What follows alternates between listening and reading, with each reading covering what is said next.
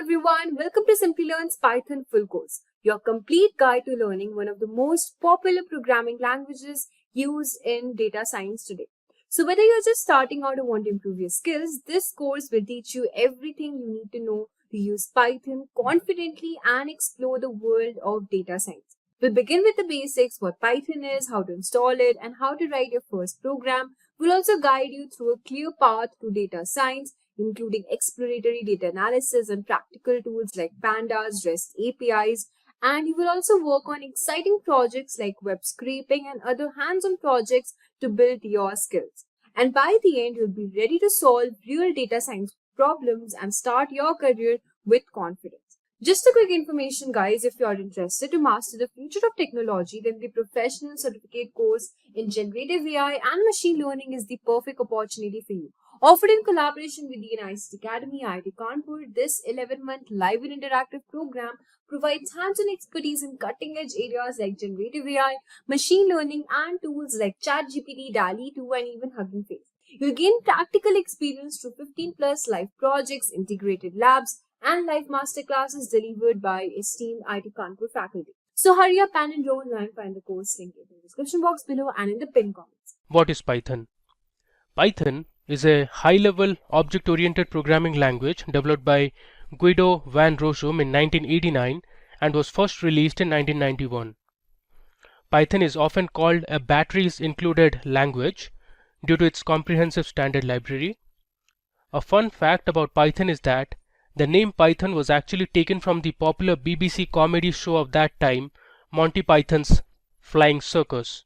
Now, let's look at the top features of Python. First, Python has a simple structure and a clearly defined syntax. This allows the learners to pick up the language quickly, so it is easy to learn and use. Python can run on different operating systems such as Windows, Linux, and Mac, making it a portable language. It enables programmers to develop the software for several competing platforms by writing a program only once. Third, Python is freely available at the official website. Since it is open source, this means that source code is also available to the public. Now, Python uses an object-oriented approach that encapsulates code within objects. Python provides a collection of libraries for various tasks such as machine learning, web development, and data analysis. And finally, in Python, you don't need to assign the data type of the variable. When you assign some value to the variable, it automatically allocates the memory to the variable at runtime. Now with that, let's move on to the uses of Python programming. So Python programming language is used to develop desktop applications and build web applications too. It is popularly used in the field of data science, machine learning, and artificial intelligence to analyze data, build predictive models, and make business decisions. Python is also widely used in game development. Now, let's see some of the popular Python frameworks and libraries. Python can be used for web development using frameworks like Django, Flask, Pyramid, and CherryPy. Now you can build graphical user interfaces using libraries and frameworks such as tkinter or justkinter. You can also use PyGTK, PyQt, or PyJS or Python JavaScript. Now Python is also used to perform machine learning tasks using libraries such as TensorFlow, PyTorch, Scikit-learn, Matplotlib, and SciPy. You can also perform mathematical computations using NumPy and Pandas. Now let's look at the best IDEs that you can use to write programs in Python and perform specific tasks. So we have Jupyter Notebook, which is part of the Anaconda distribution that is widely used these days. Even for our demo in this video, we'll be using Jupyter Notebook. I'll show you in a while. Then we have the Visual Code Editor from Microsoft. This is also one of the preferred IDEs by learners and companies. Then we also have the popular text editor called Sublime Text Editor. Then we also have PyCharm, followed by Python IDLE and Spider as our top IDEs. Now let's look at the top companies that are using Python in our day-to-day work. So we have Google, Quora, Facebook, even Netflix, Spotify, and Instagram. Now there are other top product-based, service-based, and startups that also use Python programming. So what really is Python programming language? Python is an object-oriented, high-level programming language that supports built-in data structures and dynamic semantics. It supports multiple programming paradigms such as structured, object-oriented, and functional programming. Python is often described as batteries included language because it has a comprehensive collection of standard libraries. Python supports different modules and packages, which allows program modularity and code reuse. Python was developed by Guido van Rossum, and its implementation started in December 1989. Python 1.0 version was released in the year 1994. Python 2.0 came out in October 2000, while Python 3.0 was released in December 2008. Now that you have got an understanding of the Python programming language, let's now look at the top 10 reasons why you should learn Python. So at number 10, we have ease of use. One of the most common reasons to like Python is that it is quite easy to learn and code. It provides a simple syntax that improves readability and makes it easier to understand. So developers can create any desktop or machine-based application using this language. Python is very versatile and is instrumental in artificial intelligence and machine learning. We will talk about this later in the session. Compared to Java or C++, it has fewer lines of codes. In the example here, we are printing a hello world program in Java. As you can see, if you have to write a program in Java, you first have to declare the class name along with its scope. Next, using curly braces, you need to pass the main method along with its arguments. And then, using system.out.println method, you can print hello world. That's quite a tedious task, isn't it? The same task of printing hello world can be done using just one line of code in Python, as shown here. You can write the print function and pass whatever you want to display inside the brackets, and that will print the output. It is so simple. That is why Python is considered as a high-level language and it's open source. You can just download it from the website and start using it. At 9, we have active community. You need a community to learn new technology, and friends are your best asset when it comes to learning a programming language. Python has large community support. It has an extensive and active community to assist engineers, developers, analysts, and data scientists with expert support in case of programming errors or issues with the software. You can just go ahead and put your queries in the community forum. The community members will address your queries in real quick time. Communities like Stack Overflow also brings many Python experts together to help learners.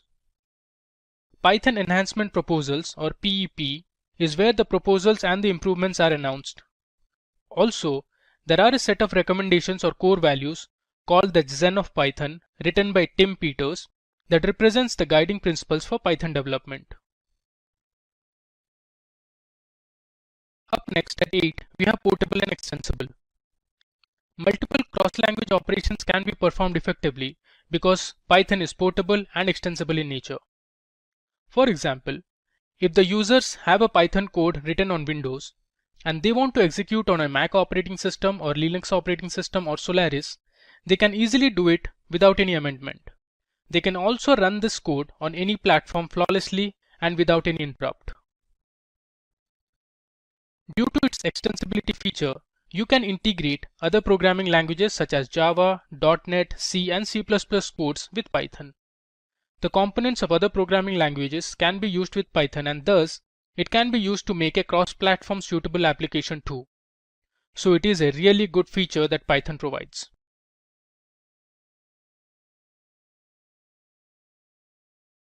The next reason to learn Python is testing frameworks. Python supports several built-in flawless testing tools and frameworks that help in debugging and speeding up workflows. Some of the tools and frameworks supported by Python are PyTest, Selenium, and Splinter. This is the reason for which every tester tries to use Python-based tools and frameworks to test any application or code or to validate it in an easier manner. PyTest is the most recommended testing framework for functional, integrational, and unit testing. You can run Selenium test scripts using Python programming language to automate various tasks. And Splinter is an open source tool for testing web applications using Python. It lets you automate browser actions such as visiting URLs and interacting with their items. At number 6, we have libraries and packages. Another reason why Python has become so popular in the industry these days is that it has a massive collection of libraries and packages that make your task simple and easy. It has a range of libraries, packages, frameworks, and modules for data manipulation, statistical calculation, web development, machine learning, and data science. Python programmers have developed tons of free and open source libraries that you can use. You can find many of them via Python Package Index, the repository of Python software. Python provides the default package called pip. Anaconda is a third-party Python ecosystem. Other examples include NumPy, SciPy, and Django. Then we have scripting and automation. Python is not just a programming language. It can also be used for writing scripts for automating tasks and workflows without human intervention. The code can be written in the form of scripts and executed later. Further, it is interpreted by the machine and checked for errors at runtime. The machine is used to read and interpret the code. Once the developer checks the code, it can further run or be used several times without any interruption. This allows you to automate a set of certain tasks within a program, or the same code can be used with other applications as well. At number 4, we have web development. Another reason to learn Python is that it makes the web development process so much easier. It provides a wide collection of frameworks that make it easier for developers to develop web applications. Some of the examples are Django, Flask, Pyramid, TurboGears, CherryPy, etc. These frameworks are written in Python, which makes the code a lot faster and stable. The task which used to take hours in PHP can be finished in minutes using Python. Python is also used for web scraping. Django offers many elements of intricate programs such as template design, management panel, signing in, signing up, signing out, URL routing, etc. Once the user establishes the framework, all these features become ready to use. Flask is a microwave framework written in Python. Of all the components that are part of this module, they are all ready to execute in the server context. Pinterest and LinkedIn use Flask. Pyramid offers more attributes than Flask. It will assist users with URL routing and authentication support. TurboGears is a highly recommended and scalable framework that supports features such as authentication, caching, identification, management of sessions, and pluggable applications. Up next at number 3, we have machine learning. The growth of machine learning has been phenomenal in the last 5 years, and it's rapidly changing the world around us. Python is one of the most preferred programming languages for machine learning because of its simple syntax and support for several machine learning libraries. Using different libraries and functions in Python, the system can learn and train itself from past data. Once the system is trained, it can then learn to adjust itself to new inputs. Finally, it can make predictions and perform human-like tasks automatically. At number 2, we have data science. Machine learning and data science go hand in hand. Python is robust, scalable, and provides extensible visualization and graphics options. Hence, it is widely used in data science. Python has libraries such as NumPy for numerical computation of data, Pandas for operations to manipulate data on numerical tables and time series. It also provides SymPy for symbolic computation and SciPy for technical and scientific computations. It has another library called PyBrain, which is sought for Python-based reinforcement learning, artificial intelligence, and neural network library. Scikit-learn is the machine learning library for creating classification, regression, and clustering algorithms. And finally, it provides PyTorch and TensorFlow for deep learning. Finally, coming to the most important and the top reason to learn Python, which is career opportunities and salary. Python language provides a variety of job opportunities and promises a high growth graph with huge salary prospects. It is being used by most of the tech giants. Industry leaders using Python are Amazon, Google, Facebook, IBM, NASA, Netflix, and YouTube. Next, you can see the Google Trends, where I have considered 3 programming languages: Python, Java, and C++. I have compared them for the past 12 months. You can see it clearly on your screens that Python has become a frontrunner in terms of popularity and web search volume. It means people are interested in Python, they want to learn it and use it in their work. You can also check for the YouTube search. There also you will find that Python programming language is the most searched language on YouTube. Now on your screens, you can see the report of PYPL, which is Popularity of Programming Language Index. It is created by analyzing how often language tutorials are searched on Google. It is a leading indicator. The raw data comes from Google Trends. The bar graph depicts that Python is the most popular and widely used programming language across the globe, followed by Java, then JavaScript, and C#. The Popularity of Programming Language Index can help you decide which language to study or which one to use in a new software project. The next graph shows the popularity of Python and Java over the years, starting from 2004 till the current period, which is 2020. Worldwide, Python is the most popular language. Python grew the most in the last 5 years by 19.4%, and Java lost the most by -7.2%. Now let's talk about the different career opportunities and the job roles that you can get into if you learn Python language. First, you can become a Python developer, where you will be asked to write and test codes, debug programs, and integrate applications with third-party web services.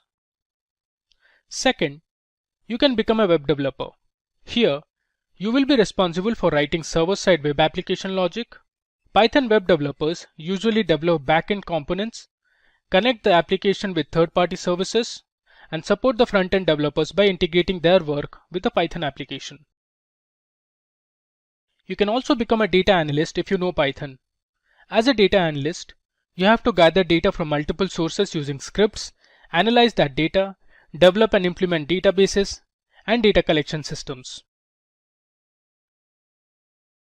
You can become a data scientist. As a data scientist, you need to understand the challenges in business and come up with the best solutions using modern tools and techniques to analyze, visualize, and build prediction models to make business decisions. Lastly, you can be a machine learning engineer, where you can develop intelligent machines that can learn from vast volumes of data and apply knowledge without human intervention. So there's a lot of scopes if you learn Python. But before we move on, let's understand first what is Jupyter Notebook. So guys, as you can see all over here, that Jupyter Notebook is a popular open source tool that basically allows you to create and share documents which contains codes, equations. You can have visualizations also.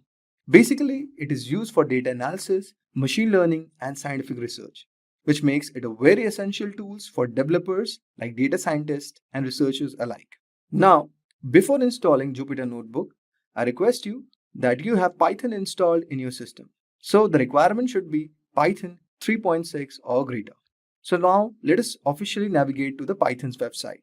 So guys, as you can see all over here, so on python.org, if I click on download Python, so we're going to see that all over here, download Python 3.125. So as I already told you that the requirement of Python should be greater than 3.6. So just you can click all over here and you can see the download had started. So guys, as you can see all over here that we have installed the Python. Now let us open the file. So you can see the given software is going to install on this directory. Okay. So just click all over here. So guys, as you can see all over here, the Python installation of 3.125 is in progress. Let's wait for some time till it gets installed.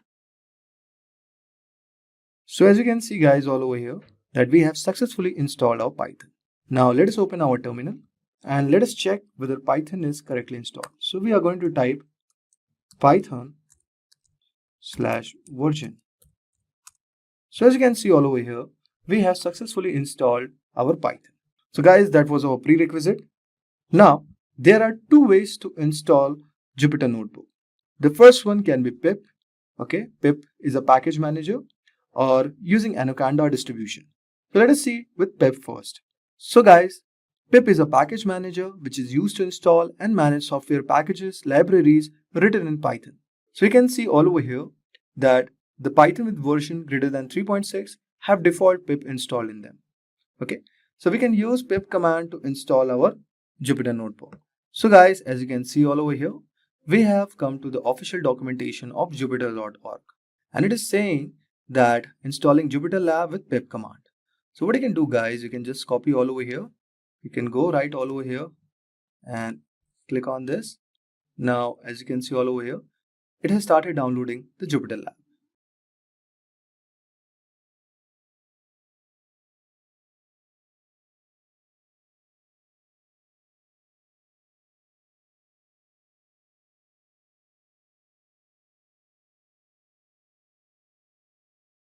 So guys, we are going to install our Jupyter Lab with the pip command.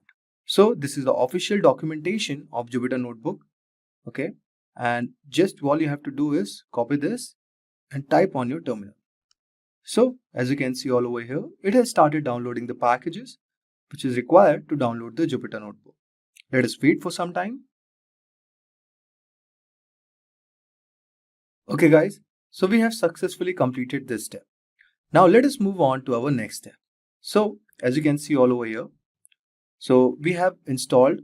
Okay, then what we have to do, then you can type this, you can launch the Jupyter Lab with this command on the terminal. Now let us wait. So as you can see all over here guys, we have successfully installed our Jupyter Notebook.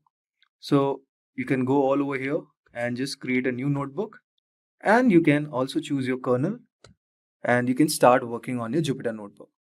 Suppose I'll show you one snippet. So 3 plus 5, let us try to run this notebook. So as you can see, it is giving us the 8 as answer. So it is following the Python syntax, and in this way we have successfully installed our Jupyter Notebook using the pip command. So now, as you can also see all over here, you can also install Jupyter Notebook with this command, pip install notebook, and then you can just open it. This is also another alternative. Similarly, you can install with Viola also. Same command and just open the Viola. Now, if you are using any other operating system like macOS or Linux, then you can install by brew install Jupyter Lab. So Homebrew will be the package manager for macOS and Linux. So I hope so you are pretty clear with how to install Jupyter Notebook with the pip command. Now, I have downloaded Anacondas from this official website. So as you can see all over here, this is the official website of Anaconda. Okay, now just type your email and you can just download it. So similarly, as you can see, after installing, I'm going to launch my installer, and let us click next. Okay, let us click agree. Okay, and let us install this on the given directory. Let us wait for some time till the installation gets complete. So guys, as you can see all over here, we have completed our installation of Anaconda. So just click on finish and you can say we have successfully installed our Anaconda. Now let us open our Anaconda navigator. So just click on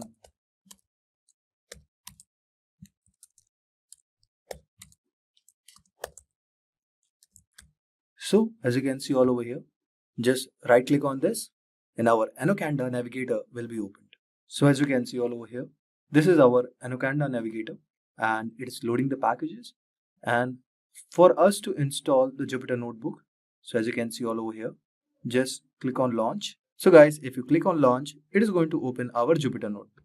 So as you can see all over here, it is saying launching the Jupyter notebook, and it is hosted on localhost 8889. So this is our hosted Jupyter notebook. And similarly, you can create a new notebook all over here, and in this way you can start working. Now that we have gotten all the introductions and the basics and the installations regarding Python aside, let's get down to actually creating our first script. So now the question is, how do we actually start doing this task of creating our first Python script? How do we realize now that we've installed Python, how do we start doing something? So the answer to that question is that typically when you're working on Python, one of the most basic things that you can do is create a Python script and execute a script. A script is essentially a sequence of commands and instructions that you give for Python to run and execute to give you a certain result.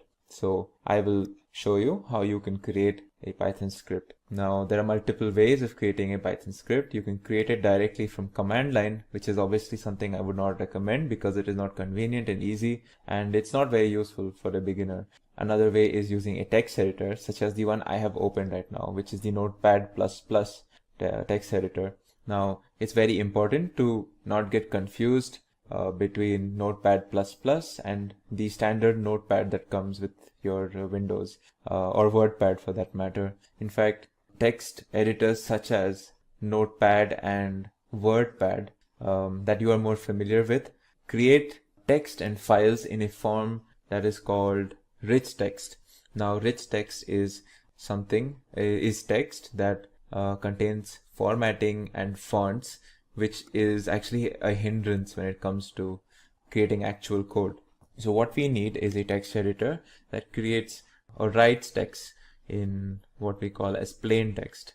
Plain text is obviously text which does not contain these fonts and these formattings, and it only respects white spaces and indentations, those two being actually useful towards creating code, unlike fonts and formatting, which are only a visual thing. So Notepad++ is obviously a text editor that creates plain text documents. That was actually created with programming in mind. Obviously, you can use a bunch of other text editors such as Vim and Atom, and you can Google for these. There are plenty of them. So without any further ado, let's create our first Python script. So one of the most common, one of the most famous examples of a first program in any program for that matter, not just Python, is creating a print statement that gives us a statement saying hello world. So in Python, this is how you would go about it, or this is the syntax you would use to create this statement. All right.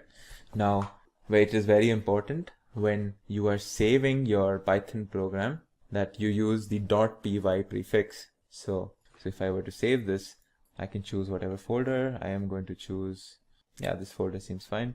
So now I give the file name over here as, say, I want to keep it as test. I need to prefix this with .py, and this tells any sort of interpreter, or anytime we need to read the script to know that it's a Python script, we need to add a .py. Otherwise, it will not be treated as a Python script. It will be treated as some normal document sort of a thing. So now that I have stored it as .py, I have created my first Python script. Now, obviously, the next question is I need to see what happens when I execute this line, when I run this script, essentially. So to see that, there are multiple ways. The first way that I will show you is a command line method, which is obviously, again, before we get into it, it's not something that I will be using to teach you. It's not something I would recommend you to immediately start using. But for the sake of showing, I will show you how to execute a script in command line. Well, to do this, you go, since I have installed Anaconda in my system and I will be using Anaconda to work in Python, what I will look for is something called the Anaconda prompt. As you can see, this is the option that I get, Anaconda prompt. This will essentially open you a command line under the environment of Anaconda or Python. So in this, now I am already in the folder, I believe, that had my script. So how do I call this script, or how do I run this script? Well, the command is python space the name of my file, which was test. Of course, the prefix is very important, so I enter test.py. If this was in a different folder, you would have to change your folders in command line, which is again something that I might show you later. But since my file is already in the folder that I am in my command line, I would just have to enter this command right now. So if I execute this, as you can see, it's given me an output of hello world, which is what I wanted. I wanted it to print this these two words, and of course the command line is now waiting for the next command for me. So this is one of the most simple ways of, or the most rudimentary ways of executing a Python script. Now another question would be, well, this isn't the most visually appealing or not the easy to read or easy to use way of executing scripts, and I would agree, and that's why I'm going to introduce another technology or a software called the IDE. So the IDE in Python or in any programming language stands for Integrated Development Environment. It's essentially a software that not only allows us to run scripts, but it allows us to create the scripts, it allows us to debug, it allows us to see outputs, it allows us to see intermediary outputs, it allows us to do a wide variety of tools and tasks, and it comes with a bunch of robust features to enhance our Python programming experience. So let's see. So I will show you an IDE called Spider, which comes bundled along with the Anaconda distribution that I had mentioned earlier. So if I open the Anaconda Navigator, as you can see, the Anaconda Navigator shows me a bunch of technologies and options, and I'm looking for something called the Spider IDE, which is over here. As you can see here, it's a scientific Python development environment. This is exactly what I'm looking for. So I am looking to launch this. So now that I've launched it, you can see out here, this is what an IDE looks like.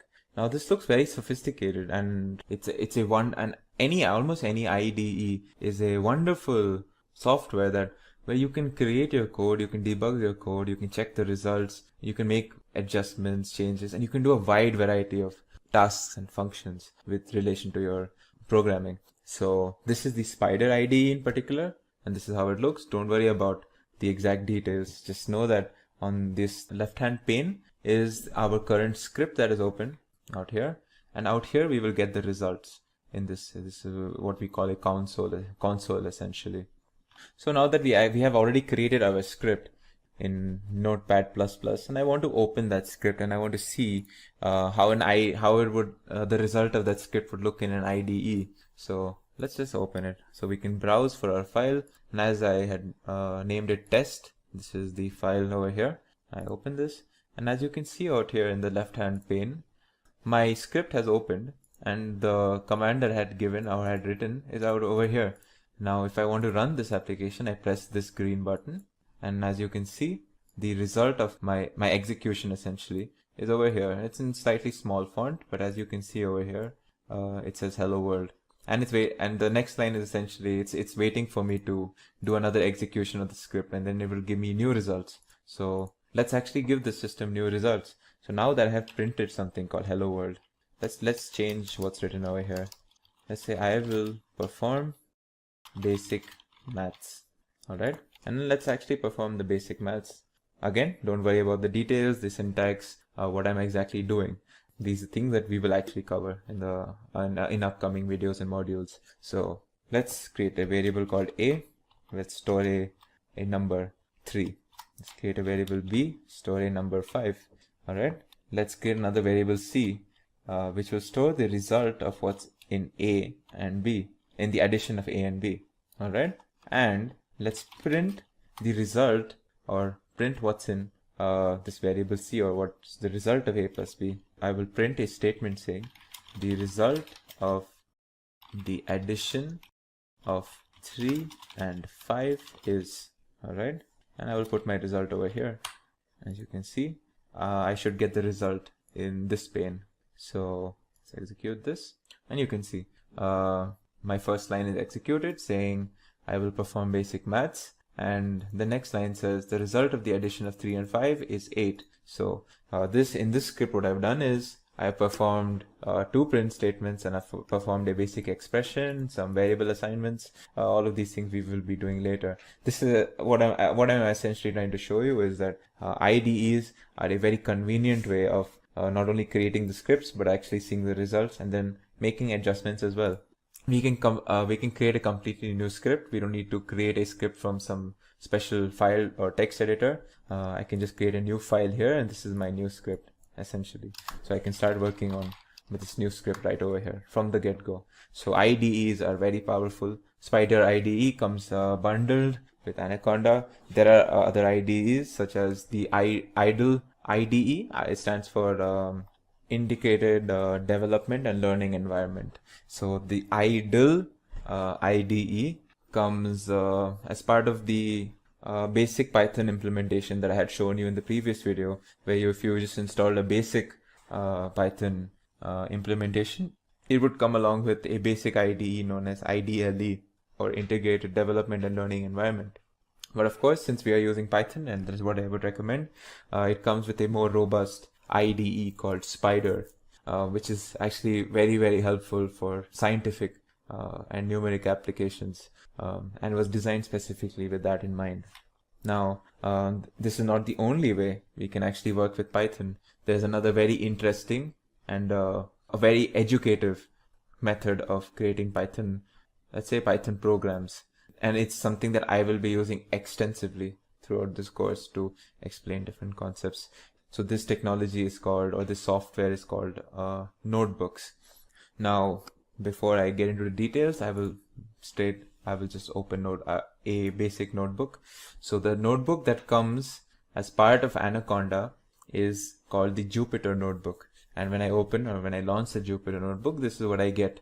Now, a very important feature, or a feature of notebooks, is that notebooks are a web browser or a web-based application. So it's not something that you can use if you are offline or disconnected. Basically, if you're disconnected from the internet, it is something for which you would need an active internet connection. However, it is way more robust, and it has very, very good properties that allow it to be used in education or for presentations and such. So as you can see, this is my Jupyter notebook. These are a bunch of folders. You don't need to worry about what these are right now. I will show you how to create a fresh notebook. So if you go here, you go to new, and you select under notebook the Python 3 option. It will open your first notebook.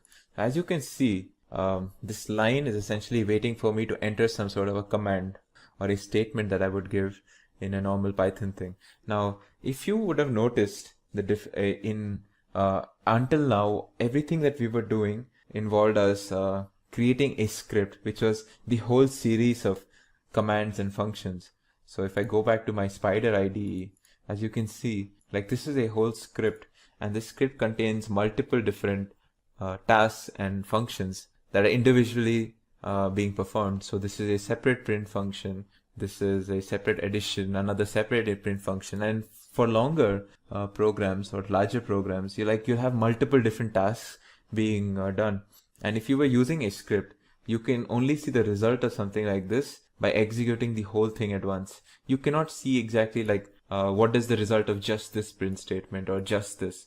It's not typically what an IDE is used for. And this is where notebooks come in super handy.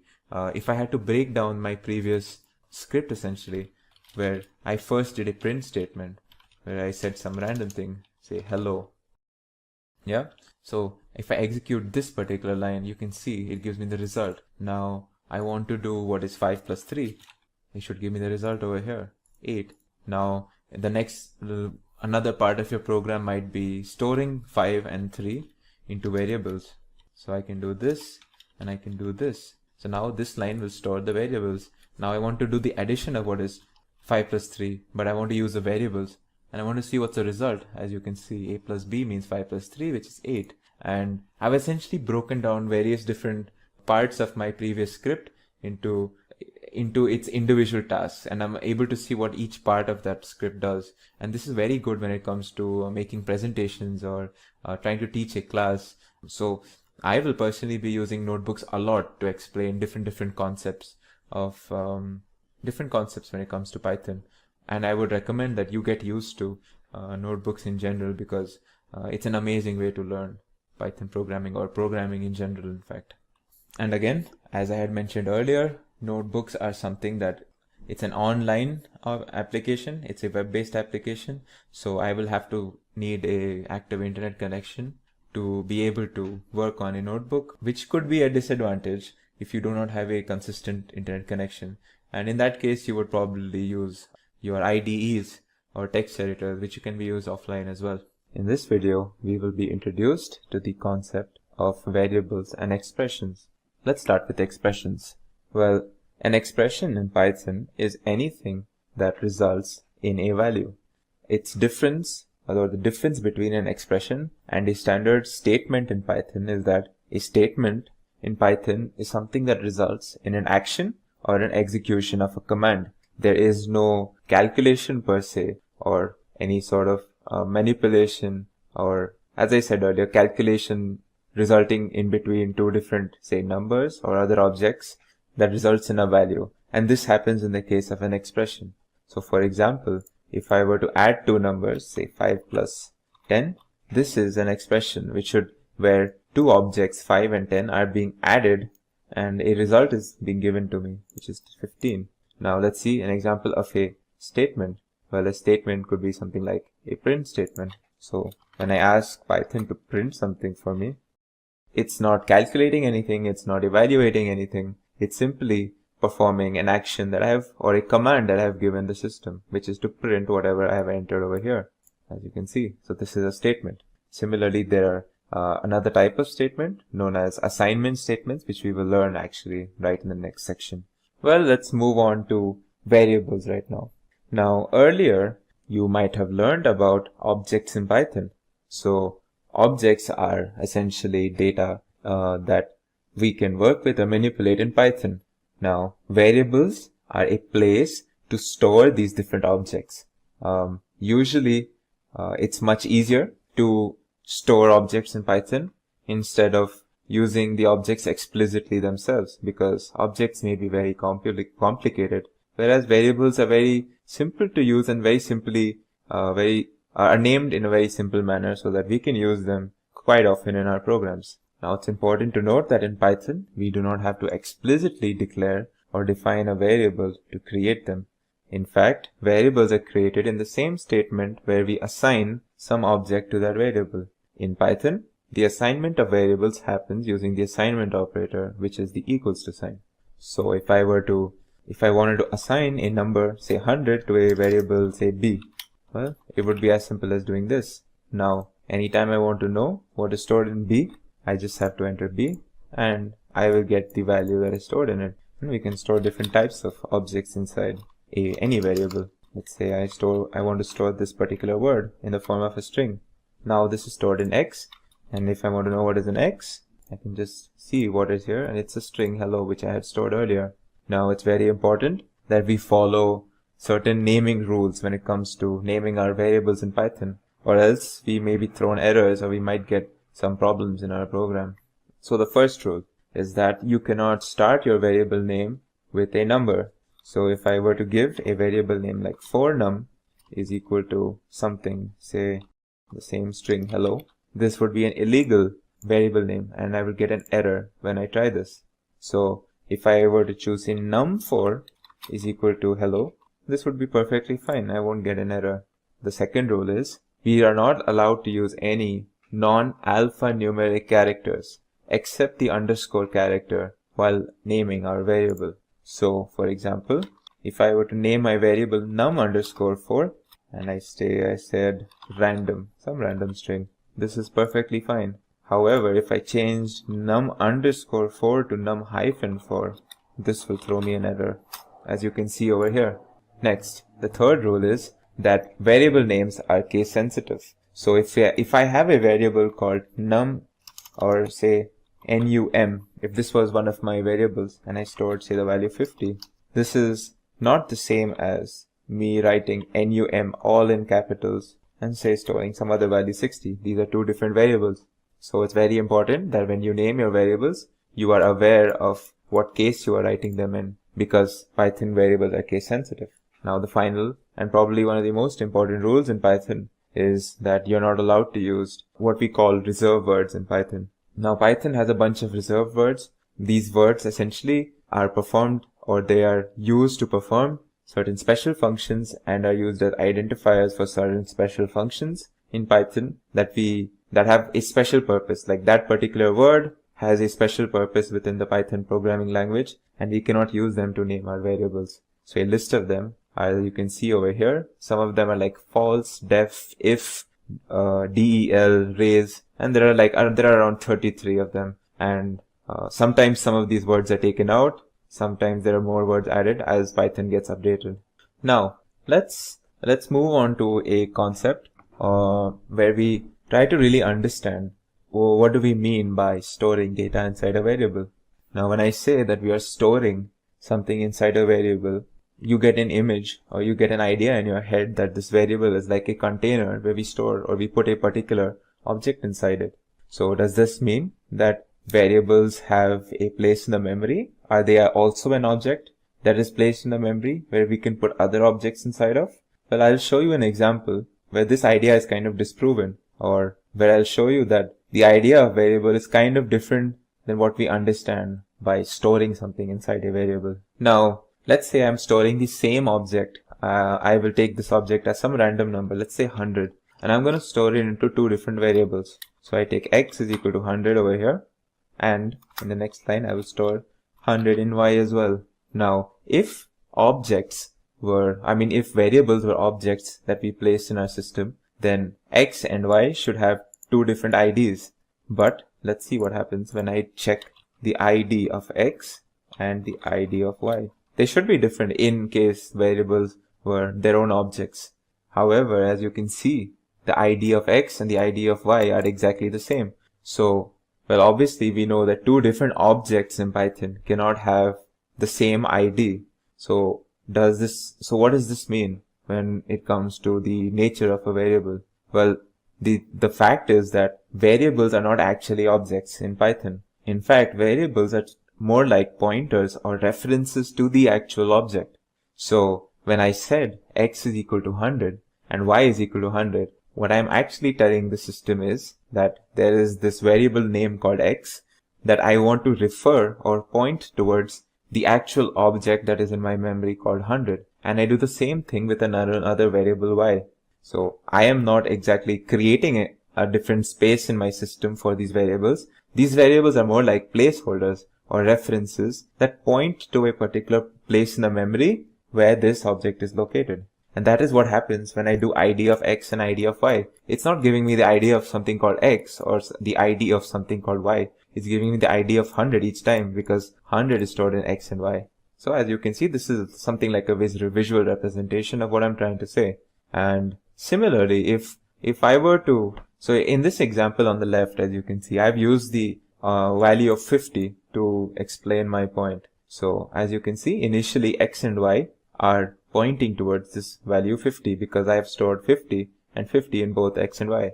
Now what if I changed the object that is stored in x? Well, that means x is now pointing towards this new object, and I have stored this new object called hello, this string called hello, as you can see here. So now x is pointing to a new object in the system, and it's called hello. And I haven't changed anything with respect to y, so y will point towards the same thing. And I can also make the pointer of y different, or what I'm trying to say is I can store something else in y. Say I stored this list in y, 50, 60, and 100. Now when I do that, now y is pointing towards a different object in Python, and x is also pointing towards something else. So what happens to this object 50? Well, now that there's no variable referring to this object 50, it becomes what we call an orphaned object. And we can actually see that when we do the ID of x, now let's go back to my example on the right where I stored x is equal to 100. So as you can see, it gives me some ID represented by this number. Now let's say I stored something different in x, say 200. Now if I do the ID of x, it should give me a different ID because, as you can see, the values are different. And this is because this object 200 is what is stored in x, and when I do the ID of x, I'm actually getting the ID of this new object now, 200. So as you can see, variables are, they should be, and they are treated more like references or pointers instead of containers for a particular object. In this video, you will be introduced to the concept of objects in Python. Now, what are objects in Python? Well, all the data that we manipulate or use in our operations in our code are represented as objects or relations between objects. So if you want an example, two numbers that you add in your code, well, both of them are objects, and they're usually numeric type objects. Similarly, if you want to store someone's name or an address of your hometown in your code, you usually store it in a form of text, and that text is also an object, usually a string. Similarly, you might want to create a container of different smaller objects inside them, and that big container is also a type of an object, and one of those containers are called lists. And similarly, we have many different types of objects which we will be covering during the duration of this course. The following pictorial representation gives us a broad classification of different Python data types and objects. As we can see, there are 5 broad classifications: numeric, which contains integers, complex numbers, and floats. We have the dictionary data type. We have the Boolean, which essentially consists of objects that have only 2 valid values, true or false. Then we have sets, and we have sequence data types, such as strings, lists, and tuples. Every object in Python has 3 important properties that kind of define that particular object. They are its identity, its type, and its value. The identity of an object is, it can be considered as a place in the memory or its address in the memory where an object is stored. An object's identity does not change once it has been created. So for example, if I took an example of, say, a string called hello, I can use the id function, this is how you use the id function, to find out the id of this object. And it should be, the answer should be in the form of a particular long integer. So as you can see, the id of hello is this integer 2326476623024. Similarly, all objects in Python have an identity. We have another operation with regarding the identity of an object is the is operator, and the is operator compares the identity of 2 objects. So if 2 objects have the same identity, it should give the answer true, otherwise false. Now the next property of objects is the type. The type of an object is essentially what defines what kind of values and operations that object can have. So for example, a numeric data type in Python, such as an integer, would allow us to do arithmetic operations. And similarly, string object type in Python will allow us to do concatenation operations. Much like its identity, the type of an object cannot be changed as well. Now let's see what's the type of that particular object that I had shown you above. As you can see, it should be string. str stands for string. Similarly, if I did a type for a number, say 50, it should give me int, as you can see. Now the third property of an object in Python is its value. Now the value is the actual data that is contained in the object. It's the thing that we use, that we display, that we can manipulate, and that we can perform operations on. So for example, if I were to talk about this string is hello. So the value of the string is the word or the sequence of letters that spell out hello. And similarly, this particular object is a numeric object with the value 50. Let's see, in this pictorial representation, I have shown you that you can assume this dashed blue area as the memory of the system. Now within this memory, we have objects created called 50 and hello, and this list containing smaller objects called cat, pen, and 40. Now, what I'm trying to show you here is each of these objects have a type, an ID, and a value. And let's see what they are. So if I wanted to see, as we had already seen the type of 50, now let's find the ID of 50. As you can see, we get this unique ID for the object 50, which is obviously not the same as the ID of the object hello above. And the value of this object is the variable 50 itself. So that was a brief introduction into objects in Python. In this video, we will cover the topics of numeric object types and type conversions in Python. So let's get started. Numeric object types in Python are a broad classification of objects. Plenty of common real-life applications that we associate with numerals, such as arithmetic operations and calculus, are done in Python using numeric object data types. There are 3 main types of numerals or numeric data types in Python. They are integers, float, and complex. Integers, as the name suggests, represent all integer values in Python. These can be such as 100, -3, to 305, and so on. Floats are used to represent numerals that contain decimal points, such as 100.3, 3.9, 4.8, -6.8, and so on.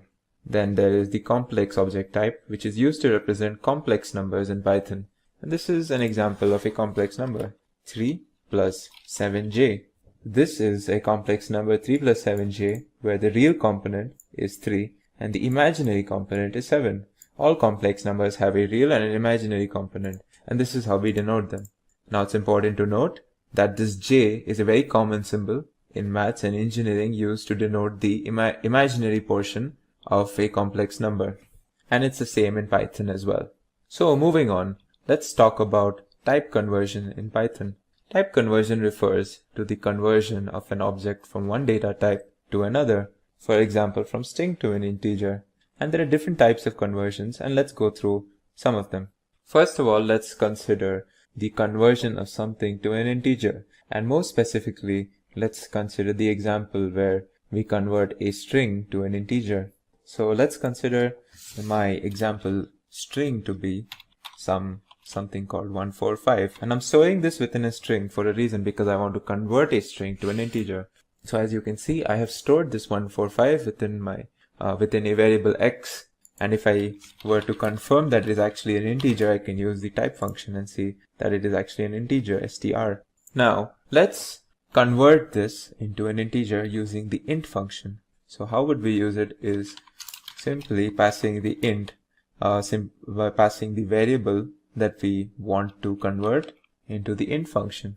And as you can see, this is what I've done over here, but before this I will also store it into another variable. Alright, now let's see what's in y. Well, y gives us 145, but are we sure that it's an int? We can just check it by using the type function. And as you can see, the type gives us the answer int. That means that we've converted the string to an int. Interestingly, we can convert something and also specify what base we have to treat the number as. By default, when we pass something in the int function, the program or Python will treat whatever we have passed within the string as something in base of decimal. But what if we were to pass something that is, well, not in a decimal? Well, we could do it like this. Now let's store y, and in y let's do this, and I will show you what this means. X, and I will give a comma and 8. What this tells Python is, well, I want to convert the string in x into an integer, but I want to treat whatever is in x as a number of base 8. So 145 is actually 145 in the base 8.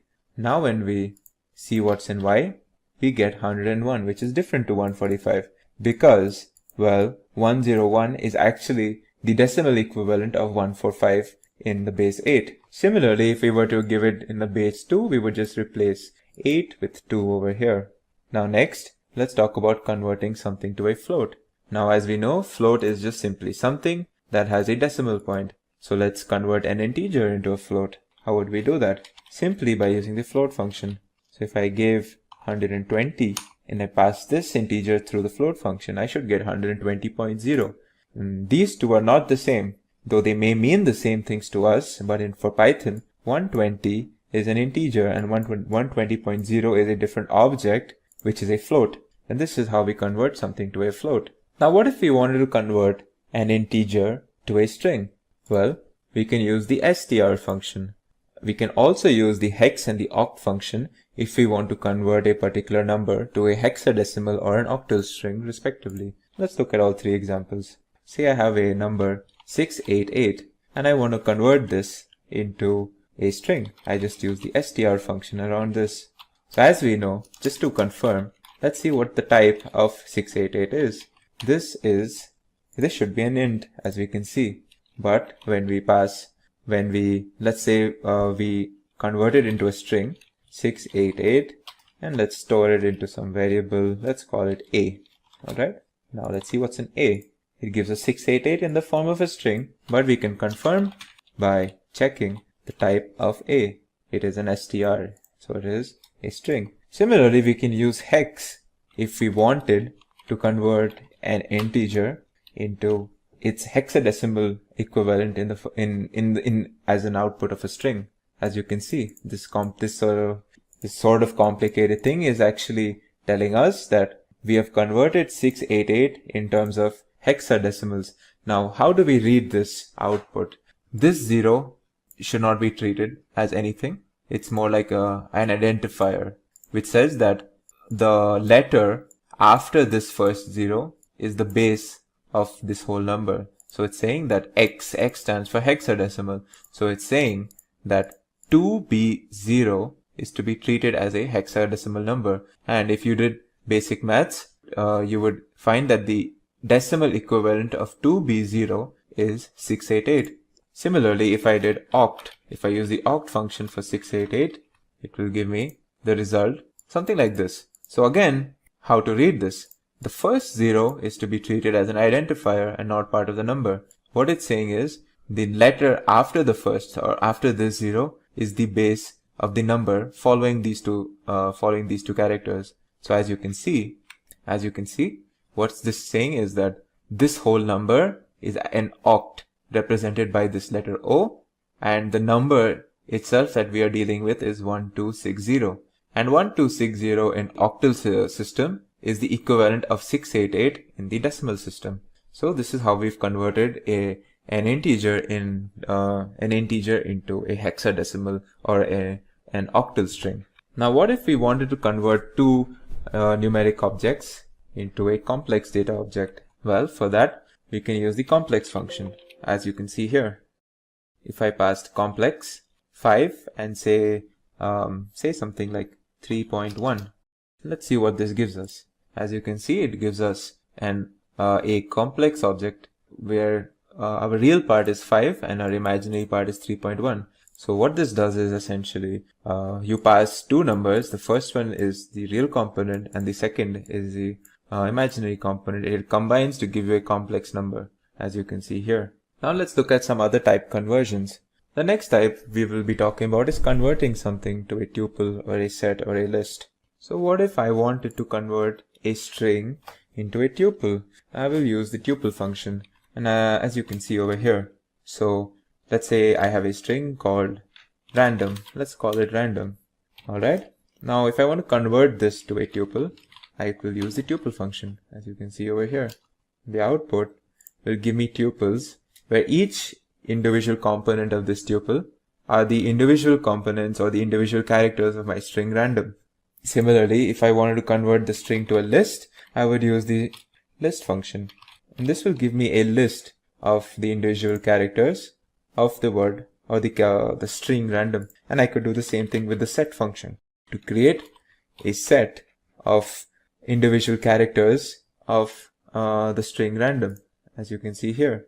So yeah, these were some of the basic Python type conversions that I have shown you. As we learn about more complex data types and different object types in Python, we will learn different type conversions and functions associated with them.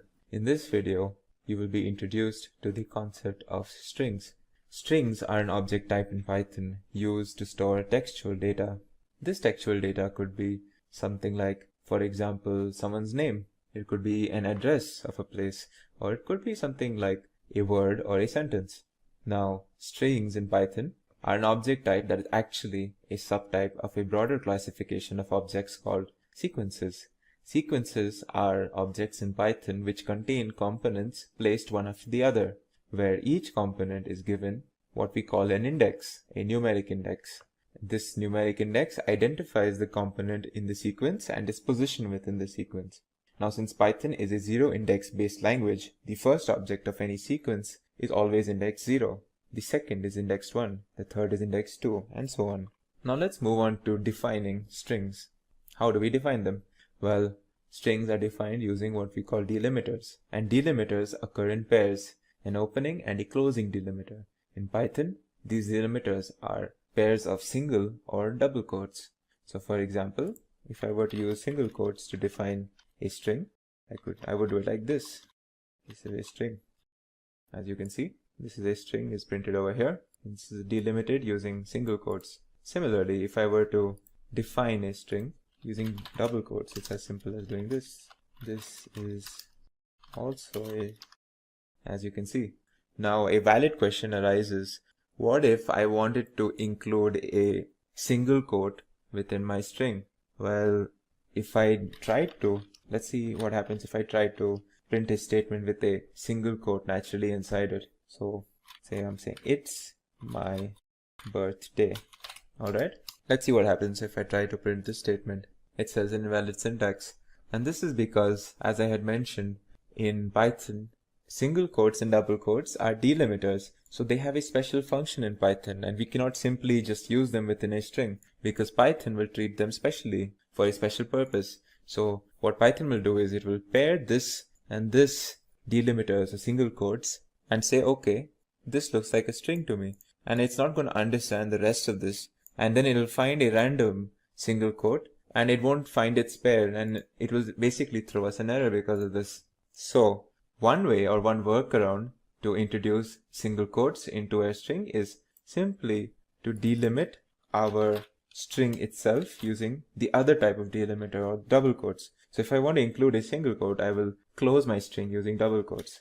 So if I did this instead of what I had done earlier, this is a perfectly valid and legal way of defining my string. And I would do the opposite if I had to introduce, say, double quotes within my string. I would use single quotes to close it. So if I were to write a speech statement, she said, I am hungry. Alright, I want these two double quotes to essentially show that this is a speech, and I'm going to close the string using single quotes. And this is a valid way of doing it. As you can see, my string has these two double quotes. Now, I had mentioned that strings are sequences. Well, let's describe how are they sequences. So first of all sequences in Python are essentially a sequence of smaller objects that form the sequence, right? So let's try to understand like how are strings to be treated as sequences. Some sequences that we will learn later are like lists or tuples. And in all sequences, we can retrieve any particular object or component in that sequence using its index. And how do we use indexes in Python? Well, we enclose a numeric index within square brackets. Now let's see what I'm trying to talk about by this example. Now say I'm storing a particular string called, say, random within. Now my variable name here is test, and I'm storing the string random within it. Alright? And this is a way of retrieving a particular index from test. I write the variable name and then next to it I put the square brackets. Now I'm supposed to put a numeral within the square brackets to tell Python like what particular index I'm looking for. So let's try 0. Now as I said, Python is 0 index based language. So the 0 index essentially means the first part of or the first component of a sequence. So let's see what happens when I ask Python to retrieve the first part of what is stored in test. It gives me the string R. In fact, it's just one character R and it's a string. So as you can see, it has given me the first character of the string random, which is R. So what this shows is that this string random is essentially a collection or a sequence of one character strings. So random is essentially a collection of the string R, the string A, the string N, and so on together combined to form the whole string that we call random. Similarly, if I wanted the character at the third position of this thing, I would use, well, since it's the third position and since we're working in Python, I would use the index 2. And it should give me the letter N. As you can see, it's given me the letter N. So this is how we can show that strings are also sequences in Python. Well, now let's move on to certain string operations and functions that we can perform. Well, as you have seen already, that we can retrieve any particular character within a string using numeric indexes. Well, what if we wanted to know what index is a particular character at? And we can do it like this. We use the index function. So let's say my test, and I want to know where or what position the character D is in my string random. So this is how I would use the index function. Index, and within the index, say I'm looking for the character D, and Now it should give me the answer 0, 1, 2. It should give me the answer 3. So if I execute this, it gives me the index 3. So this is the index function that we can use for our strings. Now, what if we want to say slice a string into a smaller part? We want to slice it and we want to retrieve only that particular slice. Well, here is an example. Say I'm going to use the same string called random, and it's stored in test, right? So the way of doing this is like this. Now let's just see what this does first. As you can see, it's given me A and D, and if I went to my string random, A and D is this particular slice. Now let's try to understand what I have done by entering 1:4. Well, what this has done is it's retrieved a slice from the first position, the first index, which is the character A, up until the 4th position, which is the character O, but it has not included O. So it's very important when I index like this, every time I put something to the right of this colon, I am not including this itself. Alright, so it's essentially when I say 1:4, what I'm telling Python is give me the first, the second and the third character, but not the 4th one. So it's given me A, N and D, and this is how we do a slicing operation in Python. Similarly, if I were to say slice from the first, if I wanted only the first and the second character, this is what I would do. If I wanted the first and the second character, I would do 1, 2, 3. So this way it tells Python that I want the first, I want the second, but not the third of. So as you can see, I get A and N. Now, so this is a basic slicing. What if I wanted the portion of a string from a particular point all the way to the right or all the way to the left? Well, let's consider the example of where I want the portion of the string random from the, say, 4th character until the left. Well, the way I would do this is test. Now, since I want it all the way to the left, I don't enter any index to the left of my colon sign. And since I want everything to the left of the 4th character, I enter 4 here. So as you can see, it gives me A, R, A, and D, which is everything from the 4th character of my string random to the left. Similarly, if I wanted something to the right of it, I would just do it like this. I would enter some index here and I would leave the portion to the right of the colon blank. So this will give me everything, including the 3rd character, since this is how we treat the indexing in Python, everything including the 3rd character all the way to the right. So this is DOM, as you can see. Now another perfectly valid slicing is, say I want to slice or take out different characters from the string, but I want to skip certain characters. Like I want this one, then I want to skip one, and I want to take the next one, and then I want to skip one. Well, in that case, we have to introduce a step. So one way of doing this is, now how do we read this? So as you can see, I've written 0:6:2. So what this is telling Python is, I want every character from my string test, starting from the 0th character up until the 6th, but not including the 6th, after skipping or taking 2 at a time. Taking 2 at a time can also be assumed as skipping 1 at each step, or skipping 1 character at each step. So what this will do is, it will go to random, it will take the 0th one, it will take R, and then it will skip the next one. So it will not consider A, and then it will pick N, and then it will not consider D, and then it will consider O, up until the 6th character, whichever that may be. And if you see the output, it gives us R, N, O, which is exactly what we wanted. We wanted R, we wanted N, we wanted O, where we skipped A and D, or we skipped every second character essentially. So this is a way of slicing strings while also skipping certain characters, or skipping characters in steps. Now Python is also there's another interesting technique that we can use in Python to where we can start retrieving characters from the rightmost side of a sequence or a string. We can use negative indexes. So if I were to, for example, show you, let's see what this gives me. Test what is a -1th index. It gives me the character M. Now remember, a string is random, so -1 gave us the last character of the string random, which was M. So this is a way of using negative indexes. And similarly, if I used test -2, it would give me the second last character, which should be the character O, as you can see here. Now there are some other important functions that you may use in Python. So for that, let's create another string. Let's call it upper, lower. All right. Now I'm storing it again in the same variable test. Let's see what happens when I use the upper function and what happens when I use the lower function. Now I'm going to use the lower function for this. So these two functions will respectively give us the result or give us our string in uppercase and lowercase respectively. So as you can see, the upper function created the first string in full uppercase and the second one created this string in full lowercase. Now another important and probably one of the most important methods that we use for strings, especially when it comes to data science, is the split function. So let's see what I mean by the split function. Let me create another string. Let's call it hello world. All right.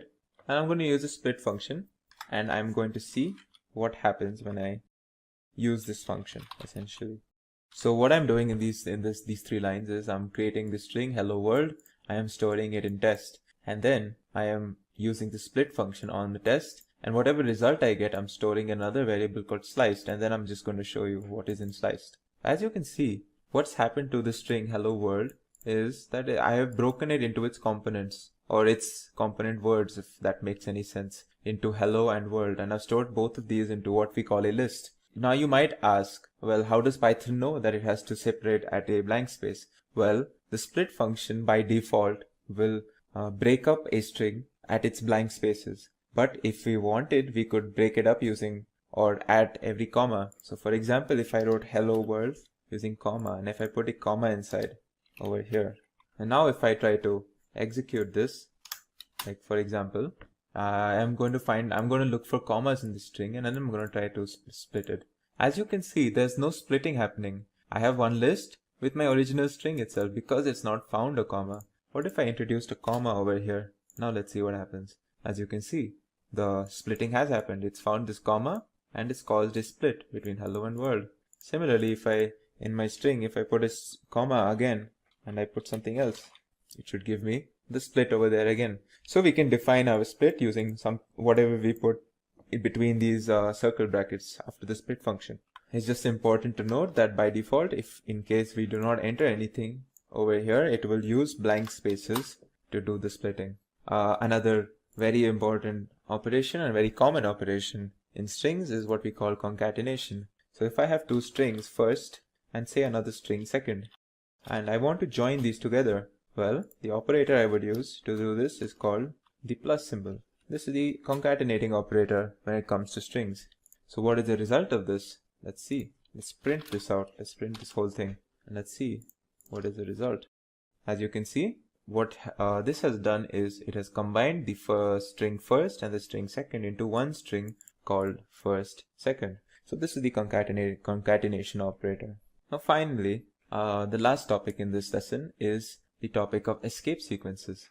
Now escape sequences are special commands that tell Python to either suppress special meaning of some character or symbol in a string, or give some special meaning to an otherwise ordinary character in a string. So let's look at the first example. Now remember earlier in this video where I was telling you like what is the way of writing, or how do we introduce single quotes or double quotes into a string, and I had told you the trick. If I want to use a single quote in my string, I just close it using double quotes, or if I want to use a double quote, I close it using single. Well, another way of doing this is using what we call an escape sequence. And an escape sequence in Python is the backslash character. Alright, so let's see what happens when I use the backslash character where I want to introduce my single quote. So if I use my previous example where I wanted to introduce a single quote and say I'm going to close it using single quotes as well. So I'm going to go back to my error example, so as to speak. Now this would throw me an error, right? As you can see, it has thrown me an error. So what if I used the escape sequence that I mentioned? The escape sequence is just backslash character. Now this is the point of the string where I want my single quote. So I introduce a backslash. Now I have my single quote and I continue writing the rest of my statement. Let's close the string. Now will this work? As you can see, this has worked. So what this has done is this backslash character has told Python to not treat this special character or the single quote, to not treat it specially and let it be as a part of the string. So as you can see, that's what's happened here. Now the next case, or the other use case of escape sequences, is when we want to give a particular character that is otherwise just ordinary some special meaning. So let's take the example of the character T and the character N. We use the character T to introduce tab space, and we use the character N to introduce what we call line break. Well, let's see by an example. So normally the character T has no special function. So the character T within a string will just be outputted as the character T itself. However, as you can see here, I'm going to introduce a backslash before this character T. Let's see what it does. It introduces this thing that we call a tab space, which is a larger than normal space. Similarly, if I were to use the backslash n combination, this would introduce what we call a line break. And if you were to see the output of this, you can see at the point of the string where I have this combination of backslash n, a line break has occurred. So there are plenty of other escape sequences that you may choose to learn, and these are just two of the probably the most common ones that I used. In this video, I will give you an introduction into lists and tuples. Starting off with lists. Lists are a collection of ordered or arbitrary objects that are similar to what we call an array in other programming languages, but lists are way more flexible when it comes to Python. Python lists are a type of sequence, and you might have seen what a sequence is when we were learning about strings. And much like in sequences or any other sequence, list objects are assigned a numerical index, and whenever we want to manipulate an object in a list, we use its respective index. How do we define lists? The lists are defined using square brackets. So this is a simple way or a simple list that I have just created and assigned to a variable a, which contains 3 objects, 1, 2, and 3. Let's talk about some of the features of Python lists. Python lists are ordered, and what this means is that even if 2 lists contain the exact same elements, if the elements are placed in a different order, the 2 lists are actually unique and different. And I can check that over here. I have created a list 1, 2, and 3, and say if I create another list 2 and 1 and 3, the same elements but in different order, I will use the is function to check whether these 2 lists are the same. And if they are the same, when I use the is function, it should give me the value or the answer true. And if they're not the same, it should give me the value false. And as you can see, I get the value false because even though I have 2 lists with the same elements, they are in different orders. And so they are different. And that's what we mean by lists are ordered. The next property for lists are that they can be manipulated using their indexes, or the elements and the objects inside a list can be manipulated using the indexes. And we will see that in the section where I show you list operations. The next property is lists are mutable. What this means is that once we create a list object, we can actually make changes and modify them without having to create a new list object. The next property is that lists are dynamic. And what this means is that as we are making or as we are programming, we can actually make changes to an already created list as we are programming without having to go through a compilation stage. So if we had to say increase or we had to add certain elements to an already created list, that original list grows in size to accommodate for these new elements. The next property is that lists can contain any arbitrary objects. So if I created a list right now where, say, if I want to store some numbers, say some floating point numbers now, and I can put strings as well into my list. All of these are valid when it comes to objects that can be put inside a list. We have no such restrictions, so we can put any arbitrary objects inside our list. The final property that I want to talk about is that lists are they can be nested to any arbitrary depth. What this means is that I can put a list within a list, and I can keep nesting it essentially by putting as many lists I want within my list, and I'm only essentially restricted by my system's memory. So if I created a list like this, within this, say I put another list, and within this list I put another list, I can keep going on keep going on doing this, and I'm only restricted by the memory of my system that I'm using. So moving on, let's move on and talk about some important list operations that we will be doing when it comes to lists. So let's create a basic list called A, where I'm storing 6 numbers. So now say if I wanted to retrieve a particular element, say if I wanted to find out what's on the index 3, this is how I would do it. If I wanted a slice of my original list, and much like strings, I do it the same way. So what this does is, it tells Python that I want all the elements of list A from index 1 to index 4, but not including index 4. So it will give me 1, 2, and 3 index objects. So it should give me 2, 3, and 4 in this case. As you can see here, 2, 3, and 4. I can do the same thing by considering elements, say 2 at a time. If I wanted to consider elements or consider every second element, what I would do is this syntax. I would use this syntax. And when I give this command to Python, what it understands is, I want every element from A, from index 1 to index 4, but not including index 4. But I am going to consider 2 every second element essentially. So what it will do is it will go here, and then it will skip one, and then go here, and then skip one. And that's essentially what we call slicing by using strides. So I'm taking strides. I'm not considering elements consecutively, but I'm skipping certain elements in between. If I wanted to consider every third element, I would change this to 3. And fourth element, I would change this to 4. Alright. So let's see what happens when I take every second element. It should give me, it will consider, say, from 1 to index 3, right? So it should consider essentially this section. But since it's going to skip 1, it's going to consider this, skip this, and then consider this. It should give me 2 and 4. As you can see, it has given me 2 and 4. And like in other sequences, we can use negative indexes as well. Negative indexing essentially starts looking from the right hand side of the list. So when I say A minus 1, it's essentially looking at the last element of the list. So it gives me the 6th or the last element, which is the object 6. If I did A minus 2, it gives me the second last element. Similarly, another neat trick that we can use for sequences is the following syntax: double colon, and we give a minus 1. What this tells the system is, I want the list A, but with all the elements reversed. So as you can see, I get my list A, but the elements have been reversed right now. Let's move on to concatenation and replication. Well, concatenation, much like in strings, is done by using the plus sign. So as we know, on either side of the plus sign should be 2 similar objects. So if I'm doing A plus something, A being a list, on the other side it should be a list as well.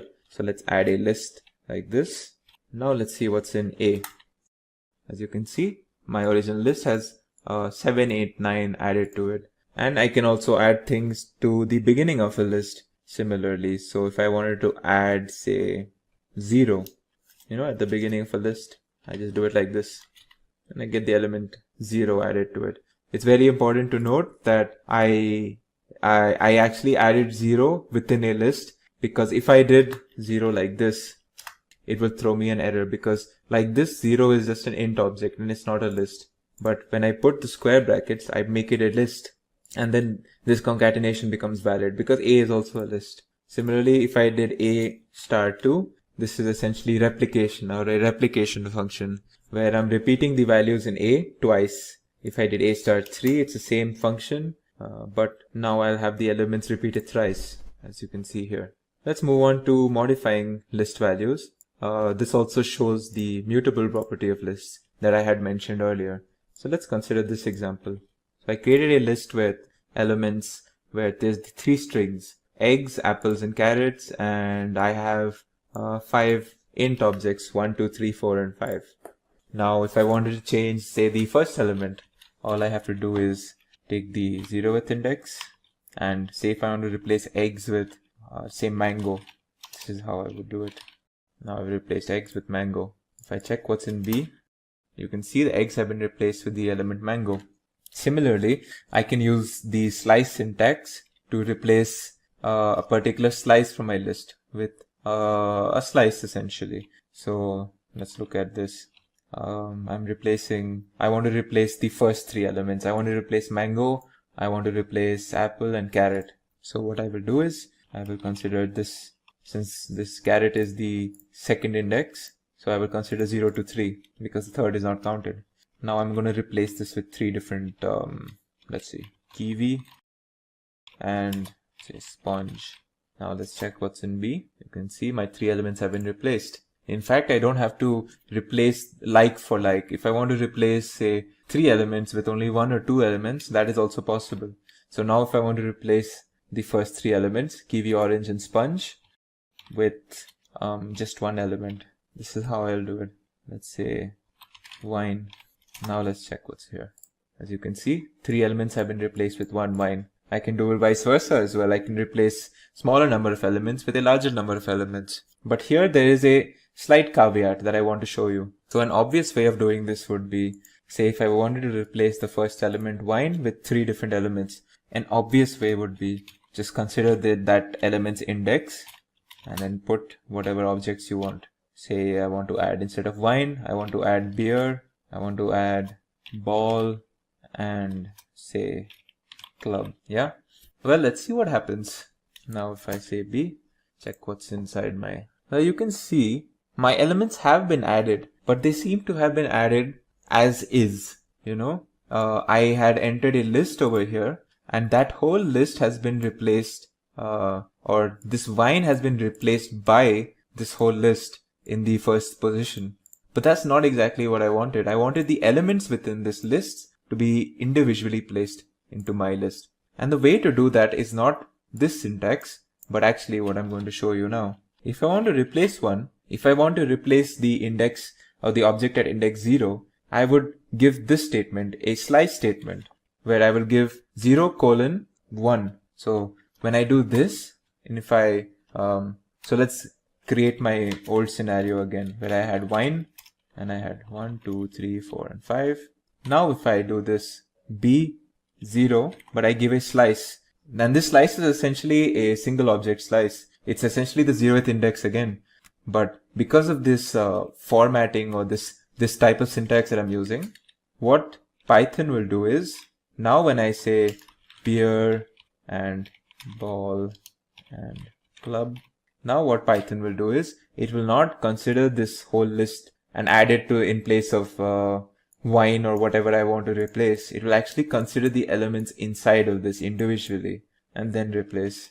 So if you see here, now if you see my list, I actually have I've removed wine, and in place of it I've put beer, ball, and club, but these three are actually individual objects within my list and not objects within a list that is then placed within my original list. So this is an important caveat that you should take note of. So moving on, let's talk about certain methods associated to lists. Let's take a simple list now, 1, 2, and 3. The first operation that I want to show you, or the first method, is the append method. So when I do a append, and say if I want to append the list by one object called 4, I just do it like this. Now let's see what's in A. So as you can see, the append has put the object 4 into my original list. Now say if I wanted to append three different objects, I want to append 5, 6, and 7 now. Let's see what append function does. Oh no, as you can see, it's done a similar operation to what we have seen earlier when we gave a single index or the single element replacement that we saw earlier. It essentially put this whole list into this particular spot into the list. And this is not what I wanted. I wanted 5, 6, and 7 to be individually placed. And we do have a way of doing that. And the way to do that is the extend function. That is what I'll show you next. Now, if I want to extend, say, the original list by three different elements, 8, 9, 10. When I use the extend function, it will not put this whole thing. It will consider each object inside this thing individually and then add it to A. So if you see my result, this is exactly what I wanted. Now, the next method that I want to discuss is the remove method. So the remove method is how you use it is within the parentheses, you put the object that is present in the list that you want removed. So you don't give an index over here, you give the object itself. So if I want the object 8, alright, this number, if I want 8 itself removed, what I will do is put the value 8 here.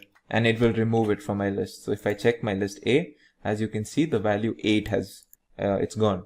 Another similar function to remove is the pop function. Now the pop function by default will remove the rightmost value from the list.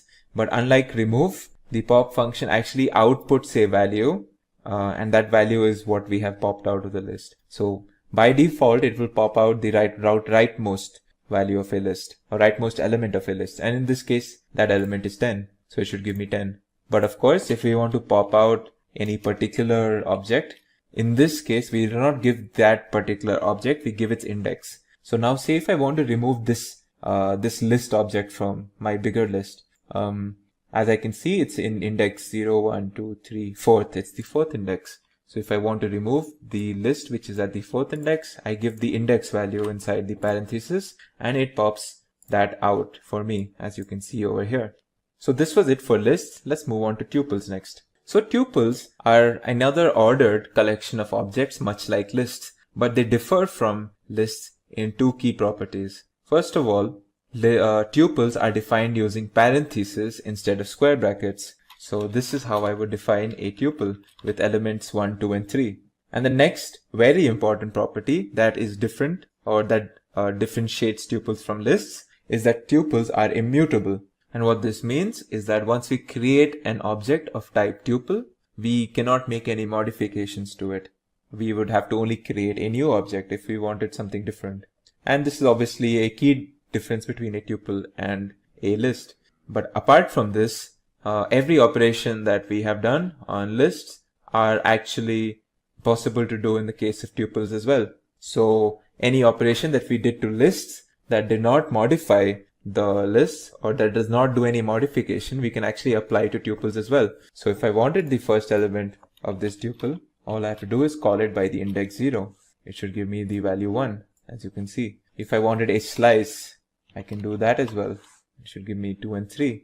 And if I wanted to reverse my tuple, well, I can use my same neat technique that I've used for lists and that I can use for strings as well.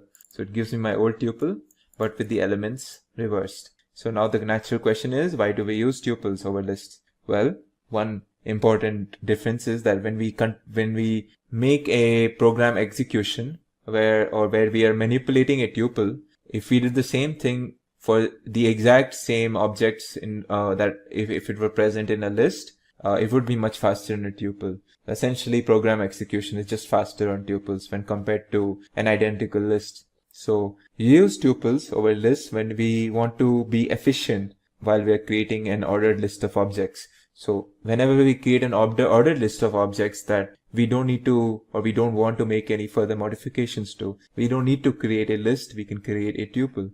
And another very important area where we use tuples over lists, or why we need a tuple instead of a list, is when we are using dictionaries. Dictionaries, as we will see later, is a data type in Python that needs an immutable component while we are creating the dictionary. So if we want to use something that is like a list, but since lists are mutable, we can use a tuple instead and use that when we are creating our dictionary. And we will see like what I mean by the immutable component for a dictionary when we actually learn about dictionaries. But yeah, these are some of the places where we would use a tuple over a list. A brief section on tuple unpacking and packing is what I will be doing right now. And what that means is that when I give this sort of a statement, you can assume this to be me packing this tuple into a object or a variable t. Now what's very interesting is, and this is something that's very key to tuples, is that I can unpack a tuple onto another tuple. So let me show you what I mean by that. So now that I have packed 1, 2, 3, and 4 tuple into t, let's unpack it into another tuple. Let's call this, let's put these elements into this tuple, and I put this into t. Alright.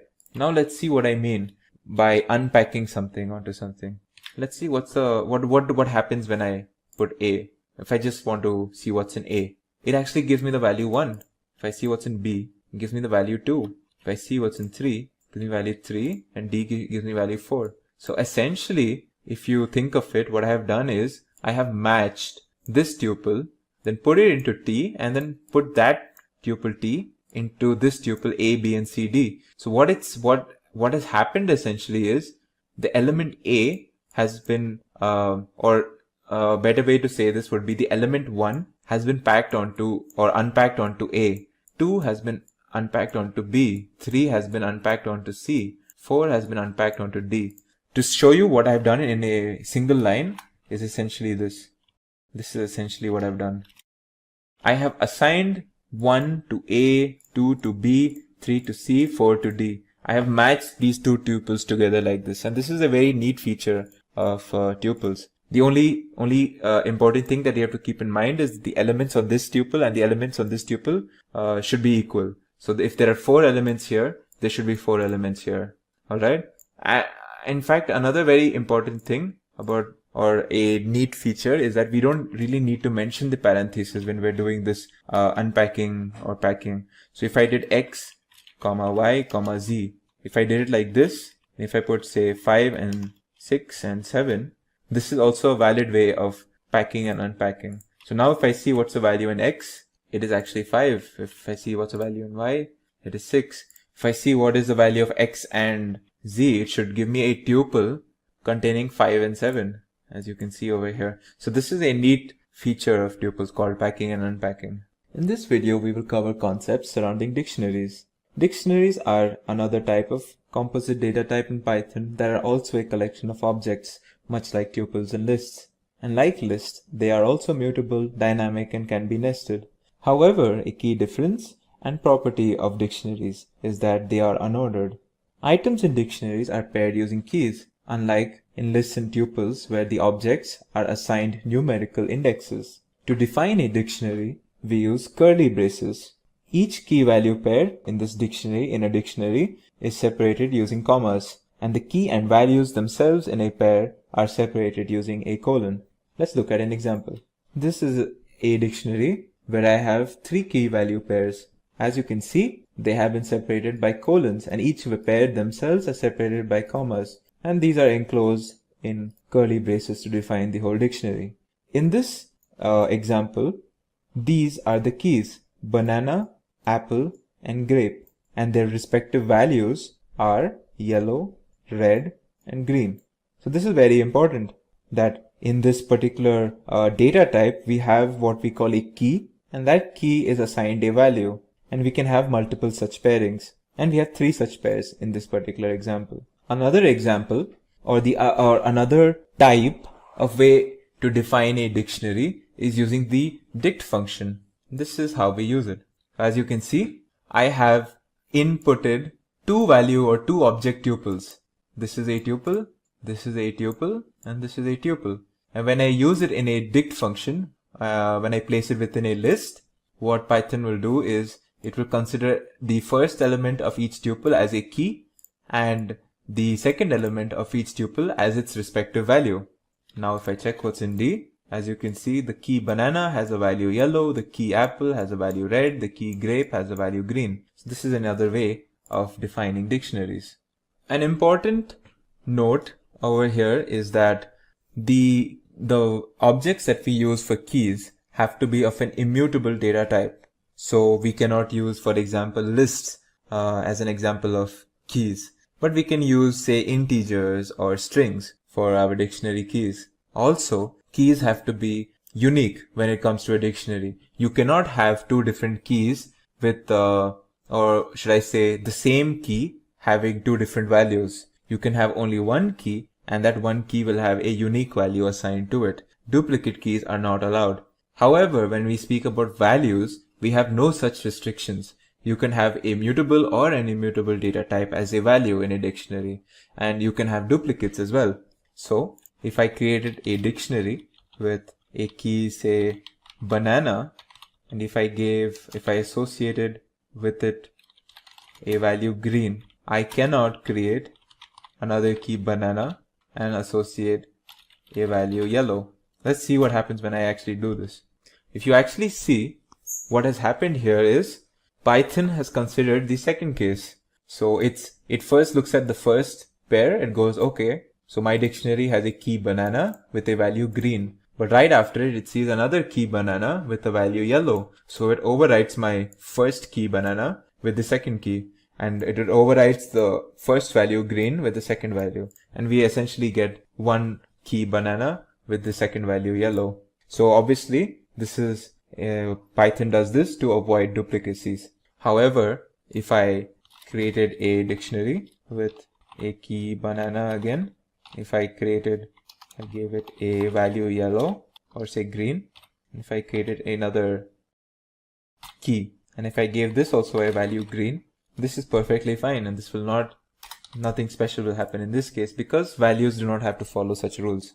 Let's see certain dictionary operations and functions now. So let's bring back our original dictionary, which we had created earlier with the 3 pairs. Alright. So what if I wanted to, we can use keys to essentially do these operations and functions. Let's see what happens when we, so much like how we use indexes in example of sequences, we use keys when it comes to dictionary. So let's see what happens when we use a key over here. So as we know, banana is a key in this dictionary. Let's see what happens when we give this command. It actually gives the value associated with that key, which is yellow. What if we wanted to change a particular value associated to a particular key? I would do this. I would give the key and assign it the value that I want to change it with. Alright. Now if I check my dictionary, you can see the key banana no more has yellow value, but the value gold. What if I wanted to add a new pair? A new key with a new value completely. I would do it pretty much the same way as I did in the previous step. I would essentially write my new key, whatever I wanted. Say if I wanted a new key called watermelon, I would assign it a value red. And now if I check my dictionary, at the end of the dictionary, you will see that my new key value pair has been added, watermelon red, as you can see over here. Now what if I wanted to remove a key value pair from my dictionary? I can use the delete function, which is called by using the del function. Now, how do I do it? Say if I want to remove the key value apple and red. So all I have to do is do del, and within square brackets, I have to only mention the key. I don't even need to mention the value, just the key. So you can probably draw parallels in how we use indexes when it comes to lists and tuples and even strings, and how we use keys when it comes to dictionaries. They are quite similar. So if I did this, and if I, I think red is actually not a key. As you can see, red is a value. My key is apple actually. It's not red, it's apple, as you can see. Now if I see my dictionary, the key apple and its value red has been removed. So these are some of the operations that we can do for dictionaries using keys. What if we wanted to use certain inbuilt functions that are associated with dictionaries? Well, some of the examples are as follows. There is a get function. When we use the get function, all we have to do is enter a key inside the parenthesis, and it will get the value associated with that key. So if I gave the key grape, let's see what value is associated with it. As you can see, it's green. There is also a function called items that returns the key and value pairs in our dictionary as a list of 2 object tuples, where the first object is the key and the second object is a tuple. So let's see what it does. As you can see, it gave me a list, and in this list, the objects inside the list are 2 object tuples, where the first object is always the key and the second is the value, and it's the same for each of the tuples. So this is what items function does. Let's see what the next function is keys. Let's see what the keys function does. As you can see, it returns a list of all the unique keys within our within our dictionary. Similarly, there is a function for values as well. And as you can see, it returns all of the different values that are present in our dictionary in the form of a list. Also, it's important to note that if we have a particular value that has occurred multiple times in a dictionary, it will appear as many times it has occurred in the dictionary or appeared in the dictionary in our list over here when we use the value function. So if, say, a particular value, say I had another key where its value was green again, so I would have the value green appear in this list once more, essentially. Our next function is pop item. What this does is, much like the pop function in lists, it gives us the last entered key value pair that is present in our dictionary. So the last entered pair was watermelon, key watermelon with the value red, and that's what has popped out when we give this function. Another important function associated with dictionaries is the update function. And the update function is a very neat function that is used to merge two dictionaries together. So say if I had a dictionary, let's say I'm creating a dictionary using the dict function where I have, say, some key called kiwi. So as I had mentioned, I will use two object tuples in this case. And let's say I give this also a value green. All right. And another pair would be, say, mango. And let's give it a value yellow. All right. So this is another dictionary that we have created. As you can see over here, we have created a dictionary with a key called kiwi with value green and another key mango with the value yellow. And I already have a dictionary D with these values. All right. Now, if I want to merge these two dictionaries, I can use the update function. What I do is, say if I want to merge D with X or X with D, only the ordering will change, and that doesn't really matter when it comes to dictionaries. So if I want to merge D with X, I use D update, and then inside it I put my target dictionary. Now when I check what's in D, I have the dictionary X and its key value pairs merged inside my original dictionary D. As you can see, I have my original ones here and I have the merged ones over here. So this was the update function. In this brief video, I will explain what we call the type hierarchy or the standard type hierarchy in Python. It's also known as the data model in Python, and it probably has other names. So essentially what we do or what we speak about in this is how the different types that we use in Python are categorized and classified and what are their subtypes. So it's important to note before we continue further that in future versions of Python, there might be new types that are introduced or the existing ones may be modified. But it's safe to say that what I will speak about in this video will still form the core of what we call Python standard type hierarchy. So let's begin. So the first type is the none type. It's accessed through the built-in name none. Its truth value is false. It's essentially used to denote functions, or it's returned as the value for functions that don't really return anything. So if you have an expression or a function that returns no particular value, you actually get a data type called none. That is how Python interprets it. Then there is the ellipses. Ellipses is something that you might encounter later.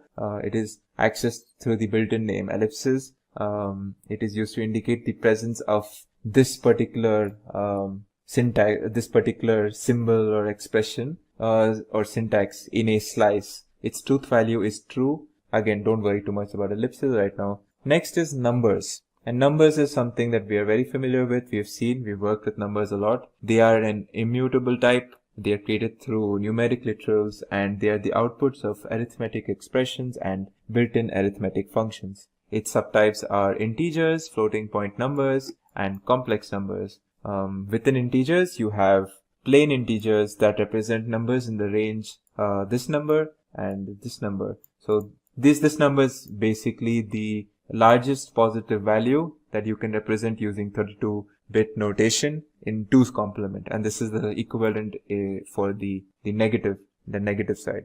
Long integers, on the other hand, are used to represent numbers in an unlimited range that is only subject to the available memory of your system. So these are two types of integers, and as we know, floating point numbers represent machine level double precision floating point numbers, or numbers with a decimal point and a component after that. Complex numbers are numbers that contain a floating point number that represents a real part and a floating point number that represents an imaginary part. So these are the types of numbers.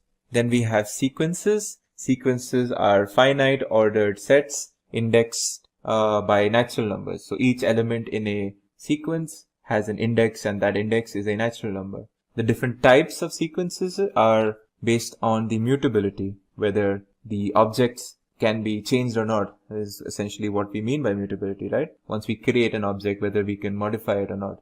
That is how we differentiate different types of sequences. So there are mutable and there are immutable types. The different types of immutable ones are strings. We know what strings are. They are sequences that contain characters. Unicode is the other immutable sequence, and then there are tuples. Tuples are a collection of arbitrary Python objects, and unicodes are sequences that contain Unicode characters. Then we have mutable sequences, and there is only one. Currently, there is only one built-in mutable sequence in Python, and that is lists. Lists are also, again, collection of arbitrary Python objects.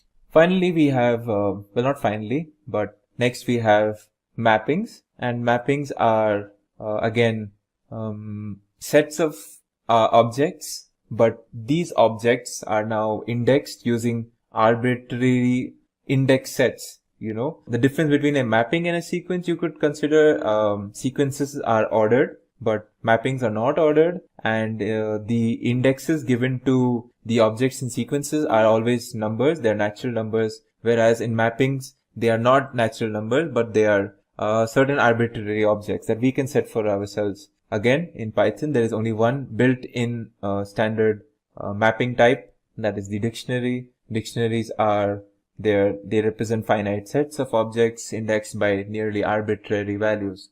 The only condition is that these indexes must be of an immutable data type. So these, so what I have mentioned until now are probably the most common data types that we encounter, or that we have encountered now. The next types are like callable types, such as user-defined functions, user-defined methods, built-in functions, built-in methods, classes, and class instances. So again, callable types as a whole are referenced using the call function, and this is something that we will learn when we start learning about functions, when we learn about object-oriented programming, and methods and functions and such. The other type are modules. So modules are module objects, or modules essentially are referenced or called using the import function. Again, modules can be considered as these large libraries or larger pieces of code or applications that we that contain various different methods and functions and objects and classes within them. Again, modules are something that we will think about a little later. Files are data types that are called using the open function. So anytime we, and as we will during the course of this tutorial, during the course of this this course essentially, we will be working with a lot of files.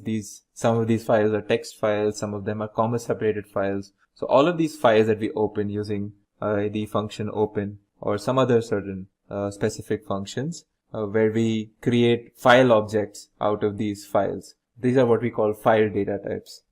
Finally, there are internal types that are used by Python interpreter. Again, this is something that does not concern us right now, but just know that the interpreter for Python uses these data types for its functioning. In this video, I will show you some of the categories of operations that are possible in Python. So let's start off. So the first category of operations are arithmetic operations. And as you can see in this table, there are different types such as addition, subtraction, multiplication. So let's go over them one by one. So a simple addition operation would be like 5 plus 6, giving me the value 11. I can do 5 minus 3, that's subtraction. Similarly, I can do a multiplication using 5, say 5 into 2. There's division where I use the backslash. So say I did division of 8 divided by 2. Now you might encounter another type of division which is called the floor division, where we use a double backslash. And what this does is it returns us the largest whole number that is lesser than the result of our division. So the difference between the float division and the normal floored and the floor division, or the single and the double backslash, is this. Say I did 9 divided by 2 using a single backslash. It should give me, as you can see, 4.5, right? So this is the actual value. Now let's see what happens when I do 9 double backslash 2. it will give me 4, which is the largest number lesser than or equal to 4.5. That is also a whole number. So this is what we call floor division essentially. Finally, we also have if we want to raise something to the power of something. So if I want to do say 6 raised to the power 3, so I would use double asterisks, and this is how I would do it. It will give me 216, as you can see.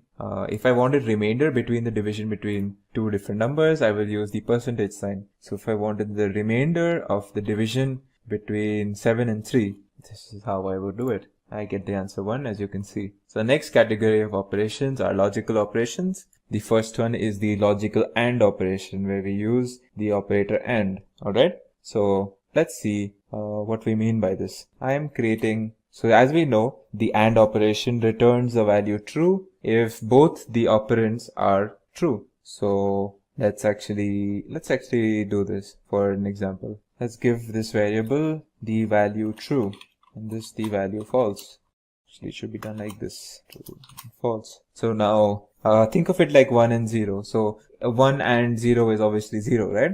So if I did A and B, I should get the answer false or 0, because I'm doing true and false. So it's like doing 1 and 0. So if you see this, I should get the answer false. If I change this to true as well, now if I do this, I will get the answer true, as you can see. The next logical operation is the OR operation, where, logical OR is if either of the operands are true, then we should get the answer to our OR operation as true as well. So in this case, obviously, if I did OR over here, it will naturally give us true. If I change this to false, it should again give us true, and it will only give us false if both are false, as you can see here. Now it's false. The next operation is the logical NOT. It's done by using the NOT operator. So in this case, the value that we get is true if the operand is false. So let's take A. As we know, A is false over here. So if I did not A, I should get the answer true. But if I change this to true, now if I do not A, I should get false, as you can see. So this was the logical operations. Let's move on to the next set of operations, that is comparison operations. So there are a bunch of them. Let's go over them one by one. If I want to check if two operands are equal, so if I did x is say equal to 2 and now y is equal to 3. If I want to check if they are equal, I will use the double equals to sign. And if they are equal, I will get the value true. If they aren't, I'll get value false, as you can see, since x is 2 and y is 3. As you can see, x and y are not the same, so there's false. They are not equal. If I change this also to 2, now I will get the answer 2. The next comparison is the not equal to, or where we use the exclamation sign. So over here, the result of this is true if x and y are not actually the same. So I should get false over here, as you can see. But if I change this to say 5, now I will get true because x is not equal to y in this case. The next one is greater than. So if I did x greater than y, as we can see 2 is not greater than 5, I will get false over here. Similarly, there's a lesser than. If I did x lesser than y, I should get true over here, as you can see. Well, there's also a greater than or equal to and lesser than or equal to. We simply add the equal to sign here. So let's see. Now if I say x is lesser than or equal to 3, I should get true because x is 2. And if I put 2 here, I should also get true. But what if I put 1 here? Since x is equal to 2 and 2 is not lesser than or equal to 1, this is a false statement. And I can do the same thing with like this, using the greater than equal to. Now it's true because 2 is actually greater than equal to 1. And so this was comparison operations. The next set of operations that we can do in Python are assignment operations. We've already seen a whole bunch. We've already been assigning values to variables. We've been doing assignments throughout already, but let's go over them and see some of the assignment operations. So as we already know, the equal to operation is assigning everything that is on the value on the right hand side of the equal to sign to what is on the left. So if I did a is equal to 5 plus 6, it will assign the value 5 plus 6 or 11 to a. Let's check what's in a. As you can see, it is 11. There is a plus equal to sign, and what this does is, so for example, if I did say a, now since a is 11, let's create another variable called b and call this 5. Alright, so now if I did a plus equal to B. What this will do is it will add B to A and then store it in A. So let's see what this does. Once I do this, now let's check what's in A. It should be 5 plus 11. As you can see, 16. So this A plus, so this plus equal to sign is essentially the same as doing A is equal to A plus B. It's essentially the same thing. They're both the same.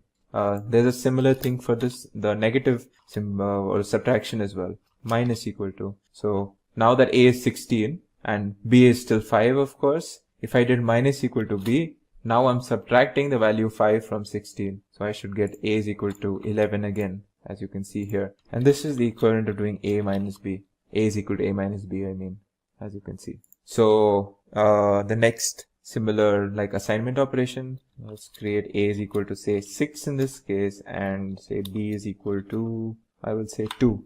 Alright. Now if I do A star equal to B, what this does is it multiplies B to A and then assigns it back to A.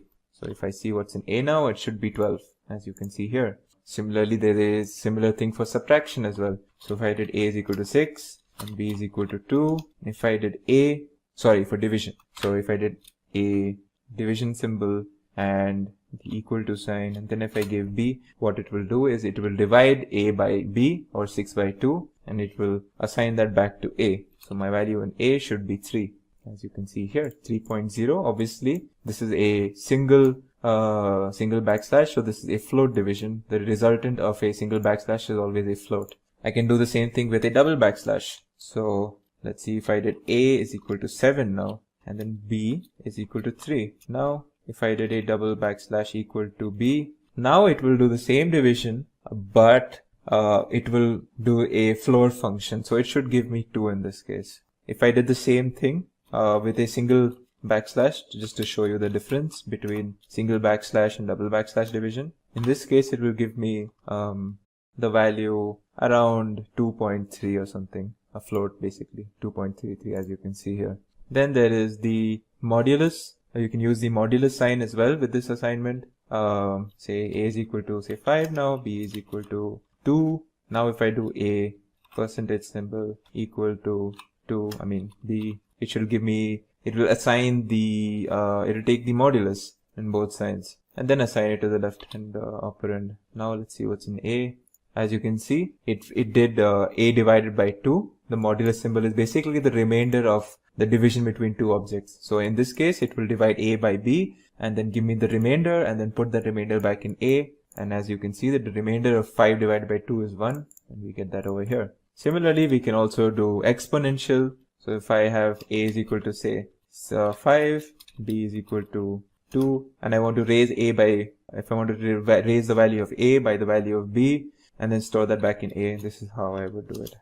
So it should be 5 to the power 2, which is 25, as you can see here. So this is assignment operations. So finally, we move on to two special sets of operators. One is the identity set, identity operators, and the other is the membership operators.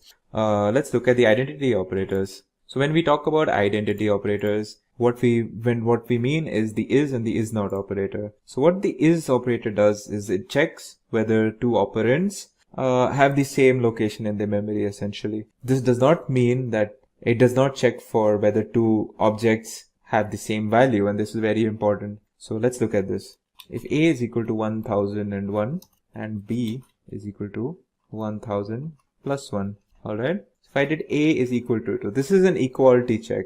Are they the same values? True. Now if I say A is B, let's see what happens. As you can see, it's false. This is because this object and this object are not the same, and this is what the is operation does. We can confirm this by checking the ID of A. The ID of A gives us some value like this, and the ID of B gives us, as you can see, a different value. So the two objects are not located in the same place in the memory, as we have seen using the ID function, and that is what we check through the is operator. The is not is essentially just the opposite of that. So that is the identity operator. Now the membership operator is used for checking whether something is present in a sequence or not. So let's create a sequence. I will create a list to show in this example. My list is 1, 2, and 3. Basically simple list with 3 integer objects, 1, 2, and 3.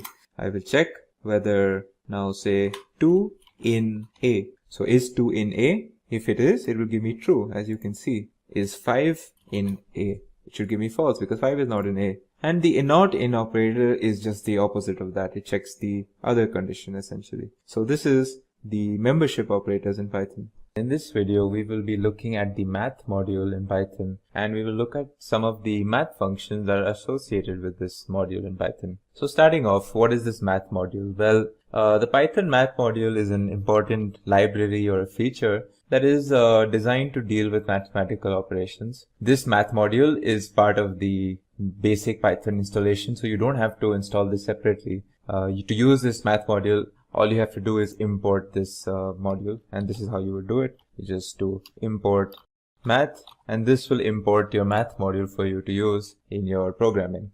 And in the course of this video, I will be showing you certain concepts surrounding the math module, such as what are the constants that come with the math module, some of the arithmetic functions, the logarithmic functions, power functions, and even trigonometric functions that we can do using this math module and the functions inside the math module. So starting off, let's look at some of the constants that are part of this. So as you can see, the standard constants that are available in this module are pi, there is tau, there is Euler's number, NaN, which is a special, it's a programming specific concept, and infinity.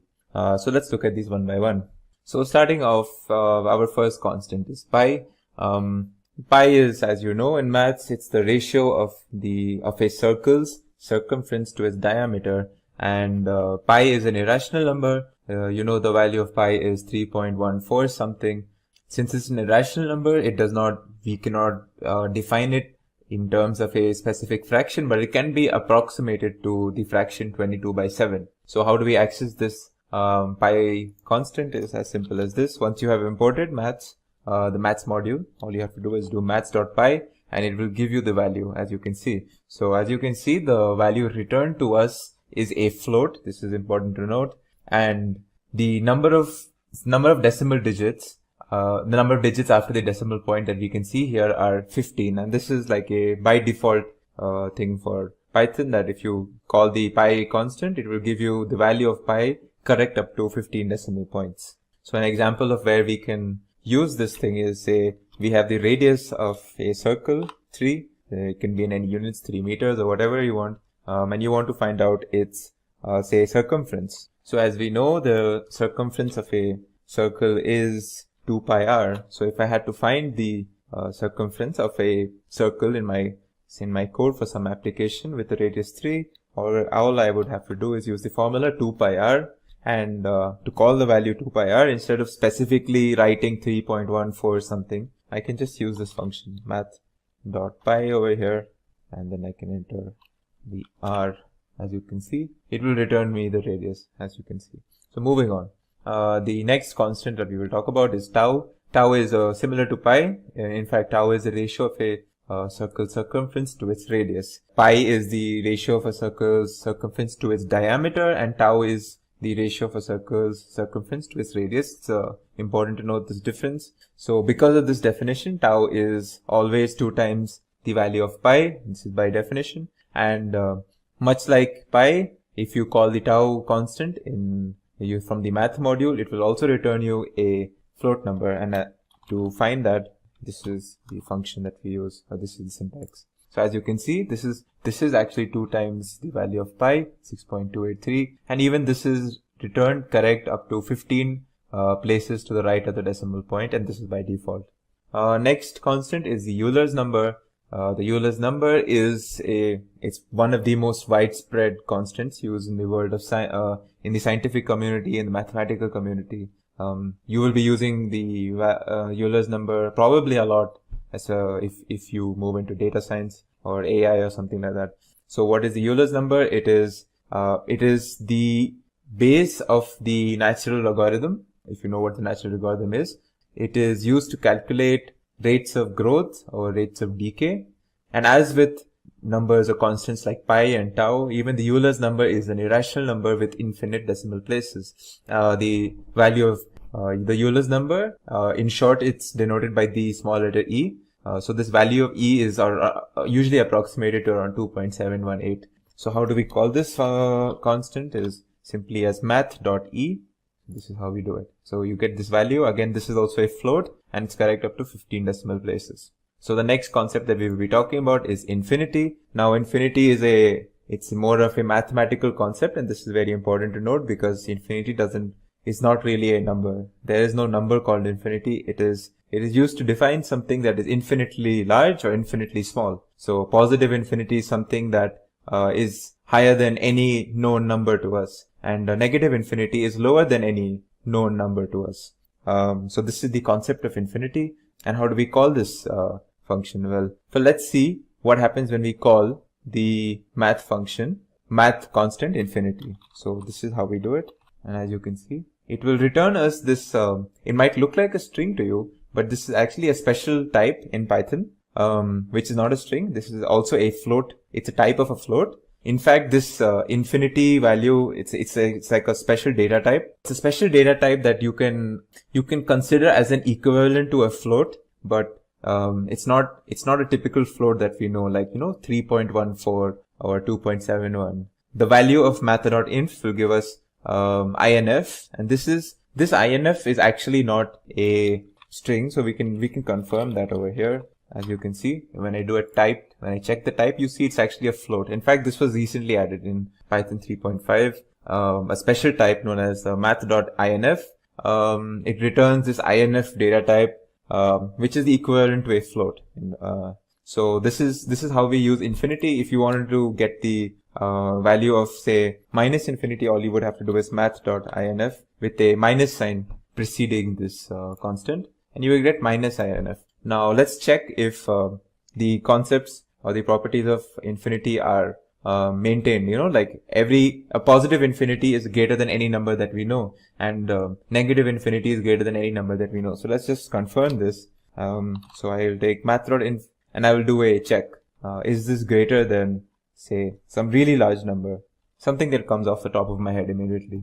Okay. So let's see if this is true, then this is conceptually correct. And as you can see, it is true. In fact, I can change this number to anything as large as I want. This will be true because infinity is larger than any number that we know. And similarly, if I did minus math.inf, and I checked some very small number, a very, very small negative number. So just consider some minus 10 to the power something, right? This should also be true. Sorry. It should be a smaller symbol. This should also be true because I'm checking minus infinity. It's smaller than any known number to us, and it is true, as you can see. So it's very also if you did something like, so let's say if we do let's add something to this. It's a number, so we should be able to do arithmetic on this. Let's actually see what happens when I add, say, 10 to positive infinity. It actually gives us the same value back, infinity, because intuitively we know that infinity plus anything is still going to be infinity, right? And this is exactly what Python does for us. Even if we add a number to this math.inf or the infinity constant in Python, it will still give us the same value, the same data type of inf or infinity. Similarly, if we subtracted something from the negative of math.inf, let's say minus 100. So if we subtract something from minus infinity, we're technically still minus infinity itself. So this will again give us minus INF, as you can see, and this is absolutely what we need, and this is a very, very interesting feature in Python.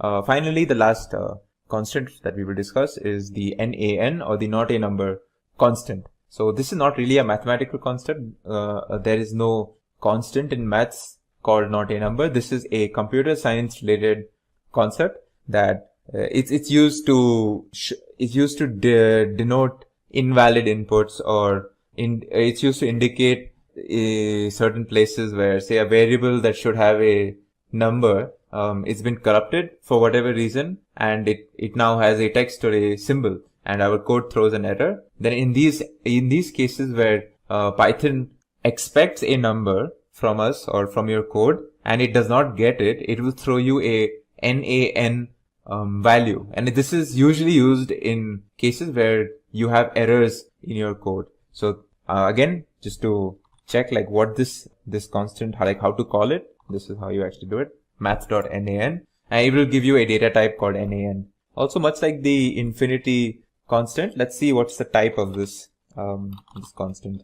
Again, it might look like a string to you, but of course this is not a string. This is a numerical concept, and as you can see, it's still a float. So this is like it's another special data type that was created for specifically this case, where it's the equivalent of a float, but it's not really the typical float that we associate with. So this was constants in the maths module.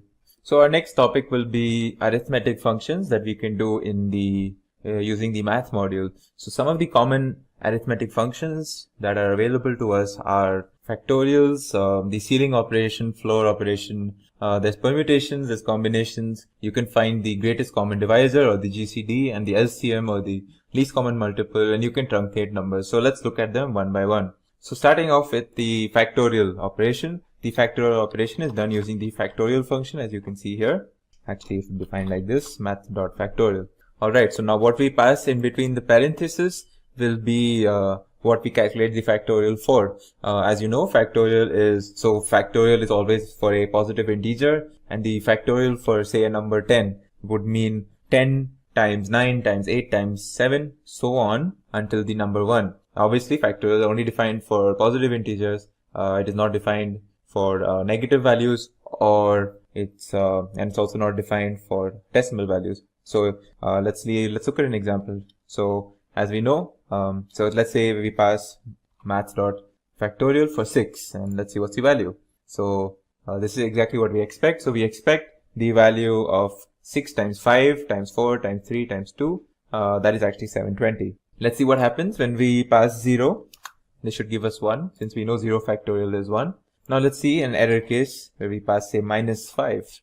As you can see, this will throw us an error because factorials are not defined for negative numbers. Now moving on, so the next function that we'll talk about is the ceiling function. So the ceiling function is defined using math.ceil, as you see here. So again, we pass the number that we want the ceiling for in between the parentheses. So what is the ceiling function? It gives you the it gives you the smallest number that is greater than or equal to what we pass over here. So for an example, if I gave you 6.6 and I asked you, okay, what is the ceiling function for 6.6? It should give you 7, because 7 is the largest integral value that is greater than 6.6 or equal to it. Obviously, if you give the ceiling function for an integer, it will give you the integer itself. So let's look at an example, 7.8. So this should give me the value 8, as you can see here. Let's look at another negative number. So minus 12.3. An integer that is greater than minus 12.3 is minus 12, the smallest integer that is greater than minus 12.3, and this should give you 12, minus 12, as you can see here. A similar function is the floor function, which is defined like this. Again, the floor function, what it does, it gives you the greatest number that is smaller than whatever value we pass between the parentheses. So if I gave it 2.3, it should give me the value 2. Again, if we pass integers, it will just give us the integer itself. Again, just to reiterate, this ceiling and floor functions, they give you integer values. So the floor function will give you the largest integer that is smaller than what we pass over here. So let's look at 6.7. So the largest integer that is smaller than 6.7 is 6. And as you can see, this is our answer over here. The next function that we will look at is the truncate function. The truncate function is defined using this. Truncate is very similar to what we have seen. This is how we define the truncate function. It is very similar to the ceiling and floor. In the truncate function, what we do is we pass a decimal value, a float number, to the between the parentheses, and what we get back is the number without the decimal component. So only the integral component. So if I gave it 7.8, for example, it will give me only the 7 part. It will return me only the 7 part, and it will chop away the 0.8 part. If I gave it minus 12.3, it will chop away the 0.3 part and give me only minus 12 back. So let's look at an example. 8.9. It should give me only 8, as you can see here. Say I did minus 8 or minus 6.9. It should give me minus 6. So you can think of truncate function as it does the floor function for positive values and it does the ceiling function for negative values, because it rounds down and rounds up respectively for positive and negative values. So now let's look at the next set of arithmetic functions. Let's move on to permutations. Permutations are defined using this, as you know. So in between the parentheses, I have to pass two values, n and k. So I have to pass an n and a k. The k has to be lesser than or equal to n, because the permutation, as you know, is the number of ways in which we can permute from n objects, k different objects. So what this mathematically, what this is permutation of n and k is n factorial divided by n minus k factorial. So if I pass, say, 10 and 6, it will give me the permutation of 10 and 6. So let's look at what's the value. As you can see, it's this very large value, 151,200.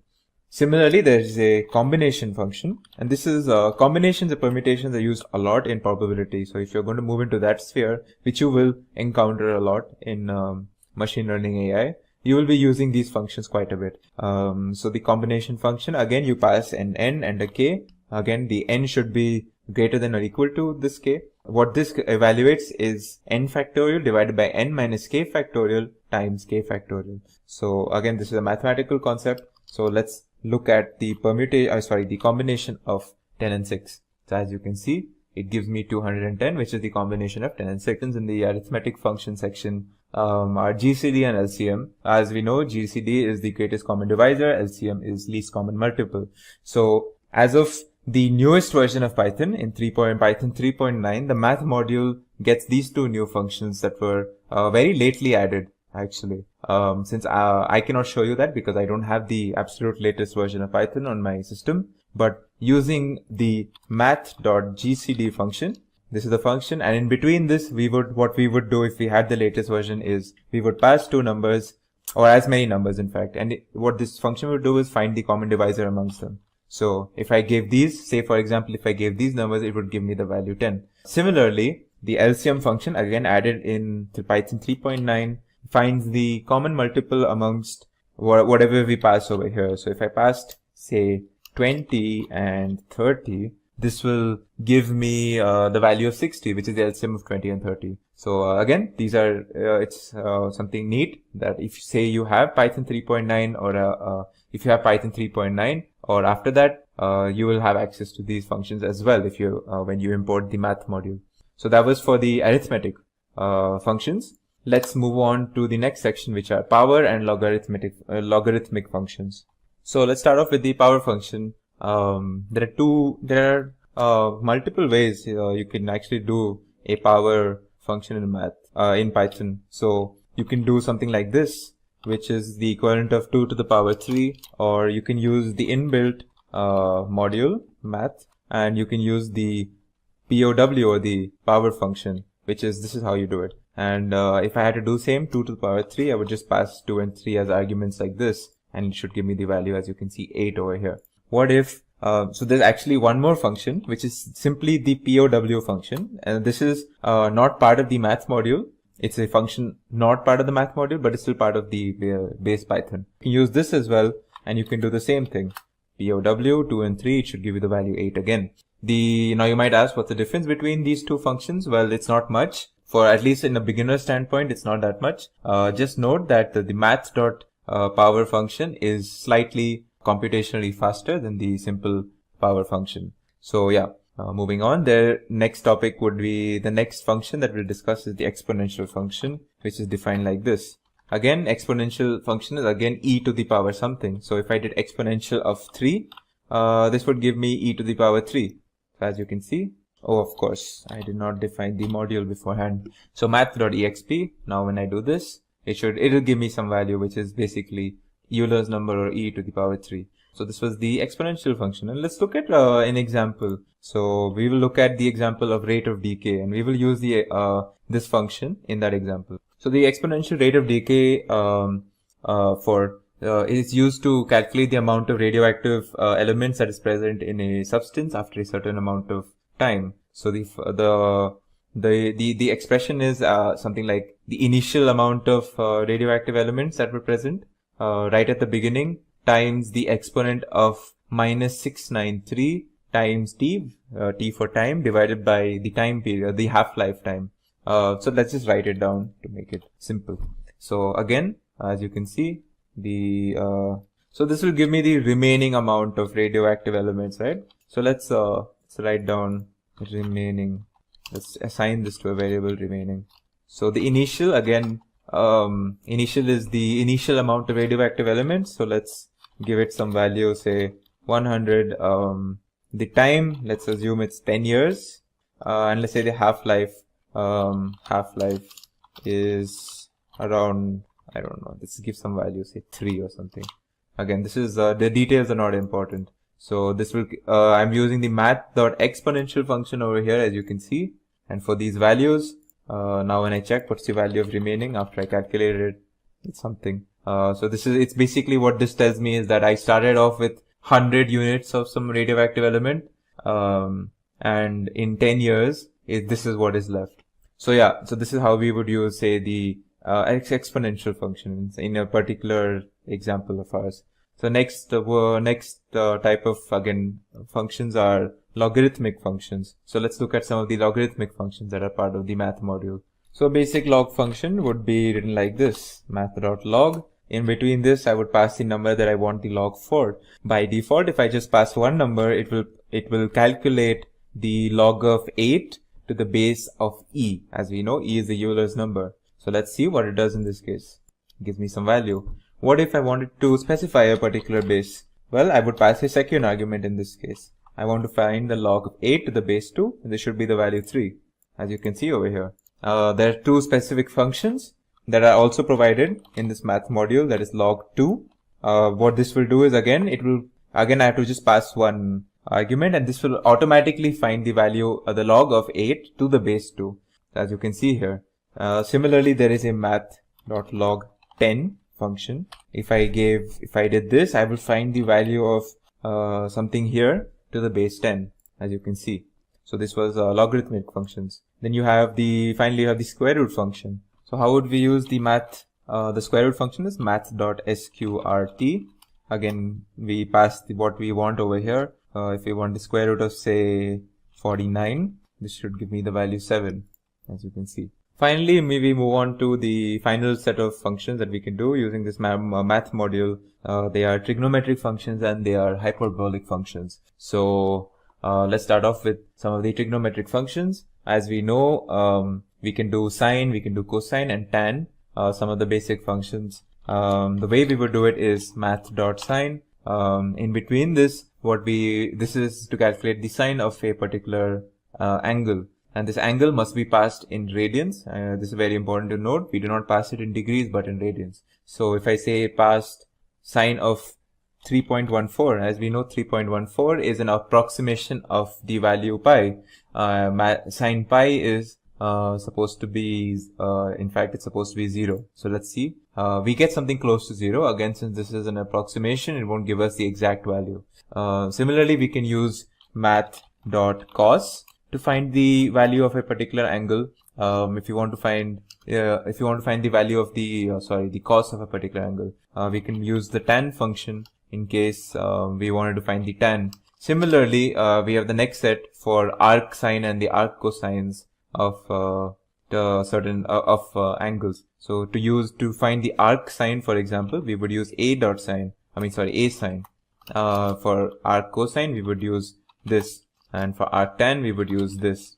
The next set would be hyperbolic functions. Again, hyperbolic functions are basically the sine and the cosine and the tan calculated not circles, but on hyperbolas. Again, the details you don't have to know the details. You should know that if you wanted to, say, for example, find out the hyperbolic sine of an angle, we would use math.sine h, and we would pass what we want in between this. Similarly, if we wanted to find the cosine, it would be cos h, tan, it would be tan h. And if we wanted to find the inverse of the hyperbolic inverse, what we would do is use a. So we would use a tan h. If we wanted to find the hyperbolic inverse of sine, we would use a sin h. And similarly for cos, it would be a cos h. In this video, we will learn about conditional statements. And we will learn about how do we create these control structures where we have these conditional statements. We will learn about the keywords that we use in Python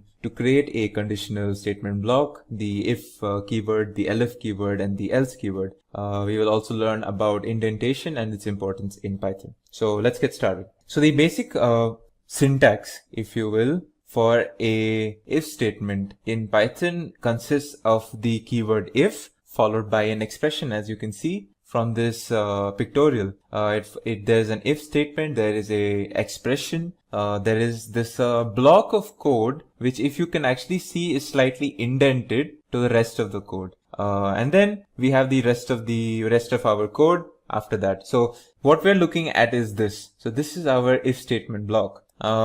Now let's break this down. So what is this expression that we're speaking of? An expression in this context is a Boolean expression which evaluates to a true or false statement. So when we are speaking about the if statement, we have an expression, and if this expression evaluates to true, then we execute everything below the if statement. Otherwise, we skip that portion. As you can see, if this statement is true, we execute this statement or these statement blocks. Otherwise, if it's false, we move on to the next statement block or the beginning of a new statement. So let's look at an example to further understand this. Let's take this if statement over here. As you can see, in this if statement, I have this expression 50 greater than 30. So what Python is going to do now is it's going to check whether 50 is greater than 30, and it's going to check it in a Boolean context. If this is true, then we can move on to the next portion, which is this. But if it is false, then we will skip this. So let's see what happens over here. So since we know that 50 is indeed greater than 30, this is a true expression,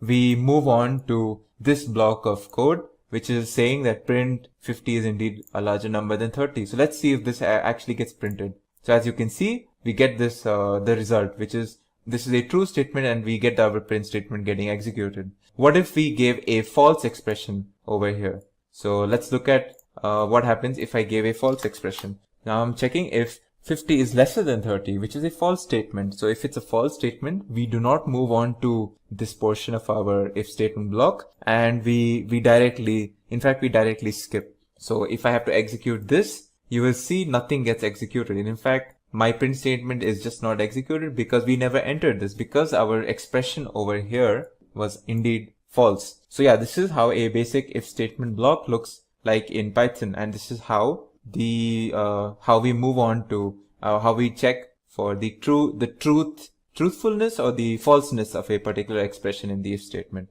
So moving on, let's move on to the topic of indentation in Python. So as you can see, this if statement is an example of a control structure. So without defining what a control structure is in detail, control structures consists of these conditionals or loops or iterations, if you will.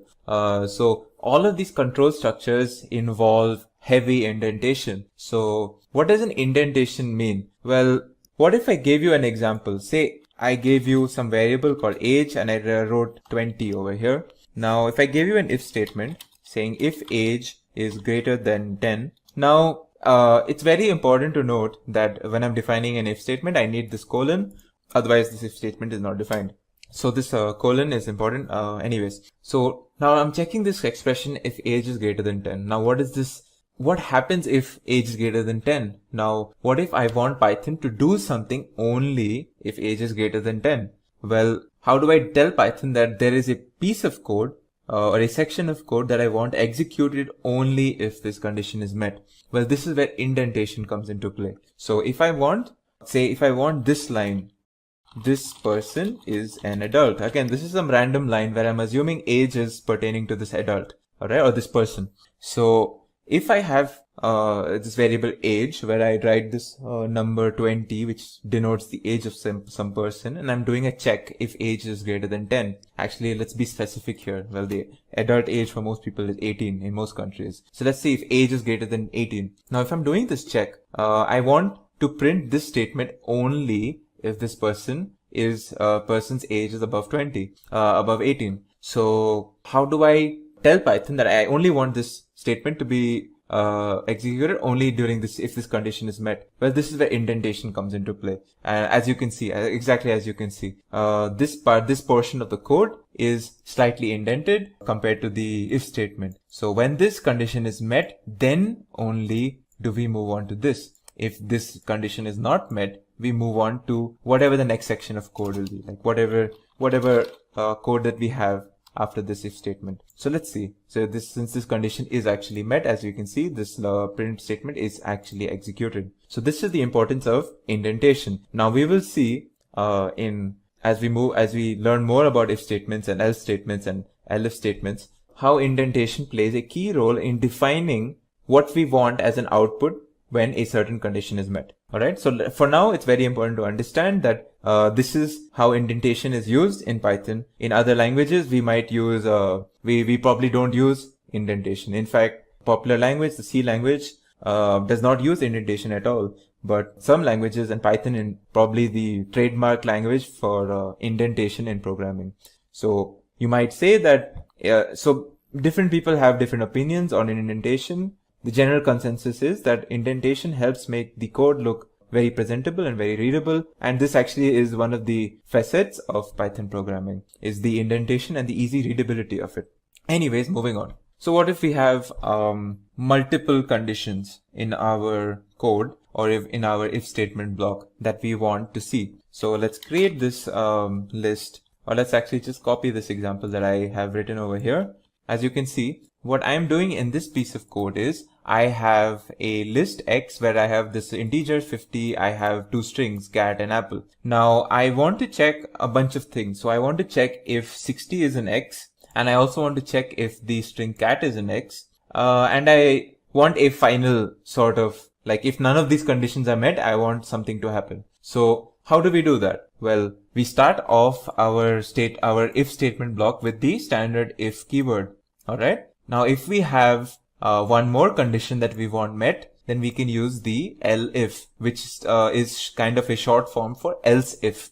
So we use the elif keyword. So what Python reads is it checks this condition, then it will check this condition. And then finally we have this else keyword. And else is a keyword used in our block to tell Python that if none of our earlier expressions have been true, then do what is in the that is within the else keyword, that is indented within the else keyword. So again, we don't pass an expression for else, because else is we only reach this else statement in case all of the earlier conditions have not been met, or have come to be false and not true. So let's look at this particular code example. So we have a list of 50, cat and apple, and my first expression that I'm checking is 60 in X. So this is how we check actually. So if 60 and X should be read as is 60 in the list X. So is this 60 in the list X? Well, actually no, we don't have the object 60. So this part is not executed. We move on to the next condition.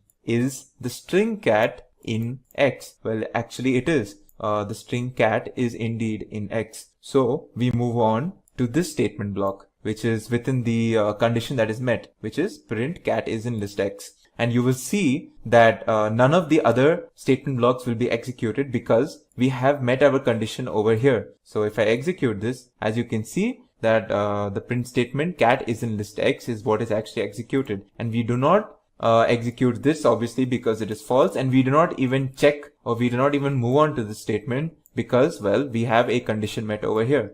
So it's one thing that is important to note is that we can use as many elif statements to check for as many conditions that we want to check for. But it's very important that we only use, and if we are using, that we only use one else statement and only at the end of our block. Okay, so moving on. Now I'm going to show you a very neat example about how Python actually does its these condition checkings. So it's very important to note that once a condition is met, none of the other conditions are even checked for. So we do not even consider the next statements, and we directly leave this if statement block. So let's look at this example over here. Now in this example that I have over here is where I've stored the string cat in X. Now I have three conditions that I'm checking. I'm checking is 50 greater than 60, I am checking if the value of x is indeed cat, and I'm checking some random expression 1 divided by 0. This is not even a check. This is literally just checking if 1 divided by 0 is true or false. And as we know, we cannot divide anything by 0. So let's see what happens when I execute this statement. Now, typically, if I wrote 1 divided by 0, Python will throw me an error because 1 cannot be divided by 0. That is an erroneous statement. So let's see what happens when I do this actually. As you can see, I have a statement being printed, but I have no error, even though I gave an erroneous statement in 1 divided by 0. Well, now you might ask, why is that so? Well, it's simply because I have actually never reached this condition. I have not even, Python has not bothered looking at this, because if you actually see, there is a condition previous to this over here, which is met and which is true. So we move on to this block, we execute this block, and we forget about the rest of the code. So we don't actually get to this erroneous statement, which is an interesting thing, and which is an example that I have shown to show you that once a condition is met in an if statement block, we do not look at any of the further conditions that are being checked. Okay, so finally, I have one small topic that I would like to share with you is the conditional expressions, or the Python's ternary operator. Now, this is slightly different to the if statement that we have talked about up until now, in the sense that it is not a control structure. So what this actually is more of an operator that defines some expression. So let's see what I am trying to say over here. So as you can see over here, highlighted is the syntax for what I'm trying to talk about, this ternary operator. So let's look at this example and let's see what I'm trying to do over here. So I have this variable age, alright, and this age is 26. Now just read this statement. X is equal to adult if age is greater than 18, else child. Now I could have done an elaborate control structure with an if statement, then an indentation within that if statement, and then I could have written else and then another indentation, and I would have written another statement over there. But instead of that, I have used this operator to assign a particular value to the variable x, and this what value I'm assigning to x depends on if this condition is true or false. So as you can see, the condition says is age 18, greater than 18. So if this is true, then I assign this particular string. If it is false, then I go on to the else statement and I assign this. So since age 26 is greater than 18, I should assign the string adult to x. And as you can see, if I execute this and check what is an x, you can see adult is indeed an x. So this is a very neat, a very readable, and a very it's a better looking way to perform simple else, simple if and else statements, where you don't want to create a whole if else statement control structure block. So yeah, this was the ternary operator. Finally, we make a short note on the pass statement in Python. So the pass statement, or the pass keyword, is a place where is a placeholder of sorts. So what if I had an if statement and I'm writing a piece of code, but I don't know what to do with this if statement. So if a statement is correct, if a statement is true, but I don't know what to do if this statement was true, how do I tell Python, well, let's just keep it a hold for now, and I might put something into this block later in the future? Well, I would use the pass statement. So if I had this, say this some condition again, if I'm checking age is greater than 18, but I don't know what to do with this, I would just simply use this pass statement. And this basically does nothing. It's like a way to create a placeholder where maybe in the future I might write some sort of say a print statement or some sort of a different function or something else within this indentation. So, but in the meantime, like currently I don't have anything to place over here, so I just leave it with a pass statement. So this is a way where you can use a pass statement in if and else statements or if and else control structures. In this video, I will introduce you to the concept of iterations in Python, and we will be speaking in specific about the indefinite iteration in Python, otherwise known as the while loop. So let's look at what an iteration means. An iteration is executing the same block of code over and over, potentially many times. A programming structure that implements an iteration is called a loop. Now in programming, we have two types of iterations, definite and indefinite iterations. And in this example, we will be speaking about indefinite iterations. indefinite iterations in Python is the while loop, where we use the while keyword to define an indefinite iteration. So let's look at the basic syntax. As you can see, this is the basic syntax where we have the while keyword followed by an expression and again the colon, and below that is something indented. Again, we encounter indentations just like in if-else statements, a set of statements where what happens here is, following the while keyword, we have this expression where this expression is evaluated in a Boolean context. Again, we check if this expression evaluates true or false, and if it is true, we execute all the statements or the statement block that is indented below this while statement.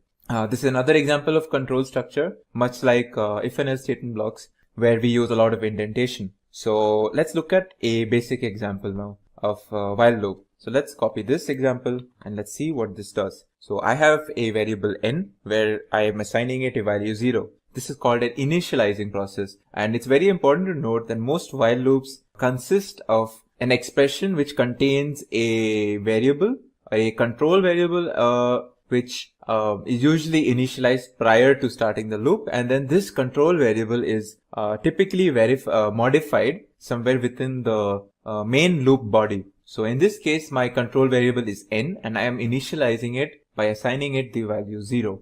So let's move into the loop now. So the loop has this while keyword, as you can see, followed by an expression n lesser than or equal to 5. Now what this is an expression which is going to check if it's true or false. Is n lesser than or equal to 5? And as long as this expression is true, we will continue doing whatever is indented below this while statement. And what is below this while statement is a print statement, first of all, which says value of n is, and it basically prints the value of n in that particular iteration.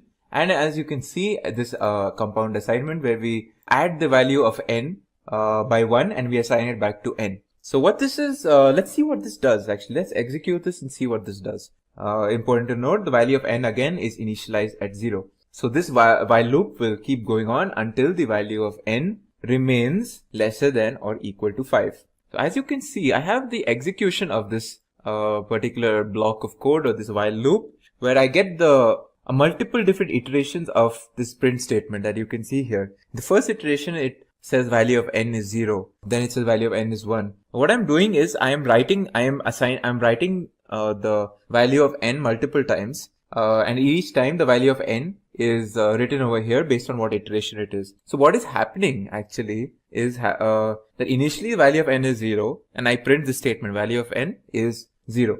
Now I add the value of what is in n by 1. So now what is the value of n? So again we do this check. So after this first iteration, we come back, like once this whole block of code is executed, we again come back to this expression and we again check if this statement is true. So now that the value of n is actually 1, this statement is still true. So again we execute this, and that you can see over here, value of n is 1. Now again we add the value of n by 1, and again we go back here once this block is executed, and we check if this statement is true again. And as you can see, the value of n when it's 2 is still making sure that this expression is true. And this keeps happening until the value of n is greater than 5. So once the value of n becomes 6, this condition is no longer met, and finally we do not execute this statement because this expression evaluates to false, and we do not do this anymore, and we finally leave our while loop. So let's check what the value of n is just to confirm this. As you can see, the value of n is indeed 6, and that is why we have left this while loop over here. So this is an example of a basic while loop where we check for this an expression. If it evaluates to true, we evaluate everything within it. Once this is done, we go back and we evaluate this expression again. If it is again true, we again go back and do whatever is indented within it.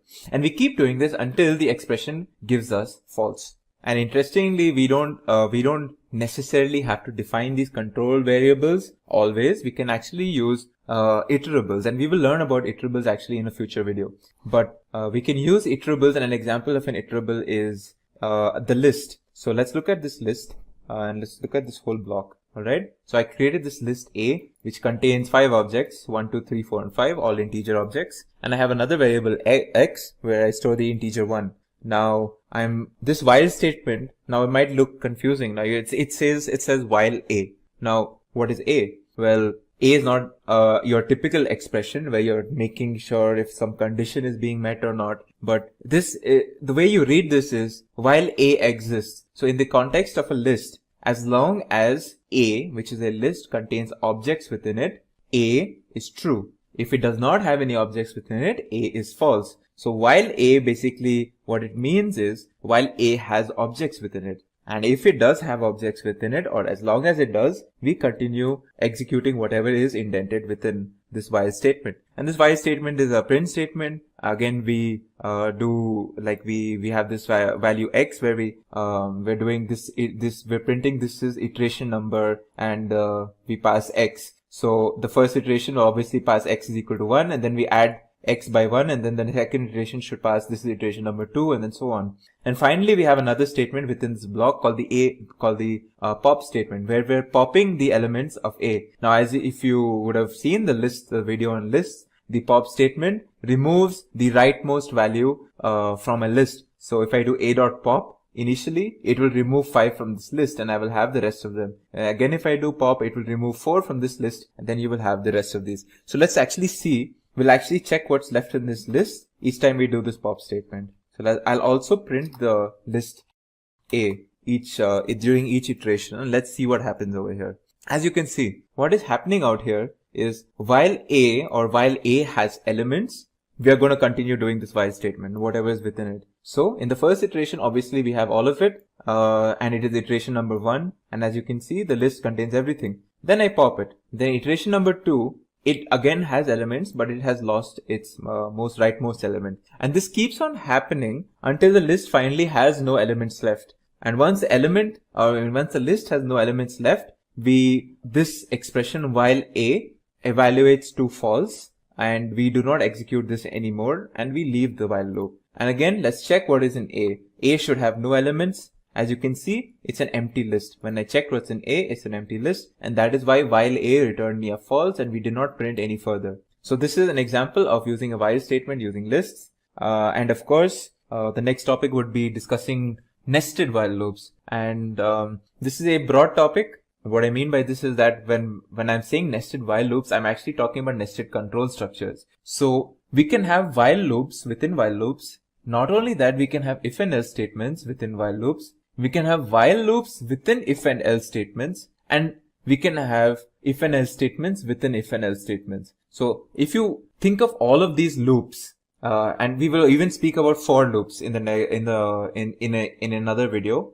For loops again are a type of control structure. So all of these are control structures. While loops are control structures. For loops are control structures. If and else statements are control structures. All of these are control structures, and nesting can happen within them, and it does not matter which is the parent of the nest and then the child of the nest. You can have a while loop within an if and else statement. You can have for loops within a while loop. All of this is valid in Python, and it's one of the great features of Python that is very flexible in this way. So let's look at an example where I have a while loop within another while loop. So I'm copying this piece of code where I have this list 1, 2, 3, 4, 5, and another list first and second. Now my first while loop, I print what is popped from A. So I take A, then I pop the 0th index. So basically from the left hand side, and I print what is that. Alright. And then I have another while loop where I have this list B, and I'm doing the same thing. But this while loop is within the first while loop, and let's see what happens out here. So as you can see, my first iteration of this parent while loop causes me to pop what is the first element, which is 1. Then I do these while loops, and this is completely executed, and only then do I go back to this first one, and then I come back and do all of this again. Then I go back to this one, and then I come back and do all of this again. And that's why you can see this repetition. So I have this first iteration, and then I do the second while loop. Then I have the second iteration, and then I do the second while loop, and I keep doing this. And this is an example of a nested while loop. Okay, so our next topic in this video would be break and continue statements. Now break and continue statements are ways to abruptly end iterations in a particular loop. You can use break and continue statements not only in while loops, but you can use it also in for loops. So let's look at how we use it in while loops. And let's look at what we mean by break and continue statements first of all. Well, the break statement terminates the loop entirely. So once the break statement is found, the complete while loop that we are using is completely terminated. And the continue statement, on the other hand, terminates only the current loop iteration, and it goes back to the beginning or the expression, and it checks whether the expression or the controlling expression is again reevaluated, and it is checked whether the loop will execute again or terminate. This pictorial that you can see here actually emphasizes, or it shows the difference between break and continue. So I have this while loop and I have an expression. Alright, I have a bunch of statements and I have a break command over here and I have a continue command over here. So if I encounter the break command, it will not execute any of this. In fact, it will not execute this while statement at all, and it will move on to the next piece of code that we have. But a continue statement, if a continuous statement is encountered in a while loop, will not completely break away, but it will not execute the rest of the statements in that iteration, only these two, but it will go back here, it will check this expression again, and again we will do this all over again. So this is this small difference between the break and continue statements, but both are used to abruptly end an iteration in a loop. So let's look at an example of how we use the break statement. So I will use this example where I have initialized some controlling variable n to 0. My first loop will check whether n is less than or equal to 5. If this is true, then I will print this statement. Then what I'm doing over here is I am incrementing it by 1. Now in my earlier example using the similar example, I had no, this part was not there. So what you got was, I was printing the value of n. So it was printing as value of n is 0 and then 1 and then 2 and then 3, 4 and 5. But over here I've included I've nested an if statement, and within that I put a break statement. And this if statement is checking if n is equal to 2. So once n is 2, I move on to this and I do the break statement. So let's see what happens now. As you can see, when I've executed this, I don't get the whole value of n is 0 and then 1 and then 2, 3, 4, 5. I stop at 1, and that is because once n is equal to 2, I actually do not execute this while loop again. I do not go back and execute print value of n is 2 now. In fact, I break from this whole while loop, and my while loop terminates right then and there. And that's why you only get these two iterations, value of n is 0 and then value of n is 1. Okay, so now I'm going to show you a neat example of what happens, or what is the difference between a break and a continue statement. Okay. So let's go back to our initial example where we're printing this value of n is 0, 1, 2, 3, 4 and so on. But I've added one more statement where I print hello at each iteration. So let's see what happens when I do this. As you can see, it will print hello after each of whatever I was doing already. Now let's introduce our break statement first of all. So when I do break, well, let's go back to this if statement. If we check this condition, then we break. Let's see what happens now.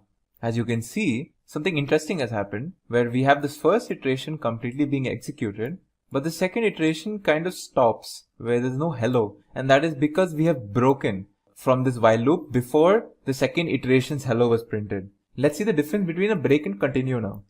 So now I have this continue statement instead of a break. Let's see what happens here. As you can see, it seems familiar to our first example where we did not have any break or continue. But there is a small difference that I want you to catch, and that is very important about this continue statement. So as you can see, the first iteration has value of n is 0 and then hello. Then value of n is 1, but there is no hello. And this is because once this condition is actually met, we do not move on to this statement, but we go back to this expression and we evaluate this expression. And then once we evaluate this expression again and it's found to be correct, we do everything the same again where we print hello. But except for that one step where this if statement was met and we did continue, and this following statement was not executed. And that happens only for one iteration, and that is when n is equal to 2. And as you can see, that is what happens over here. In one of the iterations, we miss a hello, and that is the difference of the continue statement with the break statement. This video will be an extension to that topic where we will be looking at 3 examples where we are using while loops along with other stuff like say if and else statements. So our first example will be where we calculate the factorial of a number. In this example, as you can see here, we are first going to ask the user to enter a particular number for us. Now this number is supposed to be an integer. Once we have this integer, we store it to a variable called number. Now we have this, you can say this variable called FAC which stores 1, and we will see how we are using it later. Now we know that the factorial of 0 is 1. That's how it's just defined. So we have an if statement checking whether our entered number is 0, and if it is 0, we say that the result is 1 or the factorial is 1. However, if we enter a number that is greater than 0, we must calculate the factorial for this number. And that is what we are going to do in this else statement block over here. Now in this else statement block, we have a while loop. In this while loop, the condition is checking while number is greater than or equal to 1. So as long as this condition is true, everything within that while loop will be executed. So as long as number is greater than or equal to 1, we are going to execute these two lines. Now what do these two lines do? Let us see. So the first line takes the variable FAC where we had the number 1 stored, and we are going to store FAC times number into it, number being the number that we have inputted. So in case, for example, we entered 8, then what this line will do is 1 into 8, and it will store that back into FAC.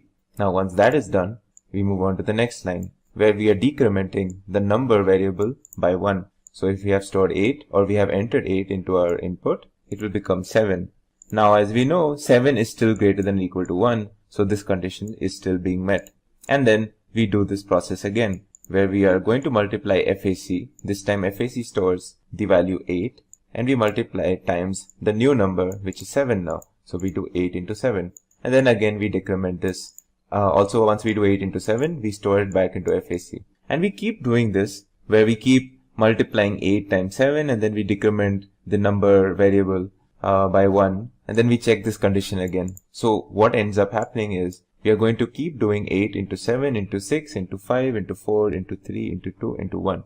And once we are at 1, again when we do this decrement operation, the number variable will store the value 0, and then this condition will no longer be met. So number will be 0 and this condition will be false, and we can move out of this while loop. And then finally we store the result into a variable called result, which stores the result of 8 into 7 into 6 into 5 into 4 into 3 into 2 into 1. This is of course if we did enter 8 when we were asked to give an input. So let's see this in real time once we execute this. So I'm executing this. The first thing it asks me is to enter a number. So let's say I enter my number 8, as I was speaking about 8.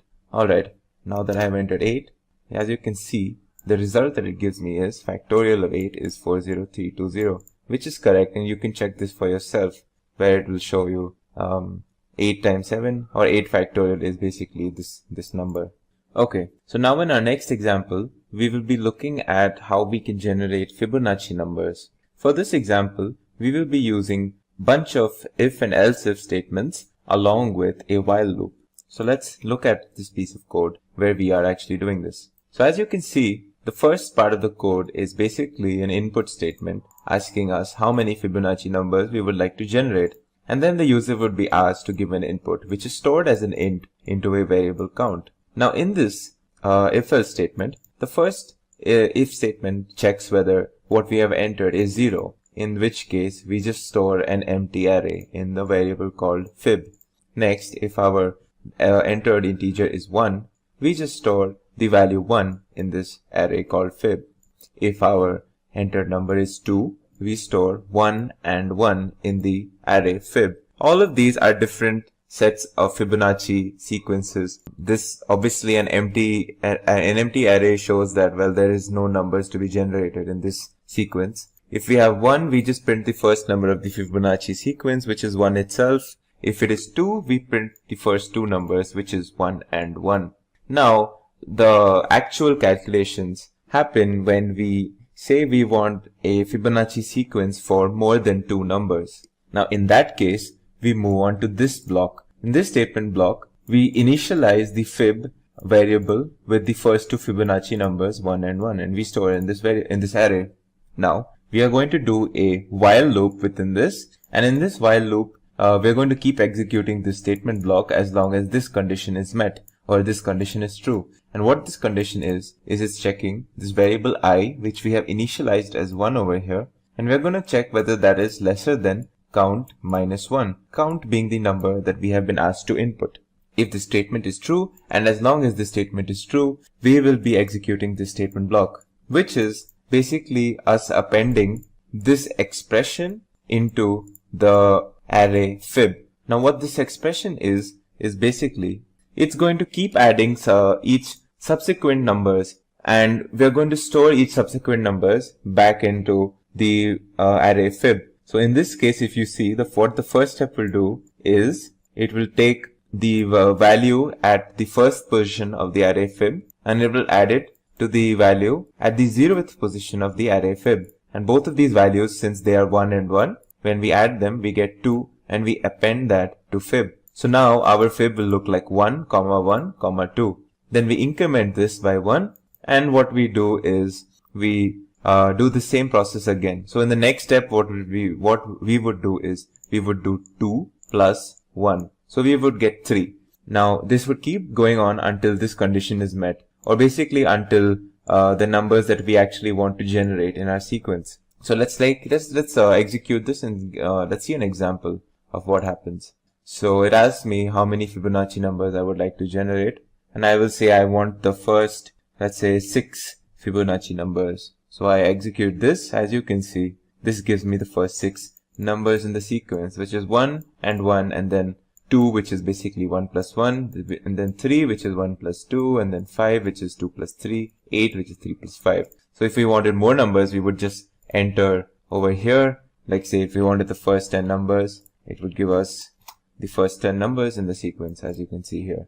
Now in our next example, what we are going to do is we are going to write a program which takes 2 digits that represent the dimensions of an array. For example, if we want a 3 by 3 array, we will enter 3, 3, and we are going to generate a 2-dimensional array in which each of the elements of the array are basically the row times the column position of that particular element. And what I mean by this is, say we have a position I, j on the array. The value of the element at that position would be I times j. So for example, if I'm looking at something at the 3rd row and the 5th column, or say the 3rd row and the 3rd column, for example, the value of the element would be 3 times 3. And if I'm looking at something at the 2nd row and the 4th column, I am going to do 2 times 4. So let's see how we can do this using code. So if you look to the right over here, I have a piece of code where I'm going to where it asks me to input 2 numbers, 2 integers, to represent the dimensions of my my sample array. Now once we have done this, we are going to store these dimensions in the inputs in a variable called input string. So obviously when we enter say 5, 5, that will be stored as an int in this particular string or this variable. What we want is, we want 5, say we entered 5, 5, we want 5 as a separate integer and the other 5 as another separate integer. And that is what we do in this particular statement, where we're going to split up our input string based on the comma separator, and we're going to store the first part of that string into the 0th position of dimensions, which is an array, and the next dimension in the first position in this particular array.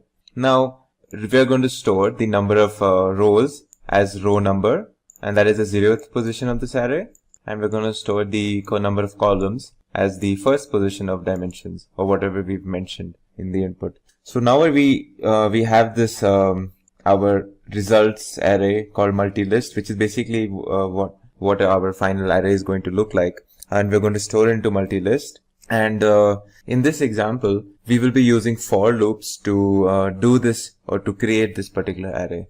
So as you can see here, our first we have initialized our multi-list, saying that we're going to have only zeros in our sample array. So initially, once we have initialized this array, all multi-list will contain is a, say for example, we have inputted a 5 by 5 array. It will have basically a 5 by 5 array with all elements as 0. And that's what this line does. Once we have done this, we are going to move on to the for loop portion, where we are actually going to create our array that we want. So as you can see, our first for loop is going to say for row in range row number. So obviously range will generate a an iterator which can be iterated over, and since it says range row number and say the number of rows that we entered were 5, what it's going to do is it's going to create an iterator containing the value 0, 1, 2, 3 and 4. So for row and range, it will basically row will take the value 0, 1, 2, 3 and 4. And a similar thing is going to happen in this nested for loop, which is within this, where we're going to again create an iterator using this range function and for the column number. Once we have this, we're going to do the simple process of multiplying the value of the element based on its position. So if it's at the position 3, 4, we're going to store the value 3 times 4 into that particular position of the array. And we're going to do this for every position, which is what happens in these two for loops. We're going to first go by each row, and then within that we're going to check each column, and we're going to perform these calculations. And finally we print our result. So let's look at an example. Now I'm going to say I want a 3 by, let's say a 2 by 4 matrix. So let's see what the results will be when I give this as, so what I'm saying is I want 2 rows and 4 columns. Now as you can see here, it might not be very clear to you right now, but what you can see here is this is the first row and this is the second row, and each row contains 4 columns. So these are this is my final array that I get. So what you can see here is this is the 0th position, and the or you can say this is the first row, first column, first row, second column. And since Python is 0 based, so this is actually the 0th row and this is the first row. So as you can see, this value basically is 0 times 1. This value is 0 times 2, 0 times 3, 0 times 4. And over here it is 1 times 0, 1 times 1, 1 times 2, 1 times 3. So similarly, if I did, for example, a 5 by 5 matrix, what you will get is 5 rows now, 5 rows and 5 columns. And for example, like this particular value is 1, 2, 3, or 0, 1, 2, 3. So 0, 1, 2, 3 and the first column. So this is 3 times 1. If I took this value, this is like the 4th row, for example. 4th row times the 0, 1, 2, 3, third column. So this would be 4 times 3, which is 12. So, and each value of this has been generated in the similar process. So this is an example of how we can use for loops for a particular exercise that I have shown you right now.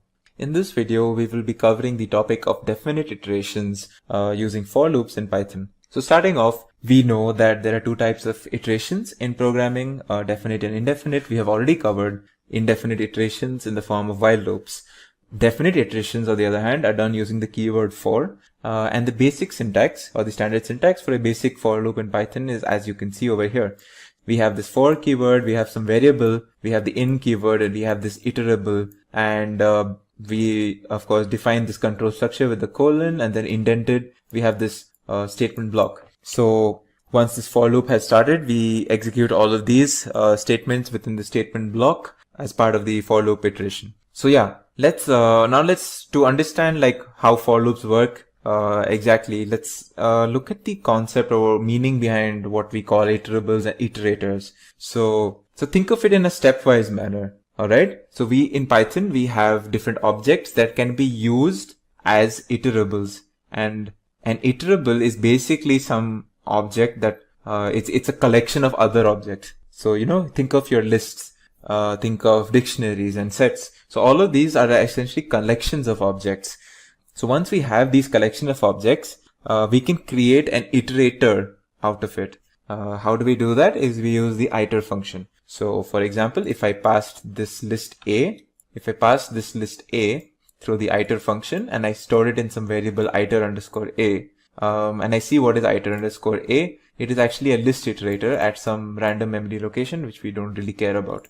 Similarly, if I gave a tuple and I did the same thing, I will create a tuple iterator. And in the left, if you can see over here, I've done the exact same functions with sets and dictionaries as well. So I'm creating iterators out of these iterables, so as to speak. Now, what is an iterator? Well, an iterator is an object that yields values successively. So if my list contained 5 values or 5 objects, an iterator of this list will yield these values one after the other. And that is kind of how, or that is the basis for which we create loops. Let's see what we exactly mean using this using another function that we call the next function. So the next function keeps moving from object to object within an iterator. So since I've created this list iterator, let's just do it once again.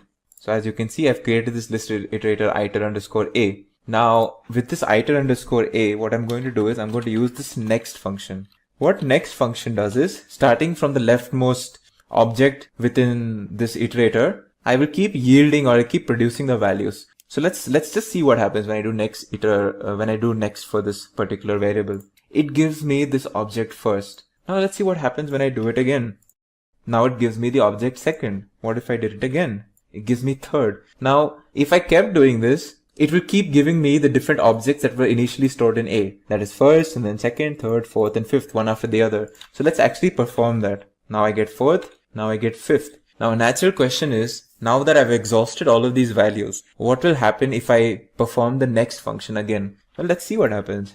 I get an error, and this error is the stop iteration function error, which basically is telling me, look, you have exhausted all of the objects that were initially present in this list A, and you cannot keep doing the next function anymore. You cannot keep going further. So yeah, so this is what the next function does when it comes to the concept of iterators. Alright, so now we've learned two things. What is an iterator, and how do we create an iterator out of different collections of objects like a list or a tuple. And we've also learned how to use the next function. Now let's let's come back to our for loop that we started off this video with. So our for loop again, let's consider our for loop over here. As you can see, some for loop with the objects again 1, 2, 3, 4, and 5. Alright, this is a list. Now I'm going to do for x in A, print x. And let's try to see what happens when we do this. Okay, as you can see, when I have executed this, it gives me 1, 2, 3, 4, and 5. So first of all, let's look at this for loop. In this for loop, I define a new variable x, and then I say for x in A, print x. And what's happening? Well, in each iteration, I'm printing whatever the value of x is at present. So in the first iteration, it is the first object 1. In the second iteration, it is the second object 2. Then 3, 4, 5. And then finally, on its own, this for loop knows that, okay, now once I have exhausted all of the objects within my iterator, I can stop doing this for loop and I can move on with the rest of the code. Alright, so think of it like a 3-step process, a for loop in Python. The first step is it calls an iter function to obtain an iterator for whatever we pass over here, this iterable. Second step, it calls the next function repeatedly in each iteration. Alright, to keep getting the next item from the iterator. So it gets 1, then it calls next, then it gets 2, then it calls next, and it gets 3, and then 4, and then 5, and so on. And then finally the third step is the termination step, is when after we do the final next, where we get this error, as you can see, the stop iteration error or exception. Finally, this tells the for loop function or the for loop that, okay, we have reached the end of our definite iteration or the end of our definite for loop, and this is where we must terminate our loop and then continue with the rest of the code. Alright, so this is how a for loop works in Python. Now it's very important to note that whatever we have discussed when it came to while loops, such as nesting of while loops and nesting of other control structures, is also applicable in the case of for loops. So if I had a for loop within another for loop, that is perfectly fine. If I had a while within a for loop, that is perfectly fine. So all of these are valid statement blocks that we can do. And again, for loop is another control structure, and so we must follow the concept of indentation when it comes to writing our statement blocks within a for loop. Okay, so now I'm going to speak about, in specific, I'm going to speak about this something called the range function. That is quite, you could say, it's used in other areas of programming, but it's widely used in Python. I mean the for loop in Python. What I mean by this is that this range function is very important for the for loop, and we will see why. Okay, so let's look at one of the examples of using the range function. So what does the range function do is, if I give range 5, let's see what it does. It gives me range 0 to 5. What this basically tells me is that this will create an iterator that contains integers from 0 to 5. So it will contain the object 0, 1, 2, 3, 4, and 5. And we can use this as an iterator. So let's look at this. I have range 5. Let's store this in X. Okay. Now let's do a type just to see what happens when we do type X. It should give me the type of range, as you can see. And this is a type of an iterator in Python. Now let's see what happens when I do for I in X print I. Okay. Let's see what happens. As you can see, it prints the number 0, 1, 2, 3, 4. An important caveat when it comes to the range function is when we say range 5, it creates an iterator from 0 to 5, but it contains the objects 0, 1, 2, 3, and 4 only. It does not contain the object 5 itself. Okay, this is something that is very important too. So once again, I use this range function to create an iterator iterator of 5 objects from 0 to 4, 0, 1, 2, 3, and 4. I use that in my for loop, and that is what you are seeing here. Now let's use this range function in the context of something else. For example, let's see. So I had my earlier list A, right? Look at my list A here. So you can see list A contains these 1, 2, 3, 4, 5 objects. Okay.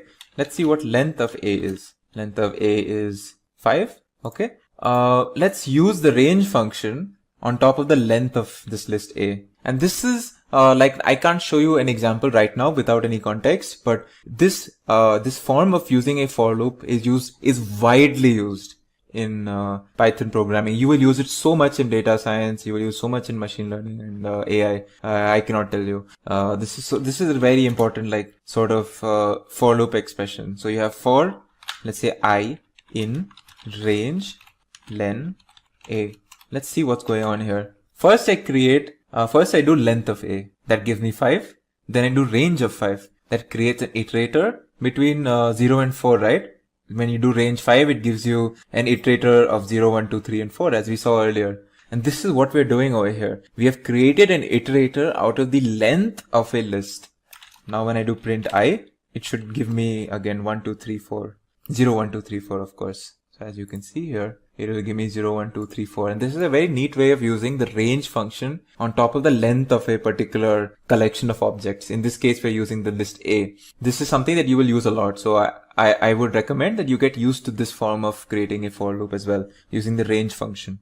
Also, of course, you can use break and continue statements as you have in the case of while loops. It works exactly the same in the case of for loops, wherein the break statement will abruptly stop the for loop completely and we will move on to the next piece of code, whereas the continue statement will break that particular iteration and then we will resume with the next iteration. So yeah, that was break and continue statements in for loops. Finally, I would like to show you something about how to use dictionaries as an iterator or as an iterable when it comes to for loops. So let's create our dictionary. Let's go. We have a dictionary already here. In fact, let's create this dictionary again. We'll store it in A. Okay. So I created this dictionary A. All right. So I have dictionary A. What I'm going to do is I'm going to pass it through the iter function, as you can see. And now I'm going to just, for the sake of showing you, I'll show you that it is actually an iterator of type of a specific dict key iterator type. All right. So now let's do something on this. So as you can see in this dictionary, I have the key first that has the value 1. I have the key second that has the value 2. I have the key third that has the value 3, and then fourth for 4, fifth for 5. Now, a good question would be, when I do iteration or when I do a for loop on top of this A, well, what is it going to pick up? Is it going to pick up first? Is it going to pick up the keys like these? Or is it going to pick up the values? Or is it going to go one by one? Key and then value and then key and the subsequent value. Let's see what actually happens. So let's do for I in iter underscore A print I. Let's see what is the iterations happening upon using this. So as you can see, we're using the keys.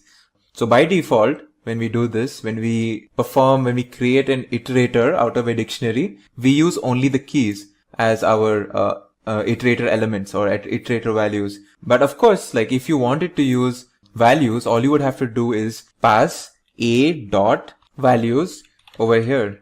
And if you remember from a dictionary video, this a dot values gives us a list of, or it gives us essentially a list of the values in our dictionary. So when we pass this to the iterator, iter function, and we create an iterator out of it. Let's see what happens over here.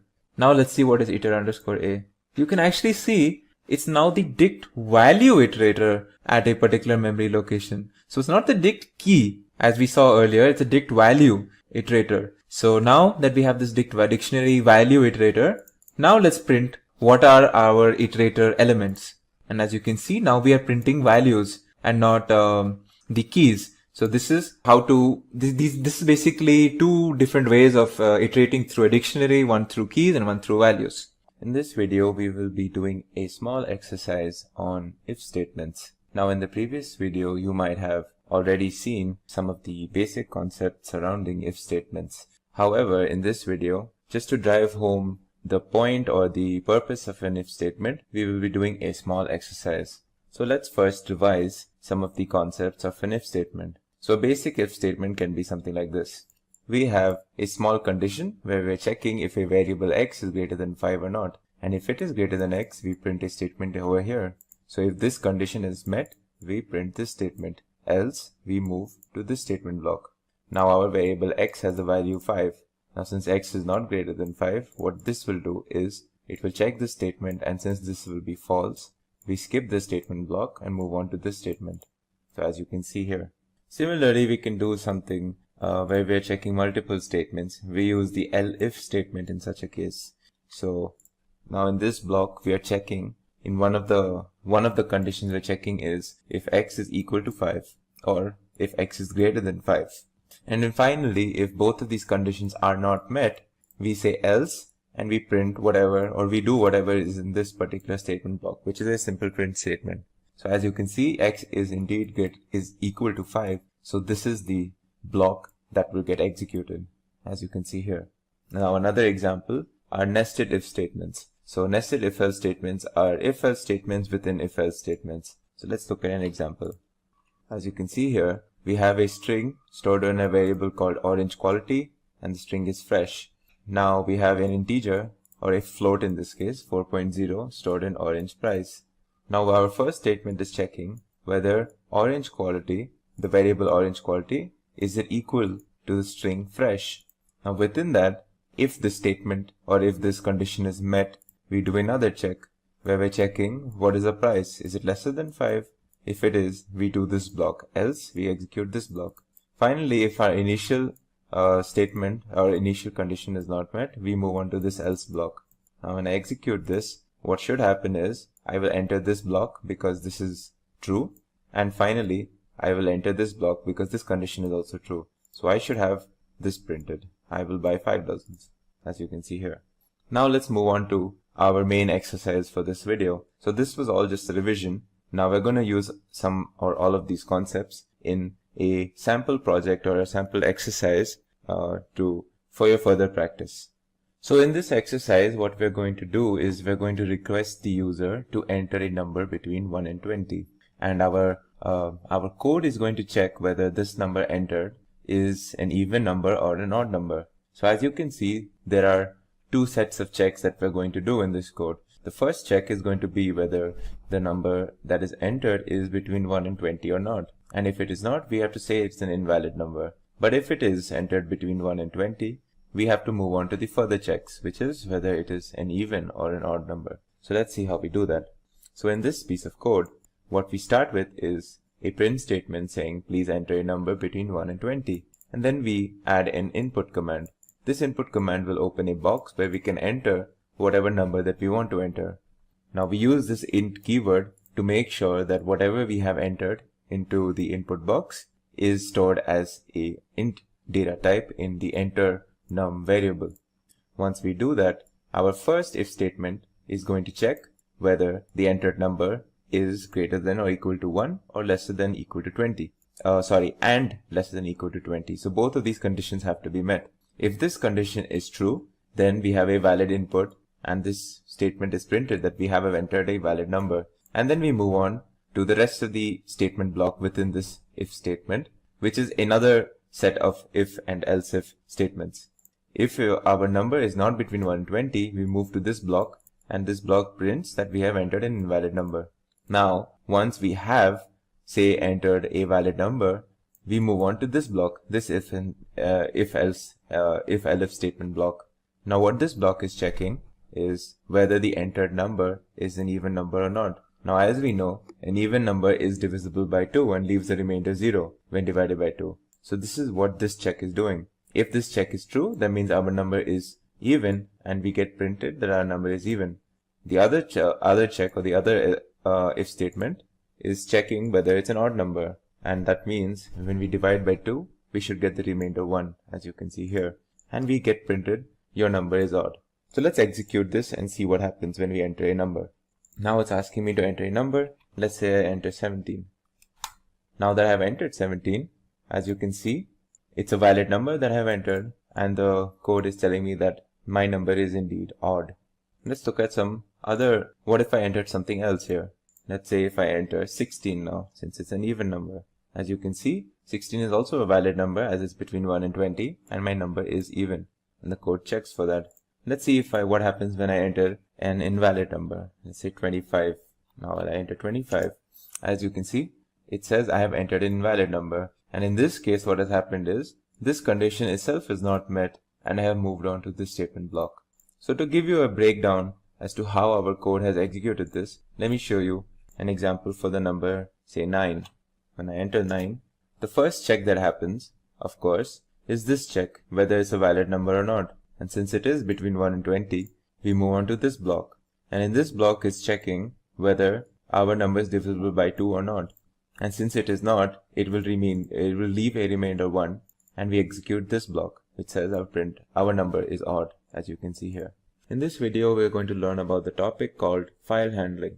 Now, file handling is basically needed because most of the times when we are handling large and different types of data in Python, or in general, we cannot store everything into a variable, and we will have to use files. Now, there are two types of files that we are going to deal with. They are binary and text files. So binary files are some of the files that most of the files that we commonly encounter, like document files, image files, video files, etc. Now all binary files are encoded in a particular format, and they cannot be read by a normal text editor. And we would be needing certain specific softwares for specific files. Text files, on the other hand, do not have any specific encoding, and they can be opened in the normal text editor itself. And they are like XML, CSS, HTML files, and so on. Now, there are 4 main operations that we can do in Python on files. They are open, read, write, and close. There are certain other operations as well, though, like rename, delete. So some of the most basic operation that we can do is obviously creating and opening a file, and the syntax is as you can see here, where we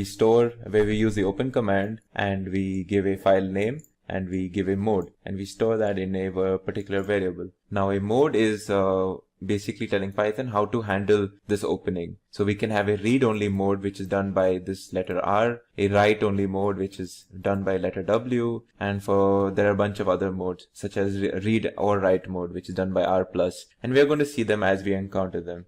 Now, it's important to note that what I just mentioned is for text files. If we are going to do, for binary files, we're going to do this file handling, then we would be using the letter B in front of whatever we were using in the case of text files. So if we were doing a read-only mode for opening a binary file, we would be using RB. And if we were doing read and write mode, read or write only mode, for a binary file, we would be using RB+.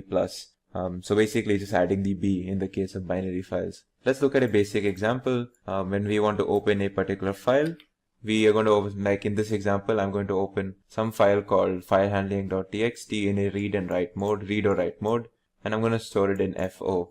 So this is as simple as it gets. Similarly, if I wanted to do it for a binary file, since I'm using a binary file, I will use the letter B as well in the mode.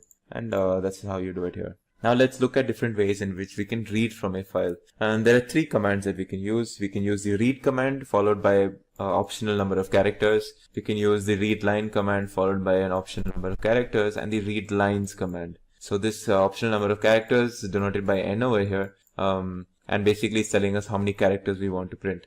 So let's look at a simple example of where I'm going to print something called, so I'm going to take this and I'm going to do a print on top of this. So I've opened it and I've stored it in my file, and then I'm going to do a method or a function called read, and I'm going to say, like in this example, just read the whole thing.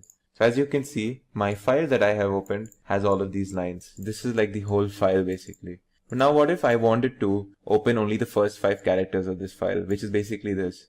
Well, in that case, let's open this once again. Now let's do the same read command, except we will give the character number, which is 5. As you can see, it's only printed 5.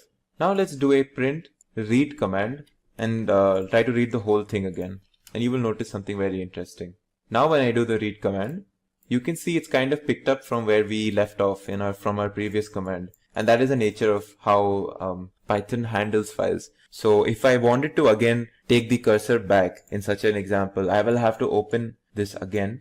And then I use this read command once again to get back to where I started from, as you can see here.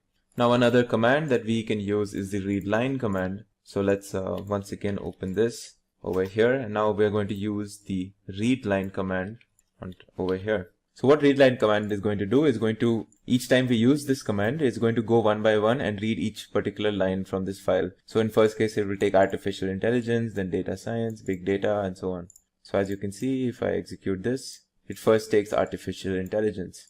Now if I did this command again, it will say data science. Next time, if I do it, it should say big data, as you can see here. Okay. So this is the read line command. Now within the read line command also we can enter characters, and that will tell us basically that we want these number of characters from the next line. So if I want the first 6 characters of the next line, I will say 6, I will enter 6 here, and it will give me the first 6 characters of this particular line, which is the next line that is to come, as you can see here. Now another way in which we can print whatever is there in our file line by line is by using a for loop. So again, I'm going to open this file. I'm going to store it here. Now I'm going to use a for loop saying that, well, for line in my file. And what this does is basically at each iteration, it's going to take each line and store it in this variable that we enter over here, which is called line itself. And we're going to print that. At the end of the loop, what we'll have is all of the lines have been printed one by one. And another thing that we can do right now is, say we want to read a particular line. Say I wanted to read the 5th line of my file. I can use this technique where I just say, okay, I'm going to store 5 in this variable called line number, and I have this another variable called current line, which I'm going to initialize with 1. And what I'm going to do is I'm going to do the same loop where I'm going to say for line in my line, but I'm going to add a condition saying that only if current line, when it's equal to line number, am I going to print the line, and then I'm going to break out of this whole thing. And at the end of each loop, I'm going to say current line is going to be incremented by 1 until basically these two variables are equal. So when I do this, I get my result, which is machine learning, which is the 5th line of whatever file I had. Now we're going to move on to the topic of image file handling. So we saw how we handled and we saw certain operations around text files. And text files are obviously something that we're going to use a lot. But we are also going to be using files such as images a lot. And let's look at certain examples and certain use cases around image file handling. So my first step is going to be importing a bunch of modules and packages. Now the details of these modules and these packages are not important as of right now because they will be covered in a future video. But just keep a note of some of these packages such as let's say NumPy and the image package.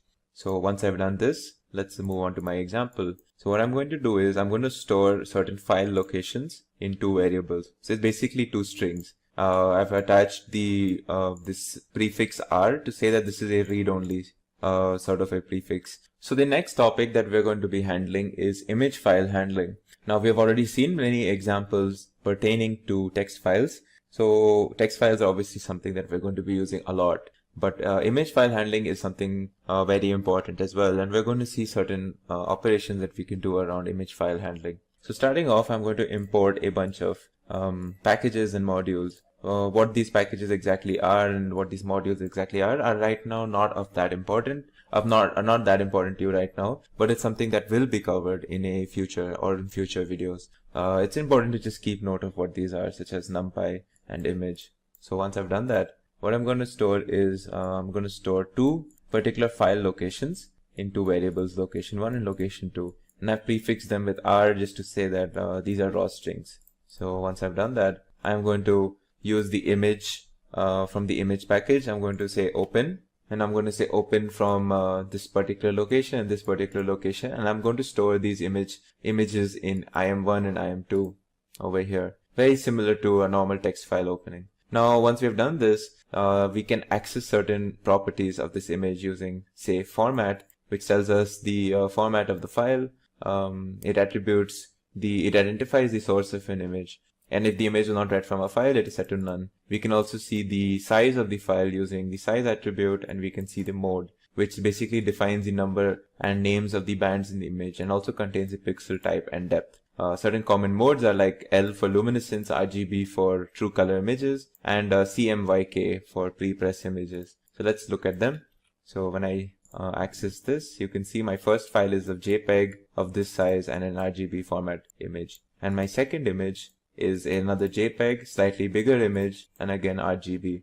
Now we can also, of course, display these images, and to do that, we can use the PLT. Again, PLT is supposed to stand for matplotlib.pyplot. It's a particular package that, again, you don't need to know the details of right now, but this is how we would do this. So I'm going to use a bunch of commands and methods such as figure and subplot and then IMShow.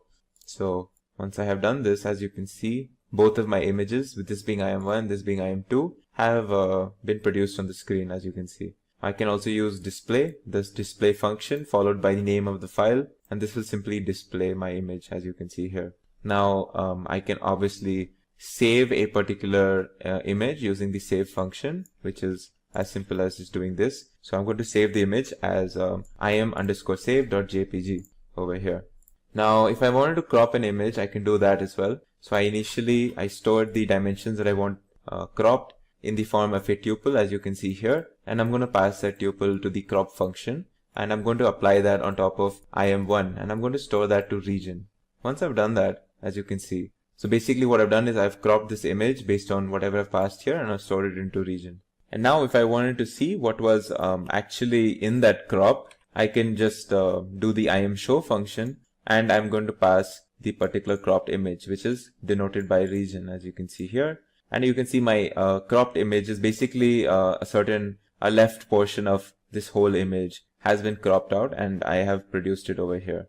Now I can also use the copy function. It's a simple basically copy.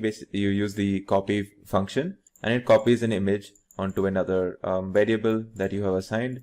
And when I use the IMShow function, I'm going to show you the copied image, which is basically the same.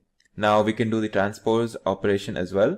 So let's see what we have done here. So in this transpose operation, so in this basically I've done a bunch of operations such as rotating by 90 degrees, rotating by 180, rotating by 270. And finally, once I've done with all of these multiple operations, I'm going to show you the final output, which is basically a certain transposed image like this, which is basically the result of whatever I have done before this. So this is it for this video on file handling. I have shown you two slightly more comprehensive examples on text files and even certain examples on image files. However, we can use file handling and different libraries pertaining to file handling for audio files and even for stuff like PDF files. And this is just only the beginning, and I'm sure you will encounter a lot of different use cases, different examples as you continue learning Python programming. This video is going to be the first of a part of a series on object-oriented programming. So to start off with, let's try to understand and get an introduction into what is object-oriented programming. Well, as the name suggests, object-oriented programming is all about creating objects. An object is a group of interrelated variables and functions. Variables can be referred to as the properties of the object, whereas the functions can be referred to as the behavior of an object. So if we were to treat, say, for example, a car as an object, its properties would be its color, its model, its price, and its brand.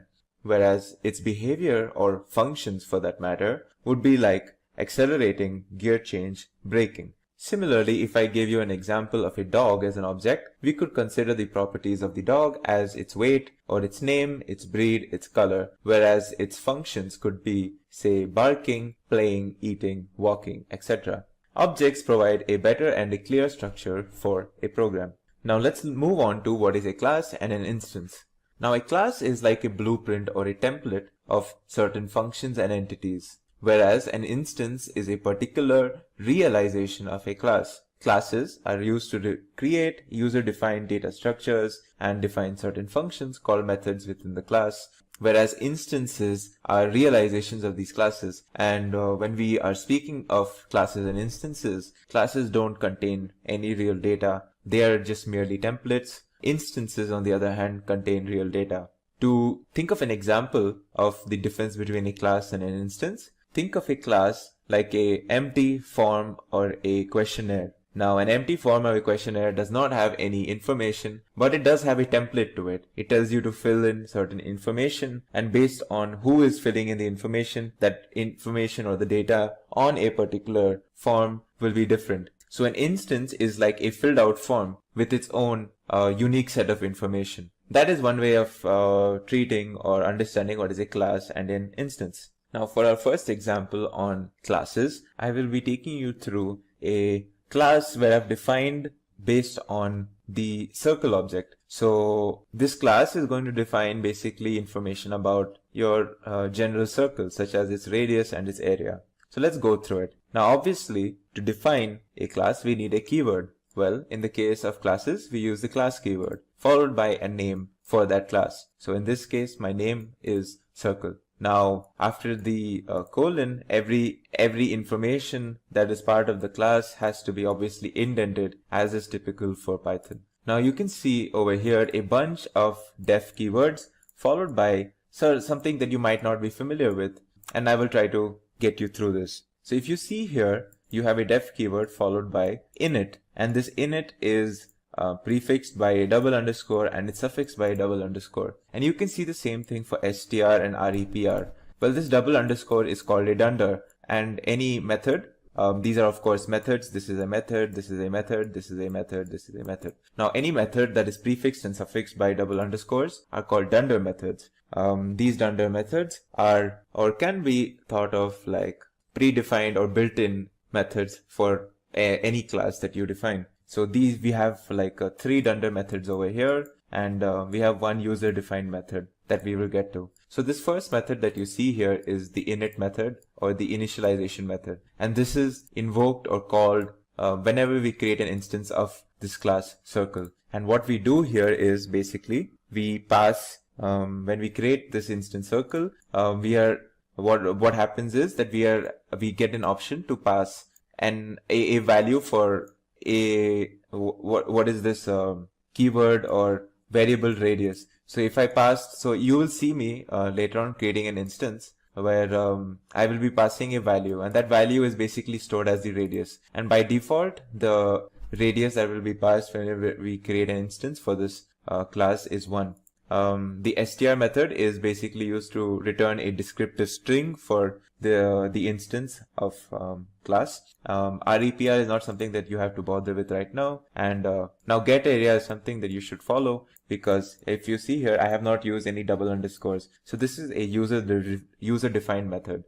User defined methods are so methods that we define, and these are like tasks that we define on our own. So in my user defined method called getArea, I will be returning the area of this circle based on the radius that I pass to it. Now if you notice here, before in every method, I have this self keyword before any other attribute. So like this has self, even the getArea has self. Now what this means, self is like an optional keyword that is used to improve readability of a program, first of all. And it's also the function of the self keyword is basically telling Python that any of the methods that we are invoking in this class or the instance of this class has to refer to attributes and variables within that instance of that class. So if I'm going to use getArea function, I'm going to get values and attribute values and variable values based on only the current instance of that particular class.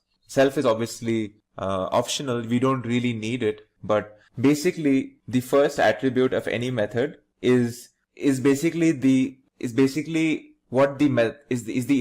that the method is invoked upon. So if I say self, I'm telling this particular function that, okay, all the value that you're going to get for performing whatever task you want is going to be found in that particular instance where you have been invoked itself.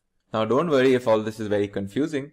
This might be in the beginning, but just try to understand that this is something that we do for good practice, and you will understand when to use self or when not to use self as you learn about object-oriented programming. So if you see here, my getArea function is supposed to return the value radius times radius. Self.radius is basically telling whatever value I've passed for radius for that particular instance. You can read this as radius times pi as well. So obviously this is pi r squared, which is the area of a particular circle. Now let me show you an example where I'm going to perform some of these functions. So if you see this first line, I have created an instance of the class circle where I've passed 2.1 for the radius of the circle. So now the value of the variable radius in this particular instance is going to be stored as 2.1, and this particular instance is going to be stored in the variable c1. Now the print c1 function invokes the str self-defined or predefined function. Now if you remember, it's basically used to return a particular string that describes like what the class will do, and this is something that we define on our own. In our example, str will return the string saying this is a circle with radius of, and then it will return the radius that we passed. So in this case, it should say this is the circle of radius 2.1, as you can see over here. So if I execute this, you can notice this line. This is a circle with radius 2.1, and this is invoked by the print function. The print basically invokes the dunder str function, which does all of this. Now in the next line, we say print c1.getArea. So this is going to print the value of what gets returned when we invoke the method getArea for this particular instance c1. So obviously in this particular instance, our radius is 2.1. So the getArea function should do pi times 2.1 squared. And the value is, as you can see here, is some 13.85. So that is the area that we got. Now if we want to print a particular radius, we just say print c1.radius. So this will print the value of what is stored in radius for the particular instance c1. Now you might notice me using a dot whenever it comes to defining a certain function or a keyword. Well, anytime that we want to invoke or use a method of a particular class, we have to use the dot keyword. So we use the instance name c1 dot followed by whatever method that we want to use. So if we want to use the getArea function, we say c1.getArea. If we want to find out what is there in the radius radius variable of a particular instance, we say c1.radius. Now before we move on, let's talk about some of the naming conventions. Class names are initial capitalized. So if our class name is, for example, if it's camel case, well, each word that is part of this class has its first letter capitalized. Variables and method names are in lower class. So if my class was called circle, we say class circle with C being in capital. Now moving on, let's talk about how we initialize or define instance variables. Now instance variables are declared within the init method. If you remember from the earlier example of circle, init is a dunder method. It's followed and it's preceded by double underscore, as you can see here. Now if you see in this particular case, I have again used the self keyword, and as I mentioned earlier, the self keyword is the first parameter of all member methods, and this basically binds that particular method to the particular instance itself during invocation. So every time a new circle object is created, the .init function sets the initial state of the object by assigning the values of the object's properties. So the init function basically initializes each and every new instance of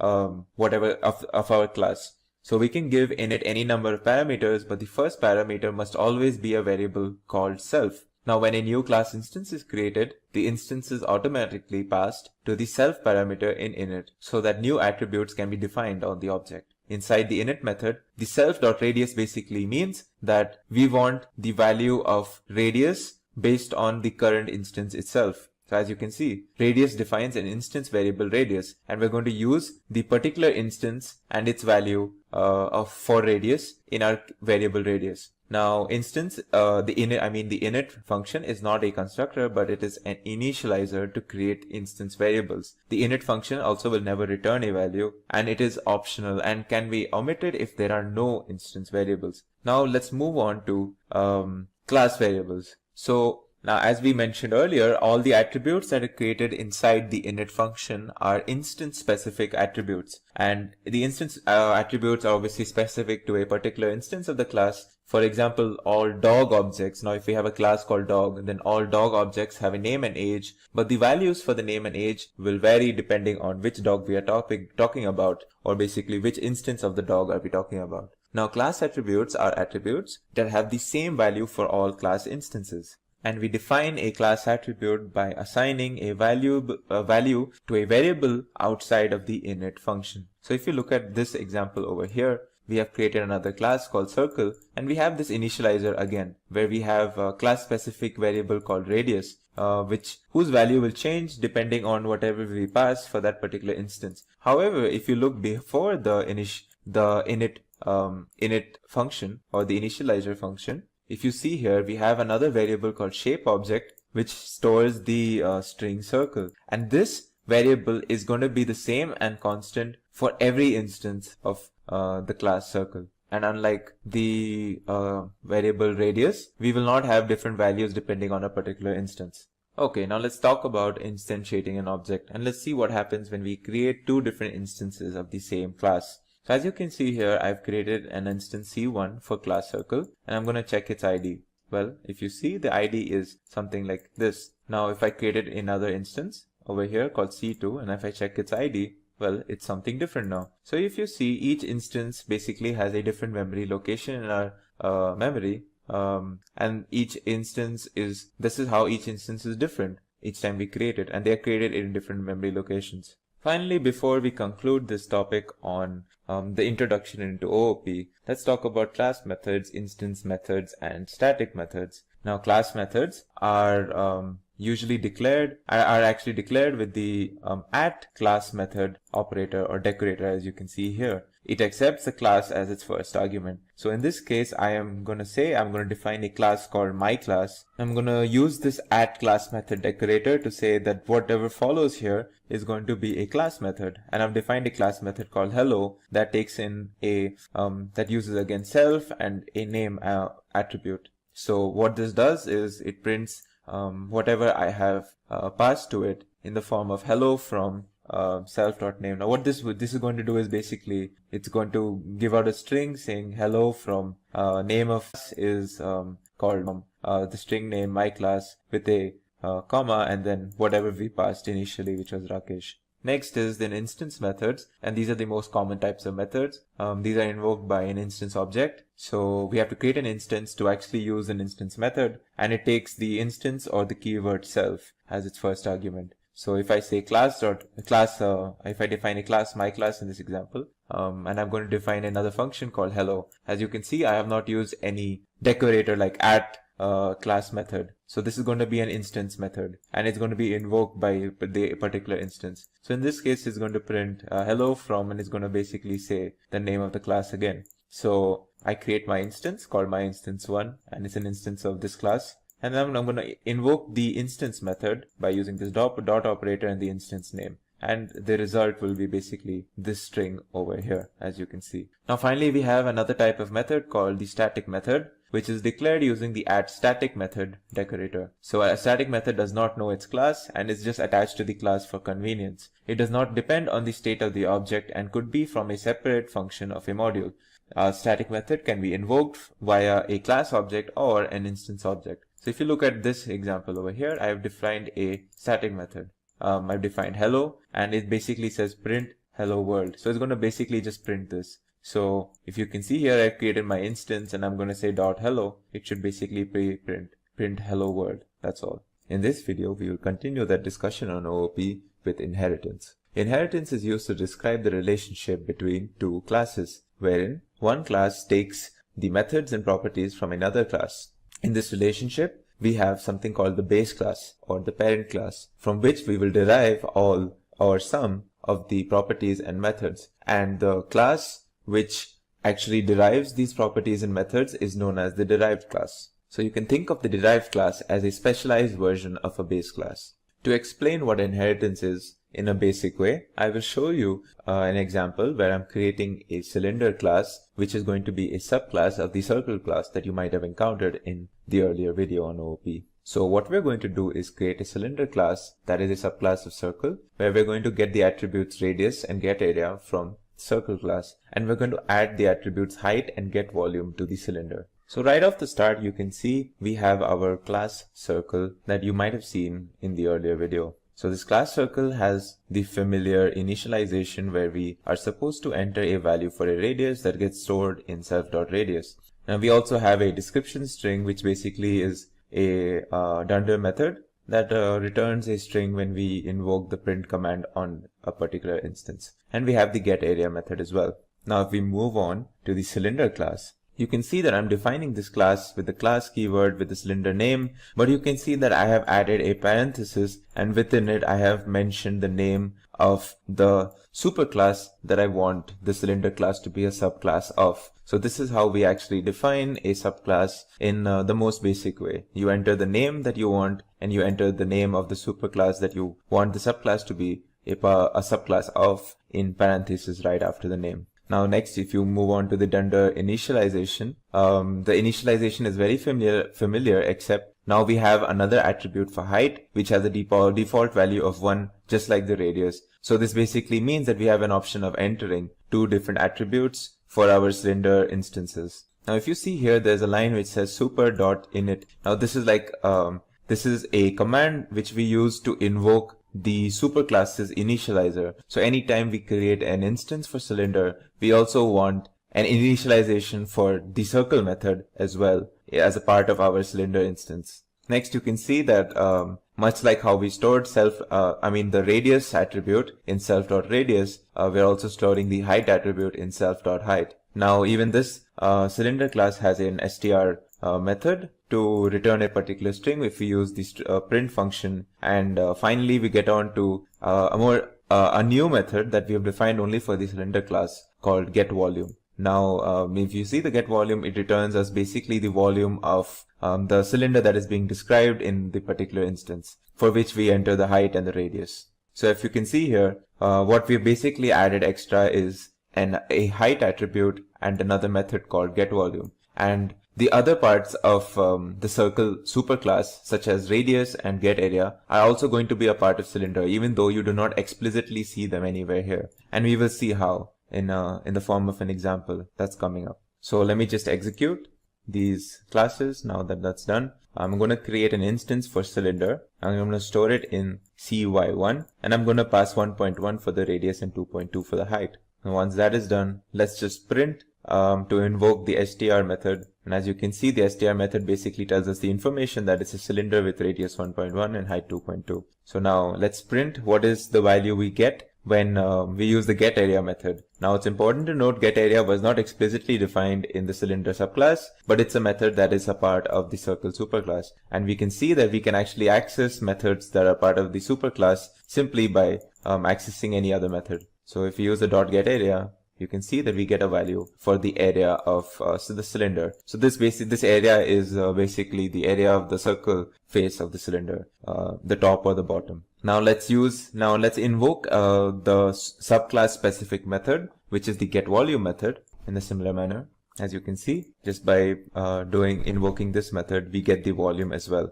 Now, if we want to see what is the radius and the height, we can just do a simple print statement followed by cy1.radius, cy1.height, and it gives us both of these values, as you can see here. Now over here, what I'm going to do is create another instance of cylinder, but I'm not going to pass anything for radius or height. So basically, it's going to take the default values for radius and height, which was 1 and 1 respectively. So once I print, this statement is basically going to print the str method, or whatever we stored in the str, which is basically the description of the object followed by what is its radius and height.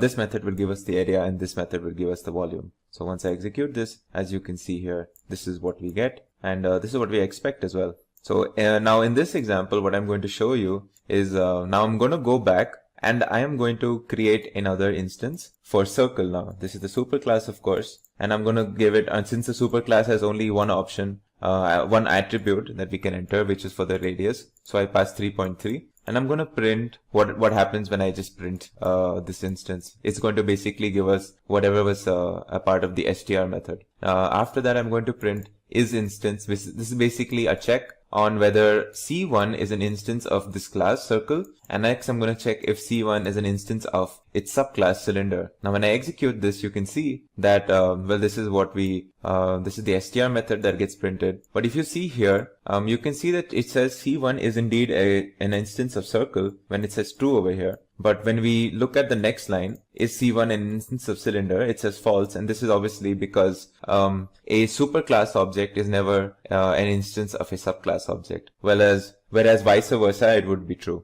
Now in the next part of this video, what we're going to do is look at the different types of inheritances in Python. So there are basically 5 types of inheritance in Python. There is the single inheritance, there's multiple inheritance, multi-level inheritance, hierarchical, and hybrid inheritance. So we will go one by one and see each of these examples. Starting off, we have the single inheritance. This is simply where we have one base class and one derived class from that base class. So this is just simple single inheritance. And in this example, you can see I have a class called country, where I have a method that I have defined called show country, which is basically going to say print this is India. It's basically going to go print this every time we invoke this show country method. Then we have a class called state, which derives from the superclass called country, where we have a method called show state, which is going to say print this is state every time. So you can see I created an instance of the class state, and through that instance I can access the superclass and the subclass methods over here.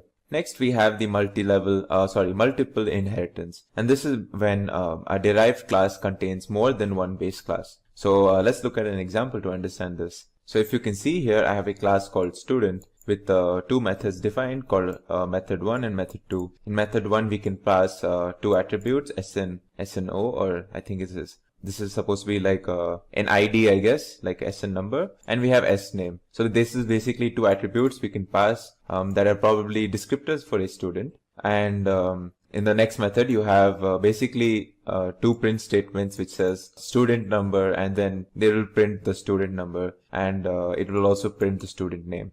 Next we have a class called marks. This is also so these 2 classes are basically what our super classes are going to be, and we're going to derive a third class from these 2. So this second class is a class called marks, and we have 2 methods again. One method is called setMarks, which has the option of putting in 2 attributes, M1 and M2, both representative of the 2 marks, and we store them in self.mark1, self.mark2. The second method is putMarks, which is going to print the marks, namely mark 1, and then it's going to tell us how much marks are there in the first subject, for example, and another print statement doing the same thing for the second subject, or mark 2. Finally, we have a third class called result, which derives from 2 classes, marks and student, as you can see here. In my parentheses, I've passed in marks and student. Both are super classes, and our class result is going to derive from both of them. This is an example of multiple inheritance. And within this class result, I have 2 methods specific to this derived class called calc,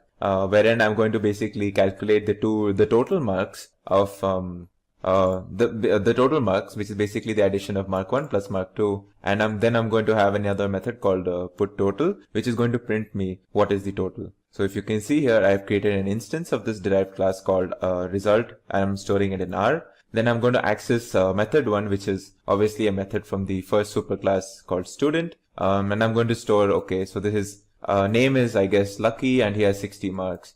Secondly, then I'm going to do our set marks, which is the method from the second superclass, which is going to set the marks respectively. So you have Lucky student, and his ID is 60, and he has got 50 and 60 marks respectively in, say, the first 2 subjects. And finally, I'm going to access the derived class method called calc. So this is going to do the sum. Finally, I'm going to also do our method 2, which is going to print our student number and his student name. Next, we're going to have put marks, which is going to tell us the what are the individual marks for mark 1 and mark 2, and then finally we're going to print the total marks with put total. So once I execute this, you can see here it says student number 60, student name Lucky, marks 1 is 50 as I had written here, marks 2 is 60 as I passed here, and then total is 110, which is basically 50 plus 60. Our next type of inheritance is called multi-level inheritance. Now multi-level inheritance can be assumed as where you take a superclass, let's call it A, and you derive a class B from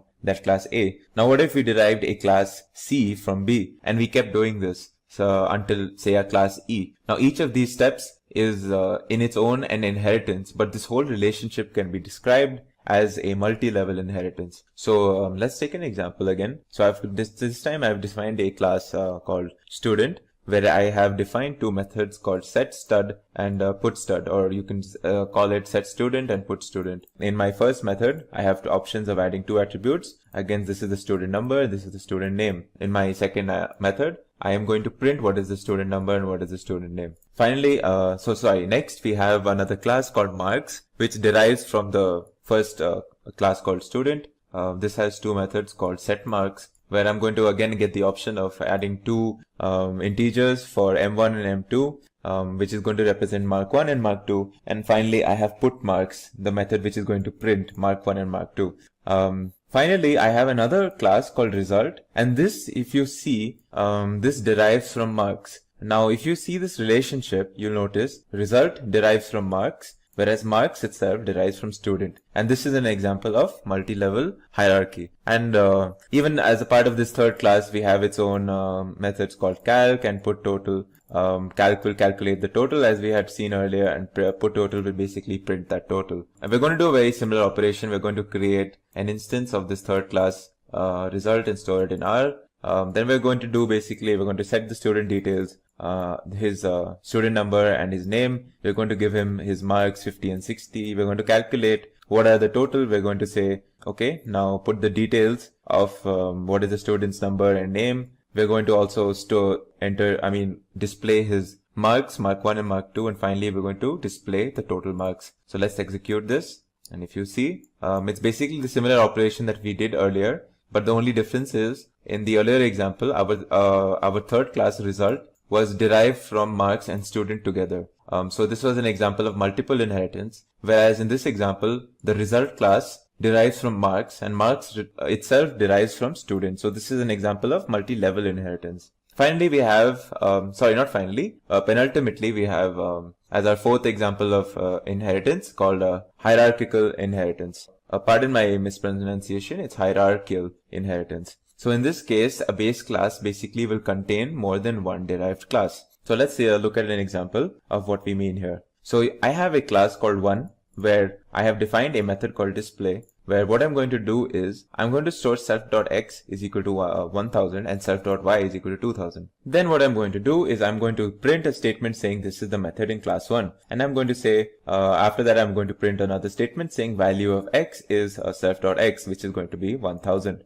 Then I'm going to have another print statement saying value of y is self.y, which is going to be 2000. Finally, next I have another class called 2. This is going to derive from class 1, as you can see here. And in this class 2, I have defined another method called add. And in this method add, what I'm going to do is I'm going to first print a statement saying this is the method in class 2. And then I'm going to actually print the result of x plus y, which is 1000 plus 2000. Finally, I have another class called 3. And this is also deriving from 1. So if you notice, we have one parent class called 1. And from this one parent class, we're going to derive two different subclasses called 2 and 3. So this is an example of hierarchical inheritance. Now in this class 3, what I've done is I've defined a multiplication method. What I'm going to do is print, first of all, I'm going to print this when I invoke this method, that this is the method in class 3. Finally, I'm going to say, I'm going to print the result of x times y, which is 1000 times 2000. So if you see, I am going to create an instance of 2 and I'm going to create an instance of 3, and I'm going to store them in T1 and T2.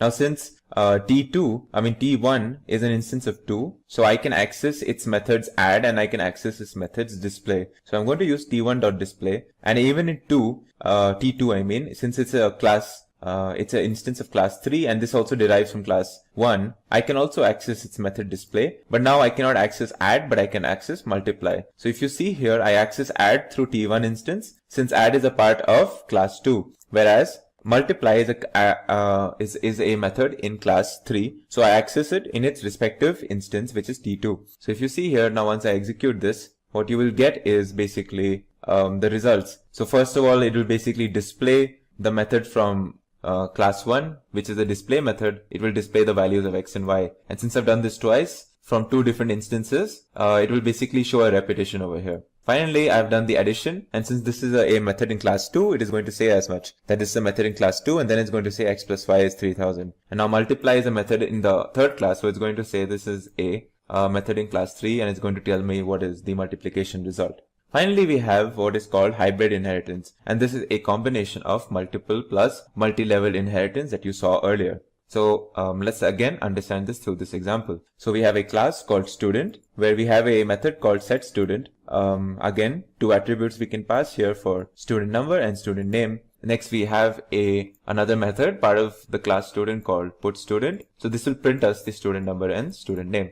Next, we have a class called marks, and this marks inherits from student. So we have a method in class marks called setMarks, where we can pass 2 attributes for mark 1 and mark 2 respectively. And as we had seen earlier, we also have a putMarks, which will display the marks for marks 1 and marks 2.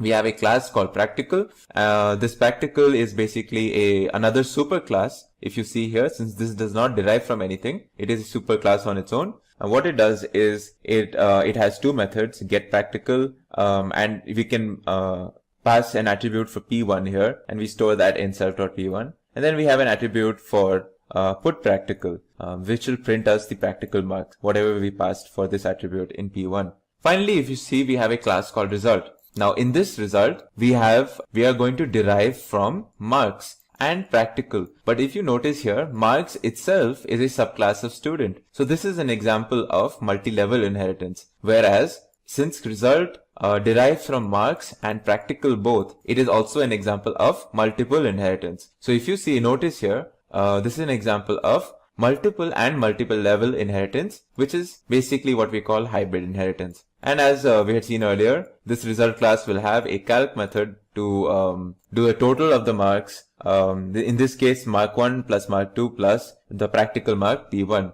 And we have a putTotal method, which is basically going to print us the total. So now we're going to create an instance of this result. And through this instance of result, we're going to first invoke the parent class method called setStudent, which is the second level parent, basically the student class setStudent method. So we're going to setStudent here. We're going to say 60 is the student ID and name is Ash. Then we have setMarks, which is again the second level parent, which is a student class, where we set the marks. Finally, we access this getPractical. Now, if you notice, getPractical is part of the practical superclass. So in this, we store the third subject of the practical marks 100. Then we calculate the total and we put first the student details, then we put the individual marks, then we put the practical marks, and finally we enter what is the total. So let's execute this. And if you notice, you will see here student number is 60, student name, and all the basically whatever details we wanted is shown over here. In this video, we will continue our discussion on object-oriented programming with the topic of polymorphism. Now, the term polymorphism in OOP refers to the ability of an object to adapt the code to the type of data it is processing. Polymorphism is one of the key concepts of Python, and it is also a built-in feature of Python. An example to get us started on polymorphism would be how we use the plus operator. We use the plus operator not only for arithmetic additions, but we also use the plus operator for stuff like string concatenations or joining 2 lists together. This example where we're able to use the plus operator for different operations is an example of polymorphism. To show you what I mean, I have basically done a simple addition operation here, where I'm adding 2 variables, number 1 and number 2. When I do it on integers, it basically adds 1 plus 2. Now when I use it on 2 strings, str1 and str2, which contains Python and programming, 2 separate strings, and when I use the plus operator on these, you can see what it does here. It forms 1 string containing both of these individual strings. So this is basically the plus operator showing polymorphism, and is one of the simplest occurrences and yet most common occurrences of polymorphism in Python. Another example of polymorphism would be through the length function. The length function in Python is something that we use a lot and over multiple data types. Depending on the data type that we use the length function for, we get a different value or a different sort of information from the length function. Now, if you see here from this diagram, when we use the length function on a string, it gives us the length of the string. When we use the length function on a list, it gives us the number of items. Whereas if we use the length function on a dictionary, it gives us the number of keys. So this is, well, another example of how we have polymorphism in a function. Now what we're going to do is look at the different techniques through which we can enable polymorphisms in our code.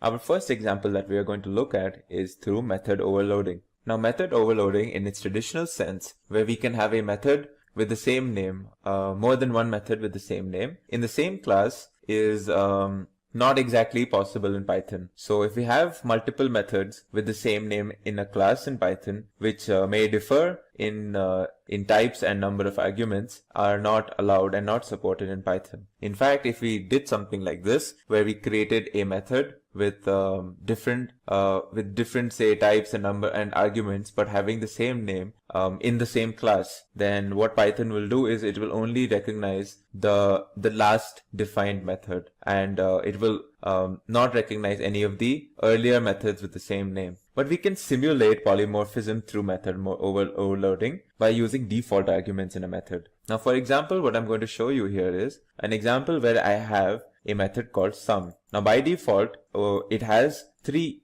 attributes that you can pass through this method. A does not have a default value, B does not have a default value, but if you notice, C has a default value 0. So this is a simple example where I'm going to show you that the sum method is going to be used in two different cases. In one case, we're going to simply add two numbers, and in another case, we're going to use the sum method to add three different numbers. So we have this class overload demo, within it a method sum, and I have three attributes. A and B are supposed to be given by the user since they do not have any default values, whereas C has a default value 0. So if you see here in my first case, I first of all created an instance called an instance called OD for the class overload demo, and I have what I'm going to do is I'm going to store the value of the sum of 7 and 8 in the variable sum. Now, if you see here, I have not passed a third argument. So what this method is going to do is it's going to take the value of C as 0 by default. So it's basically going to do 7 plus 8, and it's going to give us the sum for 7 plus 8. And in the next instance, I'm going to give three arguments, 7, 8, and 9. So now C will be replaced by 9 instead of 0, and then I'm going to get the sum of 7, 8, and 9. So in this is not a very commonly used thing, but it's basically a method just to show you that we can actually simulate method overloading in Python by using default arguments. So I've basically shown you how the same method sum has been used to do the addition of 2 digits, and then in another instance is doing the addition of 3 digits. It might look very similar, but you'll basically notice that by having this third attribute C have a default value of 0, I have induced some form of polymorphism through method overloading. Now, the next way that we can induce polymorphism is through inheritance, which is called method overriding as well. Now, method overriding gives us the ability to change the way or change the implementation of a method in a child class which is defined already in one of its superclasses. Now, if there is a method in a superclass, the method having the same name and same number of arguments in a child class, then the child class method is going to override the method in the parent class. So what we do is when a method is called with the parent class object, the method of the parent class will be executed. Whereas if we call the method using the child class object, the method of the child class will be executed and it will override the method in the parent class. So the appropriate overridden method is called based on the object type, which is an example of polymorphism. So let's look at an example to understand this. So we have a class called person, and we have defined what we're going to define the initializer is 2 attributes which we have to pass called name and age, and we're going to store them in self.name and self.age. Now we have a user defined method called display data, where we're going to print if this display data has been called through the parent called person. If it's going to be called through the parent class, object, then we're going to print in parent class display method, and then we're going to print the name and age that we have entered. Now we have another class called employee, which is going to be a derived class on person. So it's going to so it's also going to have an initializer, and this constructor will basically what this initializer will have is it'll have an constructor for the superclass, where we're going to do this the same initialization that we do in the superclass, but we're also going to store another attribute called id in self.employeeID. And if you see here, we also have another method called display data, which is the same named method from person. But now if you see in display data, I have almost the same information. I'm going to print the name, I'm going to print the age. But if you see the first statement, I'm going to say, if I'm going to call this method from the employee object, then I'm going to say in child class display data method instead of in parent class display data method, to say that basically I'm invoking this method from the child class object. And I'm also going to print on top of the whatever I'm printing before, I'm also going to print the employee ID. So if you see here,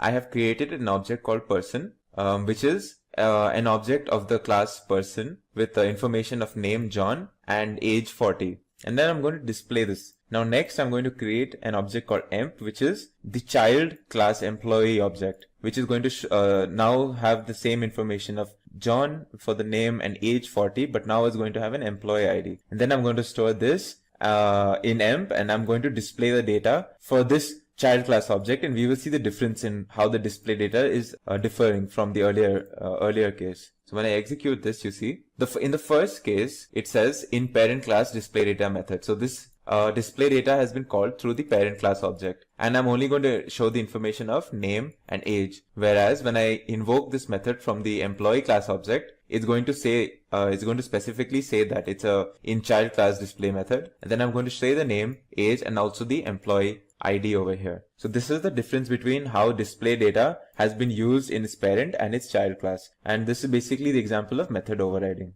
Now our next example of polymorphism is going to be through operator overloading. And operator overloading is the ability to overload the operator to provide extra functionality in addition to its real or core operation. And operator overloading is also an example of polymorphism, as the same operator can perform different actions. The earlier example of where we use the plus operator for different operations is an example of operator overloading polymorphism. Now when is operator overloading required? Well, anytime you want an operator to perform a different function for you in your custom objects, you would basically do operator overloading. Now an example of this would be what I'm going to show you below. So if you see this class called point, it has an initializer where I'm going to store two attributes x and y in self.x and y, and in self.x and self.y. Now I'm going to create one object called p1 where I'm going to create point 1 and 2. So you can think of this object as basically like a coordinate, x coordinate 1, y coordinate 2. This is one point, and another point called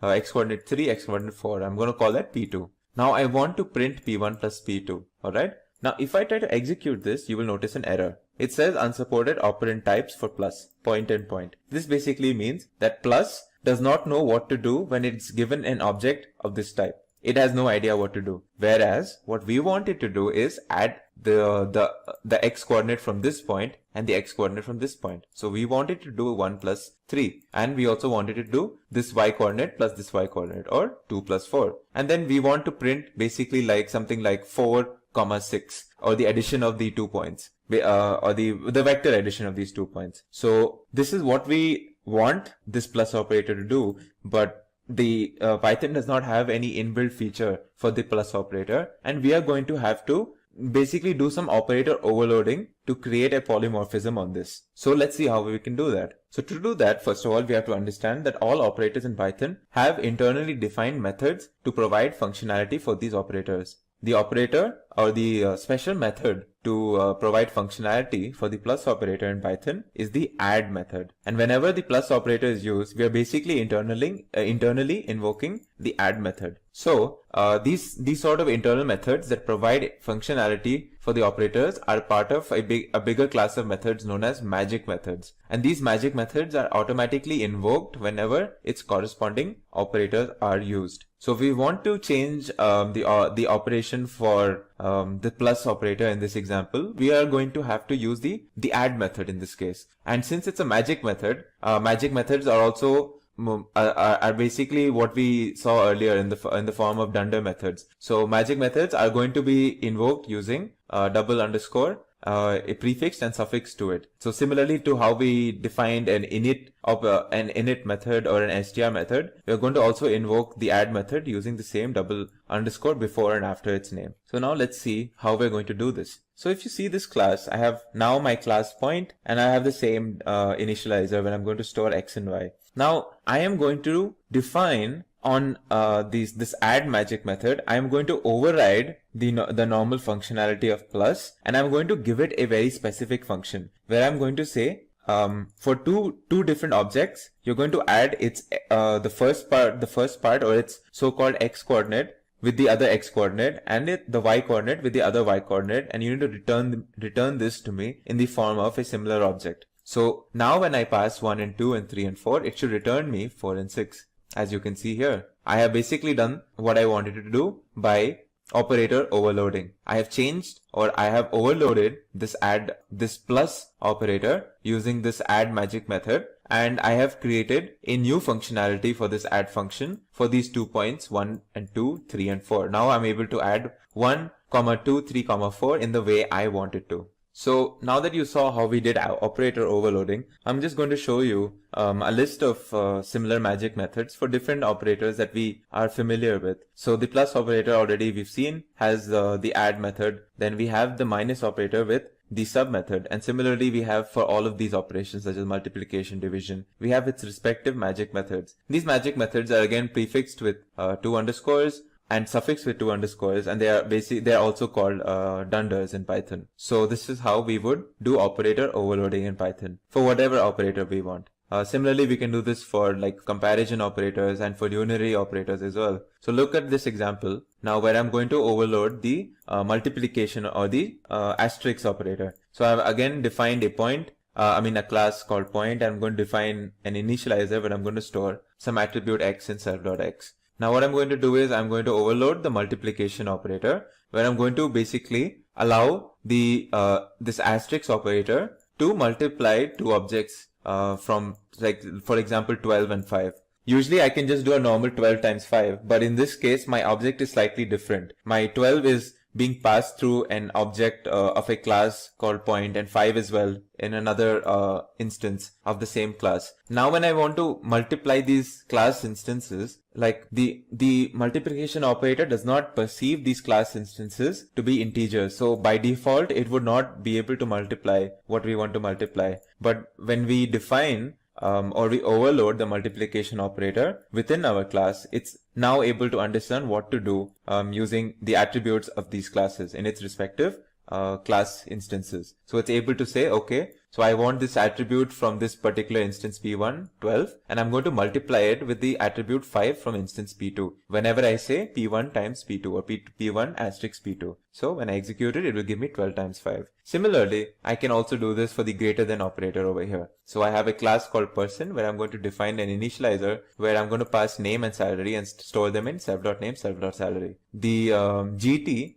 method is basically the greater than method, magic method, and it's going to we're going to use this to overload the greater than operator. And now again, using this greater than operator, I'm able to basically say object 1 greater than object 2, and I'm basically able to check through this, and if object 1 is greater than object 2, it will basically tell us if it is true or false, or basically whatever like we want to know. So basically the print statement will check for object 1.name, and it will say earns more than object 2.name if in case object 1 is indeed greater than object 2. So when I execute this, you can see here my first information says John is earning 4,500 of some units, Natasha is earning 6,000 of some units. So it will say John earns more than Natasha. Well, it's false because object 1 is not greater than object 2. So since 4,500 is not actually greater than 6,000. And this is the check that I'm doing by overloading the GT operator over here, where I'm returning the Boolean value of what is greater, self.salary or other.salary. Self being the first object in any comparison. So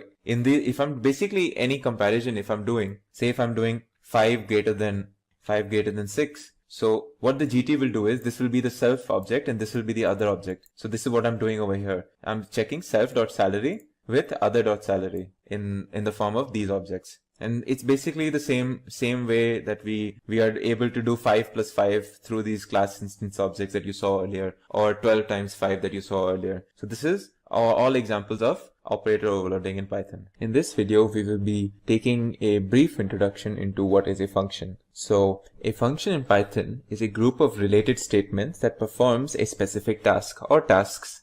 Now, functions help break our program into smaller and modular pieces of code. And it's very good and very convenient to use functions to make our code organized and manageable, especially as our overall program grows larger. It also helps us to avoid repetition and makes the code reusable. So let's look at the basic way of defining a function. So this is a basic function that I'm calling fun_name. Alright. Now the rest of the function, or whatever the task is going to be performed by this function, will be written over here with an indent, of course, as a standard when it comes to Python. So I'm going to define this one something in triple double quotes. So don't worry about what this is right now. This is a doc string. Don't worry about what this means, and I'll explain it to you just in a short bit. Alright. Now the rest of the statement, the rest of it will obviously be what this function will do. Let's include a simple print statement. Alright. Let's done here. And let's call this. So of course, now once you define the statement a function, to call the function, you just have to use its name like this. This is how you call a function. So as you can see, when I call this function, it should print the statement hello. Now let's look at some of the like what happened over here. So we've used the keyword def to define a function. We give it a unique name, which makes it with which we uniquely identify this function. And also, once we've done this, we can give this function a particular header. It's called a doc string. So what this doc string is basically something that we include in triple quotes over here, just after the def keyword. And this is like a brief. We can use this to give a brief give brief information into what our function is doing. So we can say this is this function performs addition, this performs subtraction, or whatever, like some basic information as to what our function does. So we can use a doc string for that. Of course, this is an optional thing. This does not have to be, we don't have to include this as well. Alright. But for the sake of this, let's just keep it here. After that, of course, rest of the function will contain whatever tasks we want to do with it, and that will be indented. Finally, we can also include a return keyword. And what the return keyword does is, at any point you find the return keyword in a function, you immediately leave the function and you go back to where this function was called. Okay. So now let's see. Now there's also one more important component of defining a function, and that's parameter. Now if you've noticed over here, within these parentheses, I did not include anything. This is like an empty parenthesis, opening and closing. What if I said if I included some a and b over here? So what this means is, whenever I call this function, I need to pass two parameters, a and b. These can be like strings or numbers or whatever.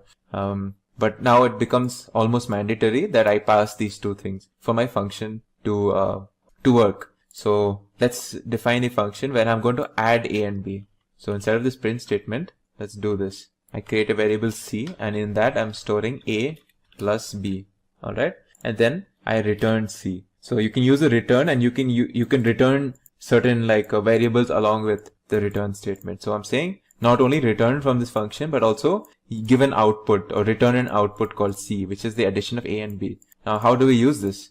Well, now instead of just calling the function like this, I'm going to include parameters. So I'm saying pass 2 and 3 to function name, where 2 will take the place of a and 3 will take the place of b. Alright. What will happen now is addition will take place and we will get returned the result. So let's see what happens now. As you can see, 2 plus 3, and I got the addition of 2 plus 3, and it returned me 5. So yeah, this was like a basic usage of a function and parameters. So of course, we can, if you want to know like what the doc string of a particular function does or says, you can use this statement. So let's say it's very important to like just keep a note in your while you're going through this or while you're learning that whenever we use some sort of a function, which has double underscore, right? This is like a built-in command provided by Python within the Python library itself. So these are like built-in commands to check certain details. So I want to check what is the doc string, and this is how I do it. So let's do print. Let's print what is the doc string over here. This is a doc string. So this is basically what I wrote over here. I can change this to this, like this does addition, for example. All right. Now this will say this does addition when I execute this line. So this is the way to check what is a doc string. Anyways, so now that you have seen a basic function or two basic functions that I defined for you and how we use them, what a parameter is, let's look at another concept that we call scope and lifetime of variables. So scope of a variable is the portion of the program where the variable is recognized. All right. Now a parameter and a variable that are defined inside a function are not visible from outside the function. This is a very key thing. So if we define something within the function, we can only use it within this function, and we cannot use it once the function has already been executed, so as to speak. These variables and these parameters have what we call as local scope, since they are only recognized within a particular function. Now the lifetime of a variable is the period throughout which the variable exists in the memory itself. And it's very important to note that lifetime of variables that are defined inside a function are as long as the function executes. Once we return from a function, whatever we have defined within it are destroyed. So when we use a function, it will not remember the values of a variable from a previous iteration of a function call. So let's try to understand this example or this concept using certain examples. So out here I have defined a function where I'm going to create a variable my underscore var, my variable, and I am going to store the value 10 in this, and then I'm going to print. So whenever I call this function, I will always create this variable, I will store 10, and I will print the value of this. Alright. Now what I'm going to do is, I'm not only going to create this my var inside this function, I'm also going to create a variable outside. So you see there, now you might be confused as to, okay, how is the behavior going to be? Because outside the function, I have created my var with a value 20, but inside the function, I will always define my var as 10. Okay. Now I'm going to print. So what I'm going to first do is, I'm going to execute this function that I created initially, where I store the value of 10 in my var, and then I'm going to print the value of my var that was present outside the function. Let's see what happens. You can see two different things happening. So when I execute this function, it prints the value inside the function as 10. But when I print the next line, which says, okay, now get the value of my var, it actually prints a value of 20. And this is a very key concept, because what's happening here is when I initially call my function, within this function, it creates a variable called my var, and it prints the value as 10. And the moment my function has been executed, it destroys this variable, and the variable which contained the value 10 is of course now destroyed, and all we have is the my var that contains 20 from the outside. And when we print that, we get its respective value as 20. So you can also think of it like this. The my var that is present inside this function is different to the my var that we create outside. So the scope of the my var within this function is local only to this function. And once the function is executed, that variable is destroyed. Alright. Now let's look at another case, or the other side of this case, where say we're dealing with variables that have a global scope. How do we deal with them? So let's create a variable called myvar. Alright. And I say I store 100 in this. Alright. Now if I define a function, I've stored myvar. Let's say I define a function. Define underscore, say again, same name, where what I'm going to do in this is I am going to print the value of whatever is there in myvar. Okay. So let's do print value of variable is value stored in variable is. Okay. Let's myvar. So let's see what happens when we do this. Let's call this function fun underscore name. Let's see what happens here. So as you can see, the value, I stored a value 100 in myvar, and I've called it inside the function. And this is because since I've defined it outside, I can use it inside as well. Now what if I try to change the value of this variable inside the function though? So let's see. If I did this, and now if I try to print, let's see, is this allowed? No, it's not allowed. In fact, I get an error. It says local variable myvar reference before assignment. And without going too much into detail, what it's saying is that the variable inside over here is still local to this function. And I have not defined this myvar as a global variable, so I cannot make changes to it within this function right now. And to change that, I can use the global keyword. What if I did global over here? So if I did global, and now if I said, okay, global myvar, and I declare this variable as a global variable, now if I do this, now if I do the same incrementation, now let's see what happens when I'm trying to do this. You see, I get the value 101. This is exactly what I wanted, and that is because I've defined my variable to be a global variable within this function. So I can, in fact, make changes to it within this function. So this is how we use the global keyword and global variable. Also, just to make a quick note, there are three types of functions, the three types of categories in which we can divide functions. First one being built-in functions. These are the ones that are built into the standard library of Python. The other is user-defined functions. That is the ones which we define ourselves. And the third type is called anonymous functions. They're also known as lambda functions, and this is something that we're going to cover in a separate video. Now let's talk about the arguments that we pass in Python. So there are four types of arguments that Python user-defined functions can take. First one being default, the other one is required, then there is keyword, and then there is variable number of arguments. So the default argument is when, say, if I defined a function where fun underscore name, and I'm saying a comma b, right? But what if the user has not, say I want a default value of a and b each time when I use this function. So in the case where if, say, I don't pass a value for a and b, like this will always be used. So I can just say a is equal to 2 by default and b is equal to 3 by default. And then within this function, I will say c is equal to a plus b and then return c.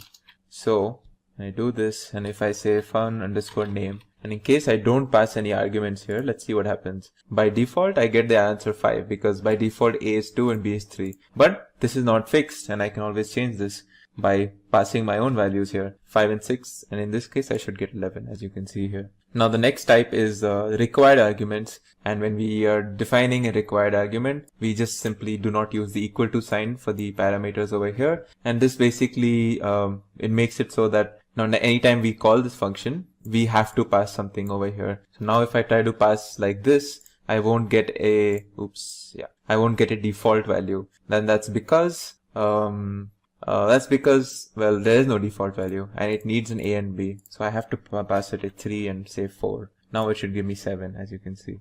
The next type of argument that we'll be talking about are the variable number of arguments. So let's look at an example here. So what I'm doing in this particular example is I'm defining a function called mySum, where I'm passing some parameter called myIntegers, and I'm doing something out here. And what this does is, it will take the values of a particular collection of objects, and that's called myIntegers. And each value, I'm going to keep adding it to each other, and I'm going to result a particular sum. I'm just going to result the sum of whatever is there. So in this case, what happens is I'm creating a list 1, 2, and 3, which contains 1, 2, and 3, and then I'm going to print the summation of whatever is there. So it should give me 6. Now, the problem in this case is that each time when I'm going to perform this function, I have to create a separate list where I'm going to store these objects.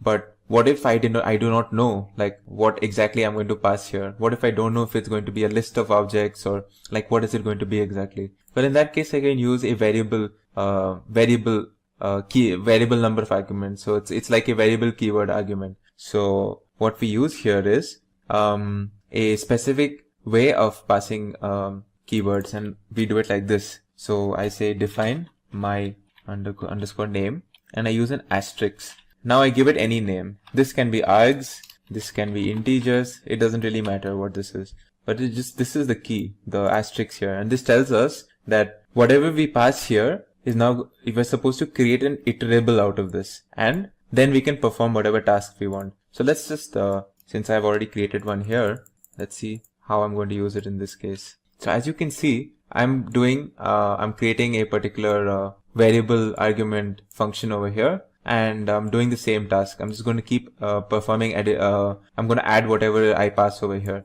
But now when I'm calling this function, I don't need to create a separate list as I did over here. I'm just passing all the numbers that I want to in the form of, like, it's pretty much like a tuple. So I'm just passing these numbers here, and what this function is going to do is going to create an iterable out of this, and then we're going to iterate over it. As you can see, that's happening over here. And I can keep, I can just keep like, so since I've done it for 1, 2, 3, and 7, the summation should be 13 in this case. I can add another number here just explicitly, just like this, and you can see the value will change. And that's because this is a variable, argument method of creating a function. Now the fourth type of function arguments is the variable keyword argument. So let's look at what is the keyword argument now. So I have defined a function here called the concatenate function, and let's see what I'm going to do with this. So in this, I have passed a keyword argument. I've said that, okay, this is going to be a keyword argument function, and what I'm going to do in this is I'm going to create a blank string, and what I'm going to do is I'm going to add or I'm going to concatenate certain strings that I'm going to pass to this function. So in this example, I have passed Python and is and cool and an exclamation mark, all separate strings. And what I'm going to do in this function is I'm going to join them together. And I'm going to create one whole string out of it. Let's see what's the result. Python is cool. So this is, so of course, like, if I had to add something else, like Python is say, cool, and say, I just wanted to say hello and say one more string. I can add it just like this. I don't have to like define a fixed number of arguments. I can pass any number of arguments I want. And this works exactly the same as variable. In the only difference is instead of positional arguments, we're using keyword arguments over here. Hello, bye. Like this, it doesn't really make sense, but just to show you, as you can see. So this is how we use keyword arguments. In this video, we will be learning about exceptions. Exceptions are errors that are raised during the execution of a program. When an error occurs, Python generates this exception that can be handled, which avoids our program from crashing. Python has many built-in exceptions. However, we can create many user-defined errors or exceptions as well to catch whatever errors we're looking for in our program. So when an error occurs, Python interpreter raises an exception and stops the current process, and it passes it to a calling process until the exception is handled. And if this is not handled, the program will crash.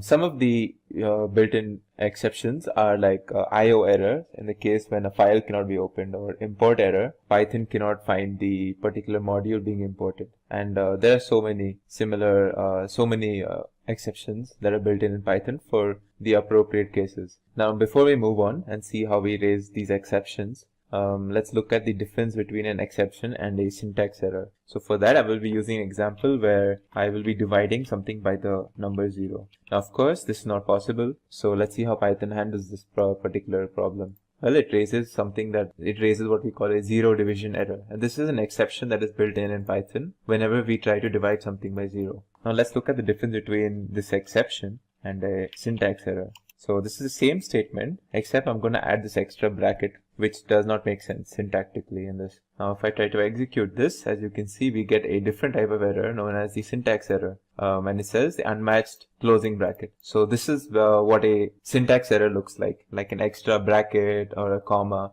that basically makes the line unreadable to the interpreter in the first place. So the interpreter doesn't even get to the point where it needs to figure out that there's something being divided by 0. It doesn't even get to that point because it finds this extra bracket and it cannot execute this line at all. So that is like the difference between an exception and a syntax error. Alright, now for our first case of how we raise or how we handle exceptions, let's look at the keyword raise. So for this example, what I will be doing is I'm going to take this variable x, alright, and I'm going to store a value 10. And what I'm going to do is I'm going to check for a condition. If x is greater than 5, then I'm going to raise this exception using the raise keyword like this. And in case this condition is met, if x is actually greater than 5, I want this particular message to play out in my exception. So let's see what happens when I execute this. As you can see, the exception is raised because x is indeed greater than 5, its value is 10, and the error message says as so, that x should not exceed 5, the value of x was 10. So this is an example of how we can raise an exception. And as you can see, when a condition was met, the program comes to a halt and an exception was raised. Now let's look at another type of handling exception where we use the assert statement. So when we use the raise command, we waited until an error occurred and our program crashed midway, right? What if we want to check if a condition is met? And if this condition is met, then the program can continue. But if the condition turns out to be false, then we want a particular error, namely the assertion error exception, to be thrown to us. So we can use the assert command in such a case. So in our example, we will be checking whether the system that we are working on is actually Linux or Windows 32. So let's see. First of all, let's import a library called sys. It's a library where we can access system information. One of the modules in that is one of the functions in that is the platform. It basically tells us what system are we working on. So we're working on a Win32 system. Okay. So let's use the assert keyword. All right. Now we're going to check if Linux is what we are working on, and in case it is not, then we want an error message, and this will be the error. The error will obviously be an assertion error because we are using the assert keyword. So this is how we use the assert statement. And if we execute this, as you can see, we get the assertion error because sys.platform contains Win32 and not Linux. And so we got this assertion error. So if we change this to check for Windows system, we won't have any error when we execute this, as you can see. So this is the example where we use the assert statement. Another way of handling exceptions is by using the try and except block. So this is probably one of the most common ways of handling exceptions in Python, where we use a try keyword and an except keyword. Now within the try keyword, as you can see here, we have a chunk of code which we're going to check. And if everything is fine in the try keyword, then this is perfect. So we don't need to move on to what we call the except part of the try and except block. But if say there was an error in the try block, then we move on to the except block where we're going to run the part of the code in the case we find an error in the try block. So first we check the part of the code that is under the try block, and if there is an error, we move on to the except block and we run that part of the code over there. And in the except block, that is where we handle our whatever error that might get thrown our way in the try block. Okay, let's look at an example at how to use this technique. So I have a basic function out here. All right, it's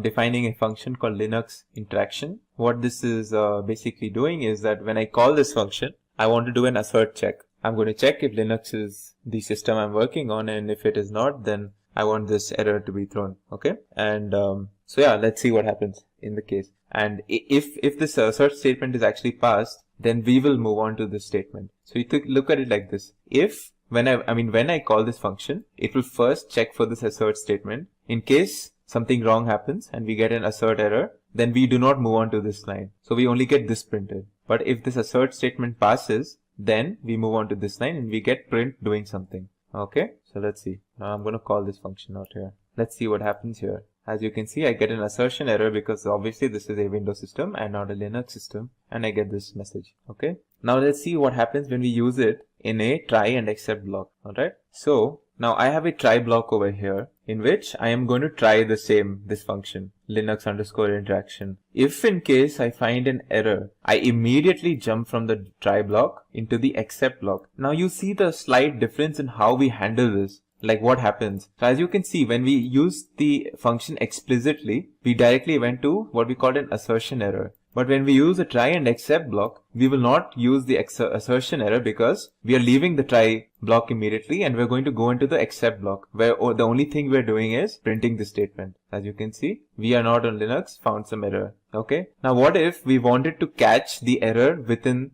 this function itself, which was the assertion error? And we can do that explicitly like this. So now what I'm doing is I'm going to try, alright, and it's going to catch an error in this, right? So now in the except block, I'm going to say the assertion error that we found in this function in the try block, we're going to use that in our except block. So as you can see, we're going to print that assertion error. It will basically print this statement: function can only run on Linux systems. As you can see here, function can only run on Linux systems. Function can only run on Linux systems. And the next part of the thing was the Linux interaction function was not executed. Okay, so this is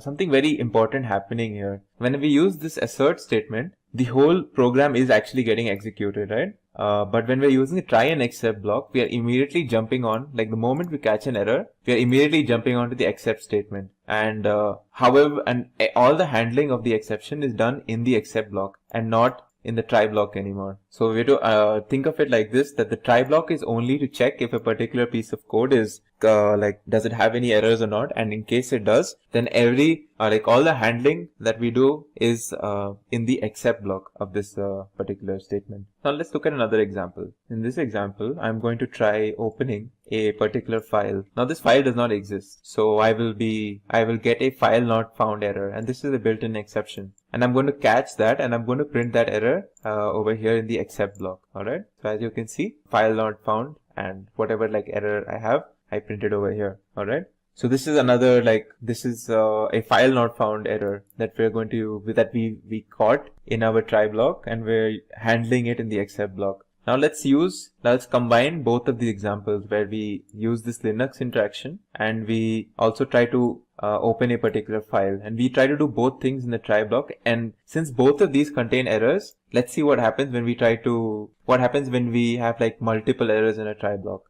So as you can see, in my try block, I'm not only doing this Linux interaction, I'm also trying to open a particular file that does not exist, obviously. So now you might think, will I get two exceptions? Well, let's see what happens when we try to execute this. So it's important to note that in our except, we have an except for catching a file not found error, and we also have an except for finding the assertion error that is part of this Linux interaction function. So since both of these are erroneous statements, they will throw exceptions. So now the question is, will we get both of these except blocks, or will we get both of these exceptions? Will we get only one of them? Will we get the first one? So let's see what happens. So as you can see, my error statement is very much like the assertion error that we had done as part of this Linux_interaction function. Function can only run on Linux systems. The Linux function will not execute it. So as you can see, that is the one that has been caught, and for some reason the file not found error has not been caught. And this is because this is a very important feature of the try block. The moment we find the first error in our try block, we immediately leave and we do not execute any of the further statements, and we jump into the exceptions and we handle it using the except blocks. So the moment an error was found in this function, we did not execute this part of the statement and we directly jumped into the respective exception. That was the assertion error exception. So this is a key takeaway. So some of the other key takeaways when it comes to exceptions is a try clause is executed up until the point where the first exception is encountered. And in the except clause or the exception handler, we determine how the program responds to this exception. We can have multiple exceptions and we can differentiate how the program responds to each of these. And it's also very important to not use except clause on its own. It's very important not use a bare except clause. Now finally, before we conclude this topic of exceptions, let's look at the else and the finally clause. So the else clause is used when we want to execute a particular piece of code in the case where we have no exceptions or no errors found. So let's look at this. Just like we had the Linux interaction function, I'm going to define a win underscore interaction. And this is going to check whether our system is Windows or not. In case it is not, then we get this error message. Alright. And in case it is a Windows system, we print this in the case of when we call this function. So let's again use our try and except statement. Only in this case, we will be using an extra else clause. So we first try this function. In case there's an error, we catch it as an assertion error and we print that error. But if there is no exception, then we move on to the else statement and we print this. So as you can see, we have actually moved on to the else statement and we print this line executing the else clause. And that is because we have found no exceptions over here. So again, it's key to remember that the else clause is used whenever we want to execute a particular statement in the case where we do not find any exceptions in the try block. The finally clause is used when we want to execute something regardless of whether we have an error or an exception or not. So no matter if an exception is raised or if it's not raised, we want this finally block to always get executed. And let's look at let's look at an example of it being used. So I have this block where I'm doing a lot of things. The first thing that I'm doing is I'm going to check for this Linux interaction function, which is going to check, of course, whether it's a Linux system or not. This I'm doing the try block. Now, if I catch an error, that I want to handle it by simply printing the error over here. And in the event that there is no error, then I will move on to the else statement, and I will try this particular block of my statement, which is again that where I'm trying to read a particular file that does not exist. And it's very important that you note that within the else block, I have another try and except block, and this is perfectly legal and it's perfectly valid in our program. We can do this. So think of it like this. I'm first trying this. If I have an error, then I do this, and I don't execute this. But if I don't have an error, then I execute this whole statement, which contains its own try and except block. Alright? But regardless of whether I get an error here or not, I will always execute this portion of my statement or under the finally clause. So let's execute this. As you can see, of course, the error is raised in this try block. So we move on to the exception, and that is what is printed over here. And after the exception is done, we move on to the finally. We of course skip this else block because the exception was actually raised. So after that is done, we move on to the finally block where we print this particular statement. Well, that was it for an introduction into exceptions in Python. I hope you learned something from this. And of course, this is just the beginning. Exceptions are something that you would probably encounter a lot, especially when you're beginning. And it's something that you will learn to extensively work with. And that will also help you improve in your programming. In this video, we will be covering the topic of iterators. Now, an iterator in Python is an object that contains a countable number of values, or it's a larger object that contains a countable number of sub-objects.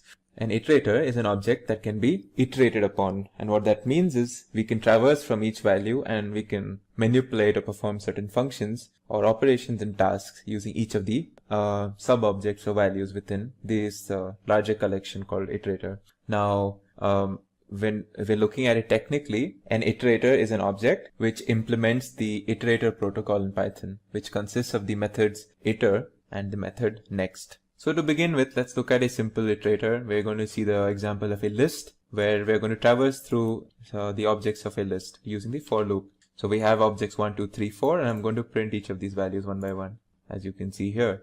Similarly, we can also do the same thing for another iterable known as the string, where we can go character by character, again using the for loop, as you can see here.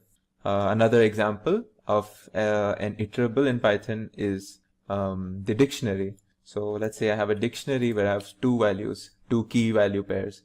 Key x, which contains the value 1, and key y, which corresponds to the value 2. Now, when I'm going to do a for loop through this, by default, I will be traversing through the keys x and y, as you can see over here. And of course, the other types of iterables in Python are like sets and tuples as well. Alright.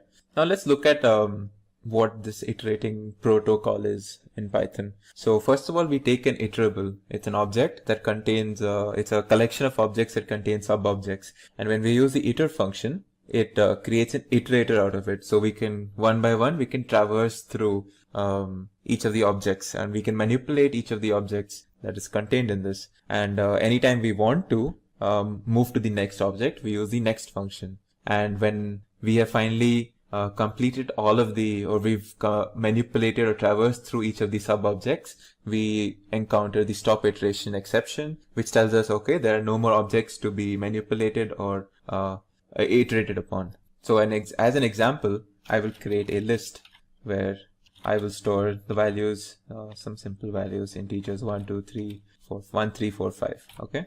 I'm going to create an iterator out of this where I will use the iter function, and I'm going to say this is, let's say this is called my iter. Okay. And I'm going to use the iter function as I had mentioned, and I'm going to pass my list in this.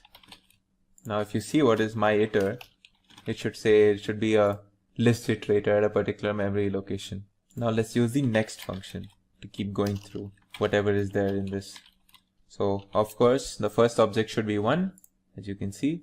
Now when I look at the next, it should be 3, then I should get 4, and now I should get 5 as I use the next successively. Now since I've reached the last of my objects in this collection, now the next time I use this next function, I should get a stop iteration exception that is raised, as you can see here. So this is the basic iteration protocol in Python.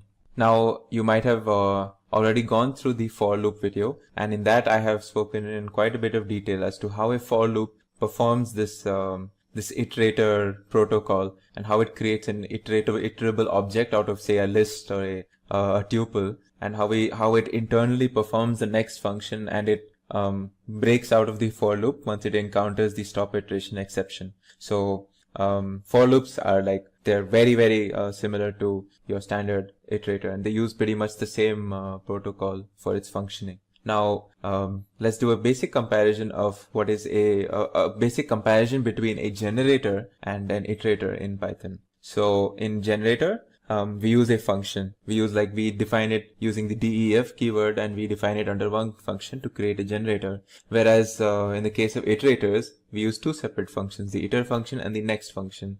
The generator makes use of the yield keyword, whereas the Python iterator does not. In generators, we save the states of the local variables each time we use the yield keyword, and we pause the loop temporarily. Whereas in iterators, we do not make use of any local variables. All we need is an iterable like a list to iterate upon. We may use any number of yield statements in generators, and we do not use yield statements in iterators. Generators are not memory efficient, whereas iterators are very memory efficient. So this is like basic comparison between generators and iterators. In this video, we will be covering the topic of modules in Python. Now, a module in Python, to put it simply, is basically a Python file that has functions and classes written into it and is saved with the .py extension to specify that it is indeed a Python file. A Python program can use one or more modules, and modules can have one or more functions. They basically help us organize our code, and instead of having one long Python file, we can have several files or several modules. Now, modular programming is the process of breaking a large event or task into smaller and more manageable subtasks, and we call these subtasks basically modules. Now, individual modules can be grouped together like building blocks to create a larger application. There are several advantages to modularizing code in a large application, and we will be going through them right now. So first of all, there is simplicity because instead of focusing on a big problem or big task, we can break down the problem into smaller portions or modules. Now, maintainability of code is much better through modules because they are designed to create these sort of boundaries or clear demarcations between different problem domains. There is reusability in the sense that once we create a module, we can use it in different parts of the code or even different applications itself. There is also scoping, and what this means is modules typically define a separate namespace, and this helps us avoid collisions between identifiers in different areas of a program. Functions, modules, and packages are basically all constructs in Python that promote code modularization. You might have already come across or gotten an intro into functions. In this video, we will be going through modules. And in another video, we will also cover the topic of packages. To import a module, we use the import keyword. And in this example, what I'm going to show you is a simple function or a simple operation of importing the OS module.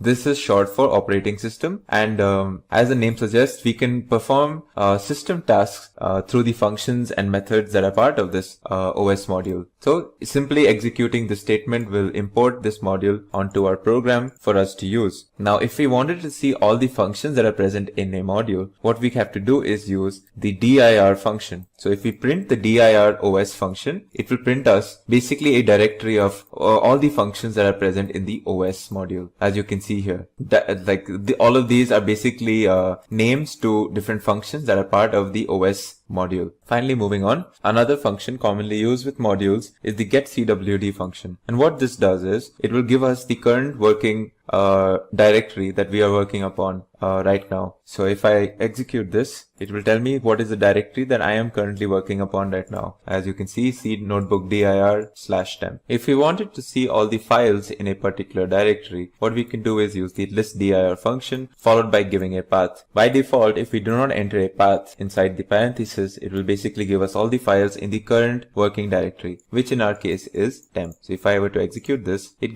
basically gives me a list of all the files files that are presently there in the directory that I am currently working upon. Now a basic step is creating a Python module. The simplest way to create a Python module is basically creating a Python script with whatever functions and tasks that we want and methods that we want inside whatever module, and saving it with a .py extension.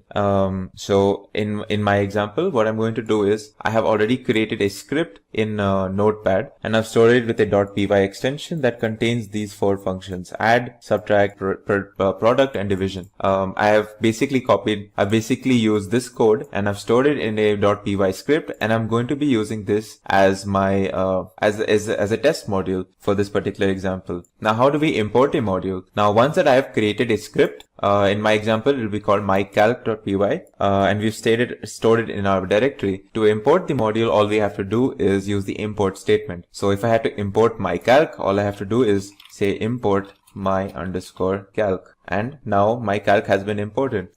So we can use the import statement, or if we want to import something particular from mycalc, we can do from mycalc import. Now we can, whatever, like for example, if we wanted the add function, we can basically just say only add, or if we wanted add and subtract, we can say add and subtract, for example. So this is basically by using from, we can say that we want something from something, but only parts of it. We don't want everything.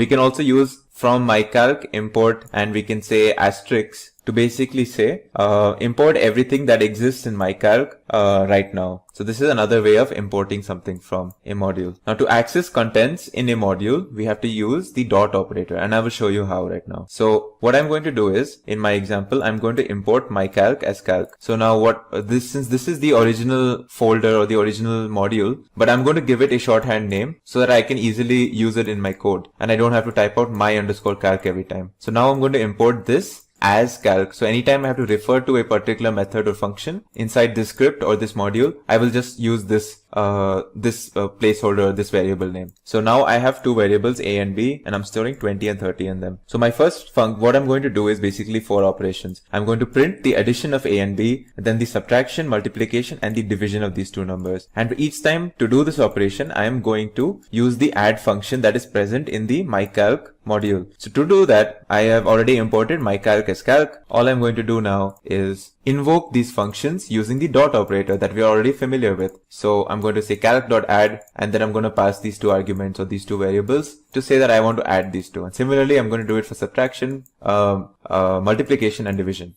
As you can see, these are the results of my tasks. Now, if I had to do a directory operation on the module calc, it will basically give me a bunch of inbuilt or dunder methods that are already a part of any Python script by default, such as built-ins. So if I execute this just to show you what happens when I use the dir function, it will basically give me all the functions that are part of this Python script. So these double underscores that you see are basically denoting magic methods or dunder methods, and these are like inbuilt methods as a part of the script. And if you see here, add, division, prod, and sub, these are the methods that we have defined earlier on in our script ourselves. Now to go slightly deeper or in more detail into what happens when we do a module search, let's actually look at what happens. So what happens is when, for example, we execute the statement import mycalc as calc, as we did over here. So the steps that actually take place are the interpreter executes the above statement, and it searches for this Python script in a list of directories assembled from these following sources that you see here. So it takes the directory from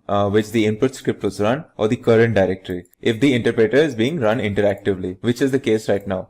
Secondly, it will list all the directories contained in the Python path environment that you set up, that you can set up or you can change later on as well. And this format for Python path is OS dependent, of course, but it should mimic the path environment variable that we see in Windows systems. And then the other source or the other directories is basically an installation dependent list of categories configured at the time Python is installed. Now the resulting search path that is accessible in the Python variable system.path, this is basically obtained from a module named sys. So if I imported this sys and I did sys.path, now these are all the directories that we are going to look for when we want to search for any particular module. So if I'm doing import mycalc or import OS, it's not only going to look at the current directory that I am working on, it's also going to look at all of these directories that have been set up as you could say directories or paths in the system.path. In this video, we will be covering the topic of packages. Now, what if we developed a very large application in Python that contains many different modules, and we have so many different modules that have similar names and functionalities, and they're all kept in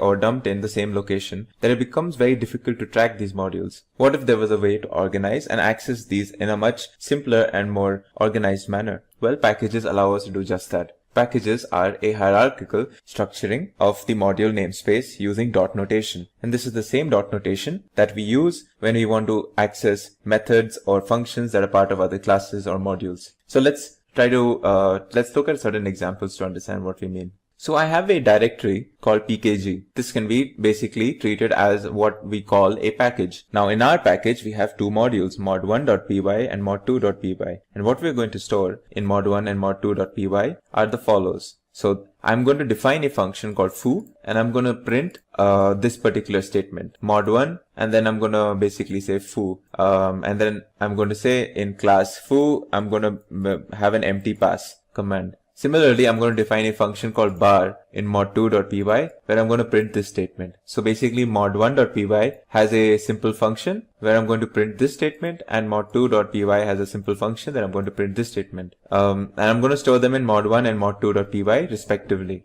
And these two modules I'm going to store in the directory pkg in my local folder. Now I've already done this, so we can already get to working with this. Now if I wanted to access these particular modules from the pkg folder, I can simply use the import command and use the dot notation. So I can say pkg.mod1. So this will import the mod1 module from pkg folder. Similarly, I can do the same thing for the mod2 module from the pkg folder in the same line. So now that it's been imported, just simply execute this, and this imports whatever we needed. Now, if we wanted to perform a function that was a part of mod1.py, we can just extend the dot notation and use the function as over here. As you can see, it performs this print command, whatever it was supposed to do. Similarly, I can invoke the function that was part of the mod2 module by extending the dot notation to it in the same way. Now, another way that I can invoke I can import a package is by directly importing the package itself by using import pkg and not accessing any of the specific modules within it. Now let's see what happens when we do this. So just for this example, what I'm going to do is I'm going to restart the kernel so that the pkg modules that were already imported get cleaned away. So we see what happens when we execute this on its own. Now if you see, I have imported this. Now let's see if I can access my mod1 and mod2. Now if you see here, it's throwing me an error. And this is because simply using the import command on a particular package only imports, you could say, the package namespace, but it does not actually import any of the modules and files that were part of this package. So if I wanted mod1 from this package, I would have to actually say import pkg.mod1 directly. And I cannot simply say import pkg, and Python will not import everything that is part of a package on its own. I have to specify it myself specifically. Now I'm going to create, and I'm going to show you another type of importing from a package using the star operator. So I have this package pkg once again. Now I'm going to store 4 different modules within this package: mod111.py, mod222.py, and I've already done this, so you don't need to bother about seeing me doing it right now, because I've already created these files. And what I've done is within mod111.py, I've written this statement and I've stored it in the Python script. Similarly, I've created another Python script called mod222.py, and I have basically written this in the code. And I've similarly done this for mod333.py, and I've done another for mod4.py. Now, once I have done this, I've stored these Python scripts into my package or pkg package. So now what I'm going to do is I'm going to execute this command. If you see this, from pkg.mod333 import star. So once I execute this, now I'm going to say print directory, and print directory basically will tell me all the functions that exist in my current directory. If you see here, there's this baz function that was a part of mod333 module. Now if I change this, and if I imported mod111, And if I did the same thing, you will see foo has now been added as a part of this directory. And these are all functions that were part of these different modules where I'm importing from. And that is what the star function does. What the star function will do is it will basically tell Python, okay, so the statement is saying from pkg.mod111. So it's saying that,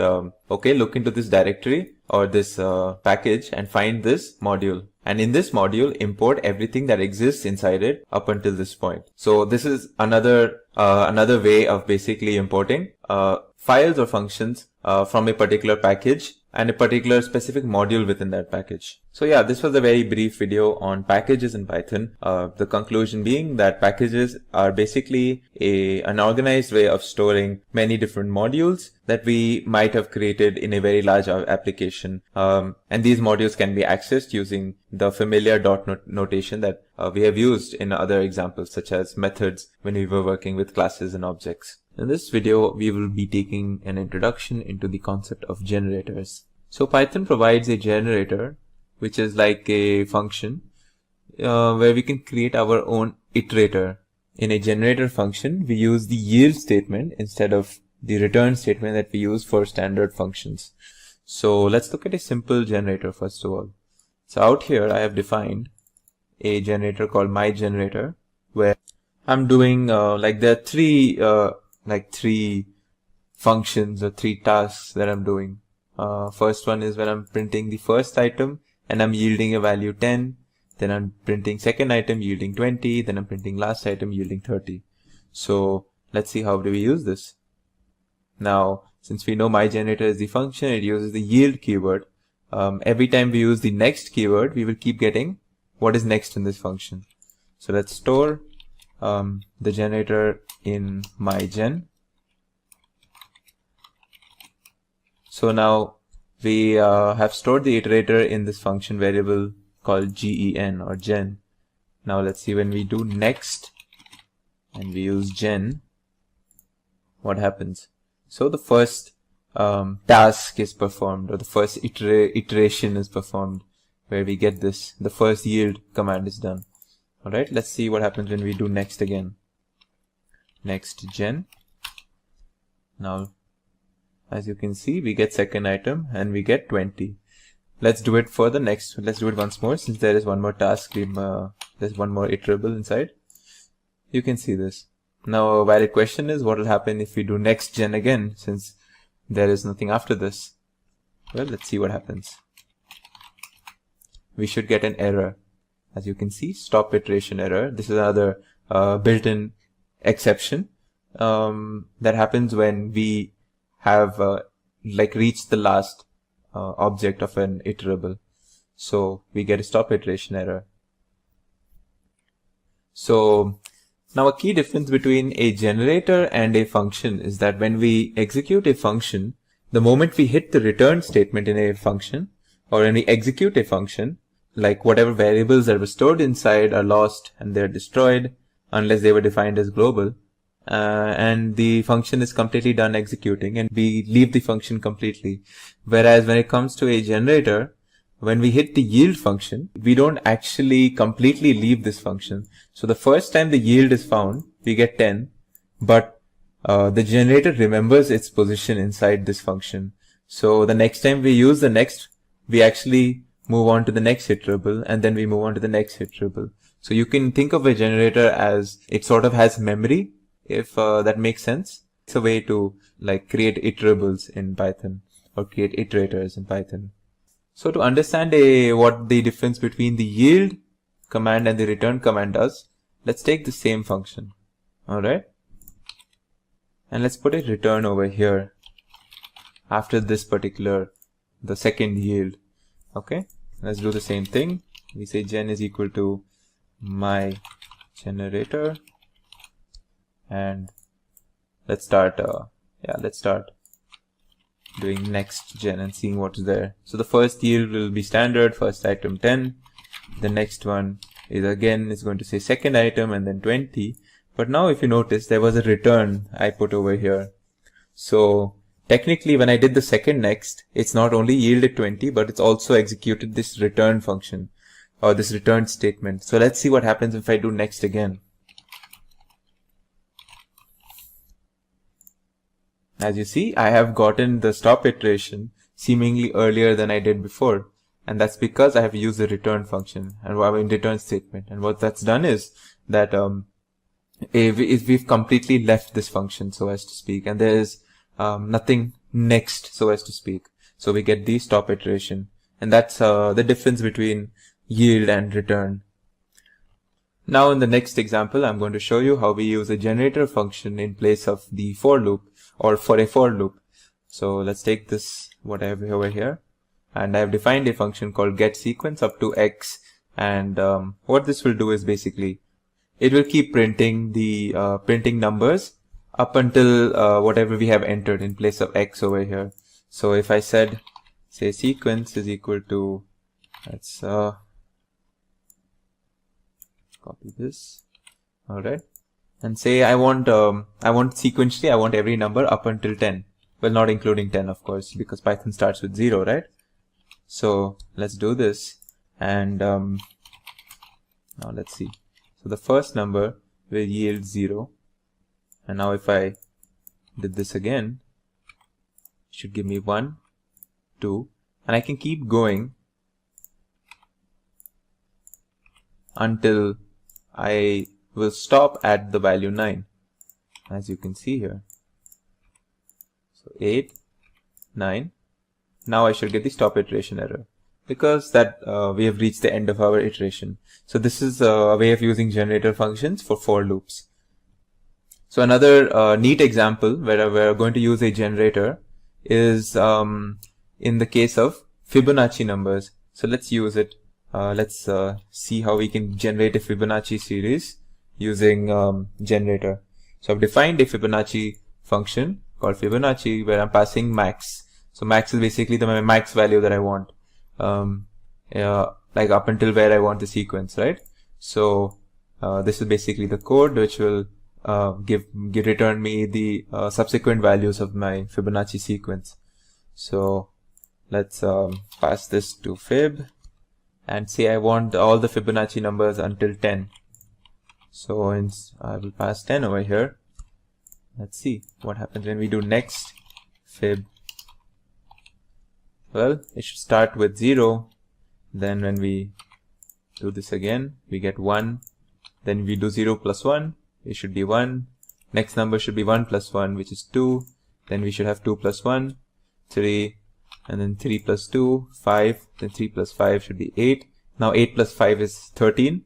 And since 13 is greater than what we passed for our max value here, now when we try this, we should get the stop iteration error, as you can see. In this video, we will be learning about the concept of list comprehension. Now, list comprehension it's a neat way of creating a new list based on values that are already there in an existing list.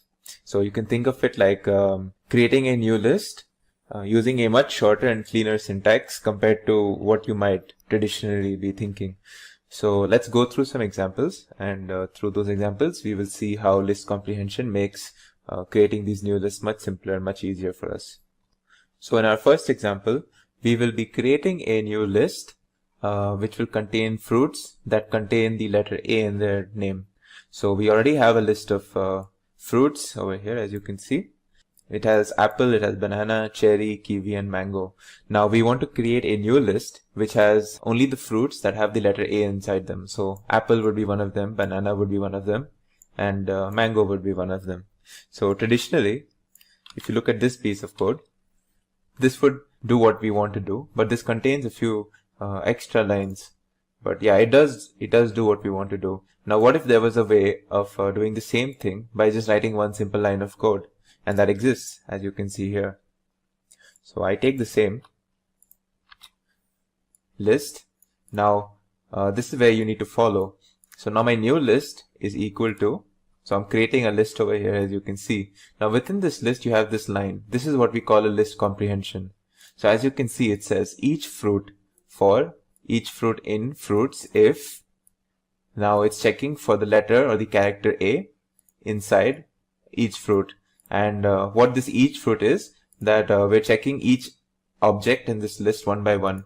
So first, in the first iteration, each fruit will contain the string apple, then in the next iteration it will contain banana, and in each iteration we're going to check if it contains the character A, and if it does, then we store that each fruit in the new list, as you can see here.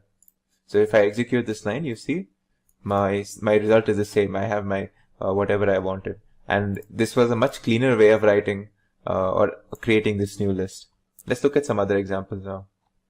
So my next example, what I'm going to do is I am going to iterate through a string. So I have a string, it can be anything. In this case, I am using a string called human.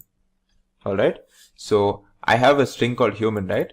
Now I want to store each character of this string into a list that we call h_letters.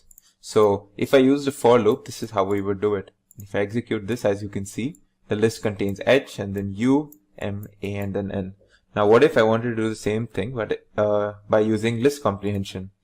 So what I would do is, let's create a list over here, h_letters, and so as we know, list comprehension will you just basically need one line. In this case, it will just be like this.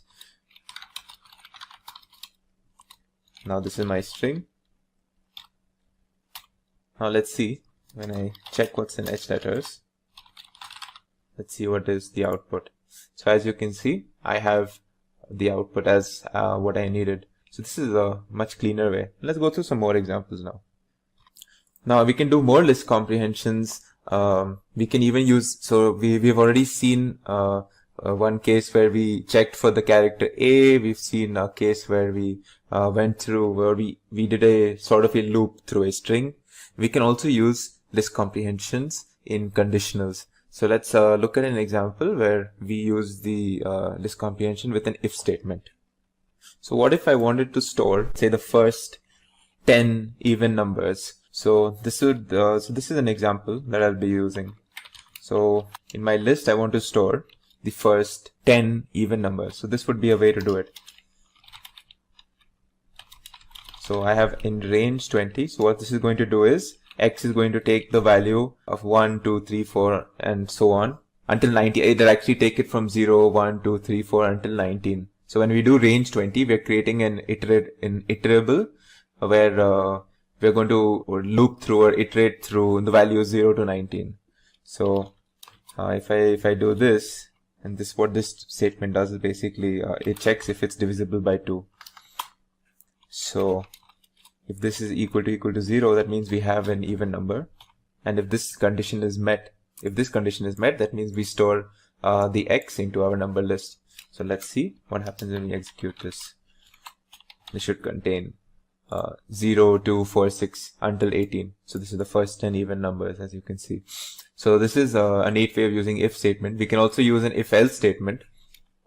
So what if I'm checking each. Okay, so I'm going to create another list, and in this list I'm going to basically see if each of my numbers are the even or odd. The first, let's say 10 natural numbers. So let's write this statement down. So I want it to be even in case the I that I'm checking, I being every number between, like say the first 10 natural numbers, as I said. Now let's check if it is divisible by 2. Well, if it is divisible by 2, of course, it's going to be even, right? Else, we say that it is odd.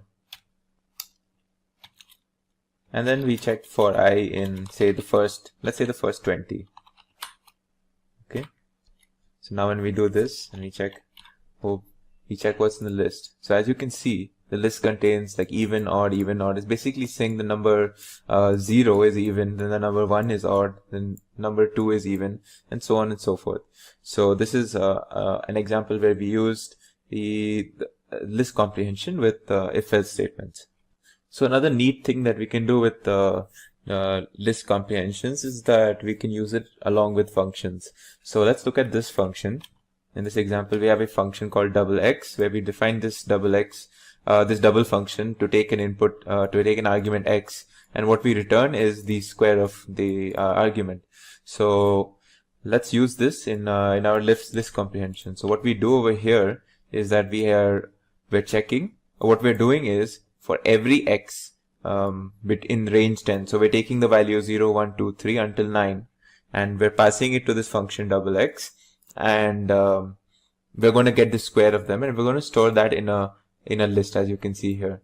Let's call this list x. Let's just call this list let's call it y. So now let's see what's in y, and we check. It should be 0, 1, 4, 9 and so on. So wait, let's check again. Does this square? No, this is actually 2 times. So let's make it square, as you can see. So you can see 0, 1, 4, 9 for the first 10 numbers, 10 natural numbers. Now what I've shown you is obviously list comprehension, but we can also do set and dictionary comprehensions. In fact, set comprehensions work exactly the same way as list comprehensions. The only difference is the set comprehensions will make sure that there are no duplicates inside the set. So you can't have like duplicate items, which you can in the case of list comprehensions. So let's like just take a look at an example. So here in this example, what we're doing is we're going to check. So we have this string that we're storing in the variable text, and the string is something like life finds a way. So whatever this is. Now what we're going to do is we're going to iterate through this string character by character, and we're going to check if we're going to check for vowels essentially. So we're going to see if the character A, E, I, O or U is present in the string, and if it is, we will pass it into our set. Now if you look, you will find there are multiple I's, right? And there are multiple A's as well. So if we did this through a list comprehension, each time that we find a vowel, it would be added to our list. But since this is a set, and sets do not allow duplicates, so you will only have one copy or one particular object for each of the vowels. So of course, now set comprehension is defined using curly braces, so let's keep that in mind. So now if I check what's in this, I will see A, E, I and U. Even though there are multiple A's or multiple E's or I's and U's, since this is a set, we don't have duplicate copies of any of these. So this was just a small example for showing you set comprehensions. Similarly, we can do the same thing, this comprehension for dictionaries, and we call it dictionary comprehensions. The only thing that we have to worry about when it comes to dictionary comprehensions is that we have to define a key when it comes to this. So let's look at an example. In this, what we're doing is, again, dictionary comprehensions are also defined using curly braces, just like sets, except in this case, we will define a key, and that separates it from a set comprehension. So in this case, what we're doing is that I'm checking, I'm going through a list of numbers from 0 to 9, right? This is what the range 10 function does. And what I'm going to do is, I'm going to create a key, which is going to be like 0, 1, 2, 3. And the value of each key would be its square, as you can see here. I'm doing I times I, or just to make it a little more clearer, as you can see, I'm doing I square over here for every value from 0 to 9. So what I should get is like a dictionary where the first key is 0 and the value of that key should be 0 as well, because 0 square is 0. Then for 1 it will be 1, and then for 2, 4, and then 3, 9, 4, 16. So let's see what happens. As you can see here, this is the result that I wanted. So just to summarize, let's go through some key points to remember when it comes to list comprehensions. So it's obviously an elegant way to define and create lists based on existing lists. It's more compact and faster than normal functions and loops. But we should also keep in mind that we shouldn't write like very complicated list comprehensions, because the idea of a list comprehension is to be user-friendly.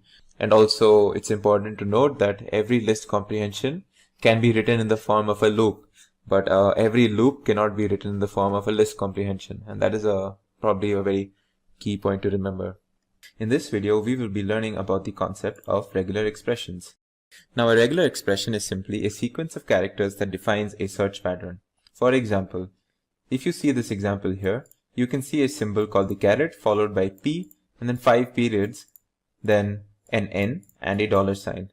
And what this regex pattern does is it's searching for a 7-letter string that starts with P, ends with N, and has 5 characters in between. Let's look at this example now. This is a regex pattern that is looking for a 5-character string that starts with A, ends with S, and has 3 characters in between. Now, if we had to match this with this string, with these strings as our test strings, the first one would not match because it's a 3-letter string and we're looking for a 5-character string. The second one would match because it's a 5-character string that ends with an S, starts with an A, and has 3 characters in between. This will not match because what our pattern would do is it would find the first S and it would find that the string itself starts with an A, and it would say, okay, there are only 2 characters between this first S and this A, and it would assume that this is actually just a 4-character string. To actually identify 2 consecutive S's, we would have to do something special, and what we would have to do is what we will see later on. So again, this is the same example. Since this is case insensitive, capital A is perfectly fine when we're searching for this, and it will also match. This is obviously 2 words, and it's not a 5-character string, so this will not be a match. Now the regex pattern or the regular expression module in Python can be imported using this statement, import re. Now once we've done this, we can actually use our regular expression tools and methods to do pattern recognition, character recognitions, and to identify different sequence of characters in our strings. Let's try to understand a bit more in depth about regular expressions now. So what you're seeing here is one variable called pattern which stores something that looks like a regex, and another variable that stores our test string called abis. Now what we're going to do is we're going to use the match method of this module re, and we're going to check whether this pattern or whatever we are trying to search using this regex is in fact, does it match with our test string. And what we're trying to look for is, if you see here, very similar to what I just showed you, a 5-character string that starts with A and ends with S. So if you see our test string, it indeed is a match, and when we use this this command, we should get a perfect match. So we should basically it should say that search is successful if I execute this, and this is what it does. Now if I change the test string to this now, you will see that now this is no longer what we're looking for, a 5-character string with A and starting with A and ending with S, and you will see that the search will be unsuccessful, as you can see here. Now let's try to understand what exactly do we mean by when we use these special symbols, like for example this caret or this dollar symbol. These are, by the way, known as meta characters, and now we're going to look into all the or most of the different meta characters that are used in regex. So to put it simply, meta characters are simply characters that are interpreted in a special way by the regex search engine. Now here's a list of meta characters. Let's go through them one by one. Now the square brackets. Square brackets simply specifies the set of characters that we wish to match. So we want to match some combination of A, B, and C. It can be 1A, 2A's, 3B's, 4C's. We are not looking at a specific pattern. We just want to know if A, B, and C exists in any form in our string. So if we used it on A, the string A simply, we would find one match because the letter A is found here. AC would match twice because we have A and C present here. In this string, Hey Jude, we will have no matches because A, B, and C, none of them are found here. And in this weird string, we will have actually 1, 2, 3, 4, and 5 matches. So we would have 5 matches for this bigger string because we have 5 instances of A, B, or C. Now let's use re.match to actually search for this and to see if we have our particular whatever patterns that we're looking for. Now in this input string, this is just some example string. I'm going to test this. I'm going to match whether my pattern that any of A, B, and C, is it actually found in this. So let's see what happens when I use re.match for this. So the format, the syntax is simply the regex pattern and then comma, whatever test string that we have. So let's see what object gets created when we try to do this. As you can see, it's none. Even though you might be wondering, like I can see an A over here, I can see a C over here. re.match actually gives us the result none. Now, if I try to do it on this test string, which is slightly different. Instead of the film Titanic was released in 1998, what I'm saying here is all film Titanic was released in 1998. Now let's see if the R match works or not. As you can see, it actually does return. When I execute this, it returns us an object called re.match object with a span 01. The span 01 is basically telling us that we have found a match between the 0th and the first character, which is basically this character A, which is what it has found. And it's saying that the match is indeed the character A from amongst these options. So what this is basically telling us, and what this means actually, is that the re.match method will only find matches if they occur at the start of the string being searched. Once there is a space in our bigger string, it will not search for whatever comes after it. So what happened in the first instance was, it was actually only searching for matches in this particular word in my larger string. And since it found no match, it basically gave us the result none, which was not the case in the second example, because it found a match immediately in the first letter A. Now, if we want to actually check the whole thing, what we would be using is the re.search. As you can see here, the re.search method will actually check the whole string, and it will return us the first instance where it finds a match. Now let's see, this is a test string now, and we're searching again for we're searching for A, B and C, any of these in our test string, but we're going to use re.search and not match. So now if you see, it returns us, when I execute this, it returns us a match object again, but this time it's saying the span of 9 and 10. Now the span of 9 and 10 actually exists over here. This is the 9th character and A itself is the 10th character over here. So what this basically is telling us, that the 10th character is where we found a match, which was the letter A, which was the first instance of either A or B or C in this whole string. And this is basically how re.search works. It will not only search the beginning of the string, but it will search the whole string and return us the first instance of wherever we find. Now what if we wanted to find out all the instances wherever A, B and C were found and not just the first instance? Well, in that case, we would be using the method findAll over here. So when we use findAll, it will actually return us each and every case where it found A, B or C. And you might not, it won't tell you the exact position, but it will tell you like, so if I execute this, you can see it gives us a list with A, C, A and A. And what this basically means is it was looking for the characters A or B or C, and it found A first, and hence this for the first item in the list. And then it found a C, and then it found two A's successively. So this is actually how findAll works, where it will actually find all of the instances of our regex pattern. Now that you've seen how the square brackets work and how the re.search and re.match and re.findAll methods work, now we're going to go through all the other meta characters that we saw above. So the period. Now a period matches any single character except the new line. New line is basically /n or a break. Now if you look at this picture, what it's going to do is this expression basically saying that do we have two characters, like sets of two characters in our string. So this is a single character string, and obviously a single character string is not a double character string. And this expression, this double dot, is basically asking us, do we have two characters present in our string? So if I had to match it with this A, it will obviously be a no match because A is one character. If we checked it with AC, it is a match because A and C are two characters. A, C and D will also give us only one match because it will find A, C and then it will leave D as a single character. But when we check A, C, D and E, or this string in particular, it will find two matches because it will consider A and C as one of the matches and D and E as one of the matches. So below is basically what we're doing. Basically the same thing, we're just using re.search for each of these different examples. So if you see when I use findAll on A, C, D, E, and when I'm searching for a two character match, you will see that it will return me A, C and D, E, as you can see here. And similarly for something like this, it will return me again, whatever like two character patterns it finds successively. So the next symbol, the next meta character is the caret symbol that you've seen earlier. And the caret symbol is basically used to check if a string starts with a certain character.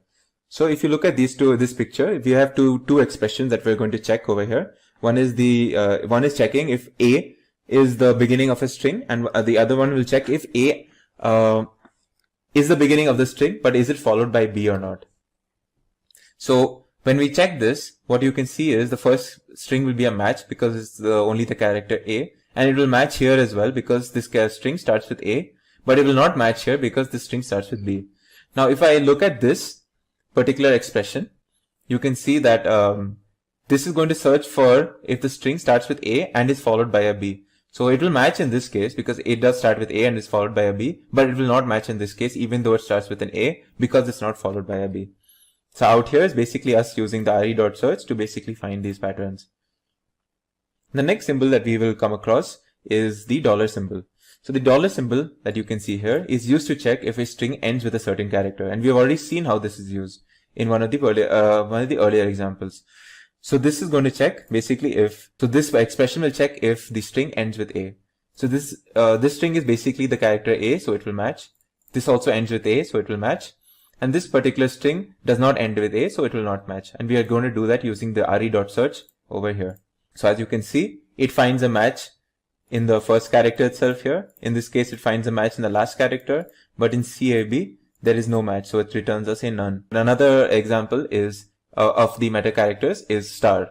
So this is the symbol for star, and what the star basically is used is for checking if there are 0 or more occurrences of the pattern to the left of it.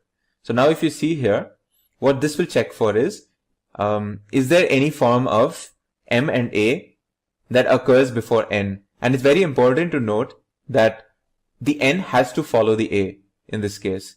So let's look at these examples and what will happen. So if I checked it with M and N, this is actually a match because N is followed by 0 occurrences of M and A, which is, it might seem a little weird, but it is technically the truth, because the star symbol doesn't check for the existence, it just checks for if N occurs, it must occur after an A, or the A should not be there itself in this particular string. So as you can see here, the N occurs after an M, and it's fine because there is no A. Now you will see when it will not work. So M, A and N is obviously fine. M triple A N is also fine because N follows an A and there's an M here. This, however, main will not match. Now why? Even though we have M and A and we have an N, you see the N is immediately followed by an I.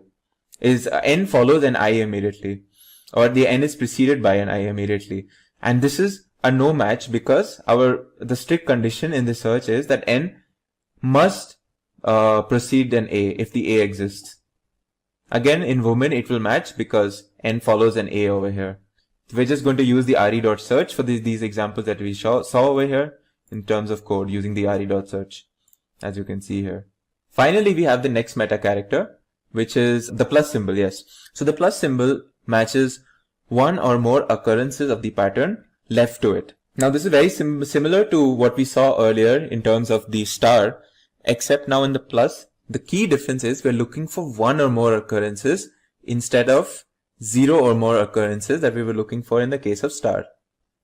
So when we say one or more occurrences, now we need what is there to the left of the plus sign. A 0, no occurrence of it will not be allowed or will not cause a match. So let's see now what we're going to do here. We're going to use the same expression, except we're going to replace the star with the plus sign. So now what we're going to say is, okay, we need M and A, at least one occurrence followed by an N. All of these conditions have to be met. So again, if we took the first example, M and N, this time it will be a no match because there is no occurrence of an A over here for preceding the N. So it's a no match. M, A and N is a match because, well, this is perfectly fine. M triple A and N is also perfectly fine. But if you look at M, A, I and N, much like earlier, the N is preceded by an I and not an A. So there is no match. And again, woman is perfectly fine. And we basically execute the same thing through the search function in this piece of code. The next meta character is the question mark. The question mark symbol matches 0 or 1 occurrences of the pattern to the left of it. So let's see what this does. So now we saw the star which was 0 or more occurrences of the pattern to the left of it. We saw the plus, which is 1 or more occurrences of the pattern to the left of it. Now we will see the question mark, which is 0 or 1, only 0 or only 1, and not 0 or more or 1 or more, which was the previous cases, only 0 and 1 or 1 occurrences of the pattern to the left of it. Again, we're going to see the same expression, except we're going to replace the meta character with the question mark. So now let's see what happens when we match. So if you see here, M and N is a match because there is 0 occurrence of A and 1 occurrence of M preceding N. So this is fine. This is also fine because there is one occurrence of A and M and then it's followed by an N. This will not be fine because now we have 3 occurrences of A which is followed by an N. We're only looking for 0 or 1.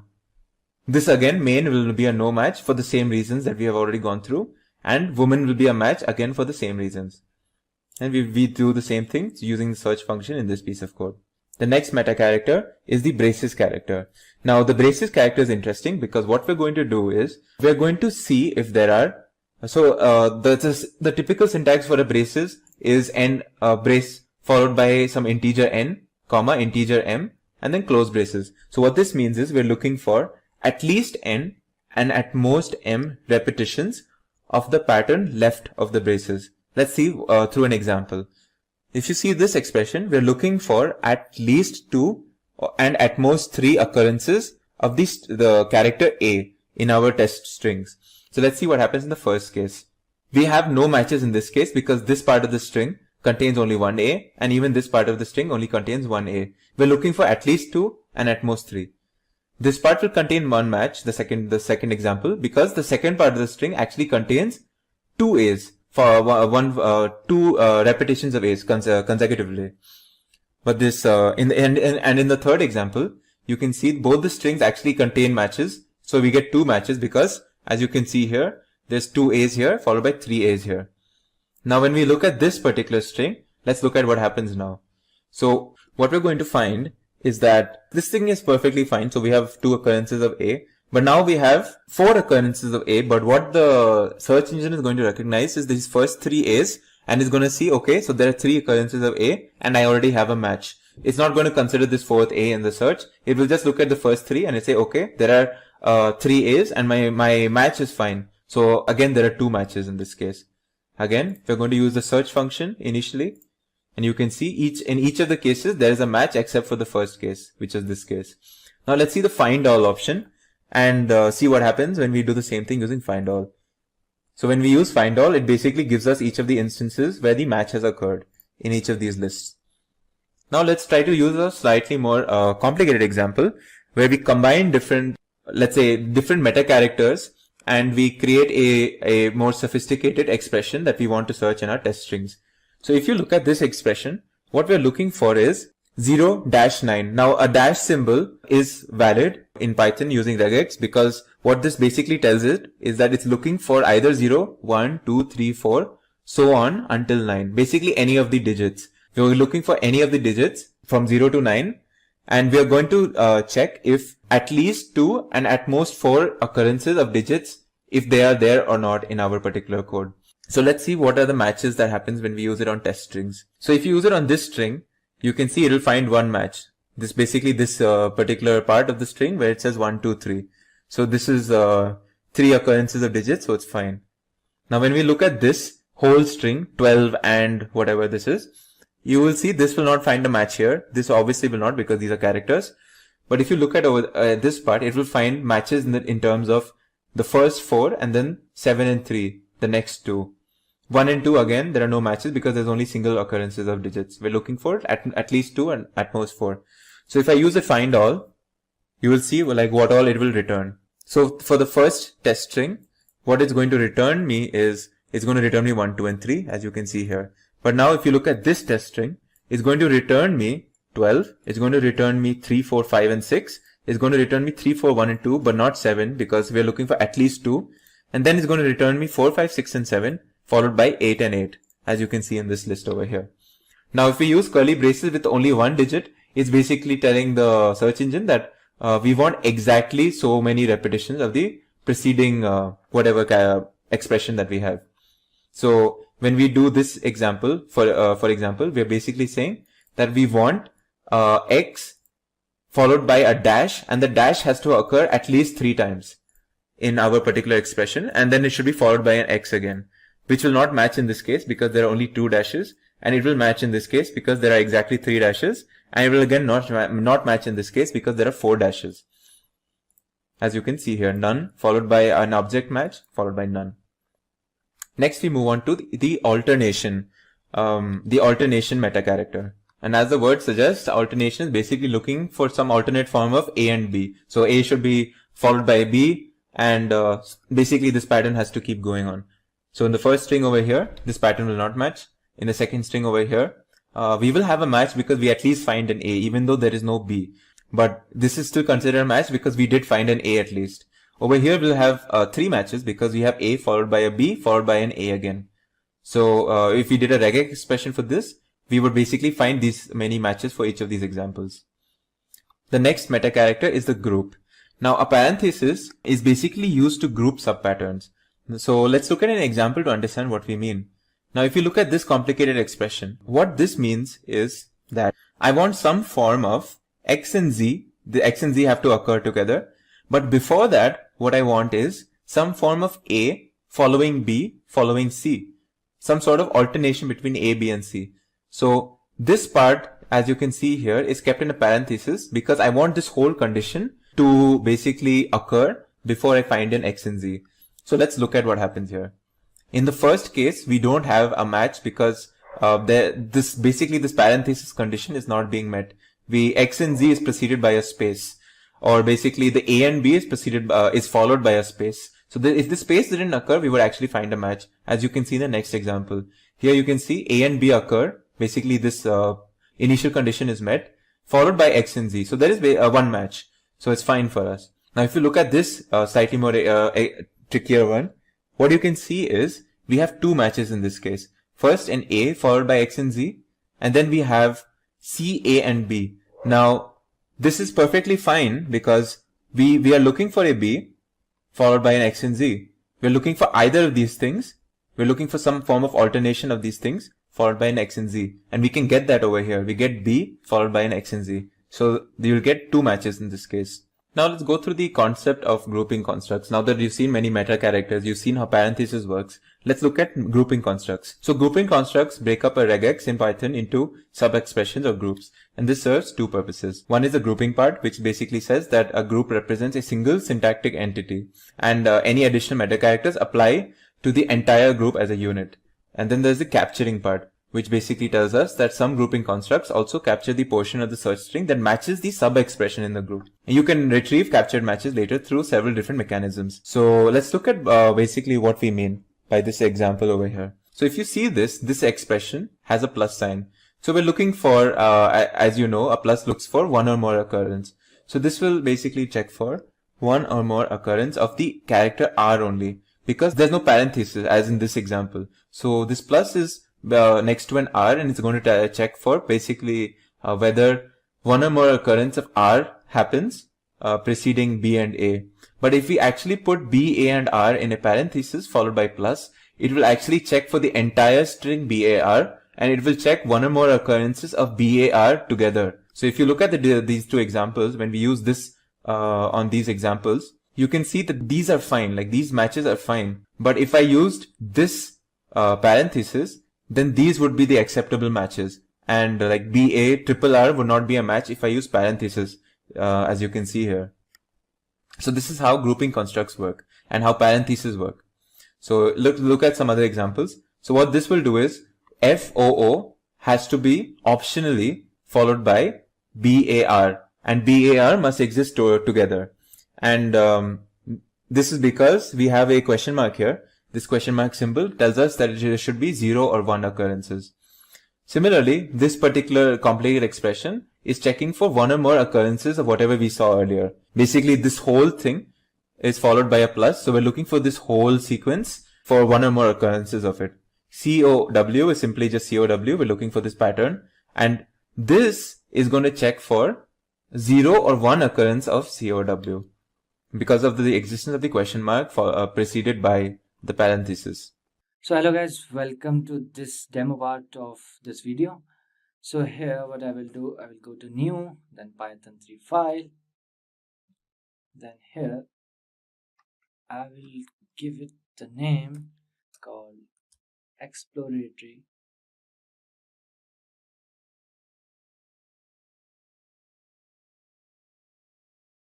data analysis. Basically we have one dataset file of roller coaster basically. So we will be using and you can download that file from the description box below, from the below link, drive link. Okay, so we will be doing some small basic function using Python, and later on we will make some good charts. Okay, we will remove duplicates and all, we will do all that thing. We'll do data preparation, we'll do feature engineering. Okay, and we'll remove the duplicates, we'll check for the duplicates, we'll make charts like histogram, KD blocks, box plot, and like many more similar to that, like heat map will make, scatter plot, group by comparison. Okay, we all do that, right? So just stick with me and you can write side along with me this code. Okay, so let's start with importing pandas first. I guess everyone know what is pandas and numpy. Fine. As np, then I will import numpy as np. Why this is np and pd? Sorry, my bad, pd is here. Because I don't want to write again and again this pandas, this numpy. So basically I can write this small version. Okay. Yeah. So if you guys don't know what is Pandas, so Pandas is very popular library for working with data. Okay, its goal is to be the most powerful and flexible open source tool. Okay, so it has reached that goal. So data frames are the center of Pandas. And what is data frame? A data frame is structured like a table or a spreadsheet. Okay, the rows and the columns. Okay, whereas NumPy is an open source Python library again that facilitates efficient numerical operation on large quantities of data. Okay, so there are many functions in NumPy as well. Those we can use in the pandas data frame. Got it? So we'll import one more .pyplot .pylab, okay, as plt. Okay, there is one more library, matplotlib, for plotting the graph, and there is one more, import cbon as SNS. So what is cbon? Cbon is again the Python data visualization library based on matplotlib. Okay, it provides a high level interface for drawing attractive and informative statistical graphs. Okay, then I will write here plt dot style dot use, will write ggplot. Got it?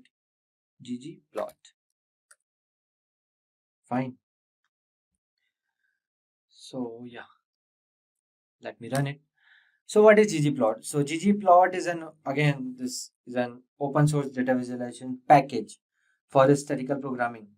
Okay, so yeah, you can say, or a general scheme for data visualization which breaks up graph into semantic components such as scales and layers. Okay, matplotlib.py, it's pylab p. Okay, yeah. So now we will import our data set df. Df means data frame. You can write any word of your choice.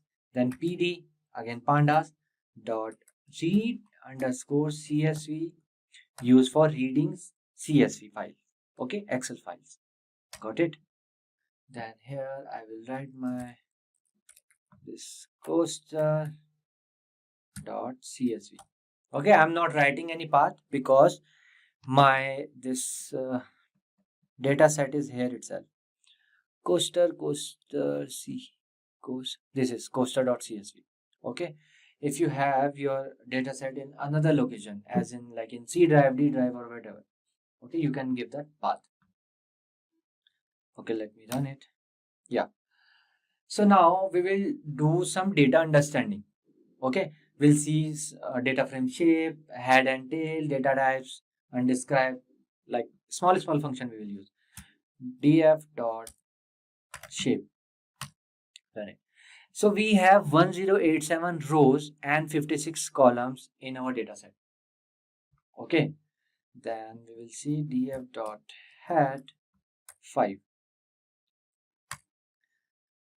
So df.head means it will give me top 5 rows of my data set. Okay, you can see 1, 2, 3, 4, 5. Okay, 5 rows and 56 columns. Here 56 columns, but we have 1087 rows. Okay, so we have question name, length, speed, location, status, opening date, type, this. Okay, we will do we'll make some graphs using these columns. Okay, and there is one more df.tail, again last 5 rows. So df.tail gives you the last 5 rows. See 1086, 1085. Okay, and if you want to see full data, it is here. Okay, 0 to 1086. Fine. Yeah, so we have one more df.columns to check all the columns.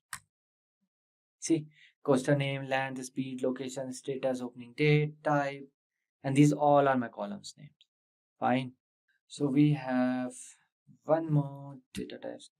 Actually, we have like many data types, but let me show you some important ones, or you can say some of the basics ones. Okay, so df dot d types. D types means data types. Question name is object type, length object, and inversion is float. Okay, we'll check inversion.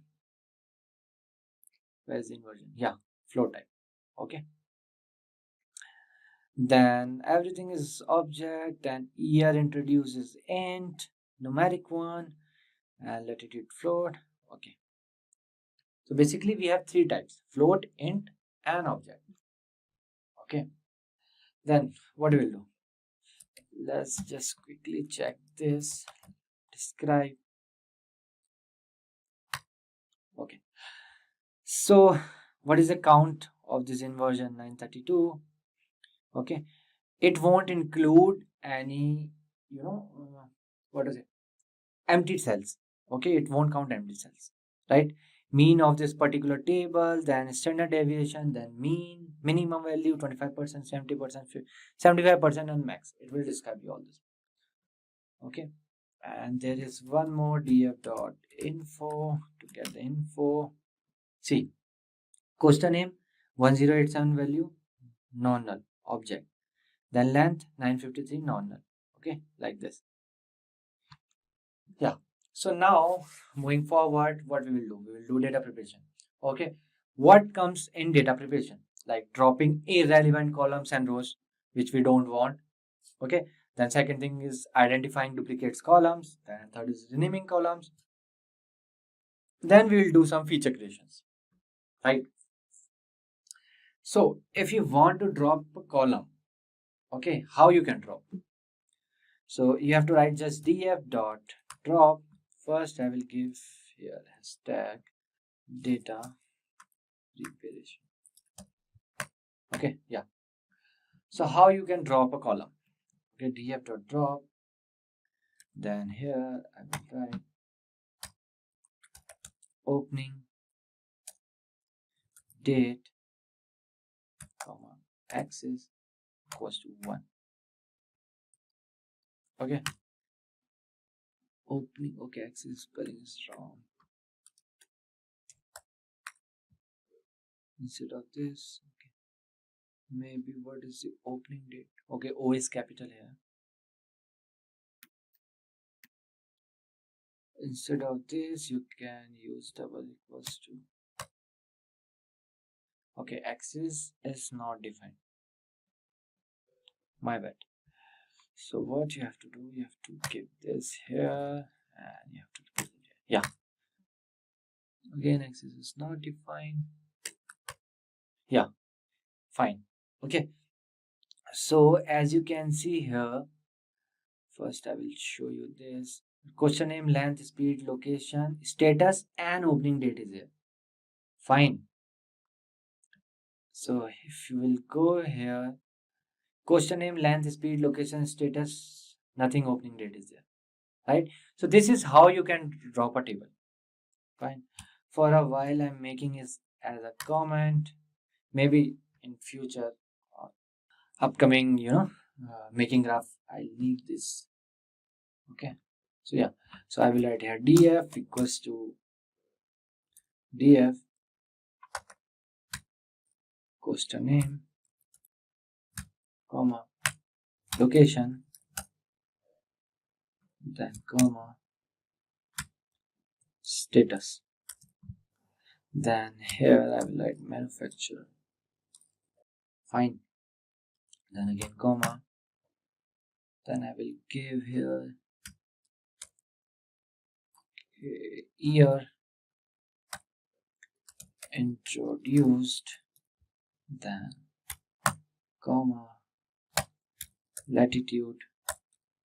Wait, I will tell you why I'm doing this. Then longitude, latitude, longitude. Then I will give you type main. Okay. Then opening date clean. Fine. Then speed into in meter per hour. It is right. Speed into meter per hour. Okay. Then comma. What else? Then height into foot. Inversion clean, comma, g-force clean dot copy. Yeah. So here I will write, okay, type in. Okay, one more mistake is here. Fine. So now what I will do, I will write here opening date clean equals to pd2 dot date time df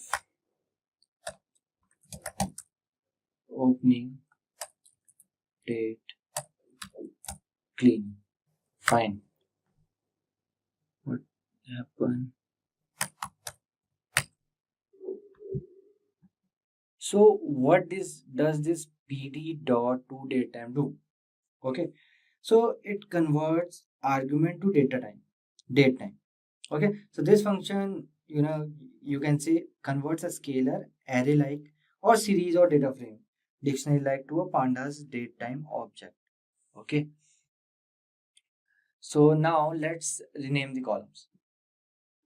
Okay, then to for better things, df equals to df dot rename columns equals to coaster name, then coaster name, comma, year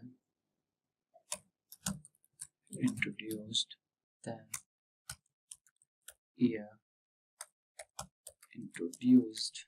Okay, opening date clean to opening date. Okay, then I will write as speed in meter per hour, then I will write caps speed underscore meter per hour. Got it? Then height into foot, I will write it as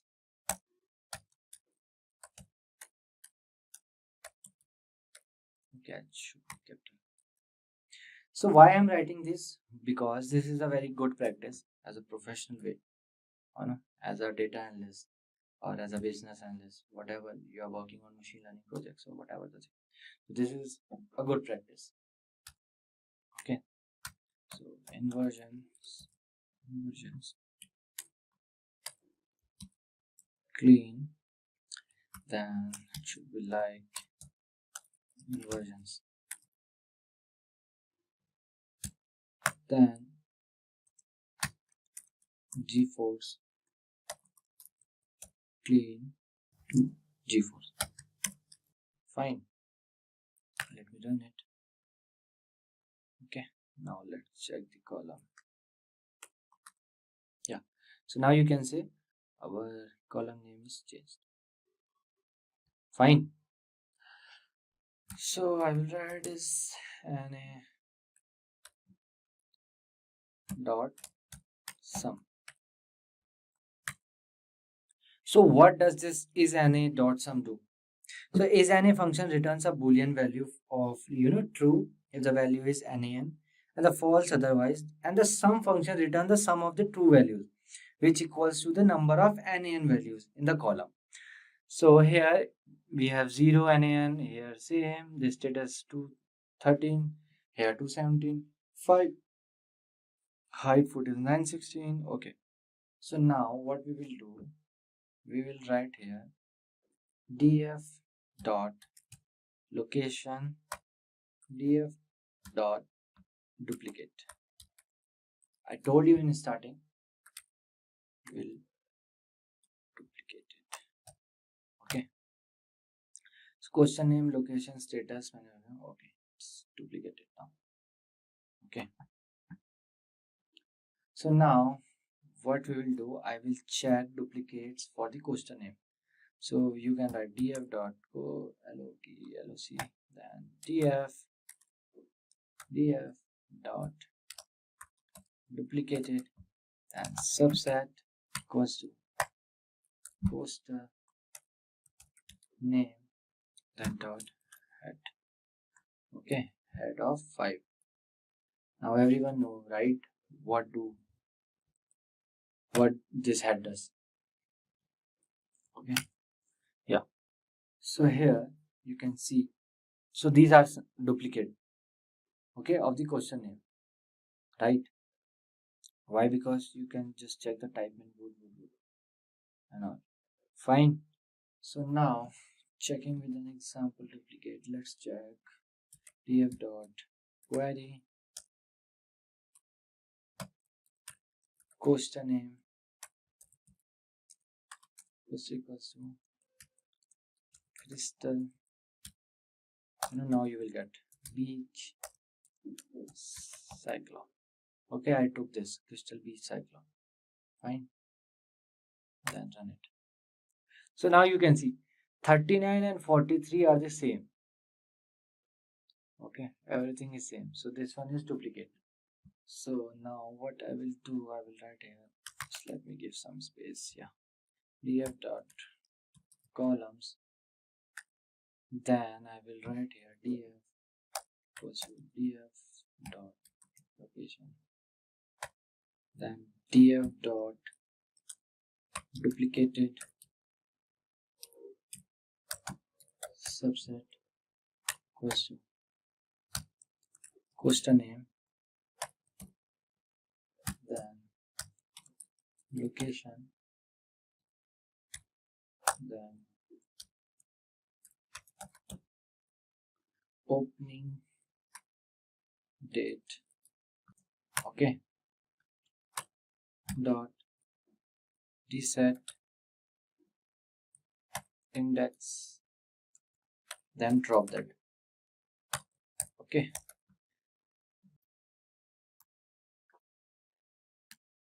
so now what we will do, we will do some feature understanding. Okay, so now we will do some feature understanding.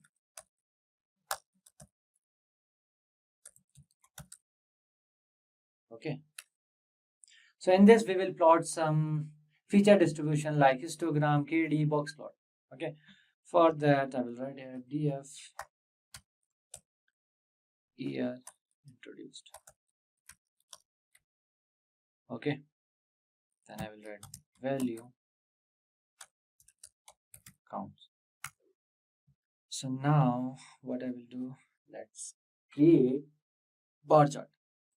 Okay, ax equals to df year introduced dot value counts. Okay, then dot head 10 max I need, then dot plot kind equals to I need bar, then title is top, like what should we give, top 10 years coasters introduced. Okay, then I will write here ax dot set x label, then I will write here year introduced. Okay, then I will write here ax dot set y label, then count. Okay, let me run it. Okay, unexpected character after line continuation. Okay, we can remove this as well. Unexpected intended. Now let me run it. Yeah, so this is our bar plot. Okay, so this is how you can create bar plot using your data.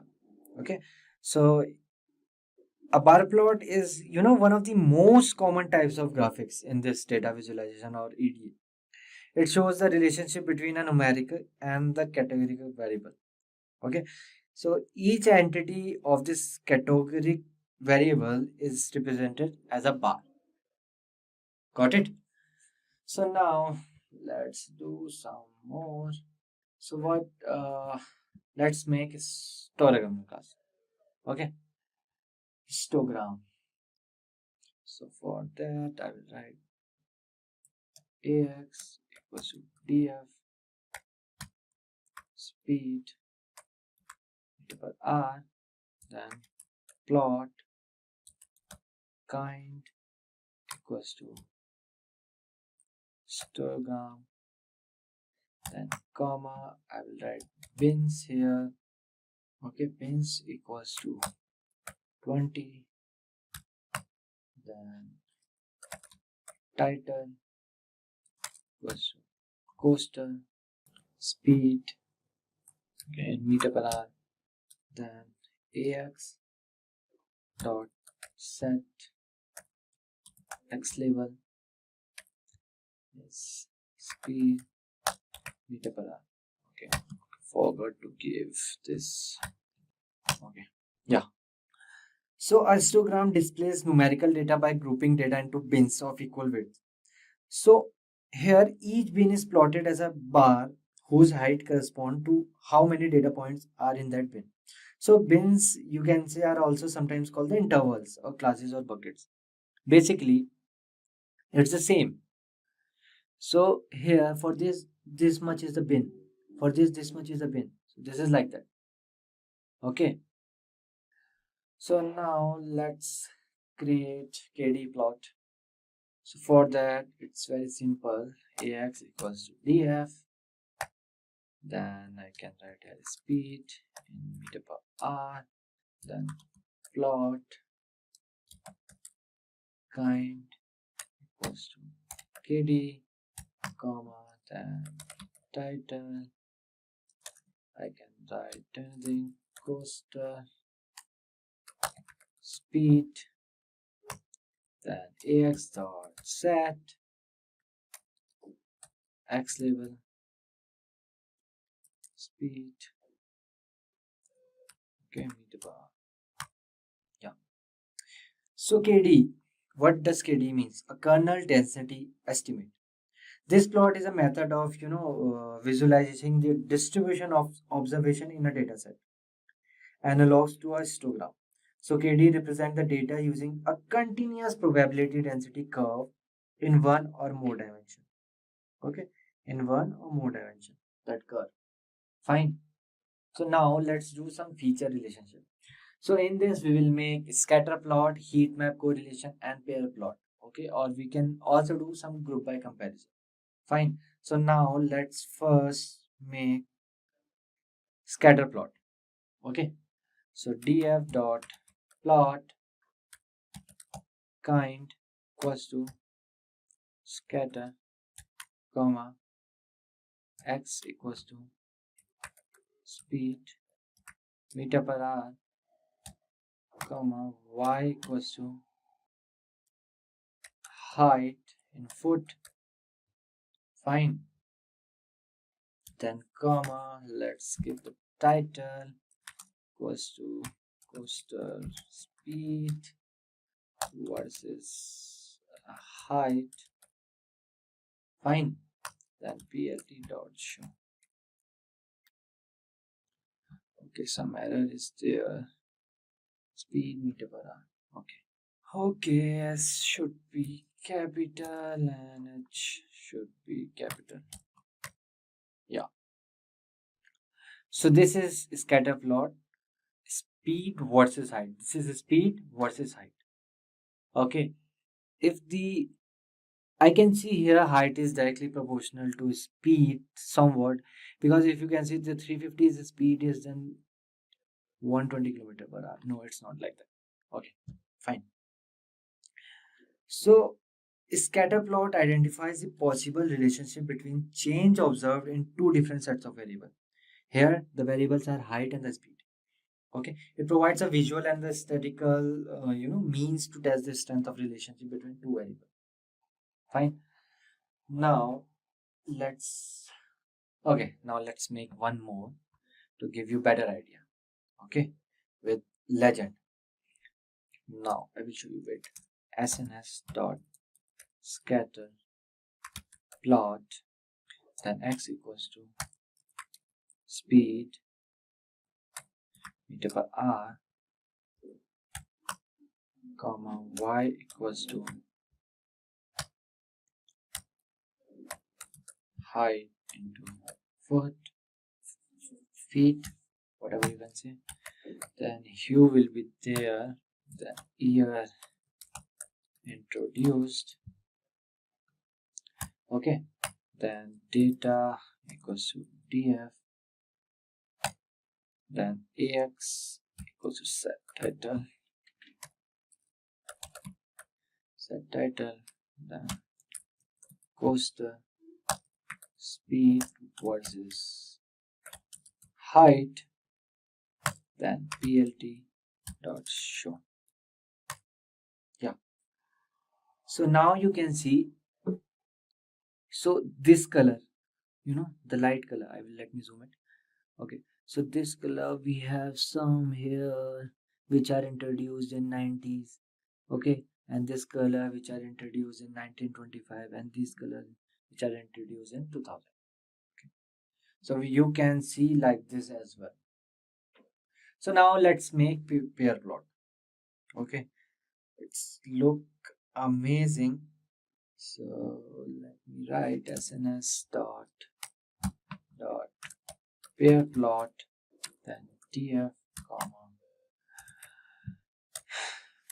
variables equals to, I need year introduce, then speed meter per hour comma that should be capital, height foot. Just remember the spelling. Okay, it's case sensitive. Inversions comma g-force, okay, comma hue. I will put what okay, I will put type main. Fine, then plt dot show. Okay, let me run it. Okay, some error is there. Here introduced, y will be capital, and same here. So that's why I'm saying just remember the proper spelling. Again some error, sorry, my bad. Inversions is inversions. Now let me run it. Okay, again some errors there. Okay, what inversions? Okay, let me check here while renaming inversions only.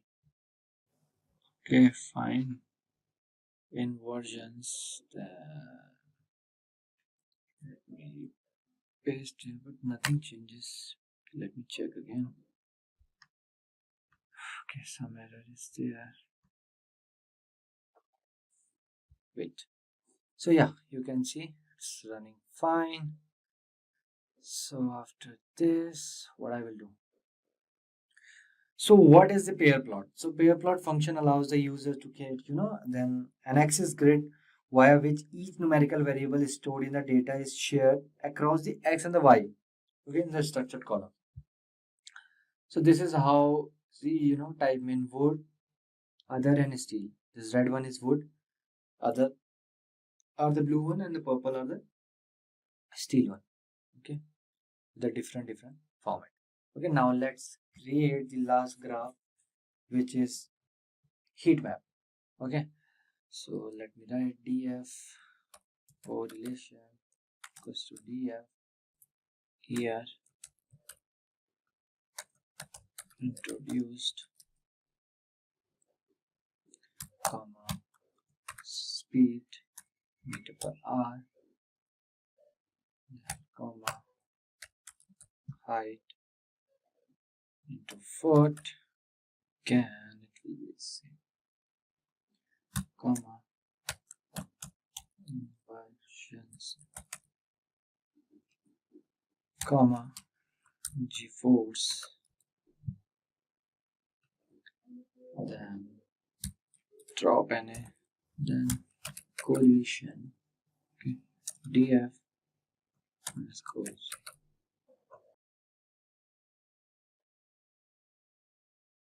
here introduced ice capital, yeah. So this is correlation values of all the things, right? So now let's write SNS dot heat map then tf underscore corr comma and not will be true. Okay, now let me run it. Yeah, so to create heat map in Python, so you can use this, okay, Sealborn library for this heat map. So this function takes a data frame as an input and generates a heat map type of things as the output.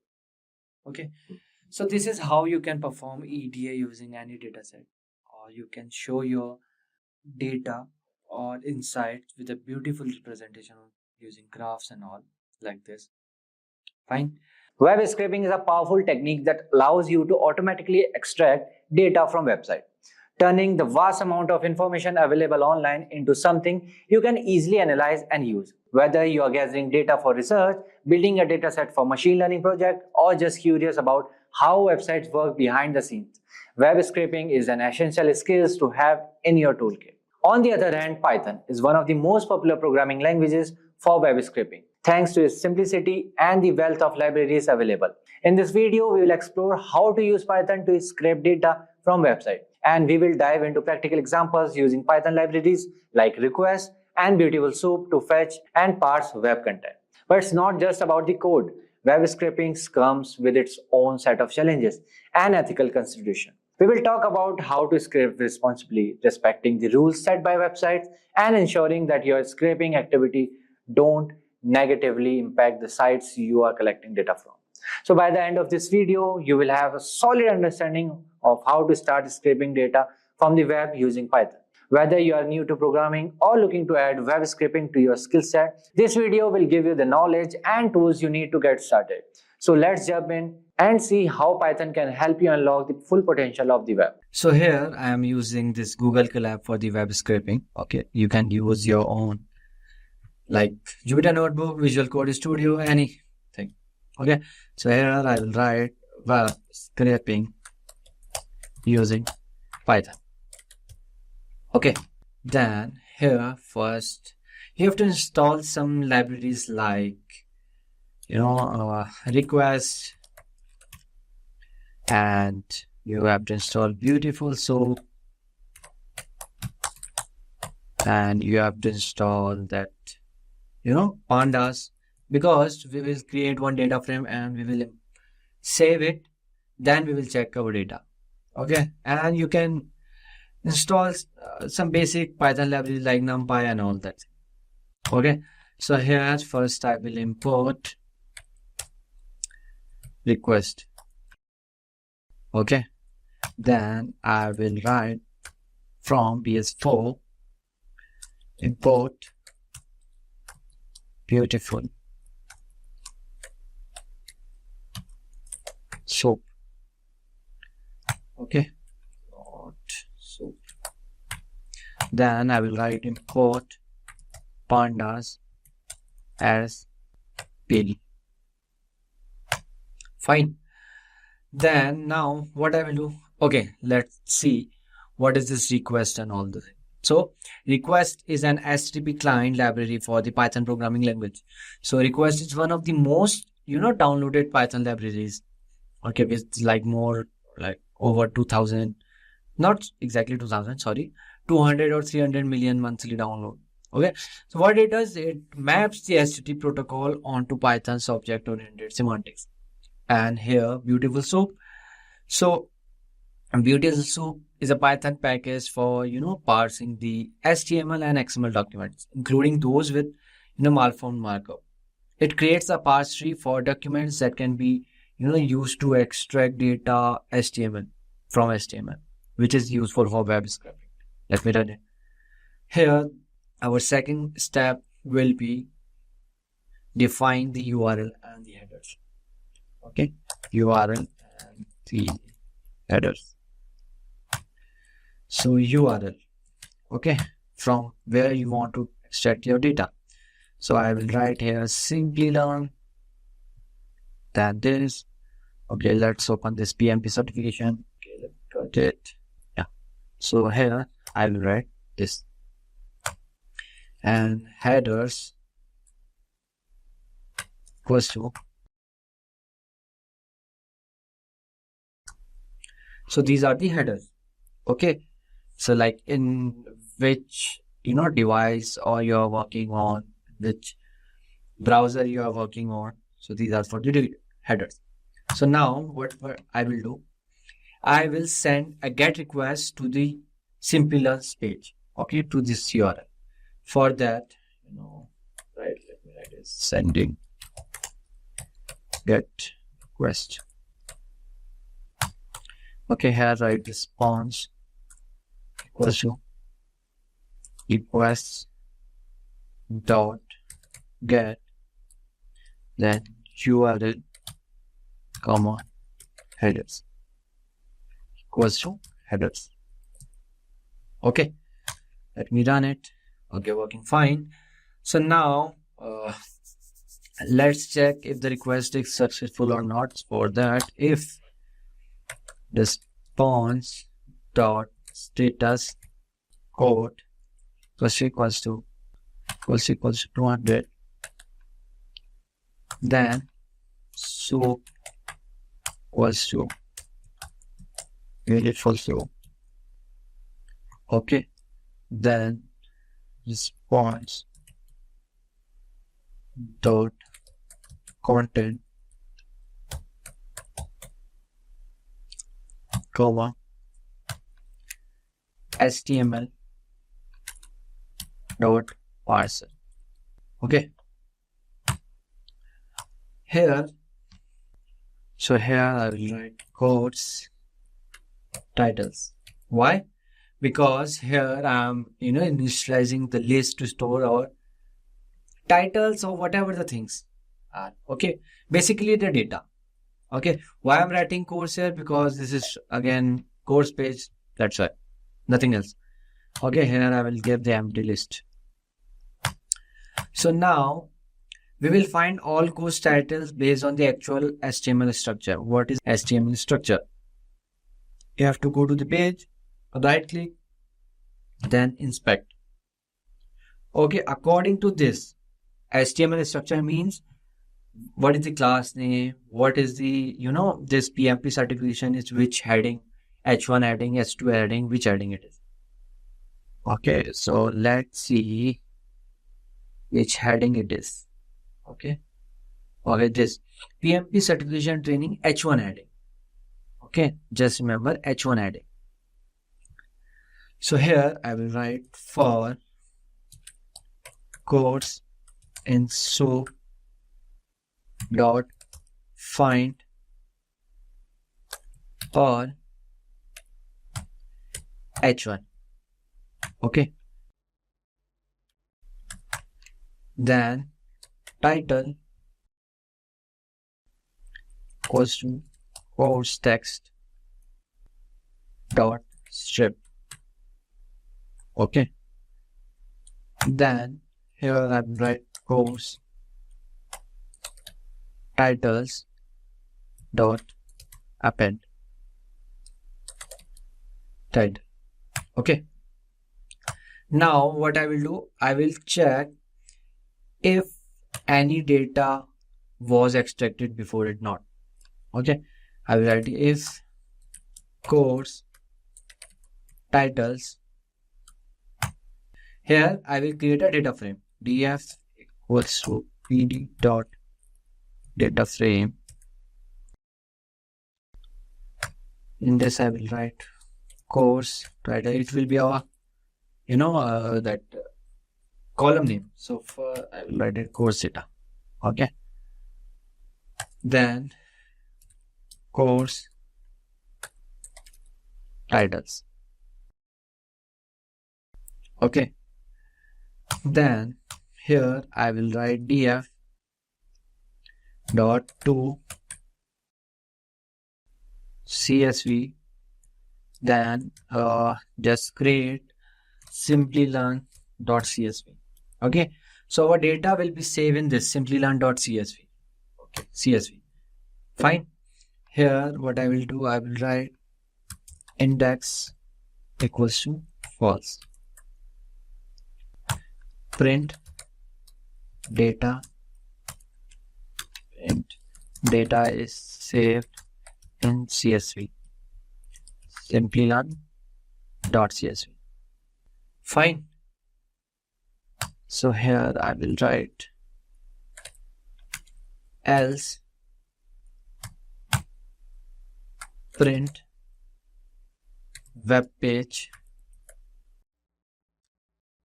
Okay, write field to retrieve the web page. Okay, that's it. Let me run it. Okay, if response or status group, response object has no attribute, status code. Okay,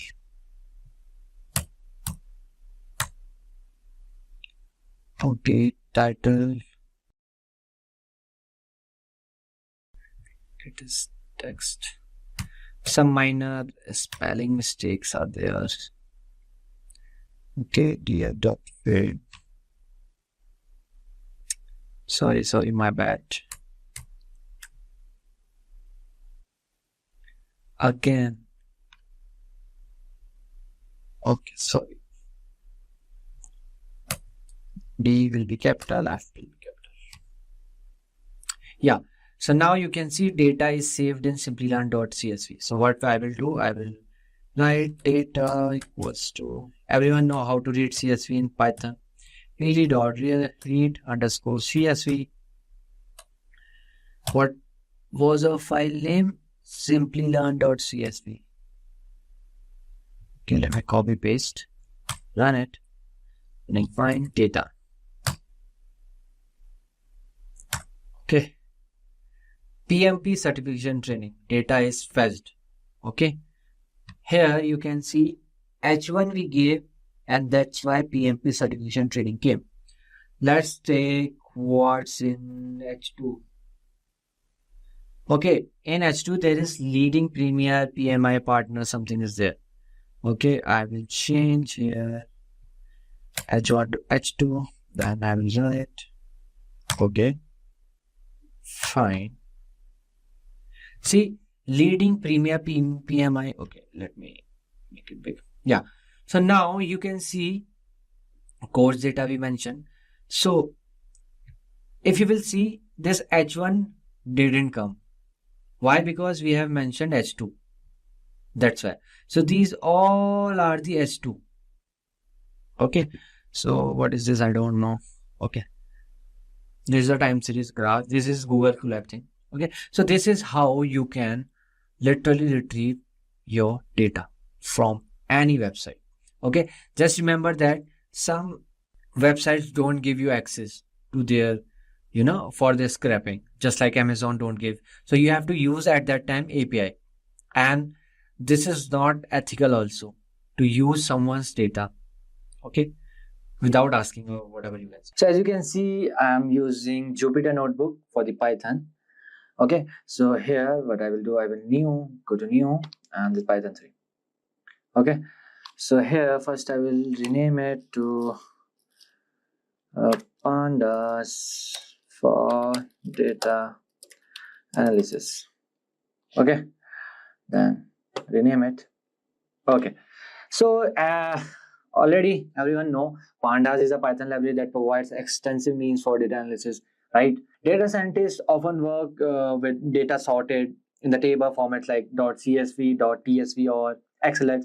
Okay, so Pandas makes it very convenient to load, process and analyze such tabular data using SQL-like queries. Okay, so in conjunction with Matplotlib and Seaborn, Pandas provide a wide range of opportunities for the visual analysis. Okay, you can make charts and all, right? So the main data structure in Pandas are implemented with series and data frame classes.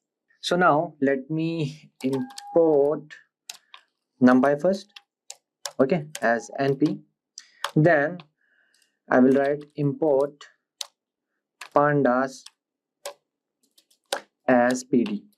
Why I'm writing as NP and as PD? Because I don't want to write Pandas and NumPy again and again and again. So I gave the short form, you can say. Okay. So here I will write just PD dot set underscore option display dot precision. Okay, then I will write comma 2. Okay, where are it? Okay, fine. So we have imported Pandas and this NumPy library. So now what I will do, I will demonstrate the main method in action by analyzing a data set on the churn rate of telecom operator. I have one data set named telecom churn, okay, operator clients data set. So now let's first import it. Okay, so I will write here df equals to, df means data frame. You can give any name. Okay, df pd, as you can see here, pd means pandas dot read underscore csv, then telecom churn dot csv. So you can find this data set from the description box. Okay, in the description box below, right? Then I will write here df dot head. What does this do, df dot head? It will show you, the first 5 lines using the head method of the data set. It will show you first 5 lines of the data set head. And if you will use tail instead of head, you can see the last 5 rows of data set. Okay, if I will write here df dot tail, you can see the last 5 rows of the data set. Fine. Yeah, so on our data set we have state, account length, area code, international plan, voicemail, this. Okay, and the churn rate is false. Fine. So now what I will do, I will recall that each row correspond to one client, an instance, and the columns are the features of the instance. So now let's have a look at the data dimensionally, features, names, and the feature types. Okay, so how many columns and rows we have? Fine. So I will write here print df dot shape. Okay. So now we have 3,333 rows and 20 columns in our table, in our data set. Okay. So now let's try printing on the column names using columns. Okay. So for that, what I will do, I will write here print. So these are all the functions used in Pandas. Okay. Then df dot columns. Okay. So now you can see here we have 20 columns right here, 20 columns. Okay. So here state is one column, account and 3, 4. These are the all columns name. These columns name. Fine. So now let's use another function called info, which will give you some, it will give you some general information about the data frame. Okay. So here I will write print df dot info. Okay. So yes. So now you can see class is Pandas core frame data frame, then this much entries. Okay. 0 to this 3,332. Okay, column name and the non-null values. Non-null count is 0, and the data types you can see. This is object, this is int64, 64 object, floating type. Okay. So there are 4-5 type of data sets here. Okay, bool is there, float is there, okay, int is there, and the memory usage you can see 498.1 plus KB. Okay, and then bool is 1, float 64 type is 8 columns, then int 64 8 columns, and object is 3, right? So here these bool, int 64, float 64, and object are the data types of features. Already I told you. So we can see that one feature is logical. Okay, that bool one is logical. Where is bool? Yes, this one. Churn rate is logical. Okay, logical means true, false, true, false. Okay, and the 3 features are of the object type. You can see this state. These are the object, and the 16 features are numeric. Okay, float is also numeric plus variable, right? So with this same method, we can easily see if there are the missing values. So here are, none, because each columns contain 3,333 observation. See, every column is same, and you can see null count is non-null. Okay, so here you can see we don't need any cleaning and that type of thing. Okay, so we can change the column type with the AS type method. There is one more method. So let's apply this method to the churn feature to convert into int64. Got it? So for that, what I will do, I will write df, then I will write churn. Please note that no spelling mistake while writing the column names. Okay, equals to df churn. Okay, C is capital dot AS type int64. Fine. So now we have convert this bool to int64 now. Okay, so now what I will do, I will use one more method. Okay, let me run it first. Okay, it's no issues. Now what I will do, I will write here df dot describe. Yeah. So now, so the describe method shows basic statistical characteristics of each numeric feature, int64 and float64. Okay. Count is there for the particular column, the mean, standard deviation, minimum value 25%, 50%. This is the max value. Okay. Okay, now you can see the churn 0 and 1 to 1. Okay, so and the number of non-missing values, mean, standard deviation, range, median, everything is here. Using describe, you can just find it. Okay, for every column it will give you, okay, count, how much count, and mean of this particular account length and the area code, like this. So now, so in order to see the stat of non-numeric feature, so one has to explicitly indicate data types of interest in the include parameter. Okay, I will use the include parameter. So at first I will write df dot describe include equals to object comma bool. Okay, so now you can see the count is 333 and unique values are the 51, and the top is this and the frequency is this. Okay, so I'm here seeing the stat of non-numeric features. Okay, like state, international plan, and the voice plan, like this. Fine. So for categorical data like type, object, and the Boolean type bool feature, we can use the value counts method. So now let's have a look for that also. So I will write df churn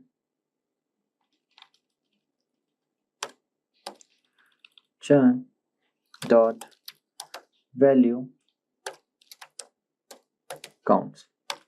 Okay, so this is some data, right? So now what I will do, so there are, okay, fine. So now what I will do here, I will normalize it.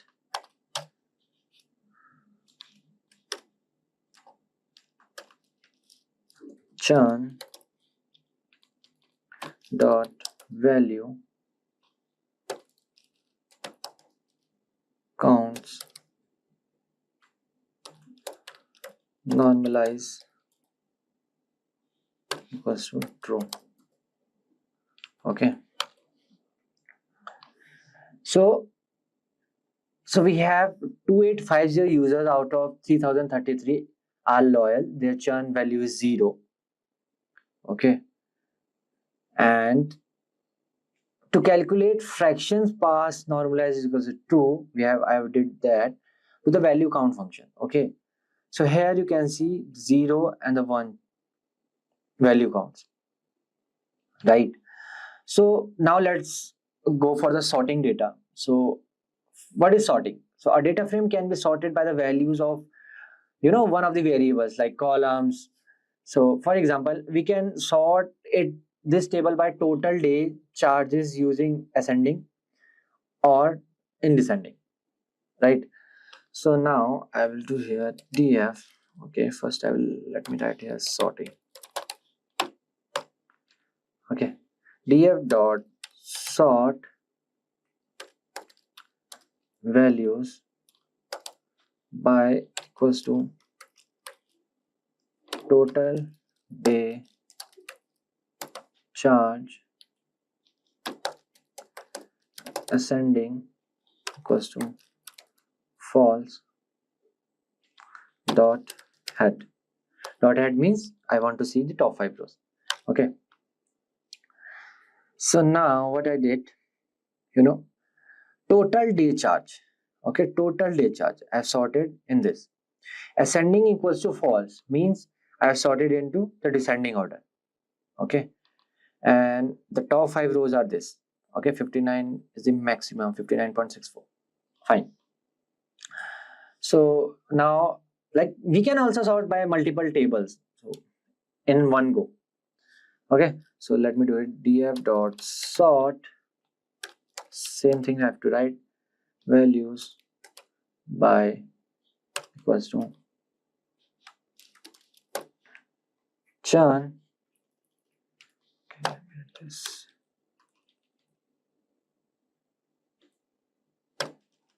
Yeah, churn, comma, then again total day charge comma ascending equals to true, comma false. Then I want to see, okay, let me write the same dot at. Okay, first I will show you this 1 1 1 1 1. Okay, then let me change it.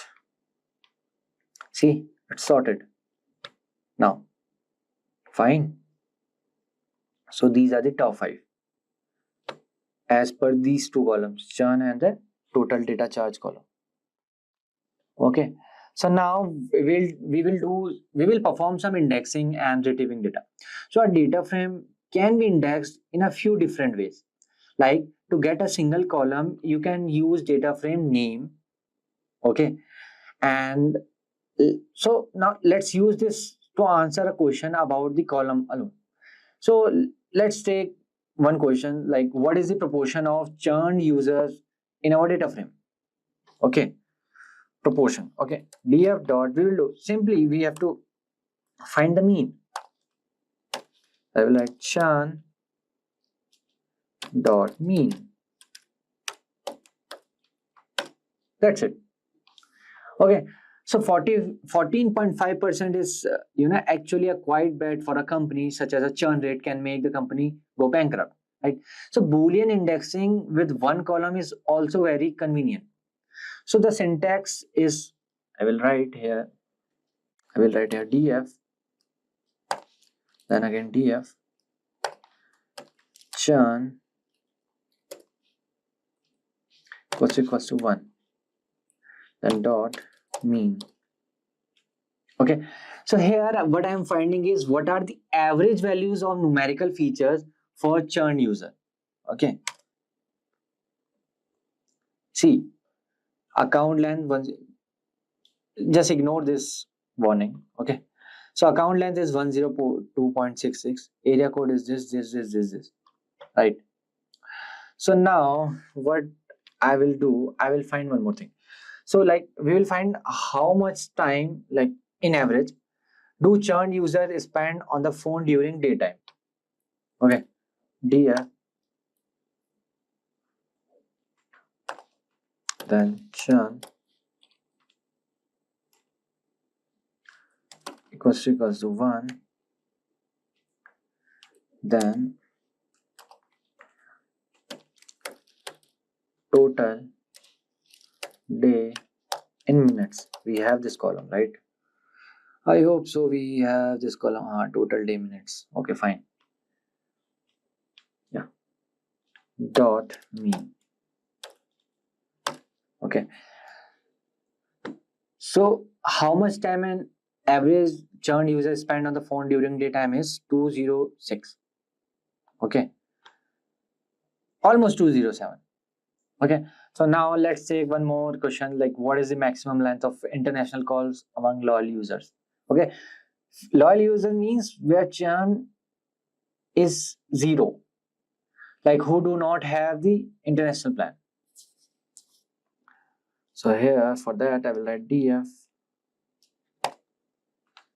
and df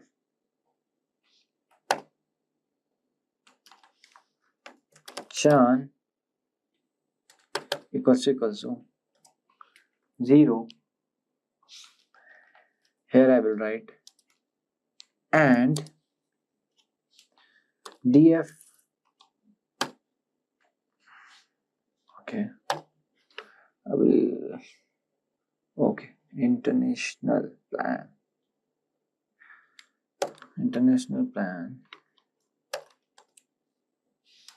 equals to no, because there is, see, you can see the international plan, no, yes, no, yes, no. Okay, no, then total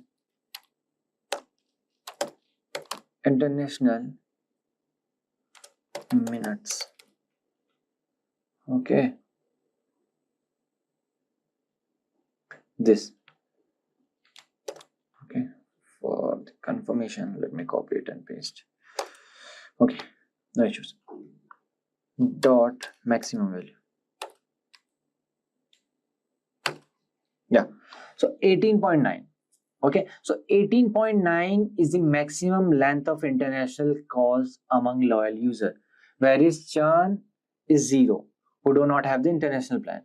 Okay, so indexing, data frame can be indexed by column name, I told you already, or the row name, or by the serial number, you can say, of a row. So there is one method, loc. Okay, method is used for the indexing by name, while iloc is another method for indexing by the number. Okay, first I will show you df dot, here I will write indexing, df dot loc comma state, then area code. Okay, so in this first case, we can say I gave the values of the rows with the index from 0 to 5, like inclusive, and the column labeled from the state to area code inclusive. Okay, so this is how you can perform indexing. Okay, using by name. Okay, if you want indexing by the numbers, you have to use iloc instead of this loc. Iloc means location. Okay, don't get confused. 5 comma 0 to 3. Okay, see, you got the same almost, right? Yeah, this is 0 to 5. Okay, and this is 0 to 3. 0 to 5 means 1 2 3 4 5, and 0 to 3 1 2 3. Fine. Yeah, so what if we need the first or the last line of the data frame? So we can also do that. So here simply you have to write simple thing, df -1. Okay, that's it. See, this is the last line, -1, last line. Fine. So if you want to apply something to all the columns, so there is one more function which is apply. So how to do is df dot apply np dot max. Okay, right, it gave me all the maximum values of the particular table, sorry, particular column, not table. Okay, so this is how you can do this. So this apply method can also be used to apply a function to each row, I already told you. So to do this, you have to just specify the axis, or the lambda function are the very convenient in such scenarios. Like for example, let me give you one example, df, then df state, let's use the state. Okay, then dot apply lambda state and state 0 equals to w, which is starting from w. Okay, then dot, I need only 5 rows, dot it. Okay, so the state is starting from w, here it is. Okay, top 5, right? So yes, so there is one more function, map method, which is used to replace the values in a column by passing a dictionary or the form, right? So map function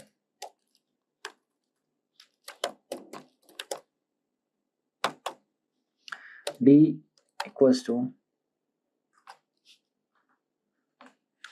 no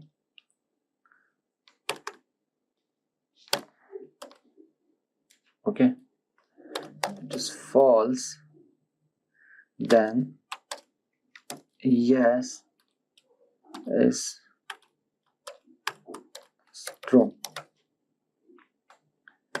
right? Then df international plan equals to df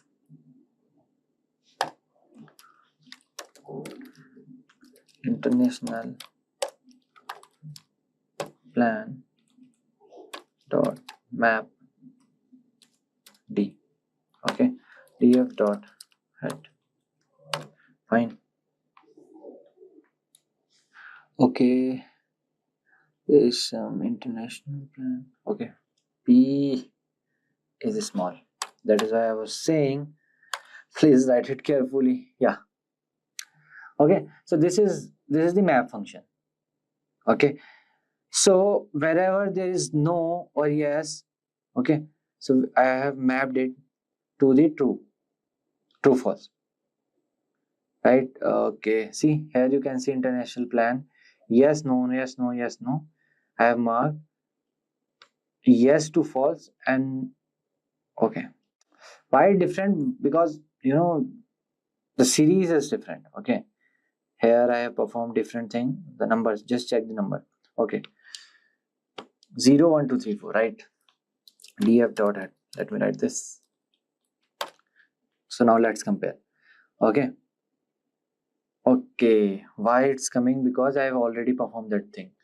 So we'll go to here. See, no no no no, yes yes. Now you can see here false false false, true true. So for no I gave false, and for the true, for the yes I gave true. Fine, this is the mapping. This is how you can do the mapping.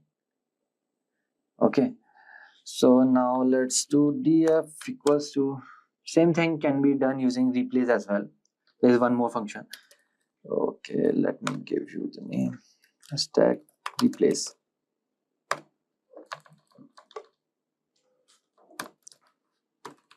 Dot replace, then voicemail plan. Oh, sorry, my bad. Plan D. Okay. Fine now. Yes. Then df dot.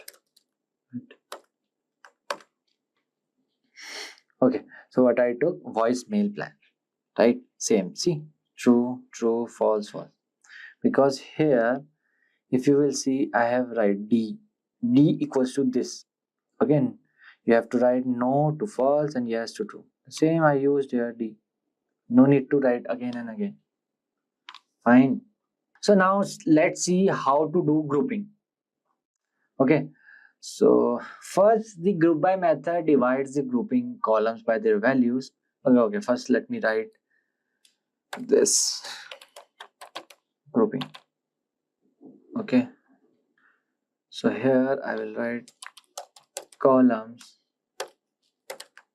to show equals to total day minutes, right?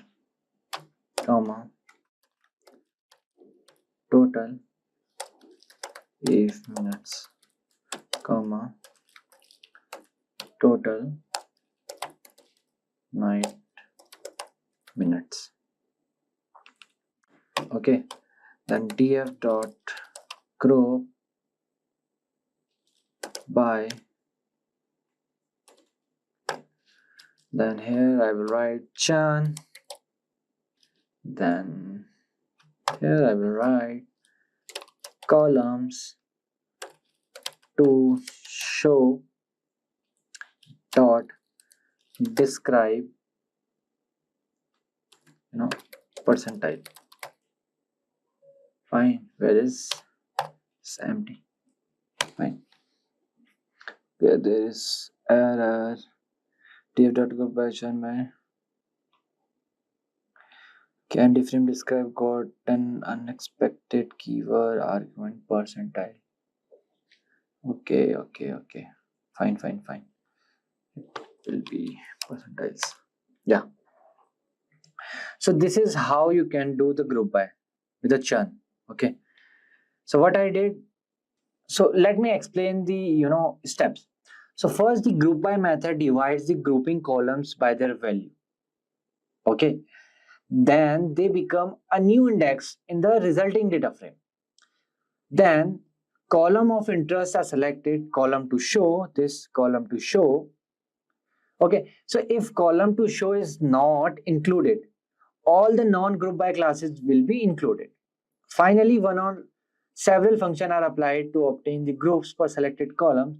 So here what I did, we group the data according to their values of the churn variable and display stat of 3 columns in each group. Right, these 3 columns in each group. Same. Count means standard deviation minimum 50% max. Count means this. Okay. So this is how you can do grouping. Fine. So if you want to summarize the table, okay, suppose we want to see how observation in our sample are distributed in the context or two variable, churn and international plan. So to do so, we can build the contingency table using the cross tab method. I will show you. Okay. So here I will write summary table. Ed dot cross tab. Then I will write here data frame df churn comma df international plan. Okay. So this is the true false. The summary. Okay, we have this much true, false, 0 from the international plan, and the 41 are this much. Okay, for one, there are 346 and 137 true. Right. So this is how you can perform the summary table. Right. You can do for the more also. So now let's create the pivot table. Okay. So let's make the tables. Stack pivot tables.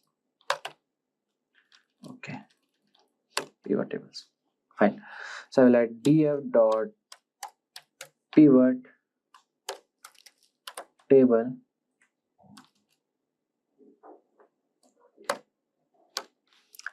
okay, then I will write here, sorry, yes. So here I will write total day calls, comma, I will take 3 column total if calls, comma, then total night calls, comma, then area code. Okay, comma, then aggregate function equals to mean. Okay, I'm using mean. Fine.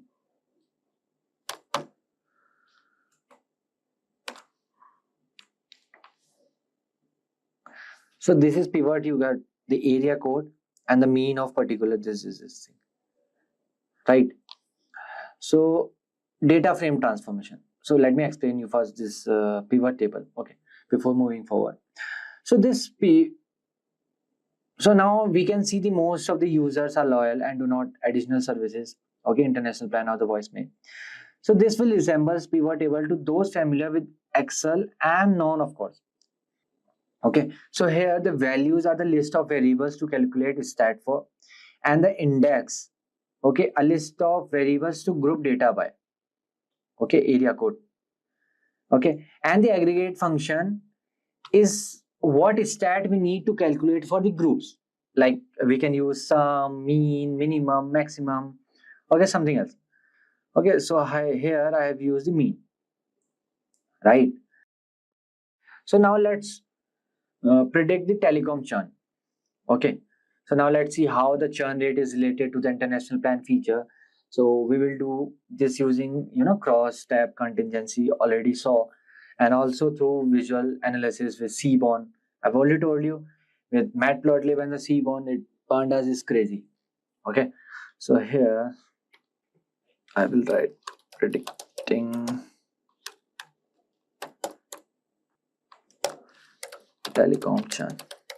Okay, so here I will write pd dot cross tab df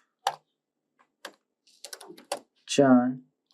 Okay, C is capital, churn, comma, df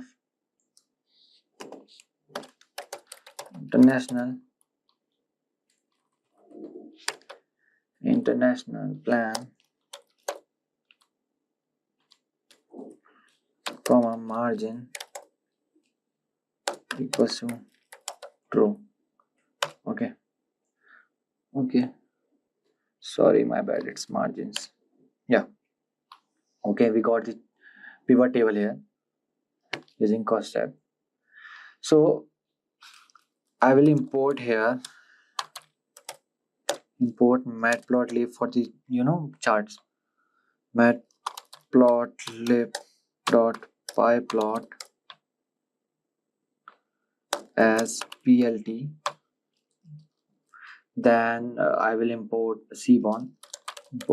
Just remember to install all these libraries. Okay, you can use pip install Seaborn and pip install numpy, pip install pandas before using it. Seaborn as SNS. Then for the graphic retina, I will use config inline backend dot figure format equals to retina. Okay, then here I will write SNS dot count plot, where x equals to x-axis I'm giving.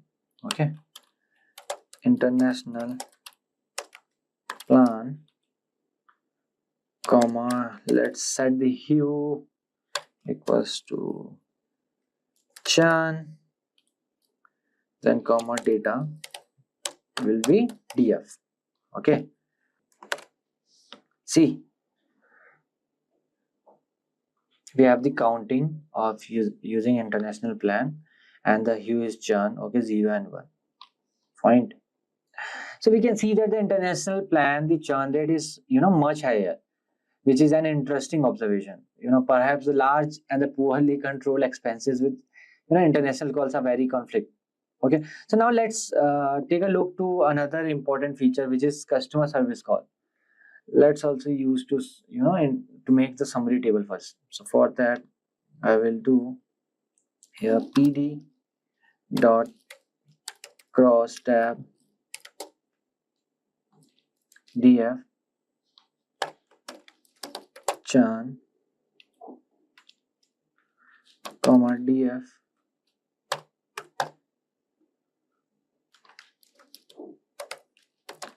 customer service calls, comma, margins equals to true. Okay, yes. So again, I have made the summary table for the customer service calls.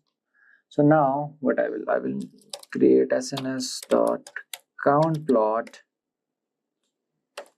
x equals to customer service calls, where hue is churn, then data equals to df churn. Yes.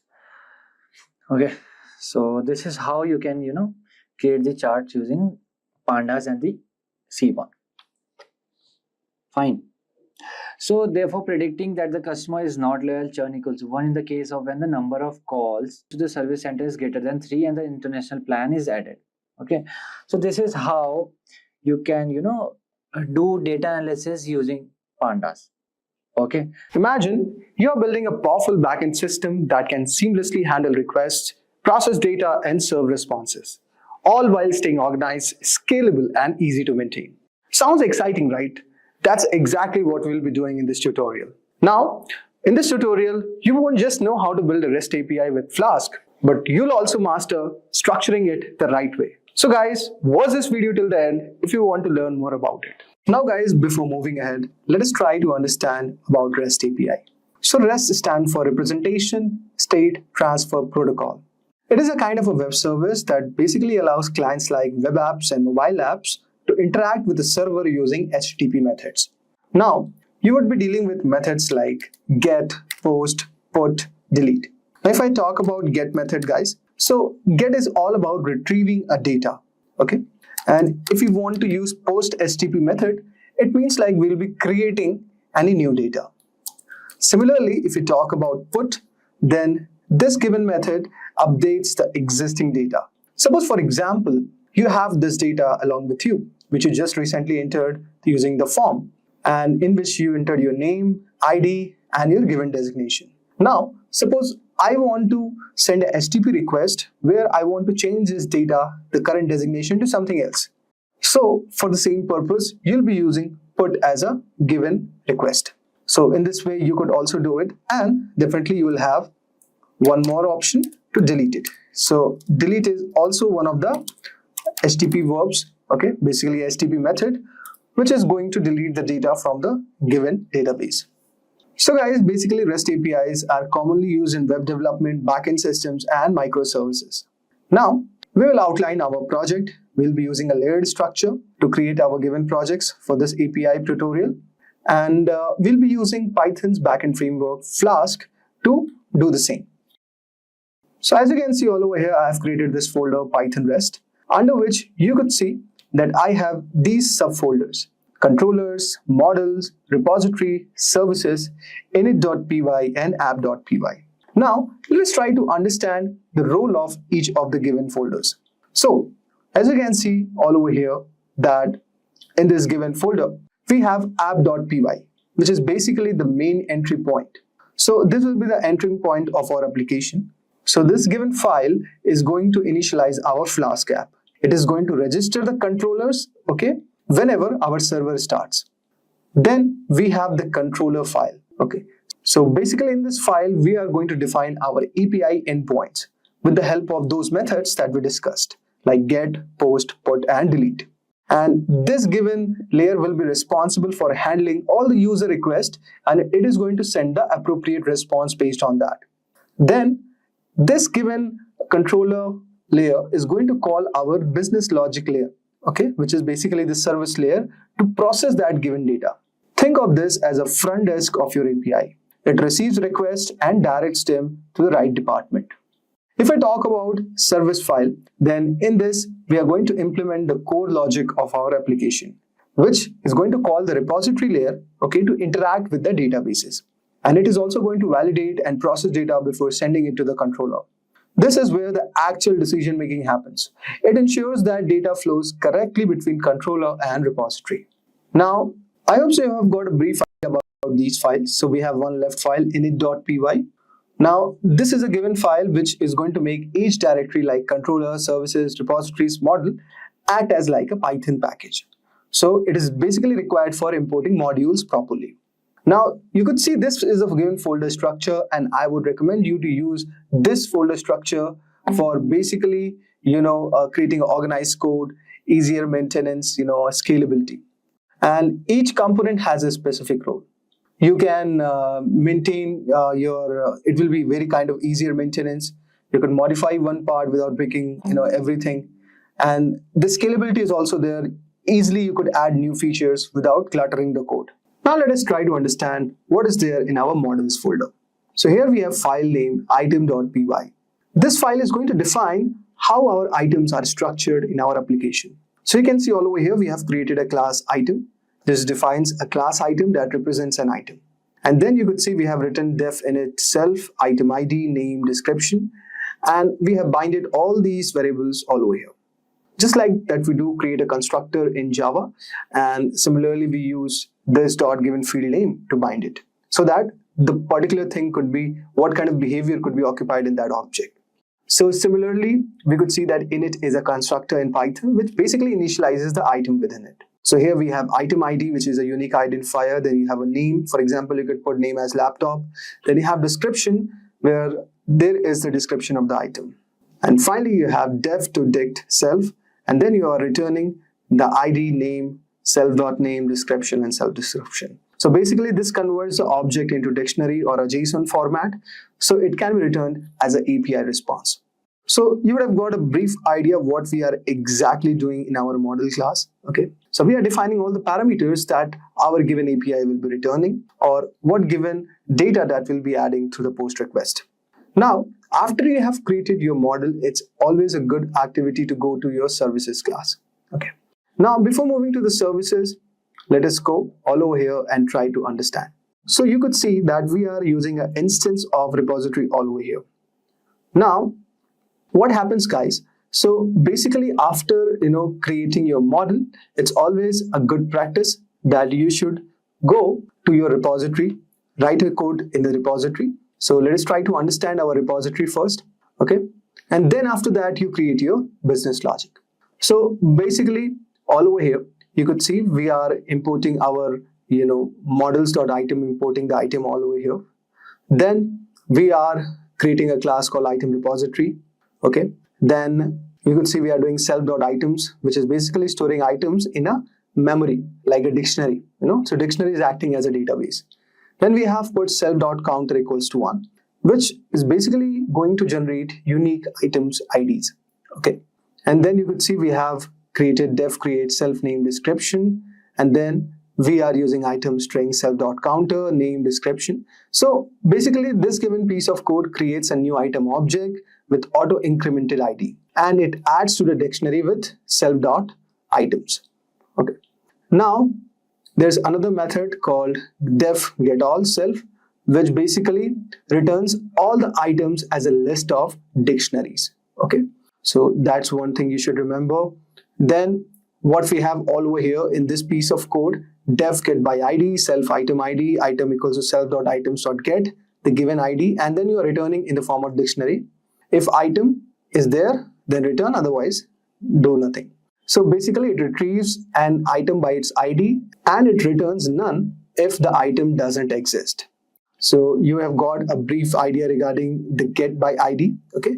Now similarly, for updating the given data, there is a def update function. Okay. So you could see it's written that def update self item ID name description. If item ID is present in the items, then what you have to do, you have to assign the given item with the proper ID. Okay. You have to access this item, then you have to access it name and description and return in the form of dictionary. If present, then do it, otherwise return none. Similarly, there's a delete function that we have created, and it returns self item.pop item ID none if it's not none. So basically it is popping up, or it is deleting the item ID present. Okay. If that item ID matches the given item ID present in the item, then it will be popped out. Now we have successfully created our item repository, and this given layer will be responsible for interacting with the database and do a bit of manipulation. Now let's move to our service layer, which will basically be using the instance of repository for all the business logic that needs to be implemented in our REST API will be done by services. So you could see we have this file name item services.py. Just right click on this. So guys, as you can see all over here, that when the request is coming from controller, it is directed to the services layer. Okay. Then the services layer is using the item repository instance to interact with the database and do all the manipulation. So all your business logic, imagine like services file is acting as a middle layer between the controller and the repository. It is somewhere here in the hierarchy of communication. Now, if you could see our code, we are importing the repository from item repository. Then what we are doing is we are creating an instance of item repository so we can call all the database functions.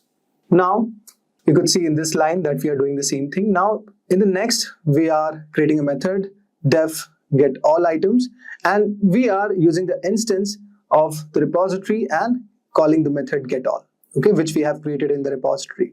Similarly, by get by ID method, the same thing that we have done. For updating the item ID, we have done the same thing, and for deleting the item ID, we have also done the same thing. Now, the logic for these methods are built in the repository section. So whenever the controller, for example, let's go to our request ID. Suppose if the request goes to get the given item by ID, okay, as you can see in the controller layer, so slash item ID, okay. So now it is going to go all over here, and the service method that's all over here. So it is present that get item by given ID. So it will be calling the service instance. Now, if you go in the service class, guys, so in the service class, you have this method def get item by ID. Now, this method is going to call this given method, which is present in our repository section. So def get by ID, and here is your logic written, which is basically interacting with the DB. If you connect it to MySQL or MongoDB or anyone else, so all manipulation you could do is. So there are a lot of things you could do with the REST API. Now let us try to understand our controller layer once. Okay, so you could see all over here that in this given file we will be creating all the important HTTP request methods that are get, post, put, and delete. So basically this given layer will be handling all the given request which is coming to the endpoint. So our base endpoint is slash item. Okay, so this is a given URL that is mentioned. So when your application is running on a given port, so you can use HTTP localhost slash items slash item slash item ID. If you want to get that particular ID, you could post it or update it using the put request, and also you could delete the given item. Now let us try to understand the code present all over there in this file. So you could see initially what we are doing is we are importing our Flask module. Okay, so as you can see, so in Flask we are importing blueprint, request, and JSON file. Now blueprint allows for modular routing. You could use it for that purposes. Request basically reads the incoming data from the request. Now you have JSON file, which basically converts Python objects into JSON responses. So you can see all over here we are importing item service to access the business logic. Now you can see item controller, blueprint, item controller, name, service equals to item service. Now what it is doing, guys, it basically creates a Flask blueprint, which is basically item controller, to handle all the requests which is coming to slash item route. Okay, this creates an instance of item service to interact with the stored data. Now you could see all over here we have the post request first, like creating the item. Okay, so you could see we have used this annotation item controller dot route. So route here we have to give the given route which is going, and you could mention the method, what kind of HTTP method you are using. So suppose here we are using the post method. Now basically you are creating the item, so you are requesting a data from the request.json. So we are using this given package from the Flask library. Then what you are doing is that this data, it is going to read the JSON file. Okay, then you could see it calls service.create item to create an item. Okay, and then it returns a new item with the status code 201. Okay, now similarly if you go and see all over here in get slash items, okay, so in the get all items request, what we are basically doing is we are trying to use the method get request. Okay, so which is going to return the resource. Suppose you added any data, like suppose let's say for example you added a product with name, ID. Okay, so when you are going to go at this URL get slash items, so that given data will be returned. So basically it is going to call service.getAllItems to fetch all the items that you have added in your database. It is going to return the list of all the given items. Now every item added will have the particular item ID. Now if you want to access the individual items, then this given method will be called. So basically you are using the instance of service to call this method get item by ID. Then you are returning the JSON file item, okay, in that format, the JSON format. Now you can see all over here we have the update method all over here. So you can see we have the method mentioned name as put, and the given way to actually update the data is, you have to access the given data by that ID. So in this case, we are basically accessing the user's data by the given user ID. So that's why we have used item/item ID. Similarly, for the controller, we have the same thing mentioned for deleted the given item with its item ID. Now, similarly, you could see we have put the method as delete, okay, and then it deletes the item if it exists. So you could see it is stored in the variable success, and this is calling the method from the service class, okay, which is present delete item by given ID. And finally, it is going to return a JSON data with message name as item deleted. If the given item is present, means if the operation is success, you return it. Otherwise, else return a error response. So basically with the message as, item not found. Basically 404 status code.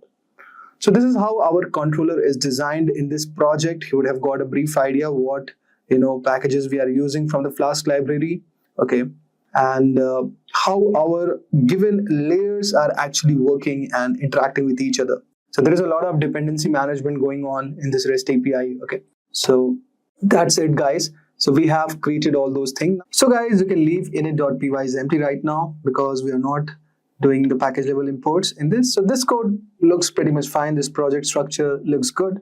Now, if you go to the app.py, our server will run on this given port, and this is our local host. Okay. So go to your terminal after this, guys. So click on terminal. So you could see we are in our required directory.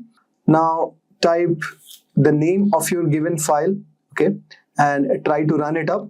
So type Python, okay, and then type app.py, and let's see what is happening. So you could see our server is running on this port. Now I'll be using terminal, guys, to check how our, whether our get request or post request is working or not. So what you could do, guys, you can open PowerShell, okay. Now, guys, as you can see all over here, we have put a post request in our terminal, and we are using PowerShell for the same. So you could see I have put the header as content type, and the file is application.json. And this is a body which I'm sending right now, name, laptop, description, MacBook Pro, okay. Now, you could also see I also telling it to convert it into JSON with depth of 10, and then I'm invoking this URI to the REST API. So guys, now let us do the post request. Now guys, as you can see all over here, let's say we are giving the body something like this. Hash headers @ the content type is application.json, and here you could see the body is mentioned with the name, description, okay. So this is a Dell Pro laptop, and finally I'm invoking it to the given URI, which is the method is post, and I'm attaching the headers and the body section that I've sent all over here to this given URL. Now just click onto it, and you could see our item with the ID 3 Dell Pro 16 laptop is created. So it means that our server is running great and everything is all good. Now guys, let us try to use a get request and see whether our given items are added or not. So as you can see all over here, we have updated it to MacBook Pro 14 with M3 chip. And this is how you could do it. Now let me also show you how could you do the delete request. Suppose we want to delete this given ID. Now the same command that you have to invoke REST method with the given URI, you have to add the URI with the given item ID set with the ID 1, and I'm using the method delete. Now click on it, and you could see message item deleted. Now let us try to use a get method, okay, and we could see we don't have any items with the ID 1. So guys, this was a short tutorial on REST API using Flask and Python, where we were using the layered architecture of controller, model, repository, and a service.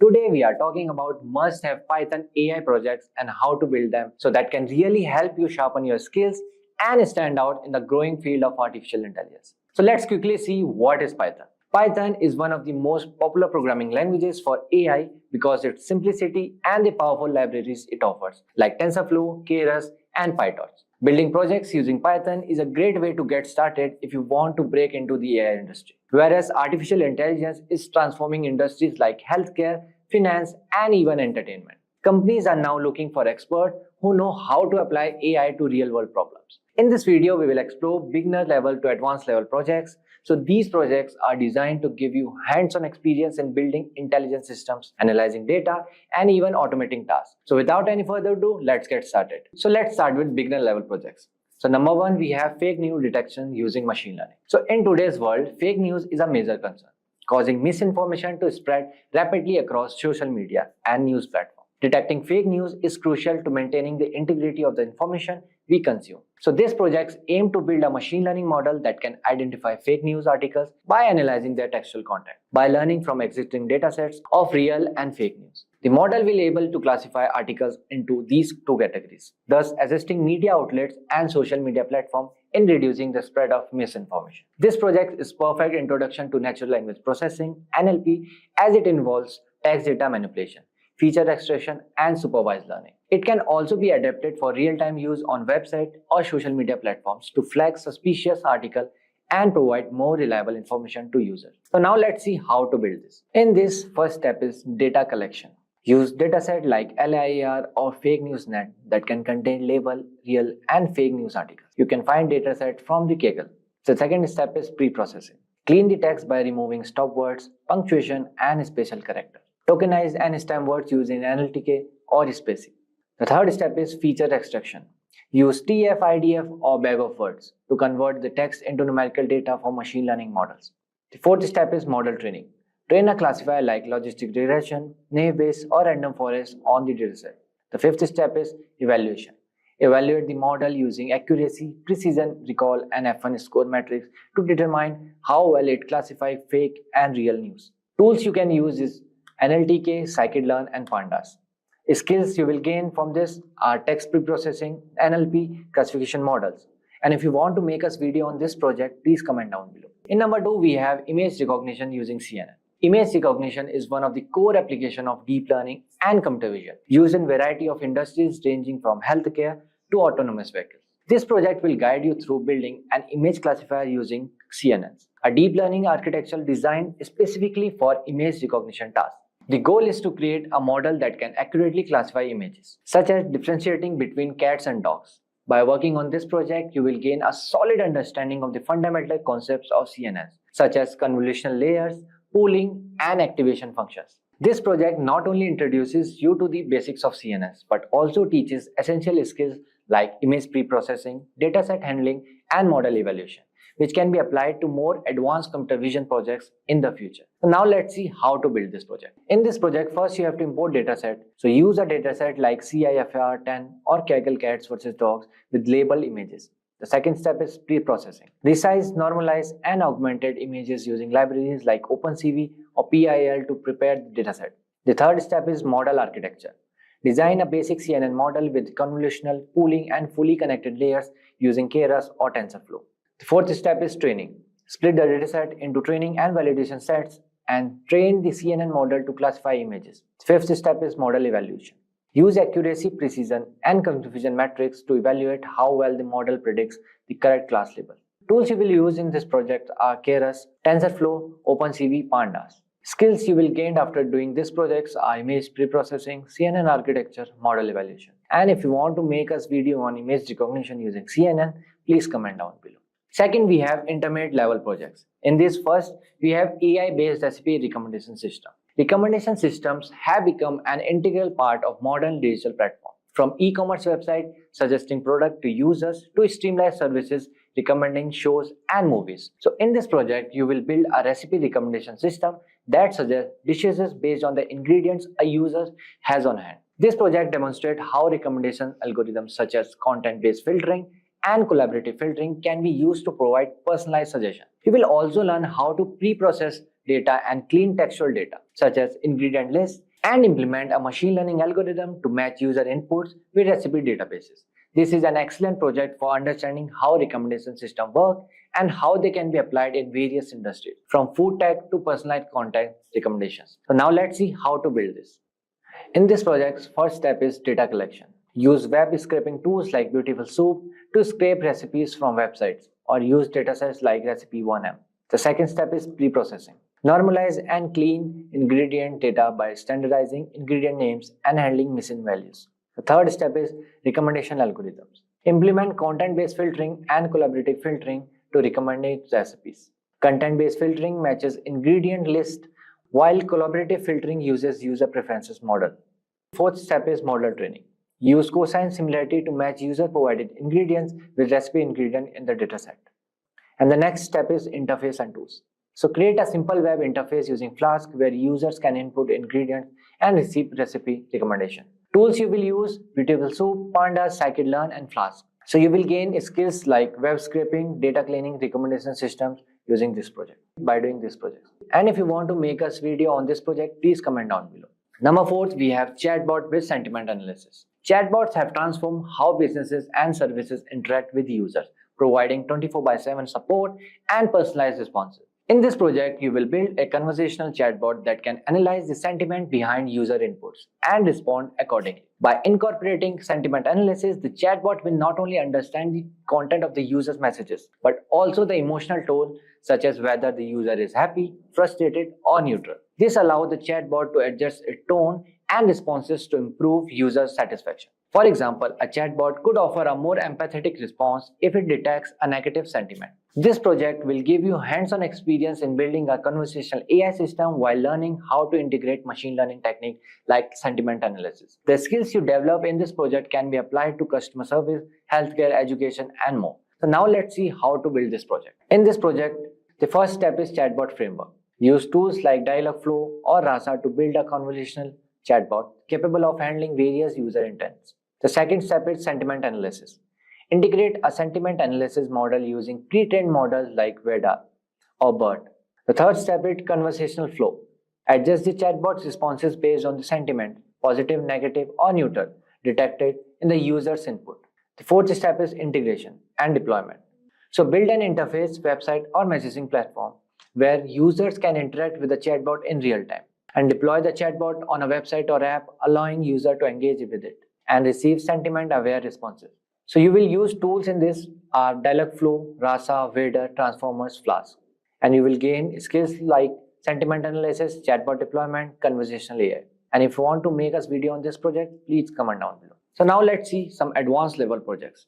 In this we have AI-powered image colorization. Image colorization is a fascinating application of deep learning that transforms black and white images into color by predicting and applying realistic colors to grayscale images. This project explores how CNN and GANs can be used to learn mapping between grayscale and colored images. You will gather dataset of colored images, convert them into grayscale, and train the model generate color version. This project is especially useful in areas such as film restoration, photography, and artistic creation, where colorization can breathe new life into old black and white images. Moreover, it highlights the power of deep learning in understanding and generating complex visual data, giving you insight into how these models work for tasks like image generation, video prediction, and beyond. The skills you learn in this project will also be useful for other creative AI applications like style transfer and image synthesis. So now let's see how to build this project. So in this project, first step is data collection. Use dataset of colored image, convert them into grayscale, and use the grayscale images as inputs while training the model to output colorized version. The second step is pre-processing. Normalize images pixel values and resize them for training. The third step is model architecture. Implement a UNet model or generative adversarial network (GANs), which are well suited for image generation tasks like colorization. Fourth step is training and evaluation. Train the model on grayscale images as input and colored images as output using mean squared error method for guidance. Evaluate with visual inspection and peak signal to noise ratio. The last step is deployment. So create a web interface where user can upload black and white images and get them colorized. So you will use tools like TensorFlow, Keras, OpenCV, and Flask. So we'll gain skills like deep learning, CNNs, JNs, and image preprocessing. And if you want to make a video on AI-powered image colorization project, so please comment down below. And the last we have object detection using YOLO. You only look once. Object detection is one of the most popular computer vision applications, allowing machine to recognize and locate multiple objects within an image or video stream in real time. YOLO is a state-of-the-art object detection algorithm known for its speed and accuracy. This project involves building a real-time object detection system capable of identifying multiple objects in images or videos feeds by drawing bounding boxes around them. Object detection has widespread use in fields such as security surveillance, autonomous driving, and augmented reality, where systems need to understand and interact with their surroundings in real time. By working on this project, you will learn how to pre-process image data, format bounding box labels, and train a YOLO model using a dataset like Coco or Pascal. You will also gain a valuable experience in deploying object detection systems that process video streams, giving you the skills to build application in dynamic environment, from traffic monitoring to industrial robotics. So now let's see how to build these projects. So in this project, we will first import dataset. So use a dataset like Coco or Pascal VOC, which contains label objects in images with bounding boxes. The second step is pre-processing. Resize image and normalize pixel values, ensuring bounding box labels are appropriately formatted. The third step is model architecture. Use the YOLO, you only look once architecture, which splits images into a grid and predicts bounding boxes and class probabilities for each object. The fourth step is training and evaluation. Train the YOLO model on labeled data using a framework like Darknet. Evaluate the model using metrics like intersection over union and mean average precision. The last step is deployment. Develop a system that can process video streams in real time, detecting objects and drawing bounding boxes around them. Tool you will use OpenCV, TensorFlow, and Darknet. You will gain skills like object detection, YOLO architecture, real-time video processing. And if you want to make videos on this project, please comment down below. So in conclusion, these Python AI projects not only help you build hands-on skills, but also provide a solid foundation for advancing your career in artificial intelligence. Whether you are working on fake news detection, image recognition, or developing advanced tools like chatbots and object detection systems, these projects offer real-world applications that companies are looking for. Start small, keep learning, and as you complete each project, you will get better prepared to take on the challenges in the growing AI field. Do you know, friends, that the average salary of Python developer in India is around 7,08,083 rupees, according to the Indeed.com. And in today's market scenario, there are 30,000+ jobs available right now as per to the job portals like Indeed, LinkedIn, and Monster.com. Choosing a career in Python can be a smart move for many reasons, because Python's high demand for data science, its versatility in software development, ease of learning, high salaries, and strong job growth has made it an attractive choice for switching career in this domain. With that keeping in mind, I have curated top 15 Python interview questions. With that said, guys, here's the agenda for our today's session. So guys, we will be covering questions from arrays, lists, strings. Then we will move on to tuples and set. Moving ahead, we will also have questions based on recursion, algorithm problems, data handling, and data visualization. So let's get started. But before that, I request you guys that do not forget to hit the subscribe button and click the bell icon for further updates. So guys, let's get started. So here's our first interview question. That is, given two arrays, write a Python function to return the intersection of the two. For example, if we have x equals to 1590 and y equals to 3029, then it should return 9 and 0. So how you will approach this problem by coding in Python? You can take your time and then you can come to the solution. So guys, in order to solve this question, we will have to create a Python function that will find the intersection of two arrays. And this function is going to use the set data structure to efficiently determine the common elements between the two lists. So guys, first what we are going to do, let us create a function first. So we are going to say the name def intersect, and you can just call it as arrays. Okay, and then let us give the two argument AR1 and ARR2. Pretty fine till here. Now after that, convert both of the list and sets to remove the duplicates and allow for intersection. So what we are going to do, we are going to create set1, okay, and this is going to be set of array1, okay. Then next what we are going to do, we are going to create a set of 2, okay, and this is going to be assigned to set of array2. Pretty fine. Now what we have to do, guys, we have to find the intersection of both of the sets. So guys, we can give a variable name sets intersection. So sets, okay, and this is going to equal to set1, okay, dot intersection of set2. Very easy, guys. And then we have to convert the intersection set back to a list before returning this list. So what we can do, finally, we can just return. So return list, and here we can give the intersection of the same. So now we have done that. Let us take an example of the same.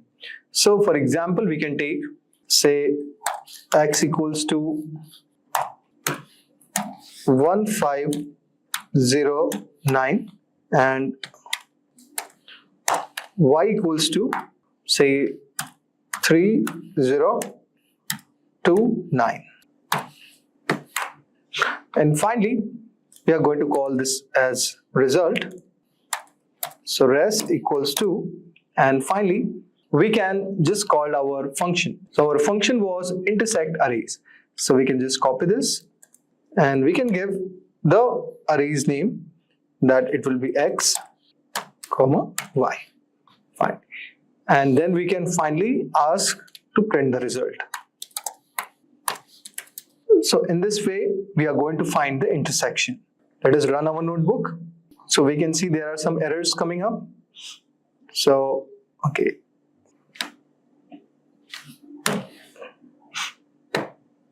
So we can see that the answer is coming 0 and 9. Pretty fine right now. So we have completed our first question. Now let us move to the next question. So guys, our next question is, given an array, find all the duplicates in this array. For example, we have 1, 2, 3, 1, 3, 6, 5, and we should return only 1 and 3. So we can see 1 and 3 are the only one which has been duplicated. So how you are going to approach this problem? You can pause this video for a while and then you can come to this video and then you can watch the solution. So guys, to find all the duplicates in an array in Python, you can use a dictionary or the collections.counter to count the occurrences of each element and then gather those with the counts greater than 1. So for example, I'm going to show you a dictionary. So what you can do, we can define a function first. Say, let's find a duplicate. So def find, say, duplicate, and in this we are going to take an argument array. Define. Now after that, let us declare a dictionary with name as counts. Okay, and let us create a list of duplicates.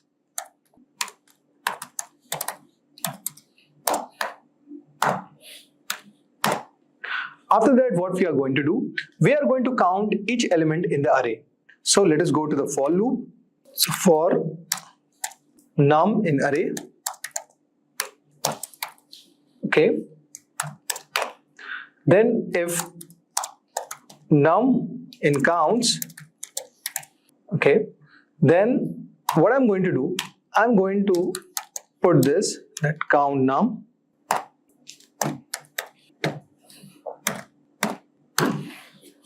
or else what we can do, we can count on that num equals to 1.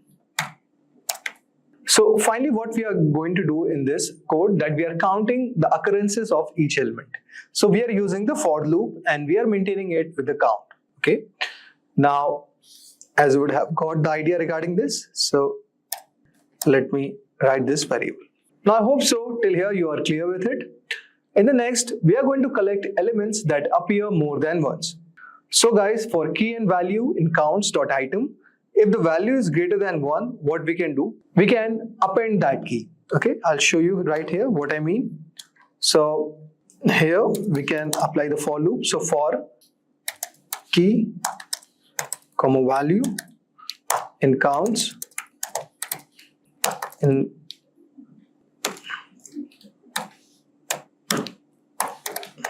okay, so for key value in counts.items,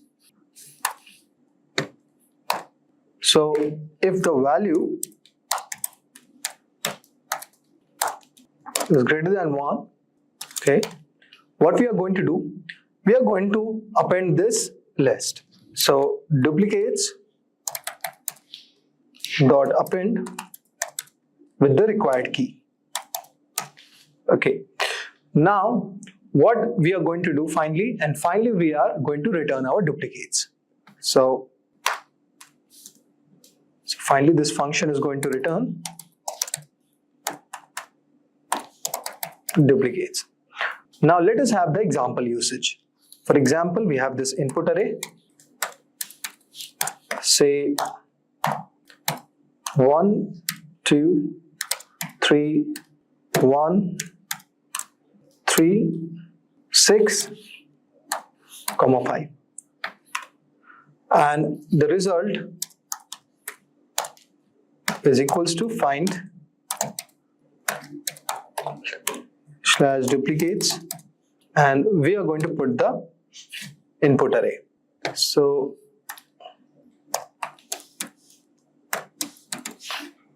now let us cross check the functions we have. So it is find duplicate. This is, we're going to exclude this. Now let us run this code. So it says there is an error. Okay. Now let us see what's the error in this. So it says for key and value in counts.item.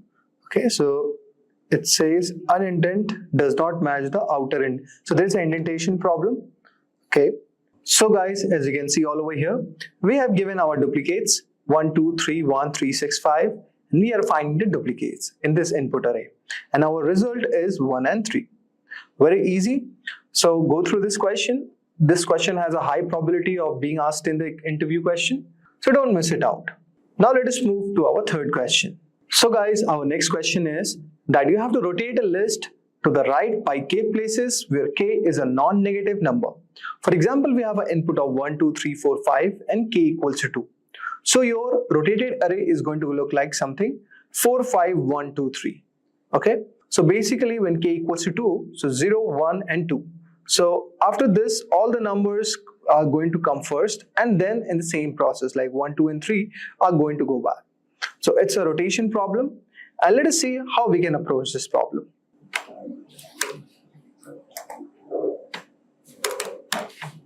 So guys, in order to solve this problem of rotating a list right by key places where k is a non-negative, you can use a straightforward approach. Then this involves slicing the list and rearranging the parts. But here's the another way you can try it, that is by normalizing. So guys, since the rotating the list by its length, suppose it has a length of n, it results the same list. So you can normalize by k by taking k mod n or k percentage n, where n is the length of the entire list. So what is going to do, this is going to handle the cases where k is greater than n. Okay, so let us try to see the problem. So we have created a function called defRotate list, and I have taken two parameters nums and k. Now here I am defining n as the length of the given list. So if n is equals to 0, I want it to return the nums. Okay, the given parameter which we have given. Okay, the length of the given list. So now after this we have to normalize. So in order to avoid like it, where where k becomes greater than n. So k equals to k modulo n. So this is our normalization. And after this we are performing the rotation. So by rotation by slicing, so rotated list equals to nums of minus k dot plus nums of k. So this means that till k you have to partition it, okay, and after post of k you have to do the partition. And after that we are returning the rotated list. So you can see in the input list we have 1, 2, 3, 4, 5 and here k equals to 2. So what it's going to return? So the given list, okay, so k dot means since 2 and post 2 and pre 2. So you have to take that into consideration. So guys, after post we are adding the pre. So for example k equals to 2, so 0, 1 and 2. So these comes, so 4 and 5 is going to be put all over here. Then after that pre of 2 are going to be placed. And finally we are concatenating it. So 4, 5, 1, 2, 3 is going to be our output. So let us run this program and we can see we are getting the output 4, 5, 1, 2 and 3. Very easy problem. Okay. Now let us move on to the next problem. So guys, the next question is, given an integer array, find the sum of largest contiguous subarray within the array. For example, given the array A equals to 0, -1, -5, -2, 3 and 14, so it should return 17 because of 3 and 14. So there is a note also that if all the elements are negative, then it should return a 0. So it has given the case study. For example, you have to consider an integer array and you have to find the sum of largest contiguous subarray. So this is a subarray problem. Let us try to approach this. So for example, we have the input list 0, -1, -5, -2, 3 and 14. So we have to take a case on this and it should return 70. So guys, to solve this problem, you can use the Cadence algorithm, which efficiently finds the maximum subarray within the time complexity of O of n. And this algorithm maintains the running sum of maximum subarray found so far and updates it as it traverses the array. Additionally, to handle the case where all the elements are negative, so such that you want to return 0 in such a case, you can initialize the maximum sum as 0. So here's the Python implementation of the same. So guys, here's the solution to this problem. Let us define the function diff max subarray, and which is going to take nums as the parameter. Now we are going to initialize variables to track the current sum and the best sum found. So current sum equals to 0 and maximum sum is also equals to 0. Then we have to traverse through the array and update the current sum and max sum accordingly. So for example, for num in nums, okay, then we have to update the current sum and reset it to 0 if it becomes negative. So if current sum is less than 0, then you have to put the current sum equals to 0 and then update it with maximum sum equals to max of, you can take a max function, then take max sum and the current sum. And finally, we are returning the max sum. So this is very easy. So basically what we are doing, so we are taking two variables, current sum and max sum. And we are traversing through this nums array and we are finding that if our current sum is equals to 0, okay, then we are updating our current sum such that current sum equals plus now. Okay, so we are adding the current sum with the given number, like the iterator number basically we are using. For example, if it is 1, so current sum will be equal to 0, so 0 plus 1 will be there. And then if it goes negative, so if current sum is less than 0, then we are putting it to 0. Very easy. Suppose if you have negative numbers in your array. So that covers this situation. Now I hope so you have got the idea regarding the same. And finally, we are taking the maximum of max sum and the current sum. Okay. So in this way, we are going to print the maximum part of it, which is 17. Now let us take this and let us try to run our application. So you can see we have printed 17. So this clearly covers the idea regarding this question. Now let us move to our next question. So guys, our next question is define tuples and list in Python and what are the major differences between them. So guys, this is one of the very basic questions. So in Python, list and tuples both are sequence data types that can store collection of items. They are used to store multiple items in a single variable and have several similarities. But there are significant differences that affect how and when you should use each. For example, if you take a list. So a list in Python is a mutable or changeable ordered sequence of elements. Each element inside a list can be accessed, added, edited, or removed. And lists are defined by having values between a square bracket.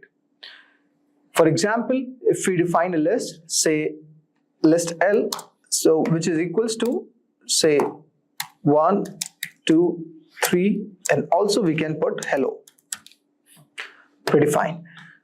And also we can add a boolean value. So let's add true. Now let us talk about the tuples. So a tuple in Python is an immutable or unchangeable ordered sequence of elements. This is very important. And once a tuple is created, you cannot change, add, or remove its elements. Tuples are defined by having values between parentheses. And this way we cover the definition of tuples. So for example, if we define a tuple, so it is going to look something like this. So t equals to, say, we take the parentheses and suppose we add 1, 2, and 3. So this forms our tuple. Now, if we talk about the major differences, we know that in lists are mutable, okay, and tuples are immutable. So that's a basic difference. Next, you can talk about their syntax. So like if we talk about list, they use square brackets, whereas tuples uses parentheses. If we talk about performance, guys, then tuples are faster than list because of their immutable nature of tuples. Now, list being mutable, they are slightly slower as compared to tuple. Okay, and they also require additional operations for memory. So in this way, you can differentiate between tuples and list. Now let us move on to our next question. So guys, our next problem is on anagram. So it says, given an array of strings, group anagrams together. Okay, suppose we have strings like eat, tea, tan, ate, nat, bat. So our output should look like something like this. It should be ate, eat, tea, nat, tan, and bat. Okay. Now, to solve the problem of grouping anagrams together, forming a given array of strings, you can utilize a dictionary to help organize words by their signature. So guys, what's a signature? A signature can be formed by sorting the characters in each string, which ensures that all anagrams will have the same signatures. So for example, what we are going to do, we are going to create a dictionary. So you can use a dictionary to map each sorted version of a string such that the strings to a list of strings can be added, and when it is sorted, you can match that signature. Then you can use the sort each string. For each string in the list, you can sort the strings to generate its signature and add the original string to the corresponding list. And then finally, you can collect the results. So basically, here's a Python implementation of the same. So guys, as you can see all over here, we have defined the function named group anagrams, and we have taken arguments words. So here's our dictionary, anagram dict. Then we are taking the for loop, and finally we are sorting it, okay, with the empty string using the join function, okay, and we are using the sorted function. Then if sorted word not in anagram dictionary, then what we are doing basically, we are putting it into this anagram dictionary with the category of the sorted word which we have created. So this is the required variable, okay. Now this will be equals to and word dictionary. Now finally, if this does not happen, then else you can put anagram dictionary in the sorted words and you can append that in the word. So these are the certain things where word is our iterator, okay. So this is equals to a number which we are basically storing. So now finally we are extracting the list. So we are presenting these groups into a list, okay. So finally the dictionary is converted into the list. So list anagram dict values, and finally we are returning our result. So here is our input words, and finally we are calling our function with this word as the parameter. So let us run this and let us see whether our output is coming or not. And we can see we are getting the output of the anagram words. So eat, tea, ate, tan, nat, and bat. So we had this as the anagrams are certain things, like suppose eat is there, so t is ending with t, so it is next word is starting with t. You can see the next word is ending with a, and here the next word is starting. So similarly, tan and nat are grouped and bat are grouped. So what we have to do all over here, the entire logic remains the same, and it is here. So you have to create a variable all over here, sorted word, and let's say be empty, and you have to join it with the word. Word means in the given dictionary, whatever the word, like suppose eat, tea, tan. So initially we are putting it in empty words. Now, if this word, okay, if this sorted word is not in anagram dictionary, means it is not present in our dictionary. So we can just do what? We can put this in our dictionary. So we can take this parameter as sorted word, okay, and put that word in this. So similarly, like we are grouping in this case like eat and tea, okay. Now else, if it is not present in our dictionary, so anagram sorted dictionary is appending that word, okay. So here the assignment is happening and here we are appending it. So finally what results as eat, tea, ate, tan, nate, and bat. Very tricky question, has a higher probability to be asked in the exam. Now let us move on to our next question.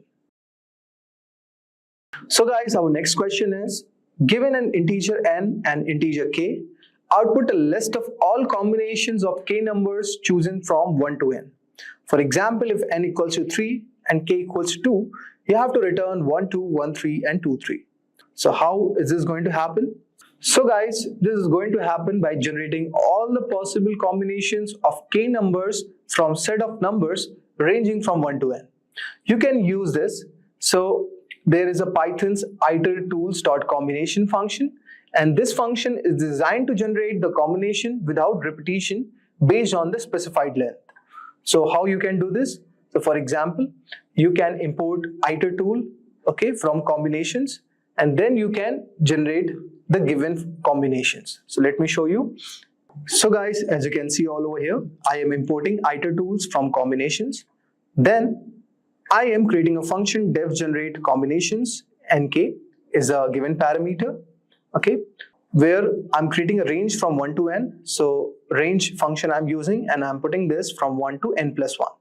And I'm storing this into the variable or assigning it into a variable called numbers.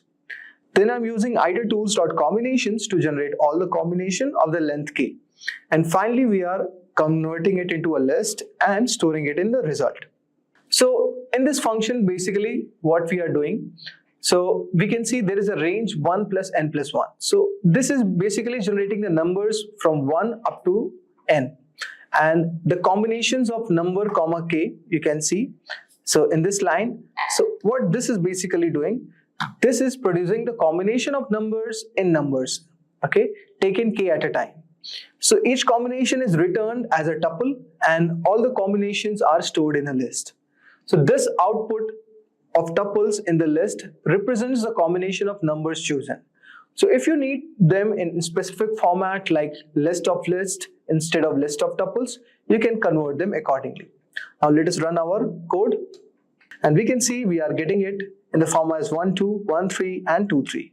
So this is generating the same, and so we are getting an output of list of all the combination of k numbers chosen from 1 to n. So in this scenario, I have put n equals to 3 and k equals to 2. Very amazing question, has a higher probability to be asked in the exam. Now let us discuss the next question. So guys, our next question is pretty interesting, and it says write a function to generate n samples from a normal distribution and plot them on the histogram. So guys, in order to solve this question, you need to know about normal distribution. So to generate the samples from a normal distribution, you can plot them on the histogram. So you can use Python's library called as NumPy for the generation of samples and matplotlib for plotting the histogram. So here's the implementation. So guys, as you can see all over here, we are importing NumPy as NP, and we are importing the matplotlib. Okay. Then finally, we are defining a function plot normal distribution samples, and here we have to take the 3 parameters. The first one is n, second one is mean, and the third one is standard deviation. We have initialized mean equals to 0 and standard deviation equals to 1. Then we are generating n samples from a normal distribution with specified mean, standard deviation, and with that we are going to plot the histogram. So it's more of a mathematical problem, but if you have a little bit idea regarding normal distribution, you can achieve this. So we can see there is a parameter n where the n denotes the number of samples, okay, and mean is there for the normal distribution, and similarly we have included standard deviation for the normal distribution. Finally, here we are generating the samples. So samples equals to, we are using the NumPy library, so np.random.normal, okay, and I have given LOC location equals to mean, scale is standard deviation, and of the size n. So it is very standard, and after that we are plotting the histogram with plt.hist. So I have taken samples, then bins equals to 30, edge color we have given black, and alpha equals to 0.7. And finally, we are putting the title as histogram distribution sample. On the x level, there is a value, and y is frequency. And we have put the grid as true. And finally, we are asking it to show it. Now let us run this. So we can see it has generated the histogram of normal distribution samples. Very interesting question. I hope so you are clear with it. Now let us move on to the next question. Now guys, let us take a question from Pandas, a very popular library. So the question says that what is the difference between apply and apply map functions in Pandas? So guys, in Pandas, the functions apply and apply map serve different purposes. Although they both apply a function along the x-axis of the data frame or in Pandas series, but here you can use them. So for example, in apply is used to apply a function along the axis of the data frame. So it can be either a row or a column. It can be used to operate on the entire row or a column at once, and this function is extremely flexible and can return a single value or a series or even a data frame. Then if we talk about flexibility, guys, it works on a complete row or column and can be used to implement aggregation, transformation, and other operations that consider multiple elements at once. So for example, let me show you. So say we have this, import pandas as PD, okay. Then we can define our data frame. So df equals to PD dot data frame, and finally here we can give as a all over here, and we can give the value as list as 1, 2, and 3. Similarly, we can change the given thing as B, and we can change this value as 4, 5, and 6.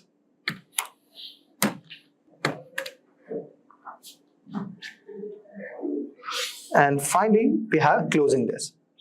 So by applying a function to each column, say default axis equals to 0, so we can store the result something like this. So let us create the variable called result, and this is equals to say df dot apply, okay, and we can use our lambda expression. So lambda x, and here we can take x dot max, okay, minus x dot min. Pretty fine. So we are applying a function to each column all over here. And if we talk about like apply map, so apply map is used to apply a function to each element of the data frame. So this method is available only for data frames, not for series object. That is the most important thing. And if we talk about element-wise operation, so apply map operates element-wise, and it is very suitable for operations that depend on the value of the single cell, and they do not need to consider other elements in the row or column. So guys, that was a basic difference between apply and apply map functions. Now let us move on to the next question. So guys, our next question is on strings, and it says, given a string, return the first occurrence character in it. So on none if there is no recurring character. For example, if the input is Python interview questions and the output is n. So as you can see, n is a recurring alphabet. So we have to find the recurring character in this given string.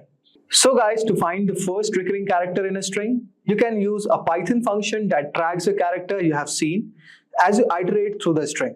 You can utilize a set to efficiently check if a character has appeared before. So for that, here's a simple implementation. So guys, as you can see all over here, we have defined the function first recurring character, and we are taking input string as a given argument. Now, here is the variable called scene, and it is stored as a set. Now let us iterate through each character in the string. So for char in input string, if char is present in this set, so what I want to do, I want to return the first recurring character. Then finally we are adding this character into the set if it is not already seen. And if it is not present, we are returning the none. Very basic for loop and conditionals we have applied, okay. Now in this, we are presenting the input string, okay, and let us see what our output would be when we are calling the given function. So you can see we are getting output of n. So this is very basic, guys, and I hope so you have got a brief idea regarding this. Now let us move on to our next question. So guys, as you can see, our next question is, given a positive integer x, return an integer that is a factorial of x. If a negative integer is provided, it should return -1 and implement the solution using recursive function. So guys, we have got a problem on recursion, and it is mostly asked in TCS or Accenture's interview question. So whenever you are having a technical round, so you are going to have a higher probability to be asked. Now let us see the solution of this question. So guys, to calculate the factorial of a given positive integer x using recursion and to return -1 for negative integers, you can implement a simple recursive function. So here's how you can do it. So you can see all over here, we have defined a function def factorial x, okay? So if we are hitting our base case, means x equals to 0, what we are returning it as 1. And if the input is negative, we are returning -1 as indicated. And finally, we can see a recursive case. So if it is not hitting both of the cases, then we are basically returning x into x factorial x minus 1. So basically what it is doing, guys, so say if we put x equals to 0, so we know that we are getting its factorial as 1. Now we are getting factorial of 1. Now if x is greater than 0, say suppose we are taking 1, so 1 into factorial of 0. So factorial of 0 is 1, so 1 into 0 will be 1. Similarly, next if x equals to 2, so 2 into factorial of 1, so it becomes 2. So you can see we are going to get a series of multiplication. So in that way, we can find this solution using recursion. So let us try to print the output. So we can see we are getting output as 120, -1 and 1. So we have finally completed this problem using recursion. Definitely try this problem, guys. One of the most frequent asked questions in the interview. Now let us move on to our next question. So guys, our next question is, given an m by n matrix with positive integers, determine the length of longest path of increasing within the matrix. For example, let us see.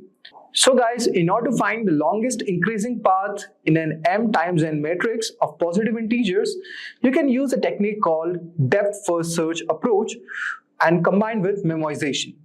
This problem is going to involve exploring all the possible paths from each cell and caching the result to avoid redundant computation. Now, so in this approach, we are using DFS with memoization. For each cell in the matrix, use DFS to explore possible increasing path starting from the cell. Then cache the length of the longest path starting from the each cell to avoid the recomputation. Then also go on the edge conditions, like you will only move to the adjacent cells that contain a higher value to ensure that the path is increasing. Finally, you have to implement these steps so you can create a DFS function that explores all the 4 possible directions like up, down, left and right. And it is returning the length of the longest path.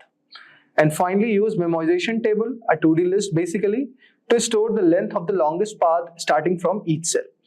Iterate over each cell in the matrix and you can initiate a DFS if the cell hasn't been explored. So here is the implementation of the same.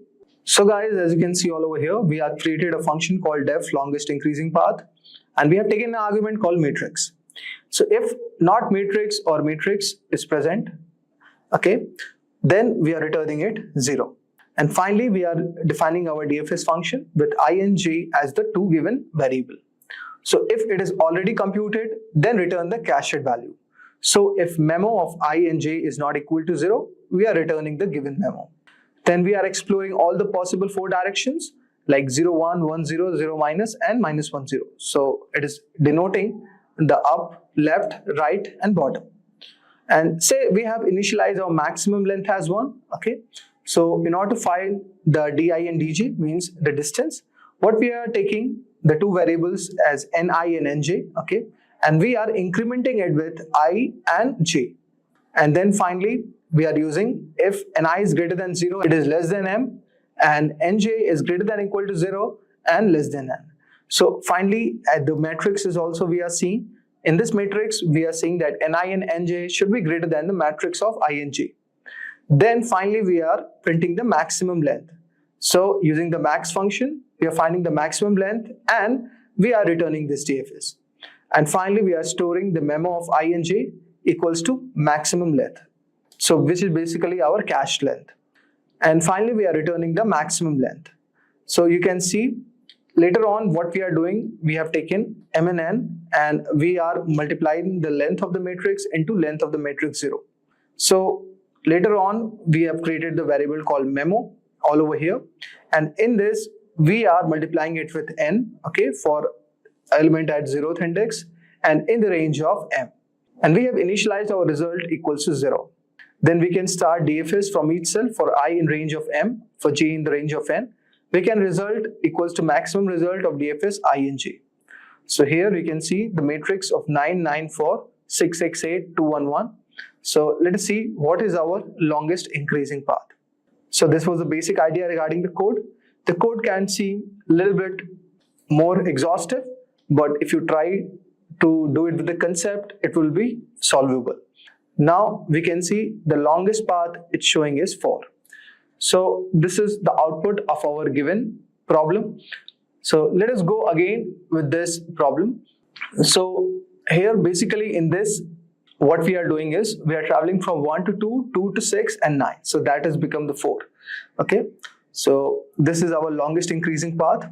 So 1 to 2, okay, then 2 to 6, then 6 to 9. So this is our maximum path we can follow. So 4 is the given output. Now let me go through this problem once again. For example, here we have taken a DFS function. Okay, so this DFS function is called recursively to explore each direction. It checks whether a move is valid, stays within the bound, or moves a higher value. Then you can see we have taken the use of memoization. So memo of I and j stores the length of the longest increasing path from cell I and j.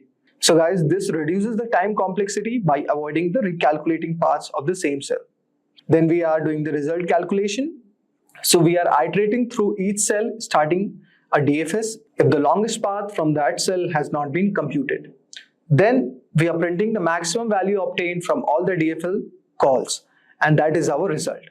So this approach is basically efficient for matrices where many values are not recomputed due to caching, thus making it a feasible for larger matrices. So that's the solution of this problem. Now let us move to our next problem. So guys, our next question is explain Flask, what Flask is and its benefits. So guys, as we all know that Flask is a popular micro-web framework written in Python. It is called micro framework because it does not require particular tools or libraries. It has no database abstraction layer, form validation on any other components where pre-existing third libraries provide common function. However, Flask supports extensions that can add application features. Like here we can say, suppose if you want to add simplicity, flexibility, okay, lightweight features, then you can use it. Flask is also extensible, that it can be extended with extensions available to additional functionality like object relational mappers, form validation, upload handling, and various open authentication technologies and several common frameworks related to it. Then you can also say it has a built-in developer server and debugger. So Flask also includes a built-in server and debugger, which makes it easy to develop and test your applications locally. So this is Flask and these are some of its benefits. Now let us move on to the next question. So guys, our next question is, what is the difference between list, arrays and sets in Python? And when you should use each of them? Very basic question, guys. So guys, in Python, list, arrays and sets are all container data types that store collection of items. Each type serves a different purposes and used in specific scenarios depending on the needs of the program. So for example, lists are one of the most versatile data structures in Python. They are ordered, mutable, and can hold a heterogeneous assortment of objects. Then if I talk about characteristics, lists are ordered, meaning that the items have been defined in order and that order will not change until and unless you change it. So guys, as you can see all over here, that lists are mutable, meaning you can change their content without changing their identity. You can also have a duplicate element in a list. So it is always advisable to use list when you need an ordered collections that can change and might include the duplicate entries. Suitable for the cases where you need to perform frequent read and write operations. Now if I talk about arrays, arrays in context of Python arrays module or the NumPy arrays are specifically optimized for numerical data and offer more storage efficiency and operations which are tailored to numerical processing. Like you can use NumPy's arrays in a situation when an extensive set of operations are for mathematical and logical based. Arrays are also mutable and ordered.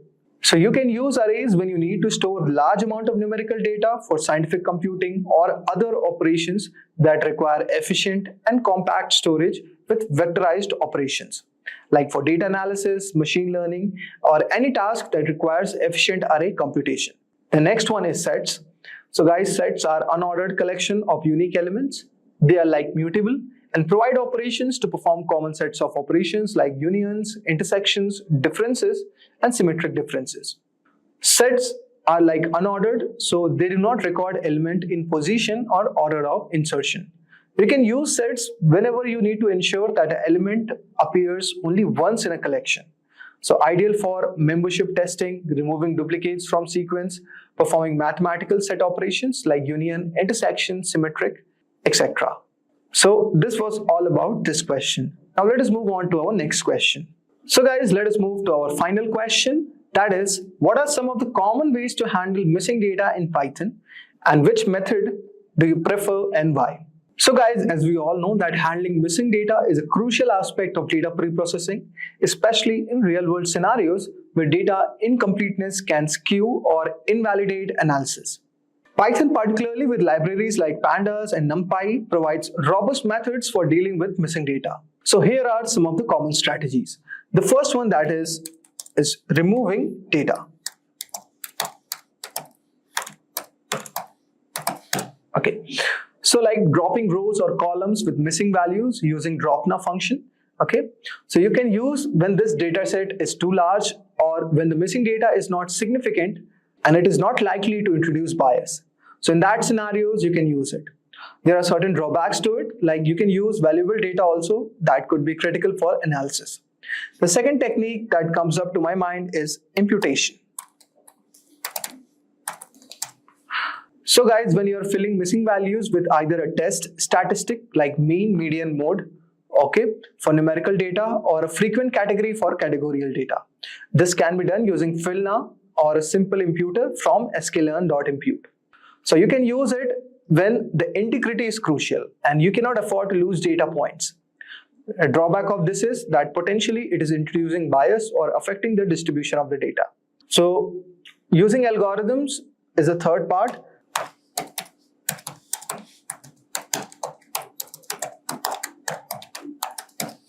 Repeat.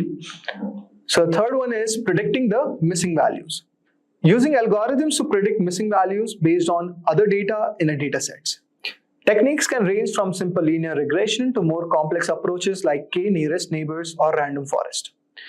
So when the missing values are substantial and there is a reasonable hypothesis that other variables can predict the missing values, so you can use this. So it is computationally intensive and can overfit if not properly tuned. Next one is using a constant to fill the missing data.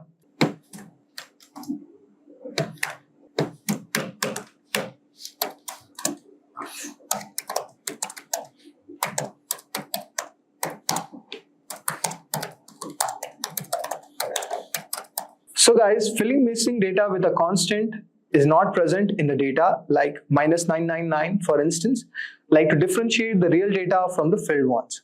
So often used in modeling competitions or specific algorithms that can handle peculiar values and interpret them appropriately.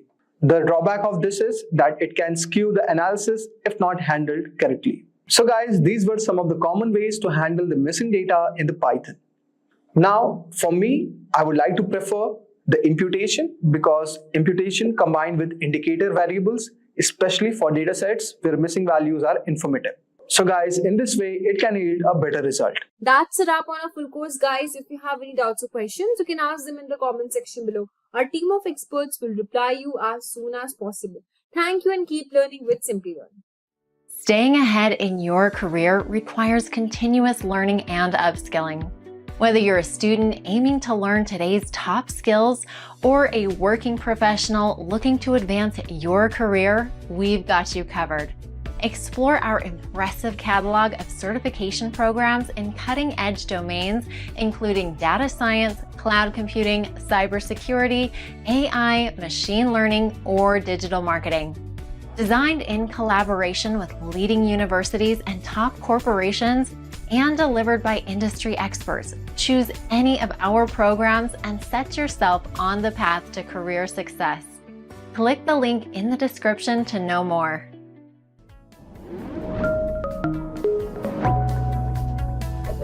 Hi there, if you like this video, subscribe to the Simplilearn YouTube channel and click here to watch similar videos. To nerd up and get certified, click here.